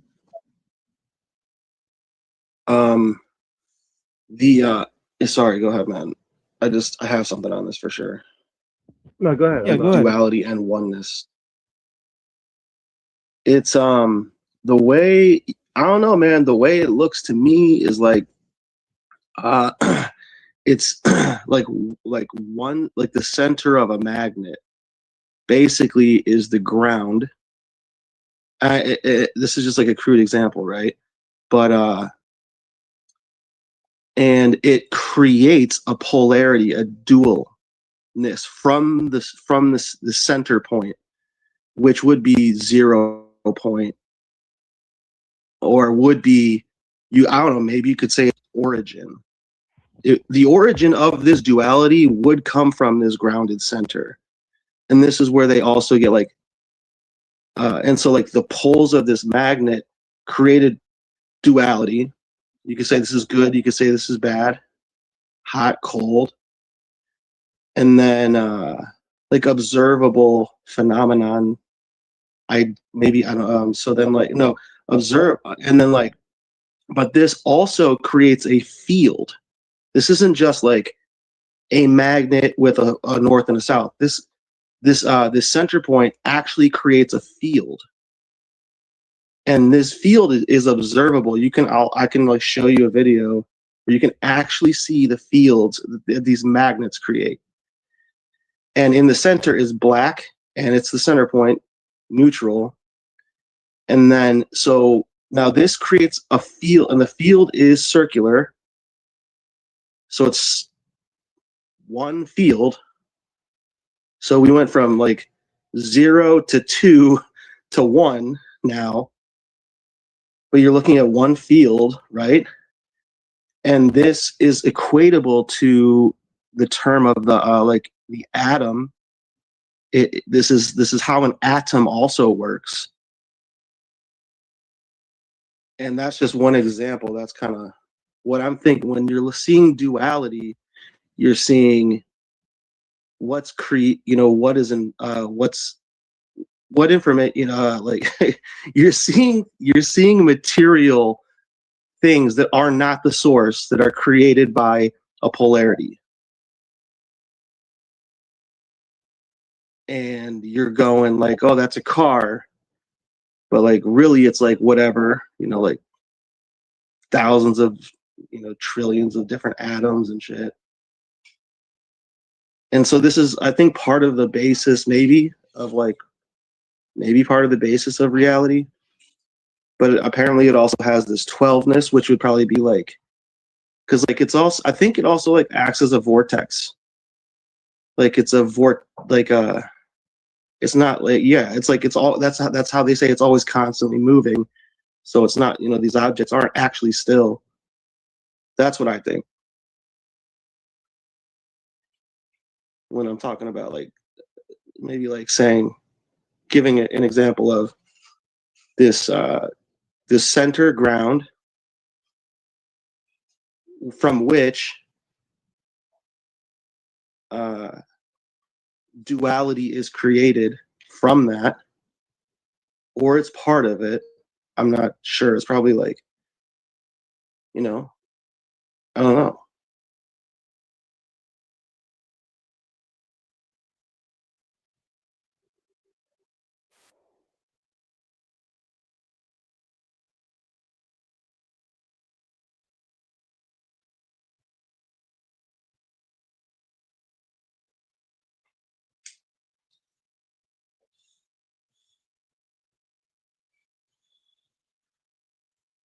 Well, Machine, what's your take on duality? Would you agree or? Well, yeah. I mean, that's an interesting explanation. I think, in terms of physical, like matter, right? But in terms of classical philosophy, right, the whole dualism thing is about mind and body, right? So like, which one is, so like, are mind and body separate? Right. That's mostly what it would come to. You know what I'm saying, right? So when somebody says you're a dualist in philosophy, it means like, you think mind and body are two separate substances, right? Which means like you think there's, immaterial, quote unquote, stuff and material stuff. Right. So what is it? Islam says there's no separation, right? Well, within Islam or Christianity, you could argue both ways. Yeah. I would definitely agree about Christianity. Because it's not a philosophy, right? So there are dualist philosophers who are both Christian and Muslim. There's non-dualist philosophers that are Christian and Muslim, right? That'll say, no, obviously, like, like there's not too much other stuff going on in reality other than God, right? So they'll say like, there's not too much possibility of dualism, right? So in terms of, or they'll say, well, spirit and flesh are two different things, right? So you have to say, well, right, they're totally different, right? There's no way in which you can, say, well, there's only spirit. Well, that seems to be what Hyperborean's kind of trying to get at, or something like that. Like there's a spirit that's just totally separate from anything tied to here. Right. Exactly. Right. Yeah. Right. So, and I guess like my understanding of the Trinity, and again, like I could be totally off, but like my you know, uninitiated, let's say, view of it is something like, it's basically saying like, okay, you have like mind, you have body, like you have soul and spirit, you have like, you know, you have like the material and the spirit or something. But then like the Trinity is basically saying, well, there's also like a connection to God, which is like kind of the end all be all, right? So, you know, it kind of was like the thing that binds everything together. So so I put it like this, like when you're here, you're forming like a personality, or, and I think Egyptian talks about, and, you know, allegedly the Egyptian religion talks about this too, where it's like you have like a ka, whatever, right? So like you have like a spirit, then you have like, that's kind of like without personality, then you have like a soul, which is like your personality, then you have like your body, right? So like I think there's like a connection between all these different things of like, you know, divinity connected to everything, right? So it doesn't mean that you don't have, and I think that's what most people mean by free will, is like you have like your expression of yourself while you're alive, right? But then, you know, obviously it implies that you're kind of like a little god or something like that. And I disagree with that. I mean, we're made in the image of God, doesn't mean that like, you know, we have like pure will within us or something like that. So yeah, I don't know. So that's, I'm not sure exactly if I'm saying doing it justice, but that's kind of my comprehension of it, I guess. So like I think Hyperborean's position being wanting to be so far unconnected from material just in general, I think that position highly supports accelerationism.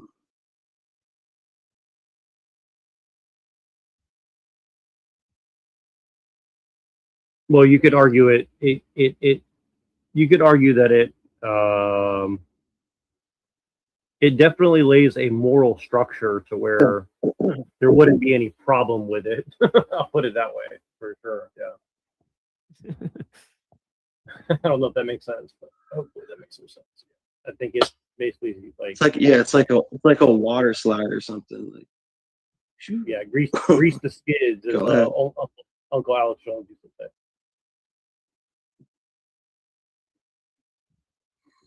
They're greasing the skids. So let me see if I can find this thing. Hold on. I'm gonna write a reply to this article, but I feel like kind of nervous too. Let me read you guys some of this article, and then we'll go back to this. I just want to get to it before I forget, because Machine might find this very interesting, I think. Okay, can you guys see this on the screen here? Yeah. Can I ask one quick question? What's up?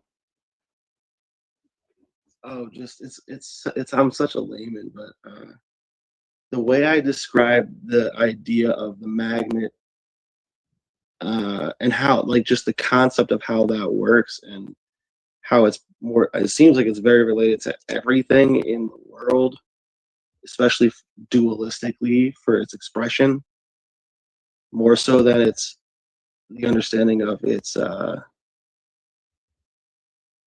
don't know, the understanding of it fully. We're just getting, you know, the fruits of it. I was wondering if that, I don't know, have you ever heard anything, Machine, about that idea with panpsychism or any sort of thing like that? Which idea? Just about like the concept of reality being linked to these poles, and, you know, this, like the way a magnet works with, you know, like how matter. Yeah, that's I don't exactly know, what you know. Skrbina says. Yeah, that's exactly what Skrbina says. He believes in the ether. He believes all that shit. So he believes exactly the same thing, right? So he thinks nature is panpsychic, right? So he believes like panpsychism is just nature. Like he thinks nature is mind, is God. Right, so he thinks all three of those things are the same thing. Right, so it's interesting, right? I see. Yeah, so in his model of panpsychism, it's just nature that's a bunch of minds. Right, so yeah. You use them as expressions, Yeah. maybe, or expressions of, okay. Yeah, like basically like atoms are conscious for Dr. Skrbina. Okay, that's kind of okay. Yeah, they're Yeah, electric see, and they're I conscious haven't. and they're made of like living things. Yeah, I don't really have a problem with that either, honestly. Like, I mean, I think there's an argument that light itself could be conscious as well, personally, but you know. Yeah, because if you think about it, like how would like if there is a God, like you really think he just make like dead stuff that just like pops in and out of existence and it's just like fluid? Like no, like God would make like actual living things that like have their own spirit. Right. Like even if space is as they describe it, like they have to include dark matter and dark energy because literally nothing can. There is no such thing as nothing. It can't. Nothing cannot exist, right? So like they're trying to say, well, it's just a bunch of empty space, or it's like that actually doesn't really make any sense. I mean, it's they have to keep accounting energy, for all I this think, stuff. is a the dark energy is, I think, a replacement theory for ether. I 100%. I 100% absolutely agree. Yep, I agree 100%. That's why I said, like, I think Plato's thing about ether makes way more sense than like all this like weird, like ethereal, nothingness and Big Bang and whatever. I mean, it's like they're literally just doing backflips to like go back and say, well, actually, Plato was right about this, and everything we've done is based on Plato, but let's just avoid that and like jujitsu it up so we don't have to like admit it or something. It's like I just don't. I mean, I think I know why they're doing that. It's so normal people don't figure out what's going on, but I don't think it's genuine. Like, I don't think a lot of the physics stuff is like genuine at all. I think it's just basically like a psyop. And like, again, this is why I think like the most interesting part of the Epstein thing is that he was probably like a psyop agent for science or something like that, right? But they're trying to make it like, oh, it was this or it was that or it was this or it was that. It's like the fact that they were hanging out with all these like astrophysicists and stuff like that, like Neil the grass-fed bison or whatever, as Matt from Quantum Conscious calls them. Like, I think that's the bigger story personally. So that's just my opinion, but a psyop, exactly. So I know we're switching gears really fast, but like I think this is a very interesting. So she describes herself as an eco-feminist writer and activist. Don't tell me this is the girl you told to come on the Machine Lives. No, but I would. I should, honestly. But if I write this article, she definitely won't come on anything. But I thought I'd show this before I write my what do you call it? My rebuttal, I guess. So look at this picture. You have JD Vance and Usha. Help! I married a white supremacist. I like how she like made everything lowercase except for white, so it's kind of weird, It's a very unique way to put it. Unpacking. Are you saying she wrote an article that titled? Okay, she actually wrote an article titled this, or was it someone? Yes. Or was it? Yes. Wait, not the vice president's wife wrote this. No, this is somebody writing it about. Oh, okay. The vice. All right, I'm so there you go. So unpacking MAGA's Asian fetish. In 2018, the New York Times writer Audria Lim wrote about the alt-right's Asian fetish, and I need to read that one too, by the way, but which blew the conversation open on alt-right men's fetishization of Asian women. Which, by the way, I'd never heard of this before, like a couple months ago. I mean, I think I might have like assumed it was talked about, but I don't think I ever saw anything about it. But The topic resurfacing again today after the news that this ICE agent, the white supremacist ICE agent who murdered Renee Good, is married to a Filipino immigrant. So, okay, so white supremacists can have Filipino wives now. So I just want to stop there. Like,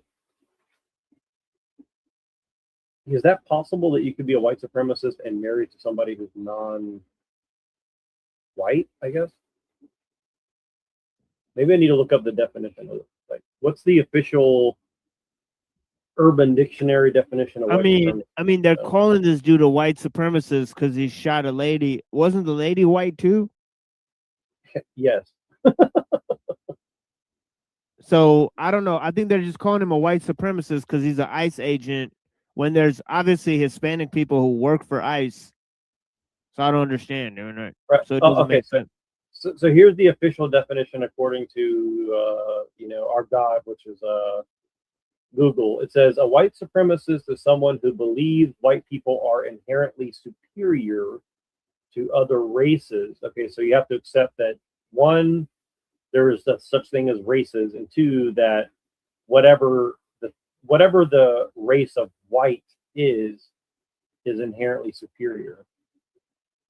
See, I mean, here's one of the things, like, I get called a racist, like, I don't even accept that race is an actual thing, but I just think it's kind of funny, right? But advocating for white power and privilege, often through ideologies like white nationalism, segregation, and anti-immigrant views. This is such a loaded comment. Historically linked to groups like the KKK and neo-Nazi movements that use racism, anti-Semitism, and anti-minority hate to promote white dominance and sometimes violence. It's like, okay, like it's like an extremely loaded thing. But so anyway, so it's just interesting. Like, everybody's throwing this term white supremacist around. Like, it's like there's like a white supremacist behind every Bush in America. Apparently, it's like I've just never heard people talk like this in my entire life. Jonathan Ross and his wife Patricia Ross are one of several marriages between white supremacists and Asian women. Other famous white supremacists who have a history of dating and marrying Asian women include Trump's right-hand man, J.D. Vance, George Floyd's murderer, Derek Chauvin, white nationalist Richard Spencer, and neo-Nazi Andrew England. It's just very interesting to me. It's like they're extreme. They're such extremists that they're breaking their own beliefs by marrying somebody who's non-white. It's like, I'm trying to understand the logic here. At the same time, Asian people are being detained, deported, and killed by ICE. In 2025, 5 Asian nationals, and I'm not going to try to read those names, by the way, died while in ICE detention. It's perplexing to wrap one's head around why a capital white supremacist would want to date and marry a woman of color with a U, the very type of person he seeks to oppress. And then it has a picture of them. So this is the face of the white supremacy, guys. I don't know if you knew this or not. And and you guys please interject if you have any comments, because like I'm not trying to like filibuster them. Like, I'm genuinely looking for like feedback on this. I'm just gonna play a little bit of this. Oh hell no. Oh, they took down this link. So they took down this video. Interesting. Oh, okay, I gotta zoom back in now. Let's see. All right, so these women are separate people from their husbands and are not responsible for their husband's actions. Okay, so like However, the prevalence of these relationships still raises the question of Asian women's role in white supremacy. Who do these relationships truly benefit, and what structures of oppression do they uphold? So this is very interesting. It says it's like we absolve them of responsibility because they're women, but what is the role of women in white supremacy? Okay. Like, I'm just trying to break down the logic of this without judging it. Machine, do you have any comments yet? Because I think it's going to get worse from here. But I'm genuinely trying to understand, like, what exactly are they trying to say here? I don't know. I don't really see like historically all that much that like Asians were sort of like oppressed by whites, but I don't know. Yeah, well, that's what I'm trying to figure out. It's like, then it says, to be clear, this is not a permission slip to shame Asian women and white men who are in happy, healthy, loving, and truly equitable partnerships. Another buzzword, like, what does equitable mean? What does that mean? Equitable. Actually, I'm going to Google that because I don't know what exactly is that supposed to mean. That sounds like this sounds like a legal term or something like this. A lot of the terms they're using are like legal terms. Equitable definition. Okay, let's see. Fair and just, especially in a way that takes account of and seeks to address existing inequalities. Okay.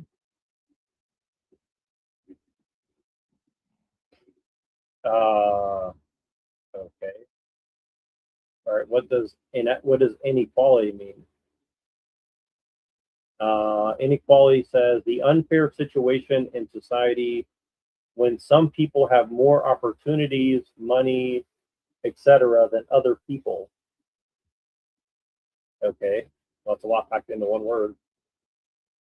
Okay, so her definition of a good relationship is someone who's happy, healthy, loving, and truly equitable. I don't know if that's like an end-all be-all definition of like a good relationship. I don't know.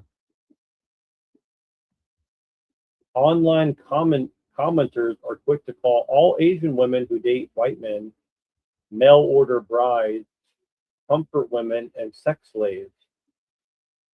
While unfortunately these labels may hold a grain of truth in some relationships, it's unfair and untrue to stereotype all Asian women as subservient gold diggers who are obsessed with white men. Similarly, not every white man in a relationship with an Asian woman is a white supremacist with an Asian fetish. This term fetish keeps coming out. Let me look at the definition of fetish.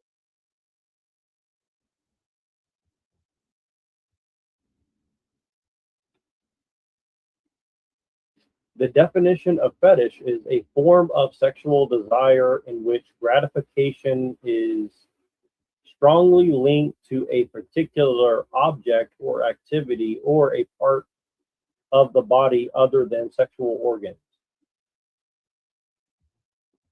Or to an inanimate object worshipped for its supposed magical powers or because it is considered to be inhabited by a spirit. Okay. Yeah, I've never heard that last part in the definition of a fetish, but I guess we'll just let that roll for now. Yeah. Well, weird. Yeah, me too. Well, that's why I'm just trying to say, like, okay, so they're automatically saying, well, like, if you have an Asian fetish, that means that you don't love something or someone or something. But and the reason I think this is important to point out is, like, would they tell a gay person who's with someone with another fetish that, well, because you're with this person and you have a fetish, therefore you don't love them?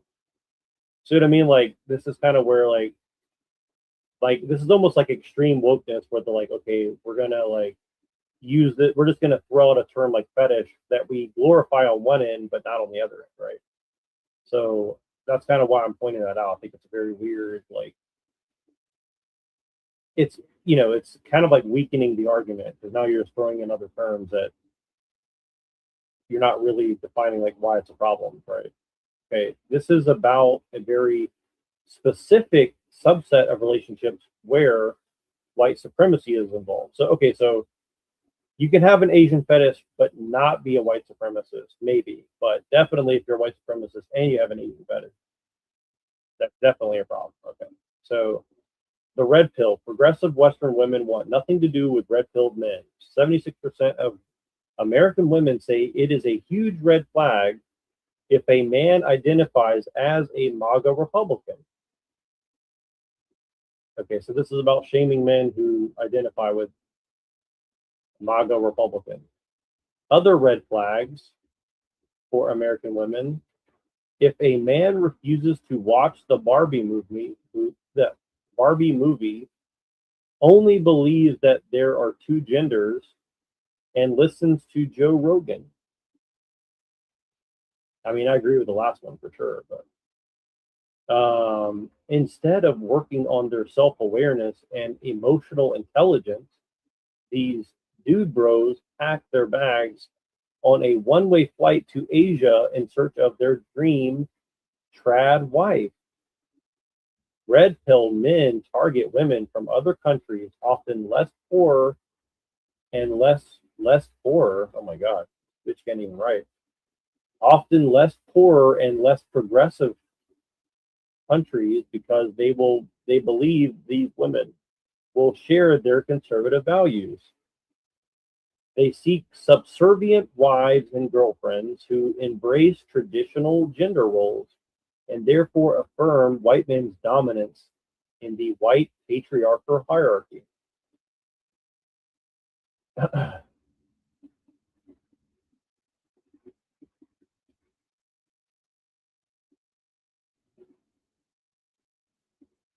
So yeah, the problem I see with them saying this is like, are they saying that there's some sort of problem with Asian cultures because they make conservative women as well? Or is it just that men have the perception that Asian cultures have a more conservative culture than the West? Like, that's what I'm trying to figure out here. According to red pilled men, Asian women are slimmer. And so she just, okay, so literally she just screenshots a random deleted post from 9 years ago. That's probably seen by like 15 people before this article. Been with Chinese, Japanese, Korea, Filipina, and Thai. Universally slimmer and more submissive than Western girls. I'm done with white girls except for fucking and maybe if I find a unicorn. So this could have been a black guy, a Native American person. Like, there's no way of knowing that this is a white person because it's a deleted account and there's no information on the account whatsoever. So according to red-pilled men, Asian women are blah, blah, blah, you get it, which is appealing for alt-right men.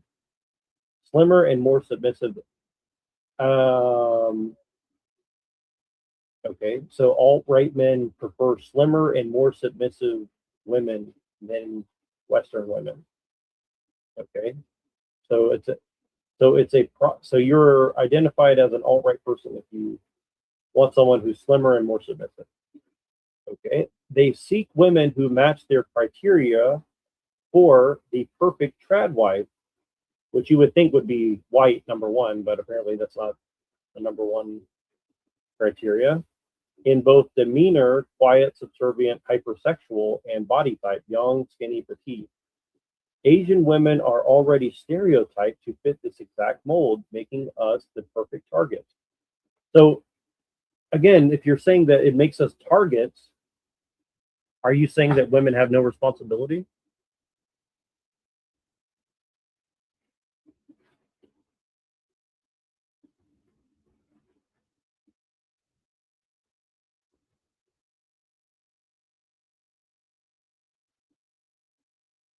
Right, and then it says here that some of these red-pilled men seem to have discovered, to their dismay, that many Asian women are actually not submissive at all. South Korea has made headlines with its 4B movement, in which women are swearing off sex, dating, marriage, and childbirth in protest against the patriarchy. China has a feminist movement that is decades old. Still, of course, not all women are the same. Red-pilled men intentionally select the women who reinforce their own desires for traditional femininity. Quiet, small, and submissive. I mean, see, if this was the case, wouldn't almost all white people be like shorter, fatter, and quieter? Like, logically speaking, if this is what men were seeking throughout history?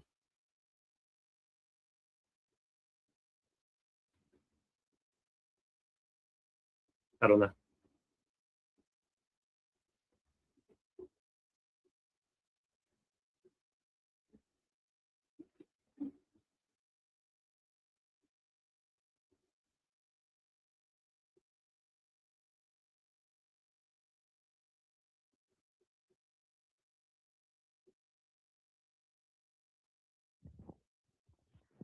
Machine, are you still there? Yeah. Yeah, I mean, it's interesting. I mean, she's not critiquing the Asian societies for making the women submissive. She can pretty much verify that these Asian countries did not give countries, as much rights or have as powerful as a feminist movement as the white people countries, right? So she's not applauding the Western, world, or even the Western women for not being submissive. Right? But she's kind of saying, well,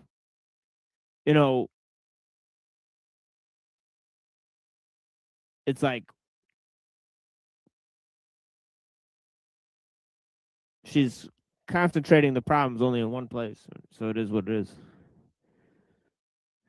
Yeah, it's like I'm genuinely trying to understand like what exactly is she trying to say, because it's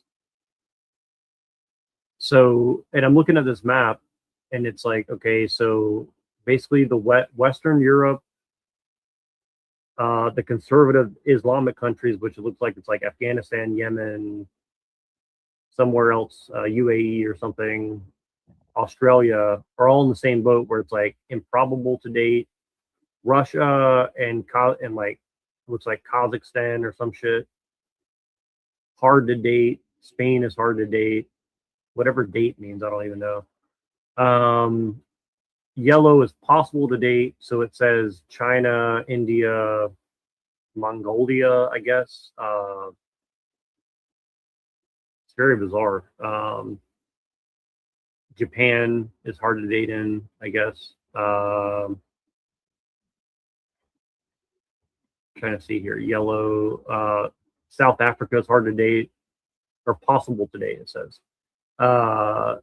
Brazil, Argentina, Chile, and then I guess whatever. So it's basically saying like, and then it's like easy to date is like French Polynesia or Indonesia, I guess, or Philippines or something.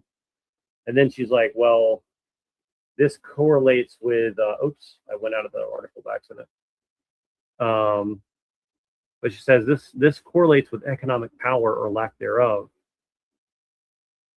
Poorer Asian countries like Thailand and Vietnam and the Philippines are rated as easy, while wealthier Asian countries like China, South Korea, and Japan are more difficult, but not impossible to date. Well, again, it's like, so are men not supposed to try to find places that's like easy to find a woman that wants to get married? Or so like this is what I'm confused. Like, is it the problem of like it seems like they're just mad that men are trying to even find traditional wives. Okay, let me go back here. If you haven't heard of Passport Bros, it's an entire movement of men who travel to other countries to sleep with foreign women and find traditional wives. Okay, but like is it worse if they stay in America and just sleep around and never find a wife, or better? All right, see, this is what I'm trying to figure out. Okay, passport bros typically target women of color who live in poorer countries where women's rights are less advanced. Well, again, this is like propositioning that women's rights are always a good, and the currency exchange is in their favor. Okay, so it's like, okay, so you're saying that women who don't have rights respect more money. So they're basically saying like these women will exchange their bodies for money. I mean, that seems to be a kind of a insulting thing to say, but okay. The phenomenon, and if that's true, does that mean that that's how their Asian societies or these other poor places work in general, whether white men go there or not? I don't know. It's pretty weird. The phenomenon is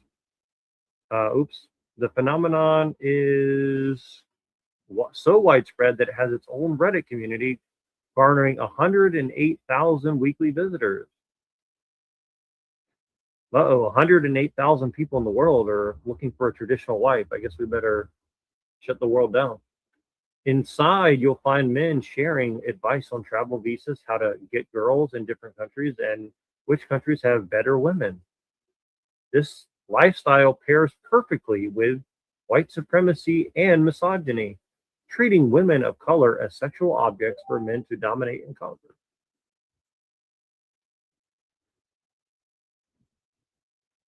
I mean, how is that different than here in the West, where we have all these rights and all this like this, have all this like fluff around all this stuff? Like, what's the difference? I don't know. After doing some digging on the blah blah blah, the passport bro world map, a modern day Christopher Columbus. Okay, and then gender equality by country. So Scandinavia and New Zealand have the most gender equality.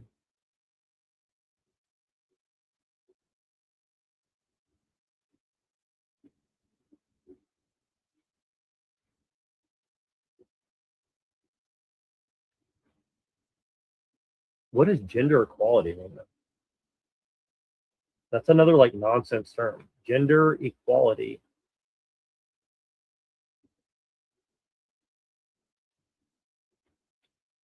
I've never heard this like term before. Gender equality. What does that mean? A situation in which access to rights or opportunities is unaffected by gender. I mean, this is like this is like a total nonsense term though. It's like, okay, first of all, what is access? What is rights? What is opportunity?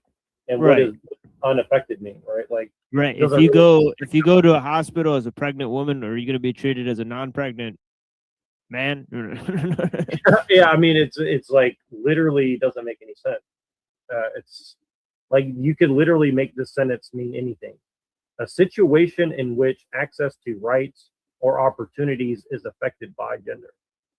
I mean, that literally is saying nothing, in my opinion. Like, and what's funny is like if you go and talk to these left-wing people, they force you to say what's your pronouns.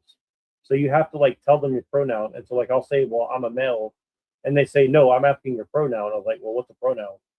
And they say that's second grade education. I was like, I've never been asked like what my pronoun is. So like, why do I have to give you a pronoun? And they're like, he, him, ze, her, them, she, they. I'm like I was like, I'm a male, so that means I have male genitalia, right? And they're like, no, you don't get it. You're ignorant.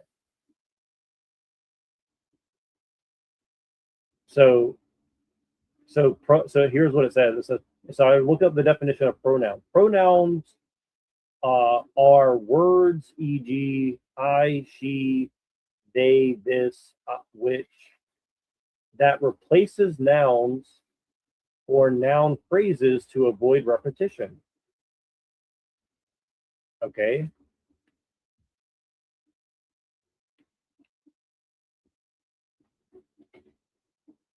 pronouns are words used to refer to people like he, she, they, and gender pronouns specifically reflect a person's gender identity. Moving beyond the traditional masculine, he, him, and feminine, she, her, to include gender neutral options such as they, them, or neo pronouns, z, zer, for non-binary individuals. And so they have like this whole chart and stuff. But anyways, I like, this is what I'm saying is like, this is like a very layered article because it's just using nonsense terms and like hoping that the reader won't ask like, well, what does that mean though? Okay, so we see that it has some correlation with the passport bro map. Countries that experience the largest gender gaps tend to be more easy to date, while those marked as improbable to date tend to score highest on gender equality. Okay, so like if it's making it harder for men to date to have gender equality, I mean, why would you expect that they would want to stick around and where they're having a harder time finding someone who wants to get married? I don't know. That's the reason why Iceland, Norway, and Finland aren't passport bro hotspots. In places where gender equality is valued and women are well educated and financially independent.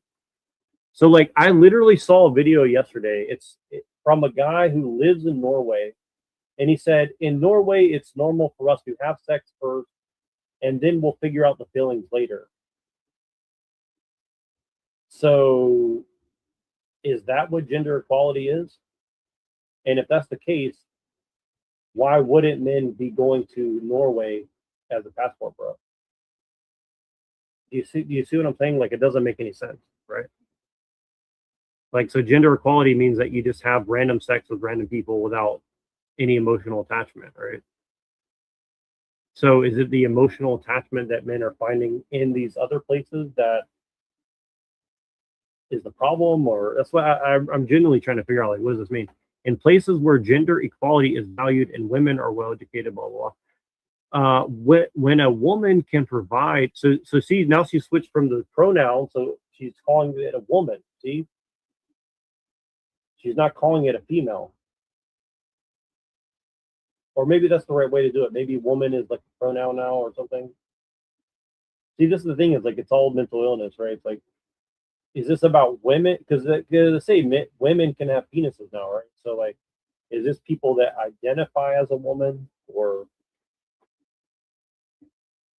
see, they're not it's very inconsistent too. See, this is what's interesting. It's like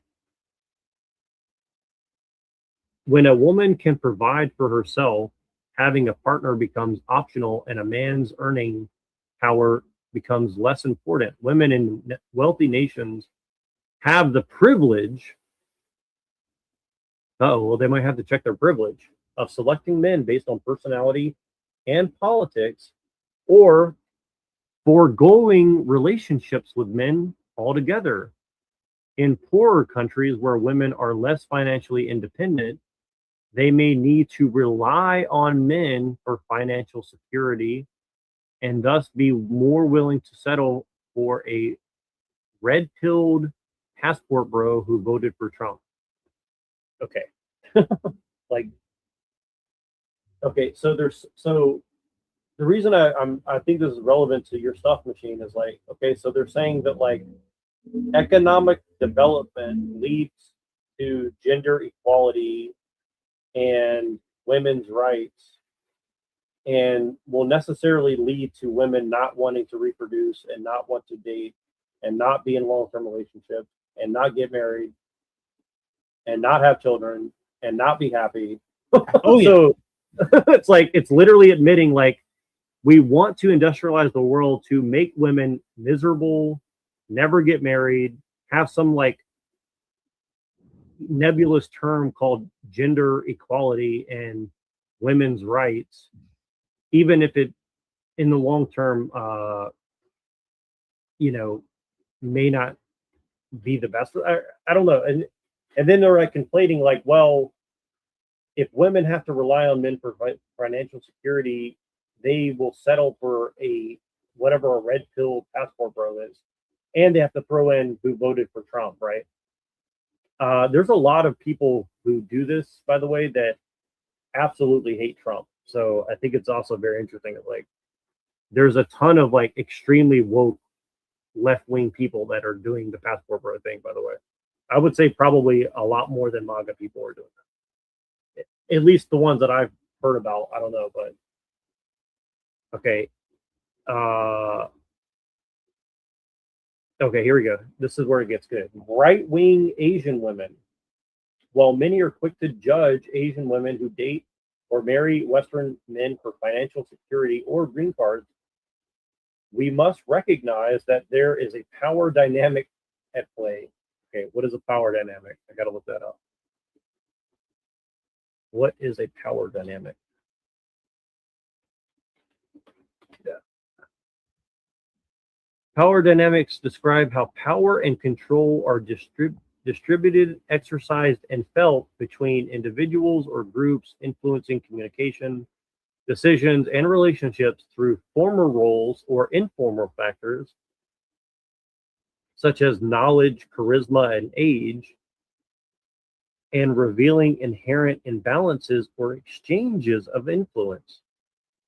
They are the ebb and flow of control, shaping social structures, workplaces, personal interactions, and reflect deeper inequality. So, I mean, literally, this is like, you could call anything a power dynamic. I mean, so like the fact that I have like 2 testicles and, you know, Right. higher testosterone means that Right. I automatically have a different power dynamic. So therefore, you can like analyze anything that I do through the lens of like higher testosterone or something. I mean, this is literally mental Right. retardation. Right. We'll change our name to the Power Dynamic Lives. Right. Yeah. Basically, yeah. I mean, it's that. So I like that. So you're saying that this is kind of like a technology, social technology term or something. It's like it's kind of a weird. Pretty much. Yeah. It's Yeah. not like it's To a woman living in a poor country that lacks gender equality, again the term, the only way she can gain financial so are you telling me that women only make decisions based on financial security? I mean, this is like extremely insulting to women. It's like women make no decisions other than for financial security and safety by partnering with a man who can offer her a quote unquote better life. I mean, this is like literally reducing women down to like economic units or something. It to me, this is like extremely dehumanizing, you know. Alt-right men use this to their advantage. Okay, so using things to your advantage is now like evil, especially if you're an alt-right white. They specifically target countries where women are disempowered. Okay, what does that mean? Leveraging their citizenship. Okay, so now because I was born in a country and I have citizenship, I now own a privilege that is something that I can abuse because I have a citizenship in the United States. And economic status has power over women from poor countries. I mean, I've been to some of these poor countries, and the rich men in these countries literally wield their economic status all the time to like grape women and get away with it. So I mean, like, yeah, like to just compare, like, okay, anybody who goes there and has like some, you know, citizenship or quote unquote economic status is automatically better than the women there. So it's just bizarre. It's like I don't quite understand what she's trying to say. It doesn't help that conformity is taught from a young age in many Asian collectivist cultures. Oh, I thought they were for collectivism. I thought left-wing people are for collectivists. Many Asian women are trained. Oh, okay. So Asian women are trained, but white men aren't trained by their culture, right?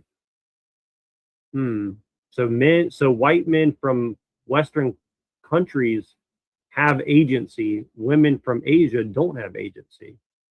Oh, see, they were trained. So many Asian women are trained to keep the peace, prioritize our safety and security. Okay, so she's admitting that white men provide peace, safety, and security and systems for them to comply to. See, this is weird. It's like she's kind of admitting in a way that like white men are providing peace, safety, and security. Okay. While this is great for maintaining harmony in collectivist societies, it isn't as helpful when it comes to fighting the patriarchy. What is the patriarchy? What is this term? What is the patriarchy? Patriarchy is a social system where men hold primary power and dominance, controlling social, economic, political, and religious institutions, often tracing lineage and inheritance through the male line. Okay. It's a structured hierarchy, not just individual men, that privileges men and disadvantages women and girls by associating them, lower status and limiting their opportunities, creating an unequal power dynamic, there's the word again, and restricting everyone's emotional expression through rigid gender roles. I mean, isn't this just a long way of saying that like women are economic units that need to be used by the system for economic purposes? I mean, that's all this is. That like when I read this, that's all it's telling me. It's like they're saying patriarchy stops women from being used as economic units, but we need to abolish patriarchy so women will become economic units in a system. I mean, that's what I'm hearing. I don't know. Am I wrong? Am I losing my mind or what? Is this not totally basically saying this seems to be saying that women should be economic units in the system, essentially. Well, actually, this makes my article much better because I honestly didn't read this. I just put her article through my already pre-written stuff. Okay. Oh my God, she quotes Andrea Dworkin. Interesting.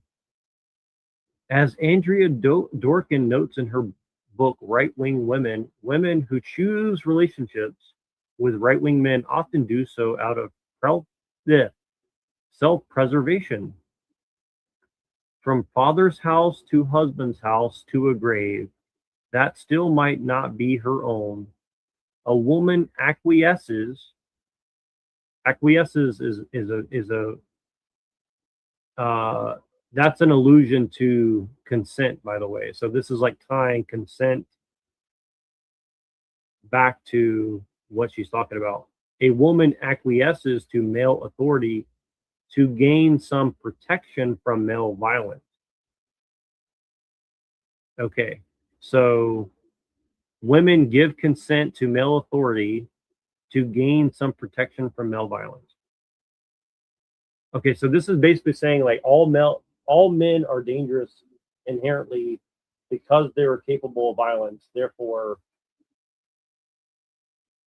you know, men are inherently like the problem with society, essentially.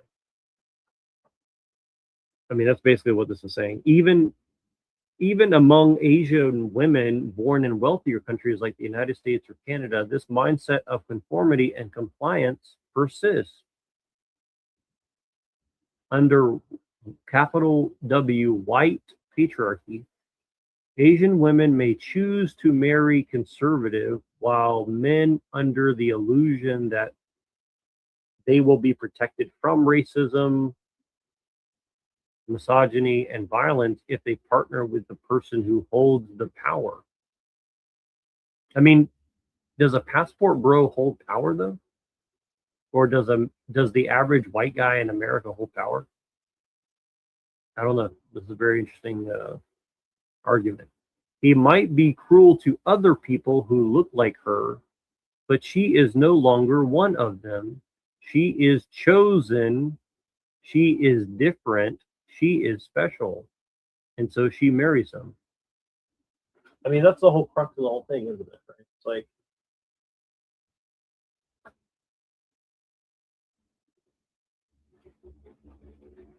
she is chosen, she is different, she is special. So she's Jewish.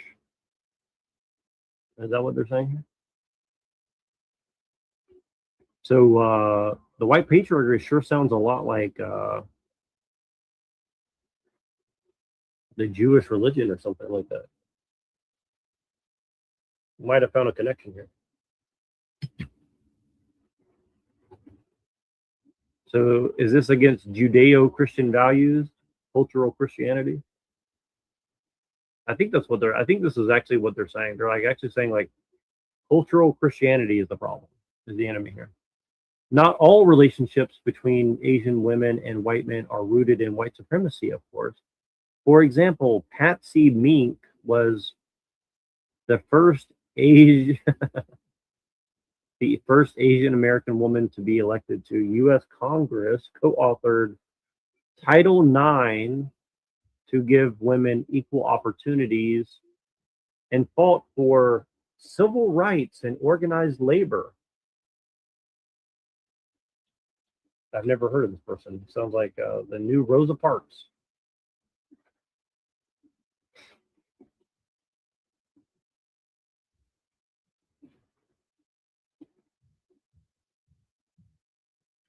Sounds like an Uncle Tom to me.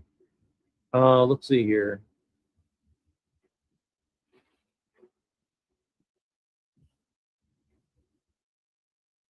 Grew up in Hawaii. She was Japanese, third generation Japanese. Of course, she went to the University of Chicago Law School. Let's see here. House of Representatives. Family background.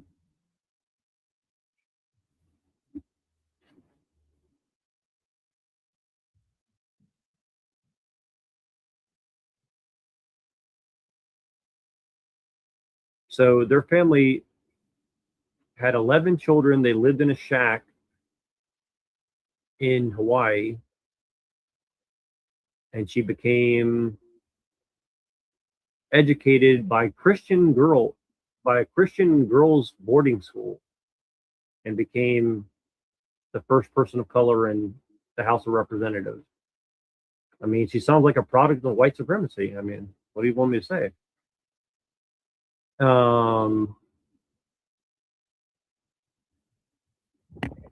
Right. How many white people are in the Congress of the country where she's from? Right. Yeah. I mean, it's like okay, so she's a product of white supremacy, but she's totally not a part of the white supremacy. It's like, it's bizarre. It's like, okay. I mean, they'll never say that, like, well, the woman who, has to fight and survive as a single mom in Detroit, Michigan, or in Nebraska, or Iowa, and nobody's ever heard her name, like, and she happens to be Asian or something. They'll never say that, like, well, this is an example of somebody who's not with the patriarchy. It's like, no, this person who was like literally brought up in like Catholic boarding school or something and became a law student or something. Racial segregation, blah blah blah blah. I'm just trying to see like what's the deal here. She earned like a bachelor's degree in zoology and chemistry, and she got a law school degree. So she basically spent like 20 of her adult life years. Oh my God, dude, this. Oh, okay, I see. She got her Juris Doctor degree, and then her husband got a master's degree in geology or something. Okay, it's like these guys are like literally products of the white supremacist education system. I mean, you just can't get more fucking brainwashed than these people. Criminal and family law, Young Democrats. I mean, this is like bizarre, dude. Let's see who's coming in. Somebody's in the back here. Uh-oh. What's up, baby? And then let's continue on here. I got about 20, 30 minutes. I got about 20 more minutes. I got to run. All right. So I'll be brief. Yeah, no worries. Yeah, I know this is kind of boring and stuff, but I'm just trying to like. I think it's all right, dude. It's your show. But I think this is really interesting. It's like I'm just trying to get through this. Like, okay, what are they selling here? Because this is a bigger thing. All right, where's this girl's personal life or whatever? Wait, they don't even say. Okay, let's see who her husband was. I want to see who was this Uncle Tom's husband over here. John Mink. He doesn't even say anything about her husband. Probably a Jew, if I had to guess.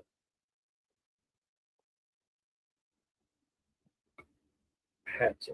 I mean, the most obvious thing that she's not mentioning is that if you have, babies with an Asian, your babies are going to look pretty white.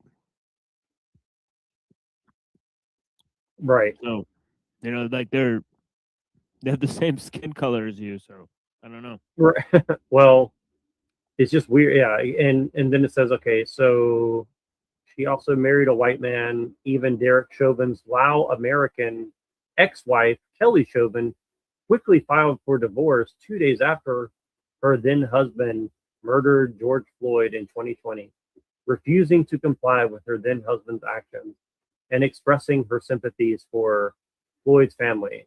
It's like, okay, well, I guess that also means that when Asian women get married to white guys and say in sickness and in health, it's good to break those vows because, well, those vows don't mean anything. They're just a tool to get something in an economic and social dynamic power play, I guess. Oh, and that's a good thing. Okay. As we work towards a future where Asian women are no longer viewed as a monolith, we must grant Asian women in relationships with white men the same grace. The solution is not to shame Asian women or cast judgment on healthy couples, quote unquote. It's to empower Asian women so none of us ever feel like, okay, so this entire thing is about how you feel. Okay, let me read this again. It's to empower Asian women so none of us ever feel like we have to submit to the very men who actively, quote unquote, dehumanize us and shoot white women in the head. Let's put that at the end. which would actually be a part of dismantling white supremacy, if you think about it. I mean, if we're shooting white women in the head, the math seems to work out that would actually be ending white supremacy, because men can't have babies unless this guy is actually like a female to male trans, and then maybe, I don't know. I don't know. I mean, it's just like crazy, insane rhetoric, in my opinion. I mean, I respect the hustle though. I think my article is going to be a banger for sure. Yeah, I mean the 5 dudes that are dating Asian women and shooting white women in the head. Stop it, stop that. Shame on you, dude. Like, what's your problem, dude? Like, you can't just chill. Just get run over by a car and get your head popped like a balloon. Bend it over and take it from the femdom society. Okay. Like, next time you want to date an Asian woman, just chill, bro. That's right. Put your dick back in your pants or just cut it off. It's probably the best solution.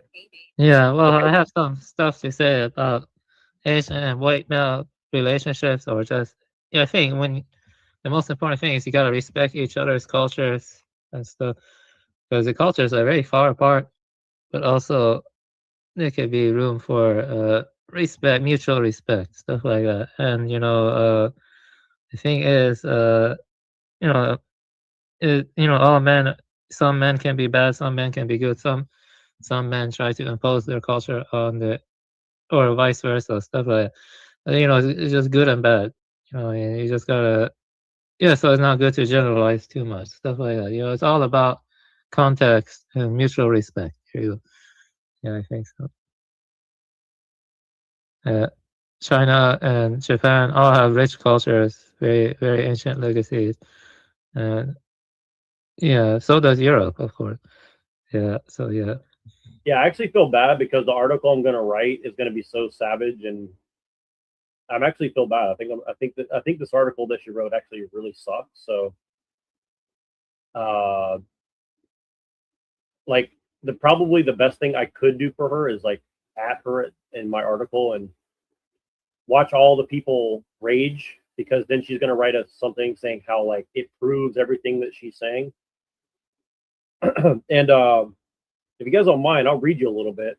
I'm not going to read the whole thing because honestly, it's pretty graphic, and I'm not sure if I really want to release this thing as it is right now, because it's very transgressive. I'll say it like that, the way I wrote it. But I'll read a little bit to you guys. Okay. So let me read some of the. I'll read some of it, so just to give you a preview. Excuse me. Okay, babes, lean in real close. Feel my breath on your neck like a secret promise. My fingers ghosting over your skin, circling that sensitive spot and holding back, making you squirm with anticipation. You know, from our last steamy chat, where I confess those white male, Asian female edges in the dark. My hands slipping under silk sheets next to my my lesbian hairy wife, imagining a white man's strong grip pulling me close.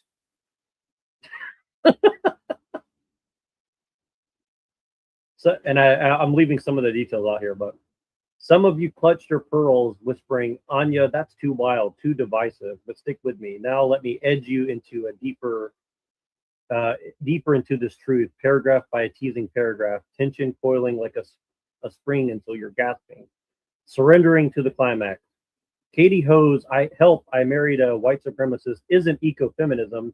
It's a slimy cog in a patriarchal, Trotskyist, transhumanist, Malthusian, capitalist plot, sacrificing whites, white male, Asian female couple, and every normal human relationship on its cold altar."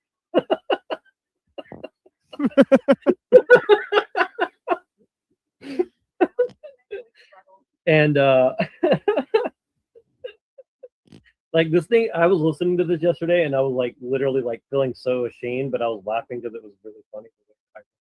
Like I didn't write all this myself, obviously, but like I gave it very specific instructions on like how to write it. And and then it says so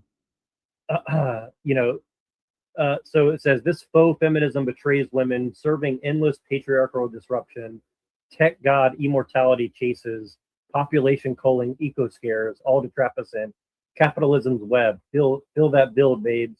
Let's start slow, easing in like fingertips, tracing your thighs, promising the depths will dive. Poe's article opens with a hook. Help, I married a white supremacist, framing it as an eco-feminist wake-up call to Asian women and white male, Asian female relationships, especially those tingled with alt-right or MAGA men. She claims these unions uphold white patriarchy rooted in Asian fetishes and economic exploitation. But babes, this is the plot's opening tease, a divide and conquer lure. Gabriel Rockhill and Counter History of the Present exposes how the U.S. imperialism funds identity politics to fracture class solidarity, diverting rage from economic chains to cultural scraps. Poe's piece slots right in. By zeroing in on white male, Asian female as vectors of supremacy, it pits races and genders, masking capitalism's grind. Not direct think tank cash. Her bio screams indie activist with gigs at Feminist and Nextshark, but the alignment's there, echoing neoliberal cultural ops that keep us divided. Feel that gentle throb. It's the truth pulsing closer. Now, point one. So, anyways, it just goes on and on like this, but I'll try to just skip around a little bit. Okay, it says talking about the guy with the Filipino wife, and he says she quotes his bio post painting white male, Asian female as hypocritical havens for hate. Rebuttal time. Lean in close as I circle this claim slow. Umberto echoes fascism, cautions against sloppy labels. His 14 traits, culture, cult of tradition, machismo, fit real fascism, but Ho slaps supremacists on isolated creeps like Ross, ignoring how white male Asian female couples are everyday loves, not hate nests. Echo would call this dilution fuzzy totalitarianism, where nuance dies and interracial bonds get scapegoated. Rene Girard in The Scapegoat nails it. Mimetic rivalry builds tension vented on a victim. Oops. Here, white male, Asian female, to restore faux order. Ho scapegoating distracts from capitalism's role in ice wars. Economic disparities driving migration. This isn't feminism, it's patriarchal Trotskyism. Leon's permanent revolution twisted into endless cultural upheaval. Per Caleb Maupin's bread tube served in capitalism, funding disruptions to block stable unity. Add transhumanism, Peter Thiel in 0 to 1 warns tech immortality quest mock human bonds, pushing engineered divisions over organic white male, Asian female warmth. And Malthusianism, Ho's ecofeminism nods to overpopulation scares, subtly culling quote unquote undesirable unions like white male, Asian female to control demographics, echoing Thomas Malthus' an essay on the principle of population where scarcity justifies elite control. So it goes on and on. Like I just basically like, it's like this is like a really long article, but I just basically like quote like super esoteric writings and like just basically say she's basically like a capitalist pig working for the white male patriarchy, pretending that she's oh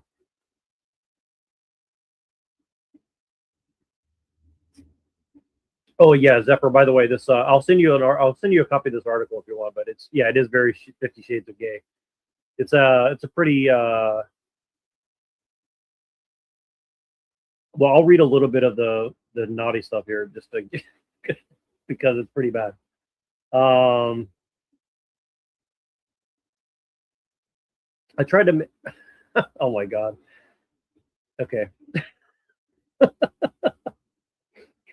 All right, I'm not going to read this full thing because I'm too embarrassed to read it, but I'll read part of it. Okay, it says, pause for a breath, loves, like a lover hovering before the kiss. Remember my night with Ben, that southern white beacon. He started in dim light, whispers flowing like wine. His hands on my knee, sliding up slow, igniting sparks. Laughter melted into kisses, tender lips to meeting mine. Clothes fell away, exploring my curves, pinching me until I gasped.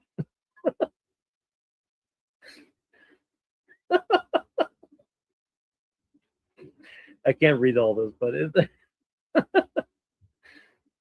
but then it says, eyes locked, he whispered, Anya, our white male Asian female love defies their plot. Let's create life against the machine. Releasing hot floods as I clenched. I can't. What's up, man?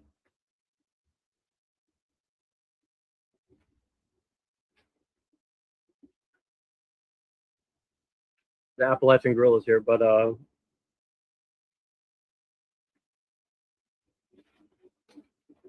let's see where I left off. See if I have a. Yo, what up, family?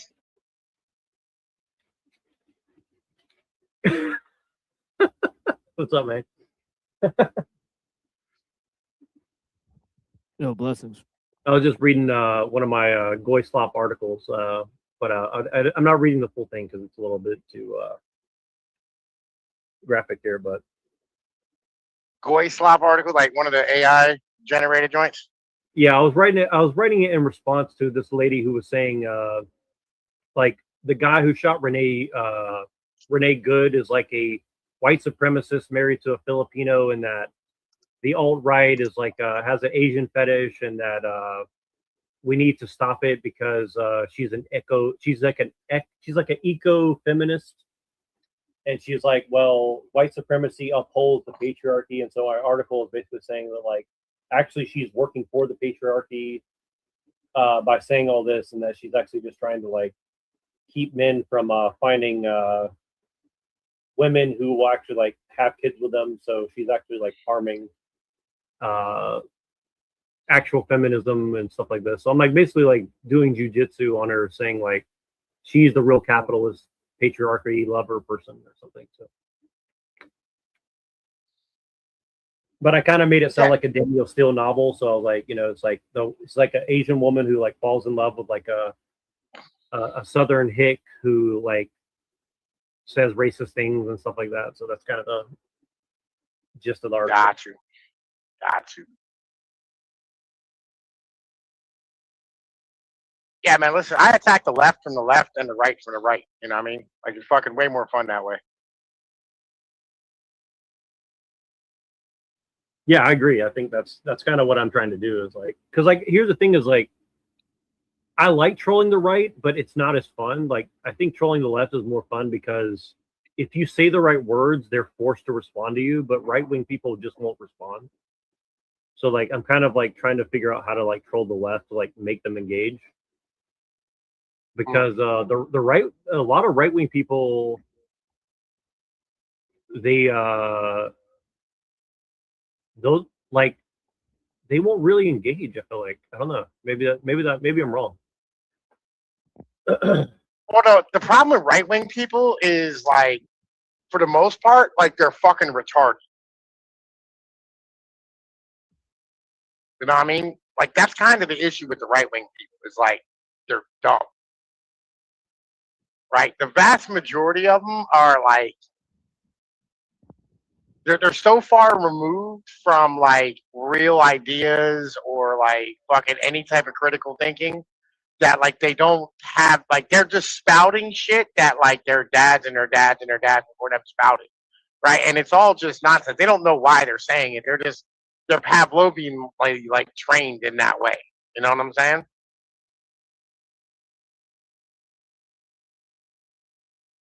Unfortunately, I do know what you're saying. Yeah, that's been most of my experience recently, kind of going back into the right wing commentary side of things, like on TikTok and Instagram, and well, there's not really any on Instagram, but going and trying to find other people. Substack has been a little bit better for sure, but most of the people way more fun. Well, it's way more fun. Well, it is, but like I would say that most of the right wing people on Substack are like, they're so educated that they're almost like not right wing anymore. So like it's kind of weird in that way, as I would say. Yeah. I get what you're saying, right? I 100% understand exactly what it is you're getting into there, right? It's like, okay, so again, it's that horseshoe thought thing, right? Where it's like when you go so far right, you end up being left, right? You know what I mean? Like, so the right wing in America is just like capitalism, like with social, like with like Christian values, and then the left wing is just like capitalism with managerial values. I hate how much sense that actually makes with what you're saying. Can you get in more into that?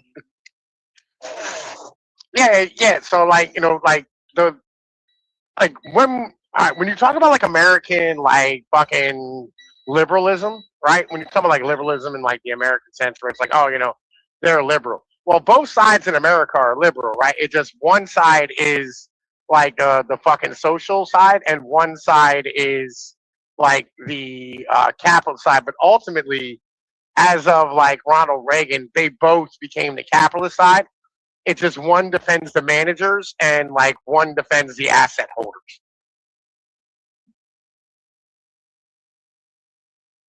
So they're basically both reinforcing capitalism. Yes. At all costs, essentially. Yes.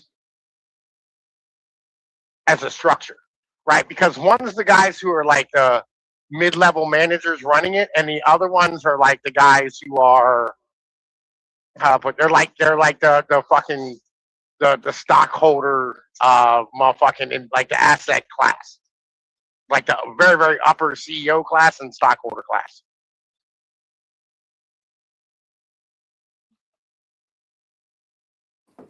So basically on both sides are basically just totally being funneled from. Well, why do you think they? Do you think they're more scared of the right or the left? Who do you think they're like actually poses a bigger threat to? Oh, the right. Capitalism? The right by far. The right by far. Right. Right, So that's by why they want to distance. keep them uneducated, essentially. Yeah, I mean, number one, but number two, they also want to keep them incohesive, right? Because like what the right wing really wants in the end of the day is family and community. And that's the most dangerous fucking thing in the world in a capitalist class. Because ultimately capitalism requires like the workers and the land not to be tied to any type of cultural or like ethnic people. The moment like an ethnos comes out, that's why like, all right, that's why like fucking you have like these fucking when you have these countries that end up getting taken over, right? The argument is always like if they want us there because like we bring democracy, right? When we say that, what we're saying is like we're bringing like Western fucking like consumerist values instead of like letting them have their land and their gods and the things that they think they're sacred, right? Right. Like they don't. Which is ironically what you would call white. Sorry to interrupt you, but that's essentially like white values, right? Like you know what I mean? Like that's interesting. Like I'm actually starting to understand what you were getting at before. Like it took me a while, but like I'm getting there. Okay, so this is really interesting. Sorry, go ahead. Yeah. I mean that's kind of like the whole. That's why I get upset about the white thing because it's like, what the fuck does that even mean? In the end of the day, like really, when it comes down to it, what it means is that like you support the system that keeps you motherfucking tied to the human beings, right? Who stand here and rule over you, right? You know what I mean? And who like will fucking just take advantage of you repeatedly. Like when we go, hey, listen, you know, fucking, this is my dad. This was my fucking family's land for the past 4 or 5 generations, right? When we say these things, right? The capitalist class goes, we know and we want you to fucking sell it to us. Right? They don't want you to have that tied to the land at all. That's the worst thing in the world to them. That's the most dangerous thing in the world to them. Is you and your family long term having ties to the land, because then they got to compensate you generationally for what happens. And that gives you way too much power.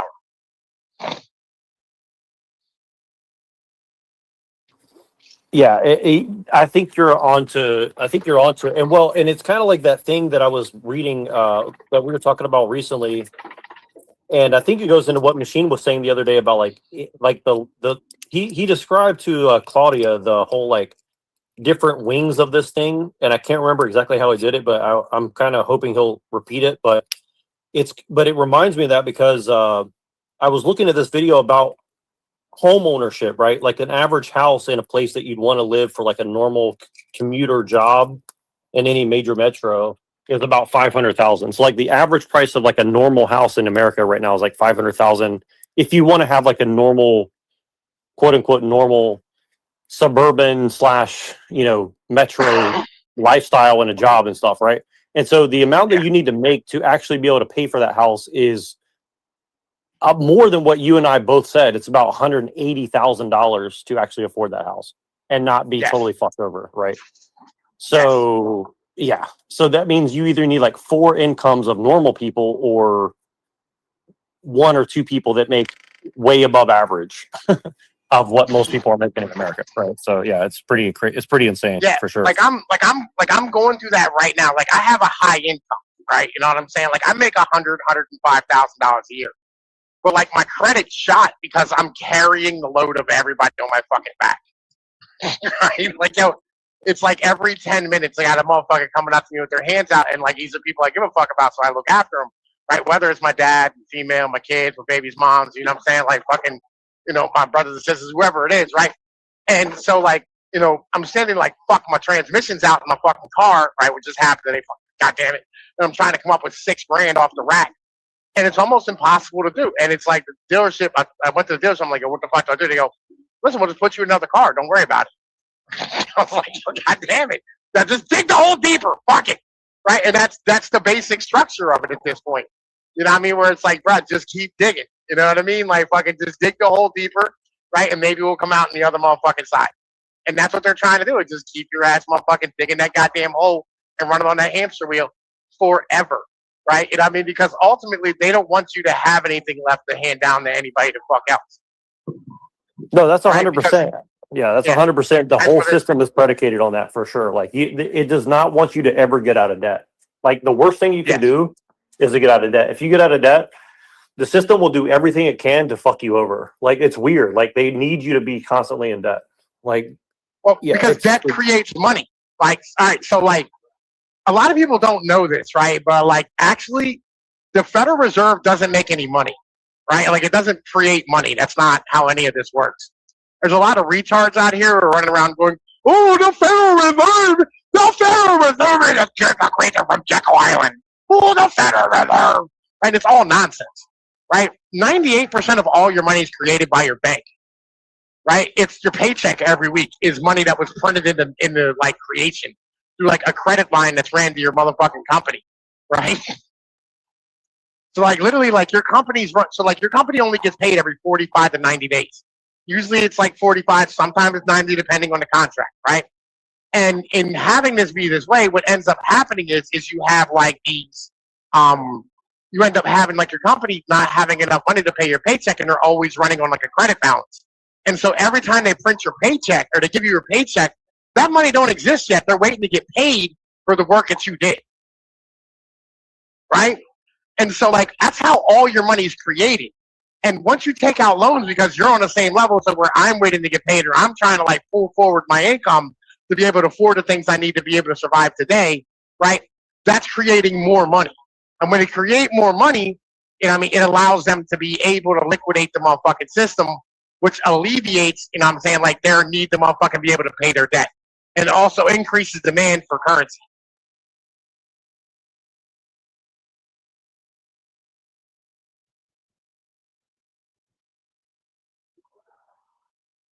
So, if you had to guess of like how this is going to go down, no clue. What would be like the first domino to fall? Okay, so like immigration's first, get women out of the workforce second. What would be the next domino? There is like I have no idea, dog. Here's the one I've been thinking about recently that kind of like bugs me out. When the day of the pillow comes, America is going to be like fucking 30 to 40% white after that day.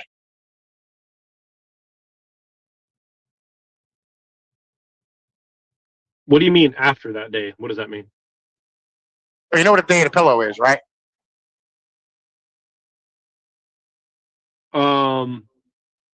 When the boomers finally die. Yeah, we'll go with that. You know what I'm saying, right? Or when we put them all on the ice floe and kick them off the motherfucking off the side of a motherfucking lake, whatever the case is. You know what I'm saying? Well, as the schizos would say, when Bill Gates finally kills grandma, is that what you mean? Yeah. Listen, and by the way, thank God for that guy's a fucking saint. You know what I'm saying? Like, yo, he's doing the Lord's work, and like, yo, fuck grandma. Like, I just went through it with my mom yesterday, right? I was like, my mom's like, hey, do your daughters want some atomizers? I'm like, they're 6 and 7. They can't smoke weed. Like, what are you talking about? Under the perfume bottles from grandma. They want something to remember grandma by? Like, they never met the woman. What are you talking about? Like, yo, listen, what? How about you, like, yo, you're going to get $1 million off of selling grandma's house. How about you call some up for someone that's over here on the bottom, right? And she's like, you and your mental illness, you greedy piece of shit. Fuck you, right? This is the boomers. This is the fucking boomer. Yeah. Self-absorbed, main character syndrome piece of shit. They're just like, bro, I'm starving to death. Help me. Help me, nigga. You know what I'm saying? Help me. Right? And like, they're just like, yo, fuck you. You know what I mean? That's where it is. Yeah, it's well, I grew up with boomers, and so like Mhm. I try to see it through their lens. You know what I mean? And I think a lot. I mean, of course, we all want. Well, maybe not. I want to think that there were some good boomers, and I think maybe I carry some of their traits. At least according to some people, they will say like, well, you're like I don't want to help people, but it's also like this thing. It's also like this like if you grew up on a farm where like your brothers got ran over by tractor equipment and it was kind of like at 5 to 7 years old, you're already a man, like, you know, doing things as an adult would have to do because you had to survive and eat, right? And then suddenly you get all this wealth that's kind of just handed to you, and then you're told that this wealth is the product of your labor, right? When it's actually not, right? Yeah. Then you'll think, well, if I give people my wealth, it will make them weaker because I had to earn it through like suffering. And if I give it to them, it'll make them weak because they didn't have to earn it through suffering. Does that make sense? Like, I think that's kind of where some of it comes from. Listen. I completely understand what you're saying, but the boomers didn't die on farms. They weren't born on farms. The boomers were born in the suburbs. That's the bitch, right? The boomers were born in nice neighborhoods. Like, yeah, like, you know, their brothers and sisters, some of them caught like mumps and measles and rubella and shit. A couple of them might have passed away here and there. I mean, but honestly, almost all of them lived. Like, the child mortality rate was unbelievably low when the boomers were kids. Right? So this idea, right, that like these boomers, you know what I'm saying, like had, you know, like this crazy like childhood experience is just way wrong. They didn't. Right? This is the fucking problem. Like, yo, listen, my generation, right? Like the kids who were born when I was born, right? Like the early 80s to the mid 80s kids, right? Who grew up in the AIDS epidemic, grew up in the crack epidemic, grew up in, you know what I'm saying, the Rust Belt, grew up with like deindustrialization as a norm, the divorce epidemic, all this shit, right? We're the ones like, listen, yo, we are the first generation since like probably the Spanish flu, right, to really have actual trauma in childhood.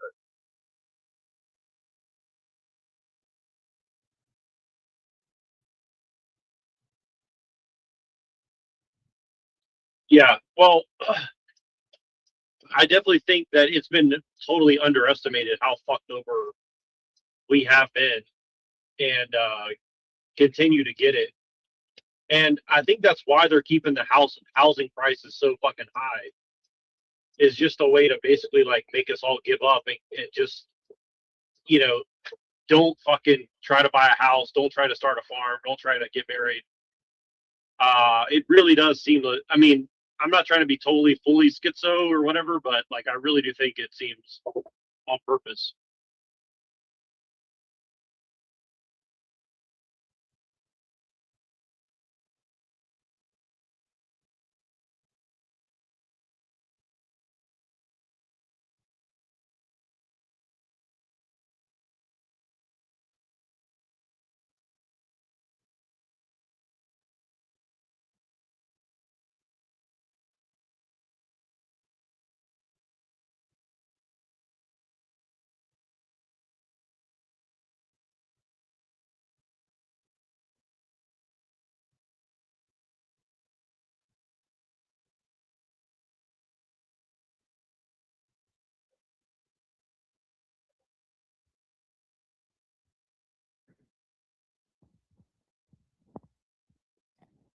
What happened?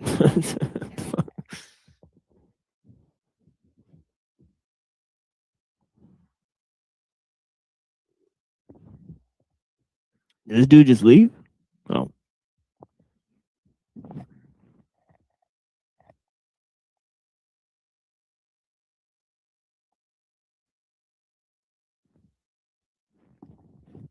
Yo, you there? Yo, yeah, I'm not sure what happened. I lost audio, so I couldn't hear anybody. Yeah, Pinoy just dropped out. He just like left.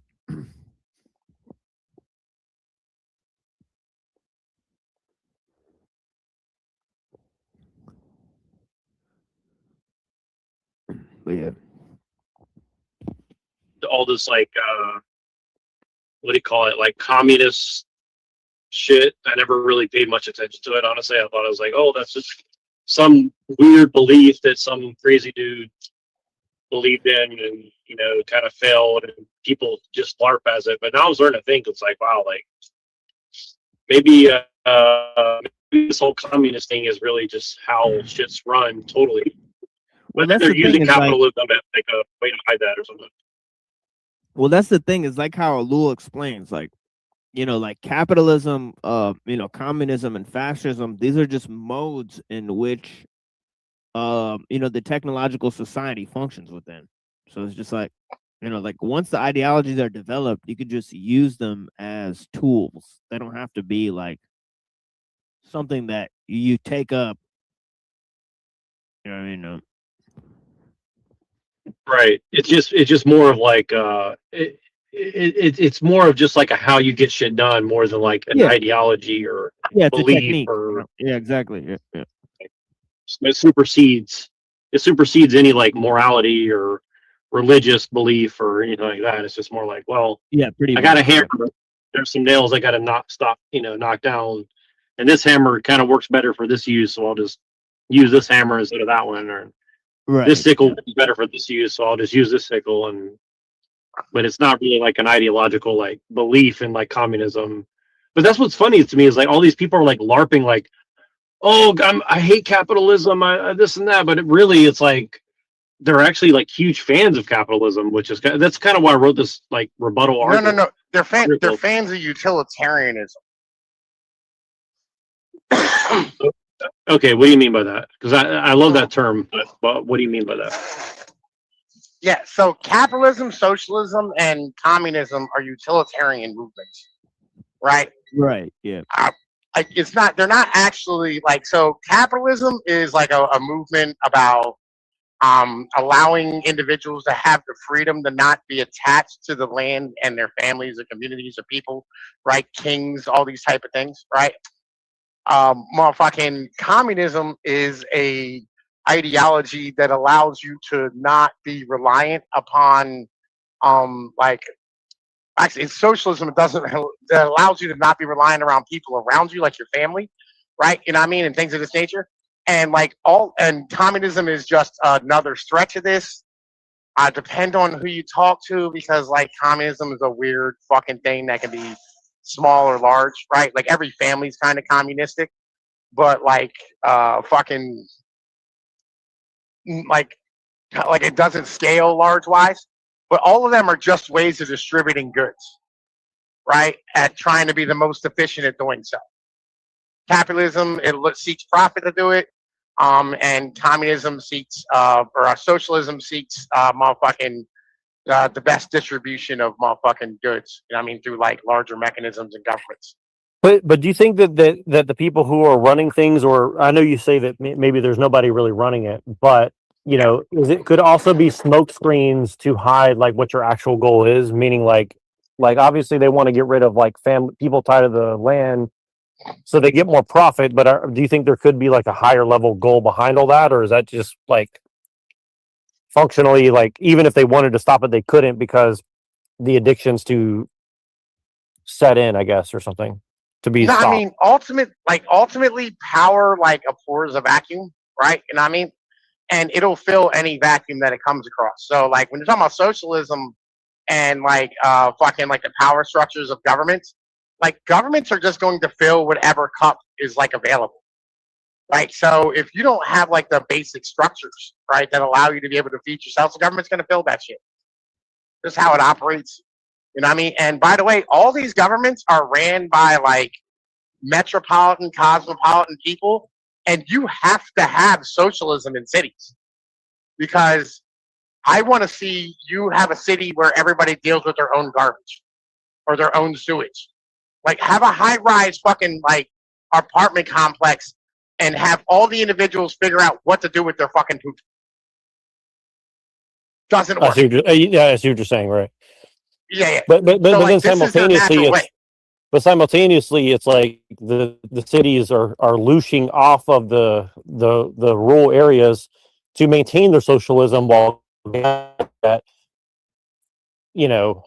socialism's good, but then they're really just kind of using socialism as kind of like a bludgeon to like destroy the people of the land or something like that. Well, farming requires communism and socialism, is the bitch. There's no such thing as capitalistic farming. And by the way, I'm still here. I just have to jump off and switch for a minute. So I'm listening. You guys, I'll be back. I'll be back. Yeah.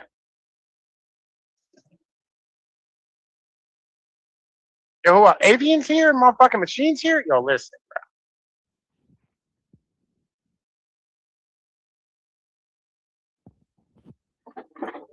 Yeah.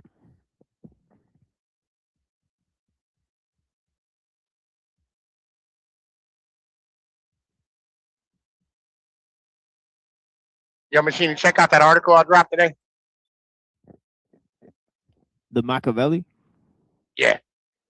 Yeah, I didn't take a look at it yet. But yeah. What you think? What about the concept or?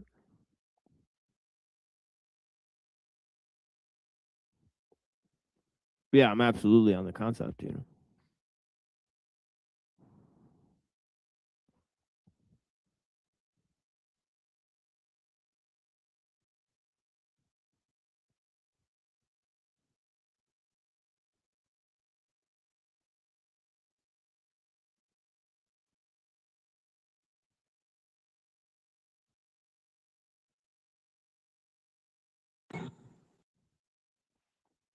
Yeah, are you there?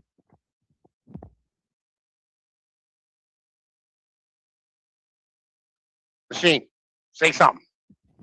I don't know if you can hear me. Can you hear me? Damn. It's happening again with where people can't hear people. Can you hear me? Oh, Can you hear me? God damn it. He can't hear us. In gear. Can you hear me? There we go. Pinoid? Yeah, Pinoid, you can you gotta hear me? hop out and come back in. Here, hold on. Let me tell him. Hop out and come back in. Hop out and come back in. Yeah, exactly.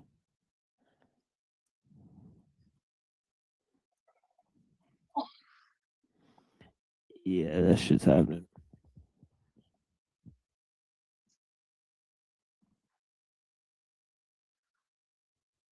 Swear to God. But if he hops out, then Neurojack might not be here to let him back in. So that's another thing. Can you hear me, TML? Yeah, I Is can hear anybody you. talking? Because I can't hear nobody. I can hear you, but he can't hear us ever since Neurojack hopped out of the Yeah. studio.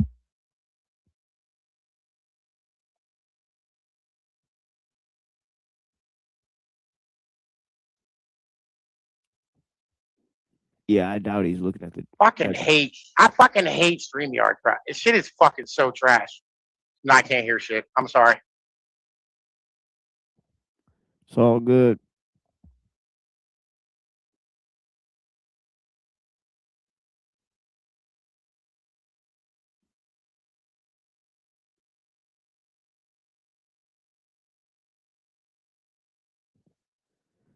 Yeah, so I mean, if he doesn't come back in 10 minutes, I'm planning on leaving, honestly, because he will strand us here. Yeah.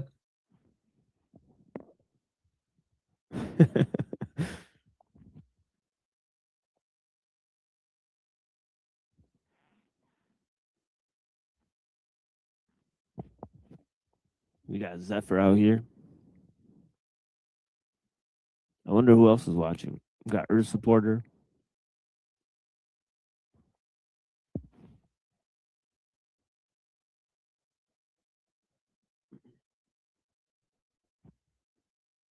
Yeah, this is how it goes at Neurojack show.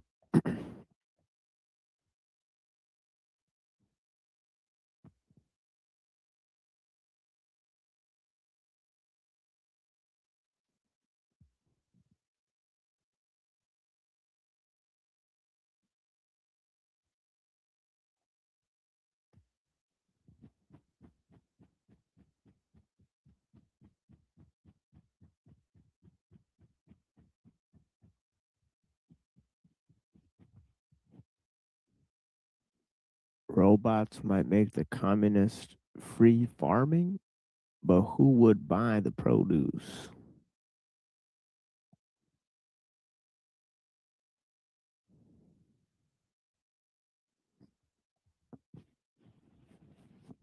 Probably other robots.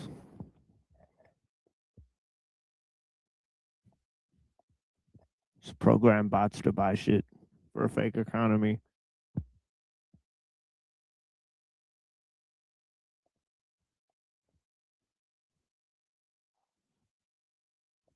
People own bots, and the bots make money. And poor people don't own as many bots as rich people, so they have less bots. Everybody has bot money.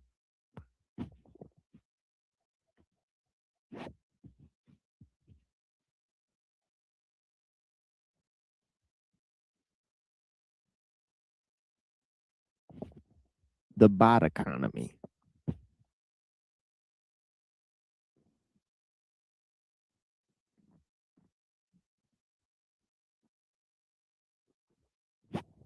Yeah, I just invented a new economic system.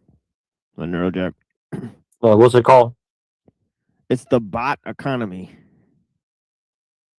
Nice. Basically, everybody owns bots, but rich people own more bots, poor people own less, and the bots go and make money. I mean, I'll be honest with you. That's exactly what I'm trying to figure out. I was like, how do I make an AI to just make money for me, and then I can go do whatever I want? I just want to be like the first poor person who figures out how to do that for like almost for free, right? And then I could say, well, like, you know, maybe I'll just say like I wash my hands of the responsibility because it's the AI, not me, or something. I don't know.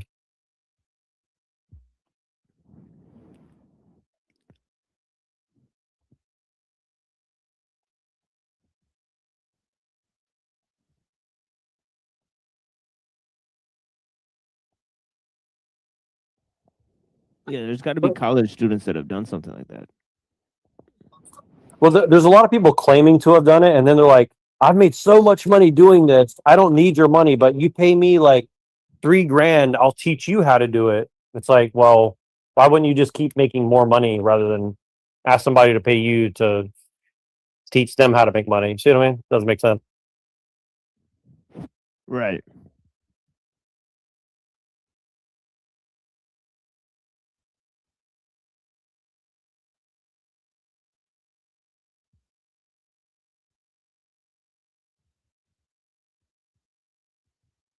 Yeah, that's why it's part of the commercial too. I know what you're thinking. Why would somebody who's made millions of dollars need to help other people make any, small amount of money? Yeah, and then you find out like 80% of their income's coming from something you else. know, something. Yeah, well, from you paying them how to show you how to make it, right? Exactly, right. Yep.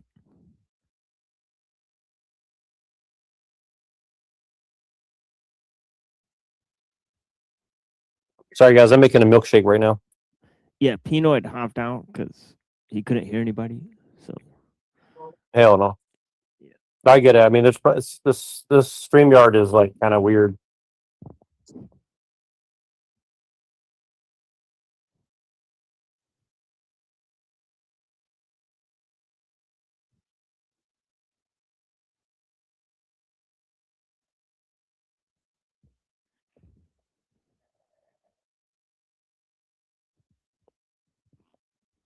yeah, exactly. But definitely, if you guys want to stay and do some stuff, you guys can. I'm going to be a little distracted. Yeah, it's no worries. Shut her down. Are you guys experiencing the snowstorm coming up here? From California? No, probably not. No. On the East Coast and stuff, like there's supposed to be like a bunch of I mean, it's been fucking just frozen solid here for like 2 weeks. So I don't know. Well, I guess it's going down south or something. I mean, it's gonna be like 50 degrees here tomorrow, so it's pretty cold for us.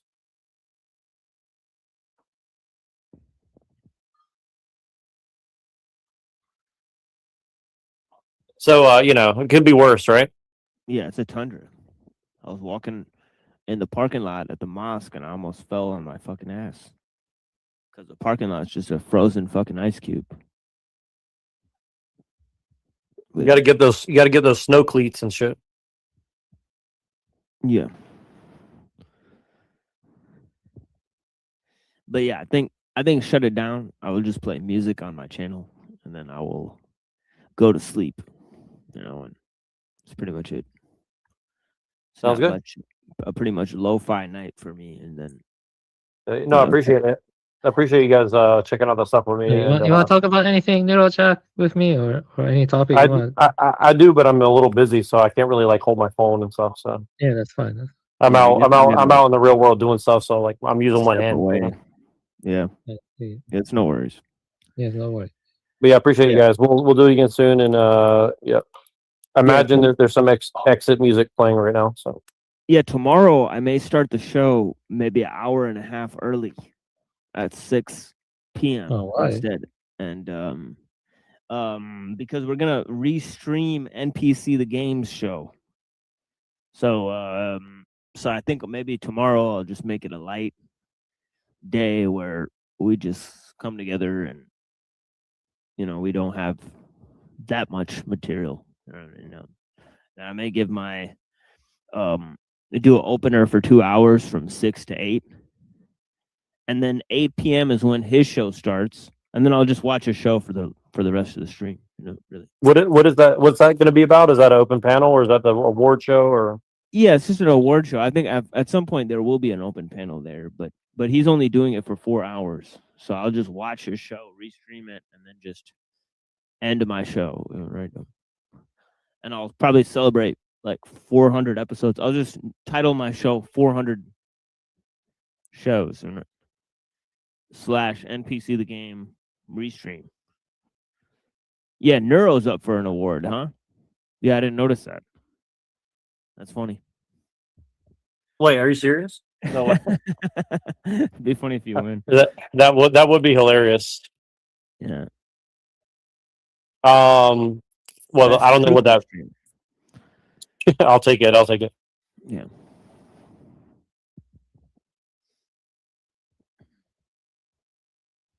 But yeah, but yeah, I don't know. That'd be. I'm kind of interested. I want to know like who put him up to the whole award show idea. Like, and if it's Andrew Wilson, does that mean that Andrew Wilson now like supports the Penalverse or what? No, I think he was saying like it's something somebody told him that you want to have everyone who comes on your show on a live stream. So you have a yearly event where you invite everybody to your channel. And it does kind of seem like a good idea. But yeah. We should definitely do something like that. I think I put in the comments some. I was like, we should do an IRL version of that for sure. 1 year for like. I think they tried to do something like that, but I think that would be pretty dope. Like, yeah, we'll do what Nick Fuentes and Andrew Tate did and go do it. I'm just kidding. I'm just kidding.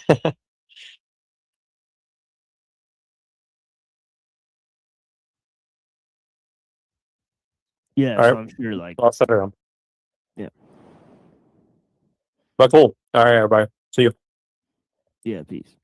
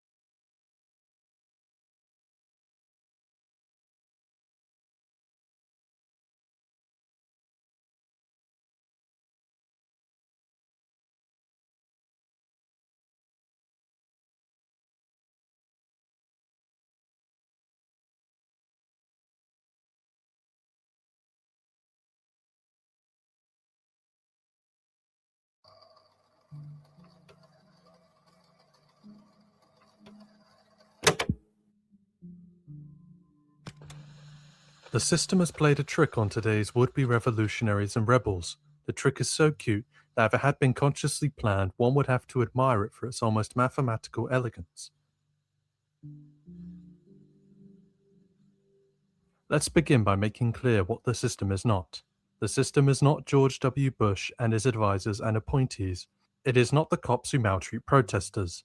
It is not the CEOs of the multinational corporations. And it is not the Frankensteins in their laboratories who criminally tinker with the genes of living things. All of these people are servants of the system, but in themselves do not constitute the system.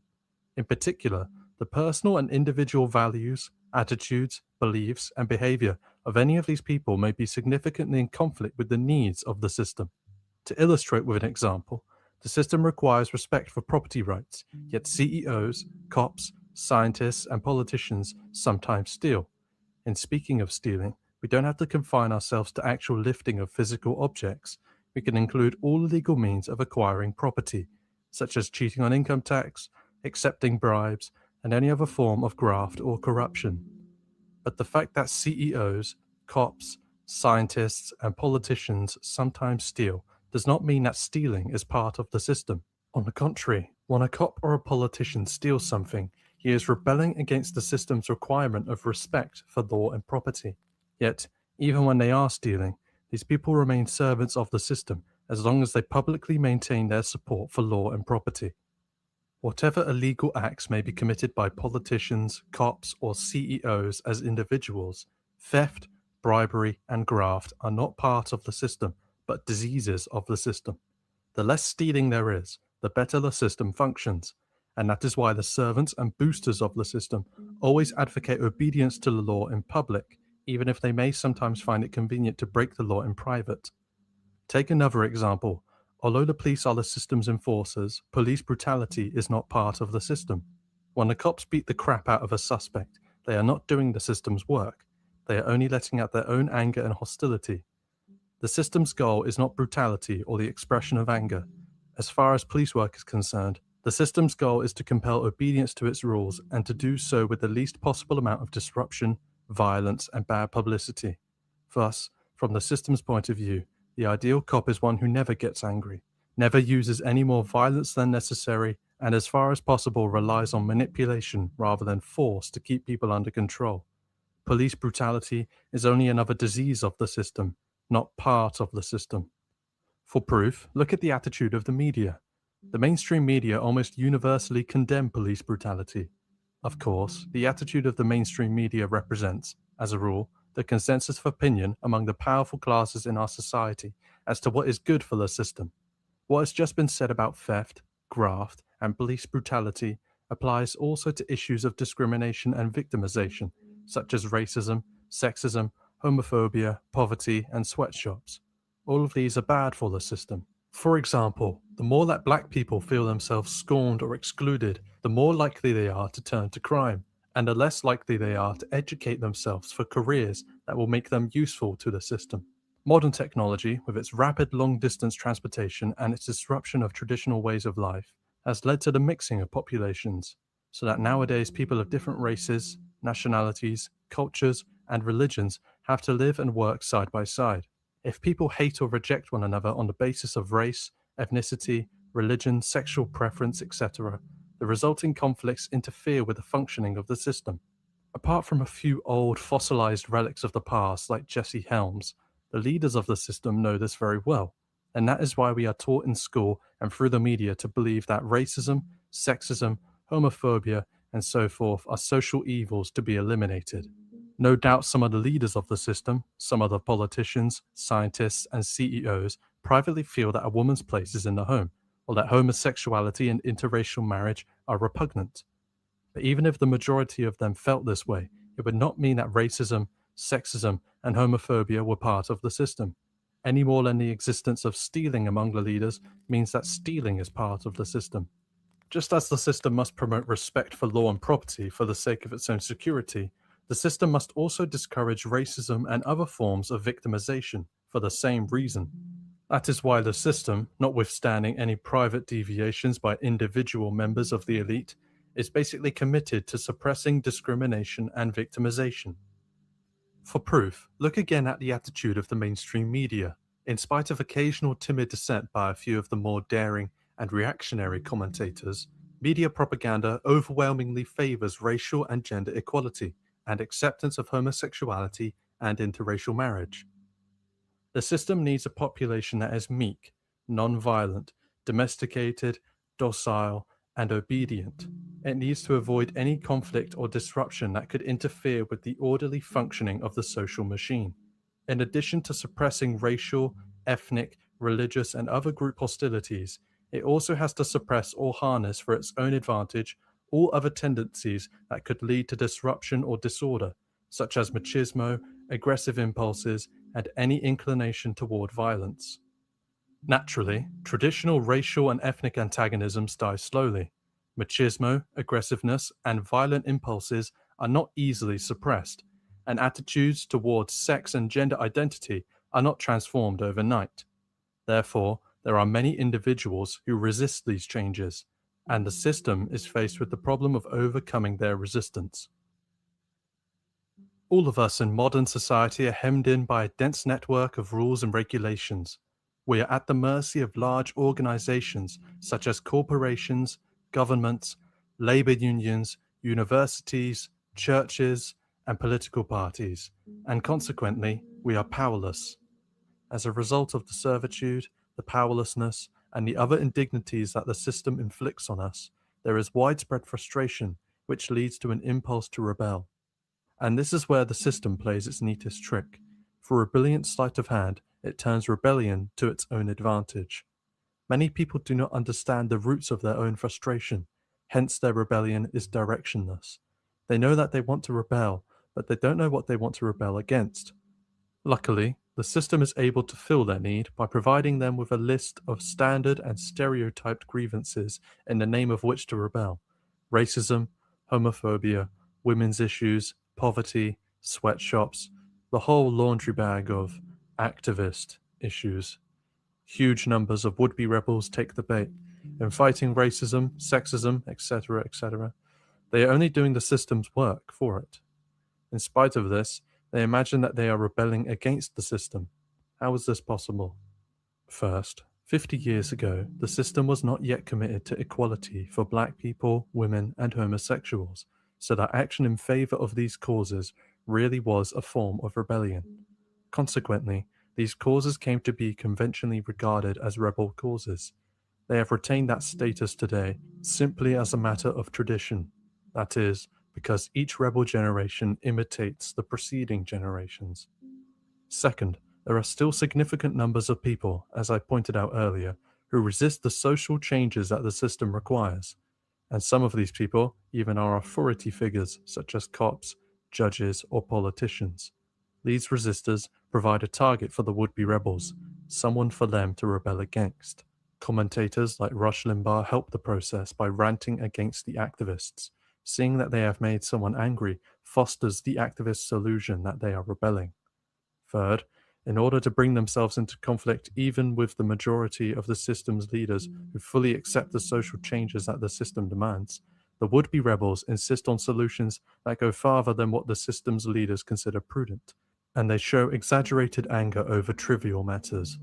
For example, they demand payment of reparations to black people, and they often become enraged at any criticism of a minority group, no matter how cautious and reasonable. In this way, the activists are able to maintain the illusion that they are rebelling against the system. But the illusion is absurd. Agitation against racism, sexism, homophobia, and the like no more constitutes rebellion against the system than does agitation against political graft and corruption. Those who work against graft and corruption are not rebelling, but acting as the system's enforcers. They are helping to keep the politicians obedient to the rules of the system. Those who work against racism, sexism, and homophobia, similarly, are acting as the system's enforcers. They help the system to suppress the deviant racist, sexist, and homophobic attitudes that cause problems for the system. But the activists don't only act as the system's enforcers. They also serve as a kind of lightning rod that protects the system by drawing public resentment away from the system and its institutions. For example, there were several reasons why it was to the system's advantage to get women out of the home and into the workplace. 50 years ago, if the system, as represented by the government or the media, had begun out of the blue a propaganda campaign designed to make it socially acceptable for women to center their lives on careers rather than on the home, the natural human resistance to change would have caused widespread public resentment. What actually happened was that the changes were spearheaded by radical feminists, behind whom the system's institutions trailed at a safe distance. The resentment of the more conservative members of society was directed primarily against the radical feminists rather than against the system and its institutions.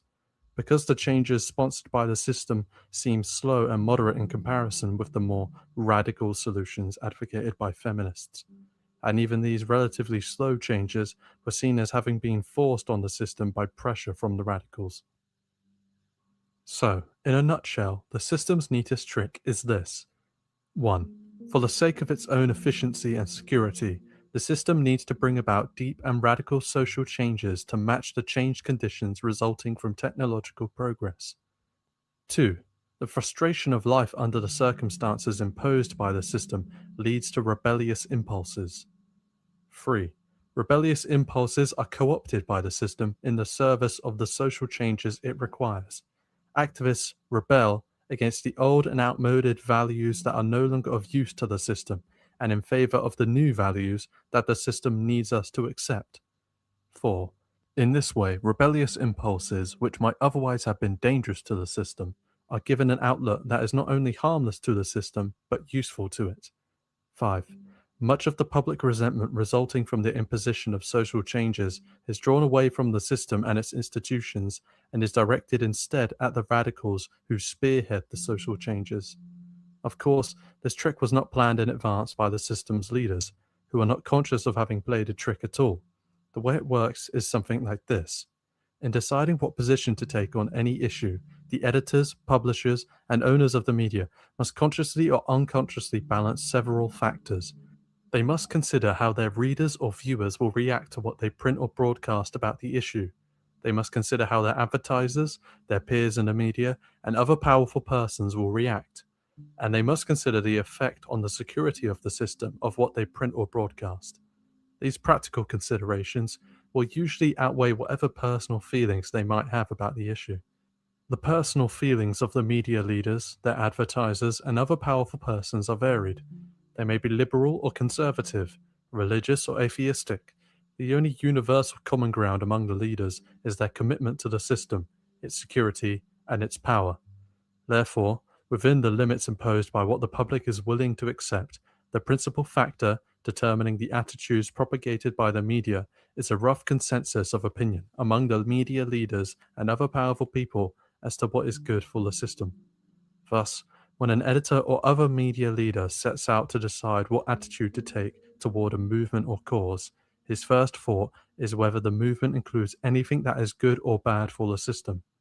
Maybe he tells himself that his decision is based on moral, philosophical, or religious grounds, but it is an observable fact that in practice, the security of the system takes precedence over all other factors in determining the attitude of the media. For example, if a news magazine editor looks at the militia movement, he may or may not sympathize personally with some of its grievances and goals. But he also sees that there will be a strong consensus among his advertisers and his peers in the media that the militia movement is potentially dangerous to the system and therefore should be discouraged. Under these circumstances, he knows that his magazine had better take a negative attitude toward the militia movement. The negative attitude of the media presumably is part of the reason why the militia movement has died down. When the same editor looks at radical feminism, he sees that some of its more extreme solutions would be dangerous to the system, but he also sees that feminism holds much that is useful to the system. Women's participation in the business and technical world integrates them and their families better into the system. Their talents are of service to the system in business and technical matters. Feminist emphasis on ending domestic abuse and rape also serves the system's needs. since rape and abuse, like other forms of violence, are dangerous to the system. Perhaps most important, the editor recognizes that the pettiness and meaninglessness of modern housework and the social isolation of the modern housewife can lead to serious frustration for many women. Frustration that will cause problems for the system unless women are allowed an outlet through careers in the business and technical world. Even if this editor is a macho type who personally feels more comfortable with women in a subordinate position, he knows that feminism, at least in a relatively moderate form, is good for the system. He knows that his editorial posture must be favorable toward moderate feminism. Otherwise, he will face the disapproval of his advertisers and other powerful people. This is why the mainstream media's attitude has been generally supportive of moderate feminism, mixed toward radical feminism, and consistently hostile only toward the most extreme feminist positions. Through this type of process, rebel movements that are dangerous to the system are subjected to negative propaganda, while rebel movements that are believed to be useful to the system are given cautious encouragement in the media. Unconscious absorption of media propaganda influences would-be rebels to rebel in ways that serve the interests of the system. The university intellectuals also play an important role in carrying out the system's trick. Though they like to fancy themselves independent thinkers, the intellectuals are, allowing for individual exceptions, the most over-socialized, the most conformist, the tamest and most domesticated, the most pampered, dependent, and spineless group in America today. As a result, their impulse to rebel is particularly strong, but because they are incapable of independent thought, real rebellion is impossible for them. Consequently, they are suckers for the system's trick, which allows them to irritate people and enjoy the illusion of rebelling without ever having to challenge the system's basic values. Because they are the teachers of young people, the university intellectuals are in a position to help the system play its trick on the young, which they do by steering young people's rebellious impulses toward the standard, stereotyped targets: racism, colonialism, women's issues, etc. Young people who are not college students learn through the media or through personal contact of the social justice issues for which students rebel, and they imitate the students. Thus, our youth culture develops in which there is a stereotyped mode of rebellion that spreads through imitation of peers, just as hairstyles, clothing styles, and other fads spread through imitation. Naturally, the system's trick does not work perfectly. Not all of the positions adopted by the activist community are consistent with the needs of the system. In this connection, some of the most important difficulties that confront the system are related to the conflict between the two different types of propaganda that the system has to use: integration propaganda and agitation propaganda. Integration propaganda is the principal mechanism of socialization in modern society. It is propaganda that is designed to instill in people the attitudes, beliefs, values, and habits that they need to have in order to be safe and useful tools of the system. It teaches people to permanently repress or sublimate those emotional impulses that are dangerous to the system. Its focus is on long-term attitudes and deep-seated values of broad applicability, rather than on attitudes towards specific, current issues. Agitation propaganda plays on people's emotions so as to bring out certain attitudes or behaviors in specific, current situations. Instead of teaching people to suppress dangerous emotional impulses, it seeks to stimulate certain emotions for well-defined purposes localized in time. The system needs an orderly, docile, cooperative, passive, dependent population. Above all, it requires a non-violent population, since it needs the government to have a monopoly on the use of physical force. For this reason, integration propaganda has to teach us to be horrified, frightened, and appalled by violence, so that we will not be tempted to use it even when we are very angry. By violence, I mean physical attacks on human beings. More generally, integration propaganda has to teach us soft, cuddly values that emphasize non-aggressiveness, interdependence, and cooperation.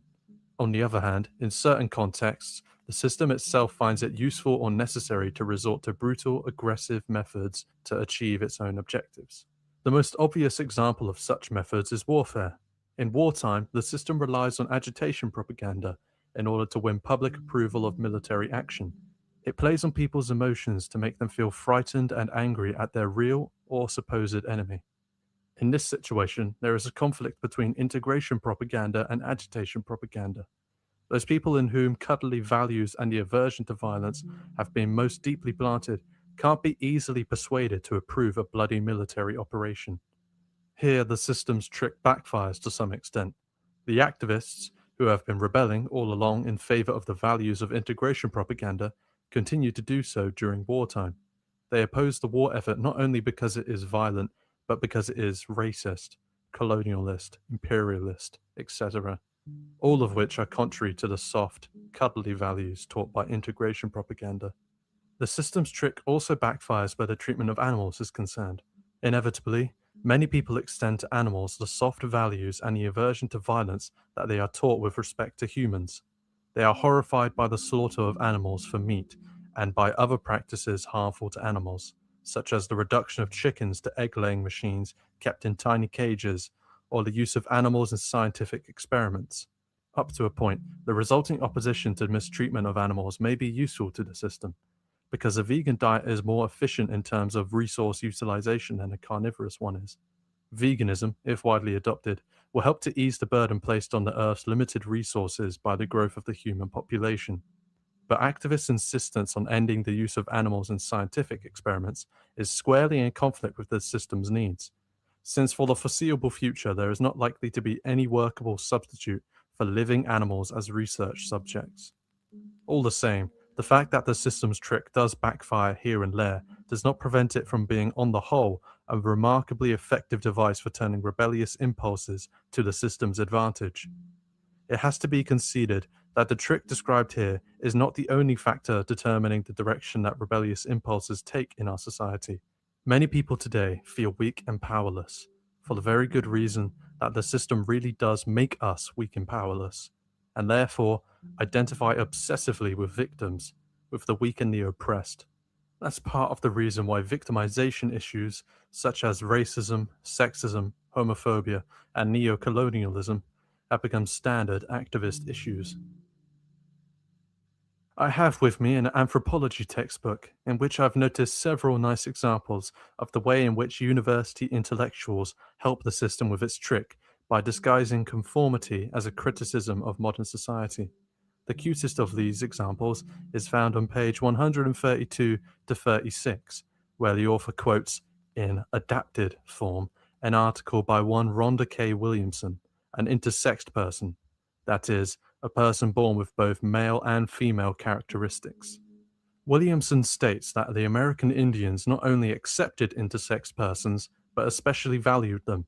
She contrasts this attitude with the Euro-American attitude, which she equates with the attitude that her own parents adopted toward her.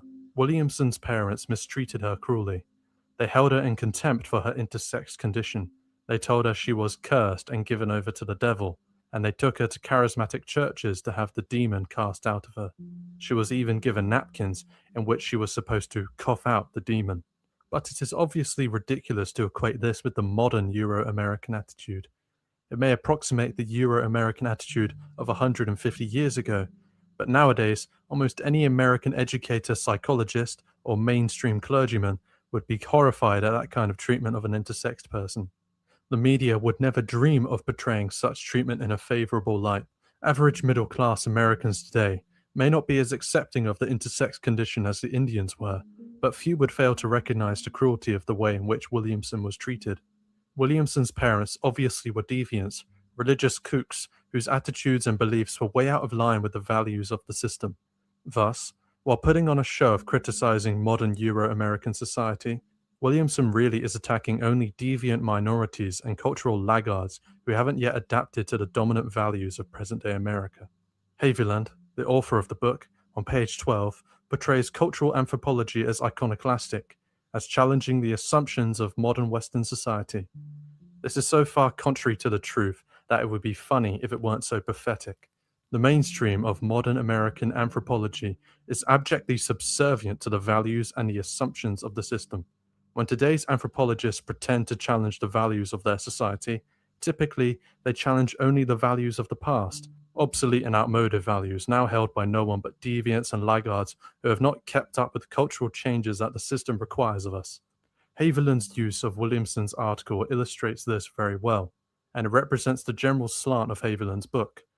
Haviland plays up ethnographic facts that teaches readers politically correct lessons, but he understates or omits altogether ethnographic facts that are politically incorrect. Thus, while he quotes Williamson's account to emphasize the Indians' acceptance of intersexed persons, he does not mention, for example, that among many of the Indian tribes, women who committed adultery had their noses cut off, whereas no such punishment was inflicted on male adulterers, or that among the Crow Indians, a warrior who was struck by a stranger had to kill the offender immediately, else he was irretrievably disgraced in the eyes of his tribe. Nor does Haviland discuss the habitual use of torture by the Indians of the eastern United States. Of course, facts of that kind represent violence, machismo, and gender discrimination. Hence, they are inconsistent with the present-day values of the system and tend to get censored out as politically incorrect.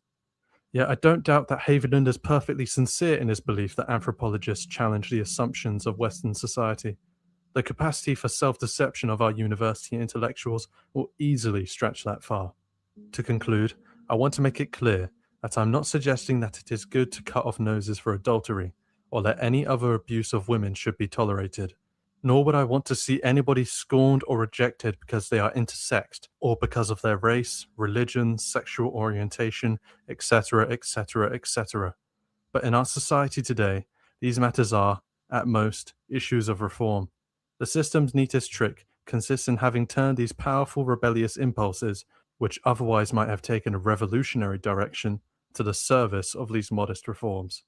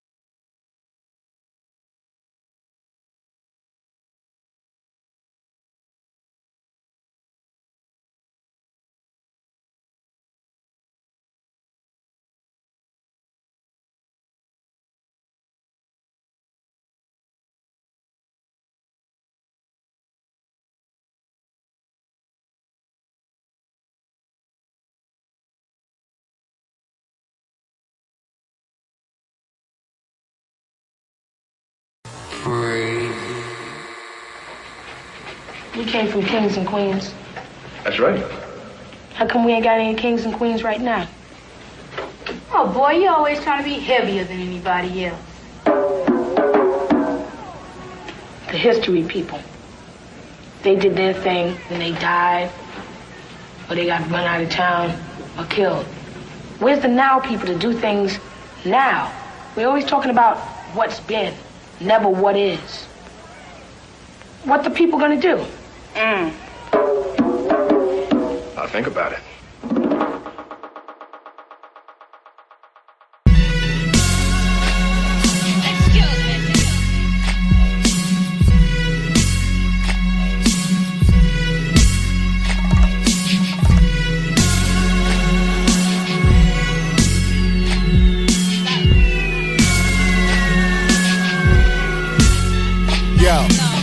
Bomb the levee, arm and deadly, arm is steady, fingers, palms is sweaty, shoot holes through your medley, wifey so heady, I'm heavy so ready, box your face out, Peter Man Freddy, chop confetti with a sharp machete, got no flavor, no sauce, plain spaghetti, I spit legend like Yeti, search for extraterrestrial intelligence SETI, anything pertaining to Eddie, went through Special K and then through Teddy, child support, bank levy, house foreclosed, Franny Mac and Freddie. Why you singing to my medley?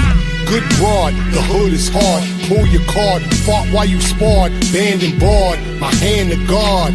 Your odds are good, but goods are odd. I'm done talking. Bitch, shut the fuck up. Quiet on the set. Told you motherfuckers to stop getting it twisted. Never been the type to run my mouth, I'm locked on. I'm done talking. I'm just being real about it. Niggas hollering. Shut up. Shut your old mouth when young folks is talking. It's beautiful and aggravating, agitating, glad you hating, mouth salivating, your heart palpitation is an indication You wanna suppress innovation, no limitation. Flow been impatient, smack DJs, kick stations and corporations. You could all suck my dictation. Here's what you now facing. Edit up close and personal, no more giving spacing. Start bracing or start embracing. Old dogs become soap. Greyhound racing. This ain't a playground chasing. Real life, you fake like Freddie and Jason. Get this boom back, start debasing. I'm half the price, they twice as much. My fingerprints don't fade from the lives I touch. I'm done talk. Quiet on the set. Shut the fuck up. Told you motherfuckers to stop getting it twisted. Never been the type to run my mouth from locked. I'm done talk. Niggas hollering. I'm just being real about it. Shut your old mouth when young folks is talking.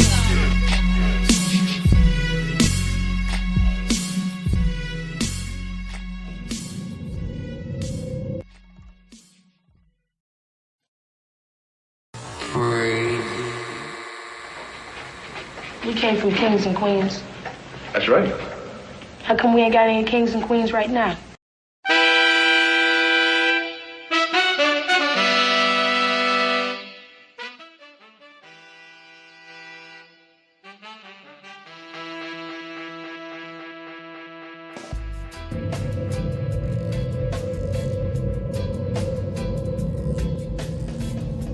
The Industrial Revolution and its consequences have been a disaster for the human race. They have greatly increased the life expectancy of those of us who live in advanced countries, but they have destabilized society, have made life unfulfilling, have subjected human beings to indignities, have led to widespread psychological suffering, in the third world physical suffering as well, and have inflicted severe damage on the natural world. The continued development of technology will worsen the situation. It will certainly subject human beings to greater indignities and inflict greater damage on the natural world. It will probably lead to greater social